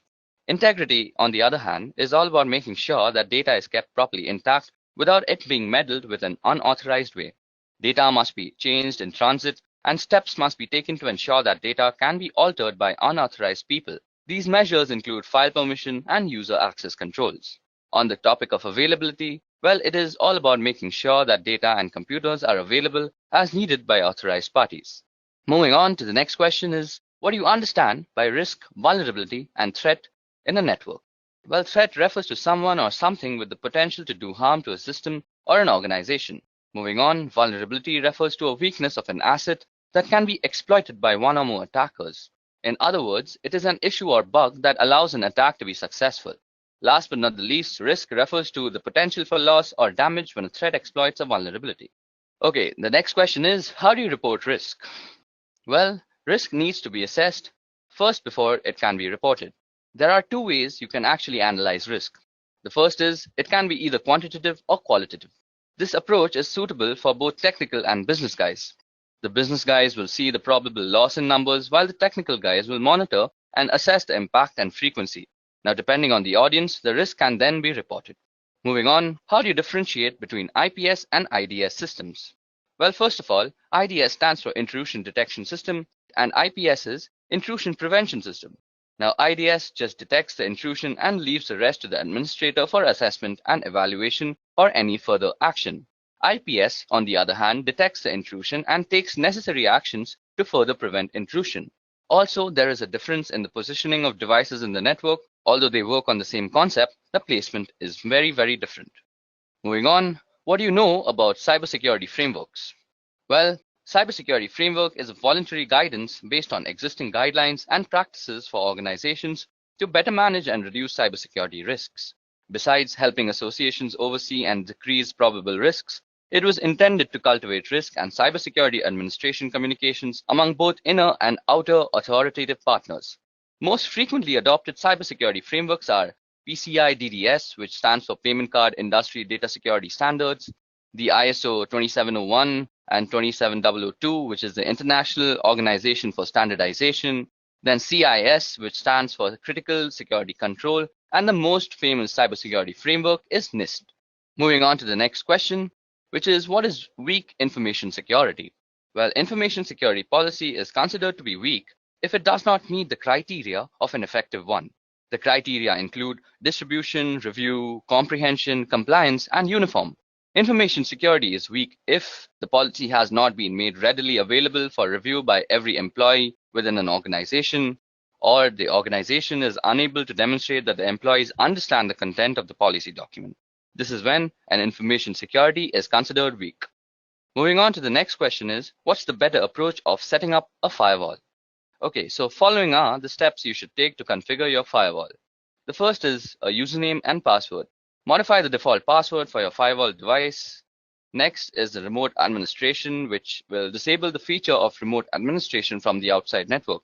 Then comes port forwarding. For certain applications to work properly, such as a web server or FTP server, you need to configure appropriate port forwarding. Next comes the DHCP server, which is installing a firewall on a network with an existing DHCP server will cause conflict unless the firewall's DHCP server is disabled. Then is logging. Now, in order to troubleshoot firewall issues or potential attacks, you want to make sure to enable logging and understand how to view the logs. last but not the least, we need to actually go through the policies. Now, if you want to have solid security policies in place, make sure that your firewall is configured to enforce those policies. Moving on to the next question is, can you explain SSL encryption? Now, SSL stands for Secure Socket Layer, and it is a protocol which enables safe conversation between two or more parties. It is designed to identify and verify that the person you are talking to on the other end is exactly who they pretend to be.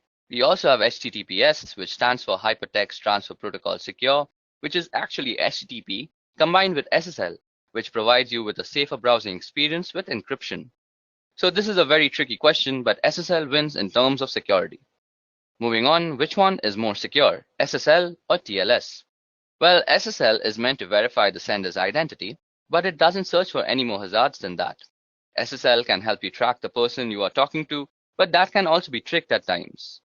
TLS is another identification tool just like SSL, but it offers better security features. It provides additional protection to the data, and hence SSL and TLS are often used together for better protection. Moving on, what are salted hashes? Well, salt is actually random data. When a properly protected password system receives a new password, it creates a hash value of that password and adds a random salt value. Then the combined value is stored in its database. This helps defend against dictionary attacks and known hash attacks. Example, if someone uses the same password on two different systems and they are being used using the same hashing algorithm, the hash value would be same. However, if someone of the system uses salt with the hashes, the value will be different. Moving on to the next question, which is, how can identity theft be prevented? Okay, so the following steps can be ensured to actually prevent identity theft. First of all, ensure a strong and unique password. Secondly, avoid sharing confidential information online, especially on social media. Third, shop from known and trusted websites only. Fourth, use the latest version of the browsers. Fifth, install advanced malware, spywares, and tools. Next, use specialized security solutions against financial data, and always update your system and software. And last but not the least, always protect your social security number. Now moving on to the next question is, how can you prevent a man-in-the-middle attack? Okay, so an MITM attack happens when communication between two parties, that is systems, is intruded or intercepted by an outside entity. This can happen in any form of online communication, such as email, social media, web surfing, etc. Not only they are trying to eavesdrop on your private conversation, they can also target all the information inside your devices, and the outcome could be pretty catastrophic. So the first method to prevent this attack would be to have encryption, preferably public key encryption between both the parties. This way, they both will have an idea with whom they are talking with because of the digital verification. Secondly, to prevent this, it is best to avoid open Wi-Fi networks, and if it is necessary, then use plugins like HTTPS, force TLS, etc. Moving on to the next question, which is, state the differences between encoding, hashing, and encryption. Okay, so the purpose of encoding is to transform data so that it can be properly and safely consumed by a different type of system. That is, example, a binary data being sent over email or viewing special characters on a web page. The goal is not to keep information secret, but rather to ensure it's able to be properly consumed. Examples include ASCII, Unicode, URL encoding, and base64. Now, the purpose of encryption is to transform data in order to keep it secret from others. Example, sending someone a secret letter that only they should be able to read, or securely sending a password over the internet. Rather than focusing on usability, the goal is to ensure that data cannot be consumed by anyone other than the intended recipients. Examples include AES, Blowfish, and RSA. Now, hashing serves the purpose of ensuring integrity. That is, it makes sure that if something has changed, you know that some change has taken place. Technically, hashing takes arbitrary inputs and produces a fixed length of string. Example are SHA-3, MD5, which is now obsolete, and SHA-256, etc. Now, moving on to the next question, which is, what steps will you take to secure a server? Now, Secure Server uses the Secure Socket Layer protocol for data encryption and decryption to protect data from unauthorized interception. Here are 4 simple ways you can actually secure a server. So the first way is that you make sure that you have a secure password for your root and administrator user. Secondly, the next thing you need to do is to make new users on your system. These will be the users you'll use to manage the system. Step 3 is remove remote access from the default or root administrator accounts. And the last step is to configure your firewall rules for remote access. Okay, so the next question is, what is a DDoS attack and how is it mitigated? Okay, so DDoS stands for Distributed denial of service. When a network is flooded with large number of requests, which is not recognized to handle, making the server unavailable to the legitimate request senders. DDoS can be mitigated by analyzing and filtering the traffic in the scrubbing centers, and the scrubbing centers are centralized data cleaning stations wherein the traffic to a website is analyzed and malicious traffic is removed. Okay, so the 20th question is, why do you need DNS monitoring? The domain name system allows your website under a certain domain that is easily recognizable, also keeps the information about other domain names. It works like a directory for everything on the internet. Thus, DNS monitoring is very important since you can easily visit a website without actually having to memorize their IP addresses. DNS has an important role in how end users in your enterprise connect to the internet. Inspecting DNS traffic between clients' devices and your local recursive resolver could be revealing a wealth of information for forensic analysis. DNS queries can reveal both botnets and malwares connecting to the CNC server. So this is why DNS monitoring is very essential. Moving on, what is a three-way handshake? The TCP three-way handshake in transmission control protocol is the method used by a device on a network to set up a stable connection over an internet protocol-based network. TCP's three-way handshaking technique is often referred to as the SYN, SYNAC, or more accurately SYN, SYNAC, and ACK because there are three messages transmitted by the TCP to negotiate and start a TCP session between two computers. Moving on to the next question is, what are black hat hackers, white hat hackers, and gray hat hackers? So like all hackers, black hat hackers usually have extensive knowledge about breaking into computer networks and bypassing security protocols. They are responsible for writing malware, which is a method used to gain access to these systems. Their primary motivation is usually for a personal or financial gain, but they can also be involved in cyber espionages, protests, or perhaps just addicted to the thrill of cybercrime. Now, white hat hackers choose to use their power for good rather than evil. Also known as ethical hackers, white hat hackers can sometimes be paid employees or contractors working for companies as security specialists that attempt to find security holes via hacking. They employ the same method of hacking as black hats with one exception, that is they do it with permission from the owners of the system first, which makes the process completely legal.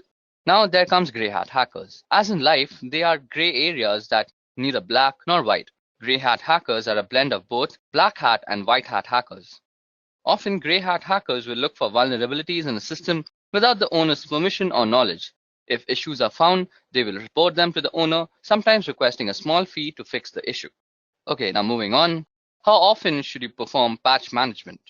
Well, patch manage should be done as soon as it is released. For Windows, once the patch is released, it should be applied to all machines not later than 1 month. Same goes for network devices. We should patch it as soon as it is released.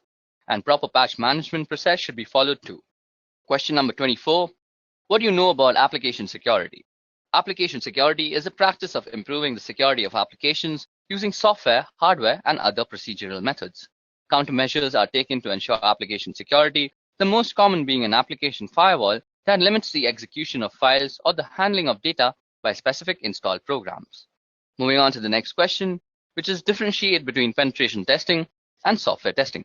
Now, penetration testing helps identify and address the security vulnerabilities, whereas software testing focuses on functionality of the software and not the security aspect. A good penetration tester truly thinks differently than the other two. They don't care about the proper behaviors of the system or software, and they are crafty, looking for that one small chink of vulnerability that was not mitigated. And software security testers generally have a fair amount of crossover, as they usually know the full details of the system or software, and they know how it's supposed to properly behave when properly used. And they can test for a lot of the common end user misbehaviors. Moving on, when to use traceroute or traceroute. So traceroute is a command which can show you the path a packet of information takes from your computer to the one you specify. It will list all the routers it passes through until it reaches its destination, or fails to and is discarded. In addition to this, it will tell you how long each hop from router to router takes. Now, when you connect to a website, say howtogeek.com, the traffic has to go through several intermediaries before reaching the website. The traffic goes through your local router, your internet service provider's router, onto larger networks, and so on. Okay, so moving on to question number 27, which is tell me something about the common cyber attacks that plague us today. I'm going to be discussing 8 cyber threats. Firstly, it's malware. Now, malware is an all-encompassing term for a variety of cyber threats, including Trojans, viruses, and worms. Malware is simply defined as code with malicious intent that typically steals data or destroys something on your computer. Next is phishing. Now, phishing, often posing as a request for data from a trusted third party, phishing attacks are sent via email and ask users to click on a link and enter their personal data. Phishing emails have gotten much more sophisticated in recent years, making it really difficult for some people to discern a legitimate request for information from a false one. Phishing emails often fall into the same category as spam, but are more harmful than just a simple ad.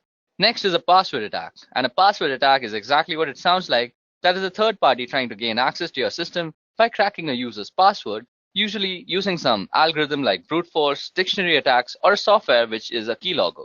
Next is a DDoS attack, and a DOS attack focuses on disrupting the service to a network.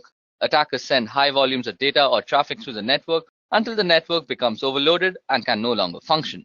Next is a man-in-the-middle attack, and a man-in-the-middle attack is an attack where somebody is impersonating the endpoints in an online information exchange. For example, if you're a banking online, the man in the middle would communicate with you by impersonating your bank and communicate with the bank by impersonating you.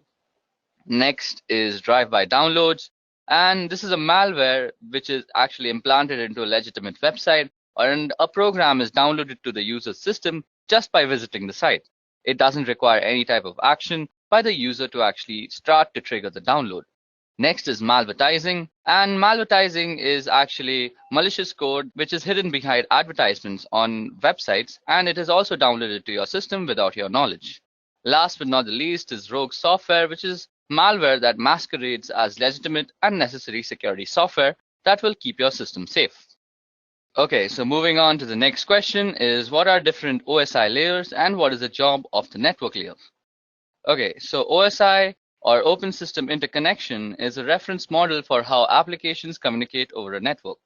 A reference model is a conceptual framework for understanding relationships, and the purpose of the OSI reference model is to guide vendors and developers so the digital communication product and software programs they create can interoperate, and to facilitate a clear framework that describes the function of a network or telecommunication system.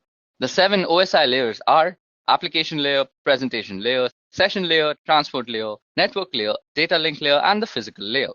Okay, so the network layer is actually used for controlling the operations of the subnet, and the main job of this layer is to deliver packets from a source to a destination across multiple links. Moving on to the next question, which is, how would you reset a password-protected BIOS configuration? Now, since BIOS is a pre-boot system, it has its own storage mechanism for its setting and preferences. In the classic scenario, simply popping out the CMOS battery will be enough to have the memory storing these settings lose its power supply, and as a result, it will lose all its setting. Other times, you'll need to use a jumper or a physical switch on the motherboard. Still other times, you'll need to actually remove the memory itself from the device and reprogram it in order to wipe it out. The simplest way by far, however, is if the BIOS has come from the factory with the default password enabled, try the whole word password. Now for question number 30. What is cross-site scripting, or XSS? Now XSS refers to client-side code injection attacks wherein an attacker can execute malicious scripts, also commonly referred to as malicious payload, into a legitimate website or web application. XSS is amongst the most rampant of web application vulnerabilities and occurs when a web application makes use of unvalidated or unencoded user input within the output it generates. By leveraging XSS, an attacker would exploit a vulnerability within a website or web application that the victim would visit, essentially using the vulnerable website as a vehicle to deliver a malicious script to the victim's browser.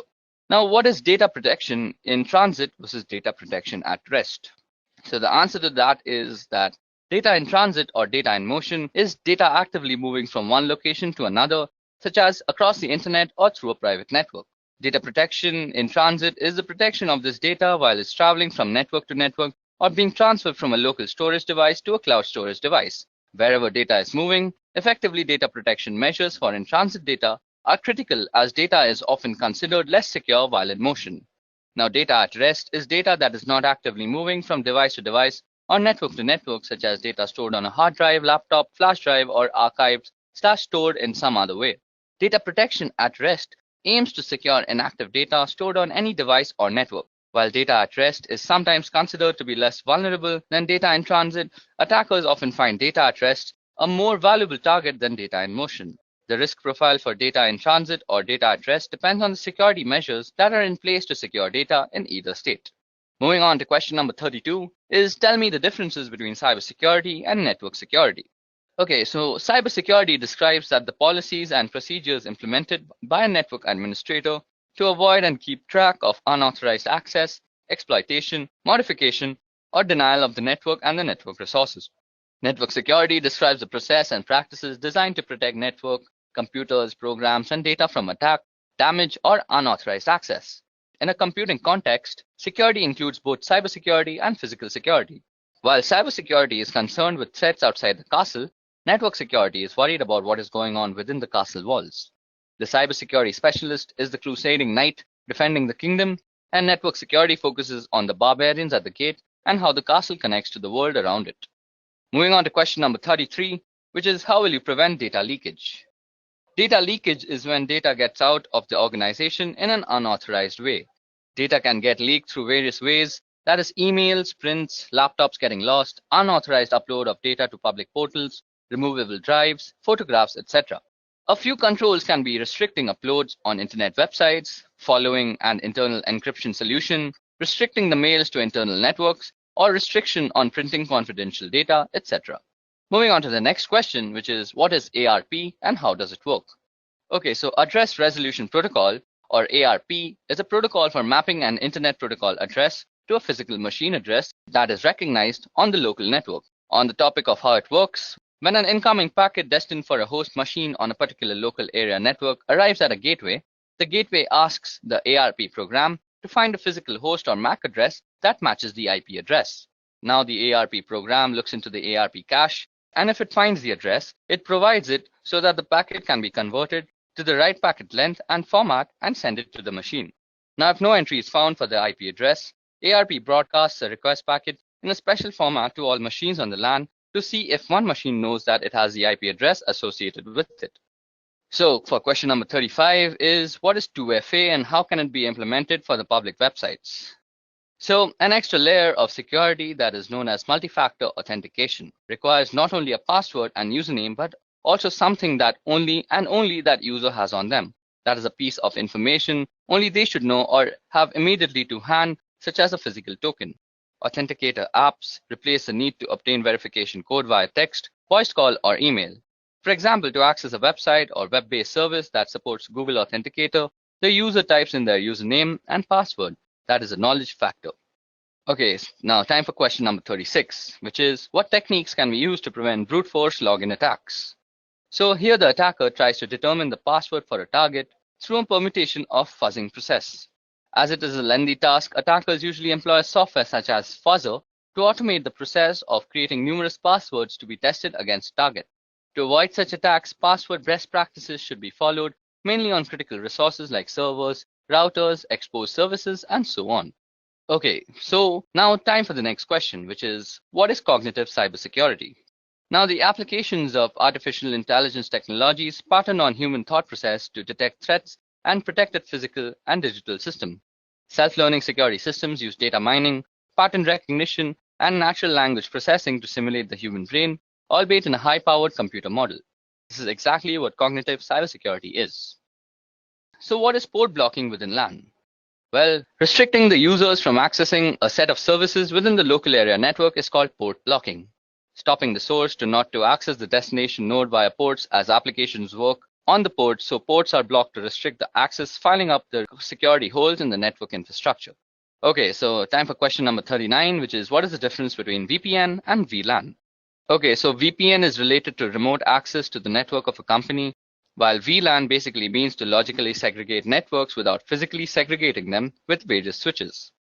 Now, while VPN saves the data from prying eyes while in transit and no one on the net can capture the packets and read the data, VLAN does not involve any encryption technique, but it is only used to slice up your logical network into different sections for the purpose of management and security. Okay, so it's time for question number 40. So the question is, what protocols fall under the TCP/IP internet layer? Okay, so I'll be going through the 5 layers that consist the TCP/IP protocol, and I'll also be listing out the protocols that are inside every layer. So starting with the physical layer, the protocols that reside in the physical layer are the Ethernet IEEE 802.3 and the RS-232 from one of the many protocols. And moving on to the data link layer, we have the PPP protocol, the IEEE 802.2 protocol. Then moving on to the network layer, it's governed by the IP protocol, the ARP protocol, which is basically the address resolution protocol, and the ICMP protocol. Then moving on ahead is the transport layer. Now the transport layer has two main protocols, namely the TCP and the UDP protocols. And last but not least, we have the application layer, which is governed by a multiple of protocols, namely NFS, NIS+, DNS, Telnet, FTP, RIP, SNMP, and various other protocols as such. Okay, so that brings us to the end of the general interview questions that might be asked in any cybersecurity interview. Now moving on to the scenario-based questions. So first, I'll be reading out the scenario, and then I'll ask the questions regarding the scenario too. Okay, so for scenario number 1, we have, you received the following email from help desk. So the email goes as follows. Dear UCSC email user, beginning next week, we will be deleting all inactive email accounts in order to create space for more users. You are required to send the following information to continue using your email account. If we do not receive this information from you by the end of the week, your email account will be closed. So then the email actually goes on to ask the various credentials like name, email login, password, DOB, and alternate email. And then it says, please contact the webmail team with any questions and thank you for your immediate attention. So in such a scenario, what do you do and justify your actions for doing so? Okay, so this email is a classic example of phishing trying to trick you into biting. The justification is the generalized way of addressing the receiver, which is used in mass spam mails. Above that, a corporate company will never ask personal details on mail. They want your information, so don't respond to the mail, instant message, text, phone calls, etc. asking you for your password or other private information. You should never disclose your password to anyone, even if they say they work for the UCSC, ITS, or any other campus organization. Moving on to the next scenario, which is a friend sends an electronic Hallmark greeting card to your work email. You need to click on the attachment to see the card. What do you do and justify your actions? Well, this one has 4 big risks. Firstly, some attachments contain viruses or other malicious programs. So just in general, it's risky to open unknown or unsolicited attachments. Secondly, also in some cases, just clicking on a malicious link can infect a computer. So unless you are sure a link is safe, don't really click on it. Third, email addresses can be fake. So just because the email says it is from someone you know, you can't be certain of this without checking with the person. Fourth, finally, some websites and links look legitimate, but they're really hoaxes designed to steal your information. So what we have to do is actually not click on the email and actually ignore it completely. Moving on to the next scenario, which is one of the staff members in ITS subscribes to a number of free IT magazines. Among the questions she was asked in order to activate her subscriptions, one magazine asked her for a month of birth, a second asked for a year of birth, and a third asked for her mother's maiden name. What do you infer is going on in this situation and justify? Well, all 3 newsletters probably have the same parent company or are distributed through the same service. The parent company or service can combine individual pieces of seemingly harmless information and use or sell it for identity theft. Then it is even possible that there is a 4th newsletter that asks for a day of birth as one of the activation questions. Often questions about personal information are optional. In addition to being suspicious about situations like the one described here, never provide personal information when it is not legitimately necessary or to people or companies you don't personally know. So now time for scenario number 4. Well, in our computing labs and departments, print billing is often tied to users' login. People log in, they print, and then they get a bill. Sometimes people call to complain about bills for printing they never did, only to find out that the bills are indeed correct. So what do you infer is going on in this situation and justify your inference? Sometimes they realize they loaned their account to a friend who couldn't remember his or her password, and the friend did the printing and thus the charges. It's also possible that somebody came in from behind them and used their account. Now, this is an issue with shared or public computers in general. If you don't log out of the computer properly when you leave, someone else can come in from behind and retrieve what you were doing and use your accounts. Always log out of accounts, quit programs, and close browser windows before you walk away from a general public computer. Now moving on to scenario number 5, we have that we saw a case a while back where someone used their Yahoo accounts at a computer lab on a campus.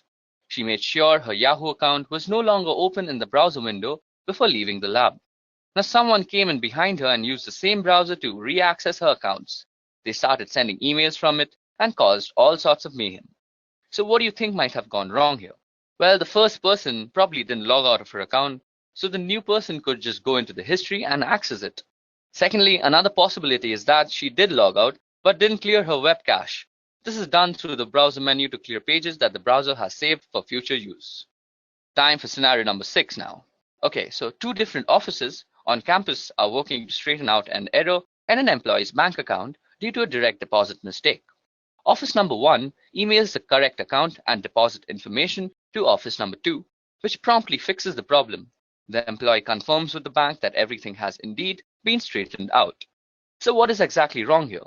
Well, account and deposit information is sensitive data that could be used for identity theft. Sending this or any kind of sensitive information by email is very, very risky because email is typically not private or secure. Anyone who knows how can access it anywhere along its route. So as an alternative, the 2 offices could have called each other or worked with the ITS to send the information in a more secure fashion. Okay, moving on to the next scenario, which is the mouse on your computer screen starts to move around on its own and click on things on your desktop. What do you do in such a situation? A. Call your coworker over so they can see. B. Disconnect your computer from the network. C. Unplug your mouse. D. Tell your supervisor. E. Turn the computer off. F. Run an antivirus. Or G. All of the above. So we have to select all the options that apply in this situation. So the options that apply are B and D, which is basically disconnect your computer from the network and tell your supervisor. So this is definitely suspicious. Immediately report the problem to your supervisor and the ITS support center. Also, since it seems possible that someone is controlling the computer remotely, it is best if you can disconnect the computer from the network and turn off wireless if you have it until help arrives. If possible, don't turn off the computer. Okay, time for scenario number 8. So below are a list of passwords pulled out of a database. Now, which of the following passwords meet the UCSC's password requirement? Okay, so the third password, which is option number C, is the only one that meets all the following of the UCSC's requirement. It has at least 8 characters in length. It contains at least 3 of the following 4 types of characters, which are lowercase characters, uppercase characters, numbers, and special characters. And not a word is preceded or followed by a digit. So it's the third option which is correct in this situation. Moving on to the second last scenario we have for today is you receive an email from your bank telling you there is a problem with your account. The email provides instructions and a link so you can log in to fix your account and fix the problem in doing so. So what should you do? Well, we have to delete the email, and better yet, use the web client that is Gmail, Yahoo Mail, etc. and report it as spam or phishing and then delete it. Any unsolicited email or phone call asking you to enter your account information, disclose your password, financial account information, social security number, or any other private or personal information is suspicious, even if it appears to be from a company you are familiar with. Always contact the sender using a method you know is legitimate to verify that the message is indeed from them. Okay, so it's time for our last scenario of the day, which is a while back, the IT folks got a number of complaints that one of our campus computers was sending out Viagra spam. They checked it out and the reports were true. A hacker had installed a program on the computer that made it automatically send out tons of spam email without the computer's own knowledge. So how do you think the hacker got into the computer to set this up? Well, this was actually the result of a hacked password. Using passwords that can be easily guessed and protecting your password by not sharing them or writing them down can help to prevent this. Passwords should be at least 8 characters in length and use a mixture of uppercase, lowercase letters, and numbers and symbols. Even though in this case it was a hacked password, other things could possibly lead to this are that out-of-date patches and updates, the lack of an antivirus software or an out-of-date antivirus software, or clicking on an unknown link or attachment, or downloading unknown or unsolicited programs onto your computer. Okay guys, so that was it for the session on cybersecurity interview questions. If you all have any questions regarding any of the questions that were discussed here, please put a comment down below. If you all also want the PowerPoint presentation that's shown out here, you all can also comment for that. And if you all want any other cybersecurity related specific interview questions, please do comment for that. I'll make a video on them soon. That's it from me. Goodbye. I hope you have enjoyed listening to this video. Please be kind enough to like it, and you can comment any of your doubts and queries, and we will reply them at the earliest. Do look out for more videos in our playlist and subscribe to EduReka channel to learn more. Happy learning!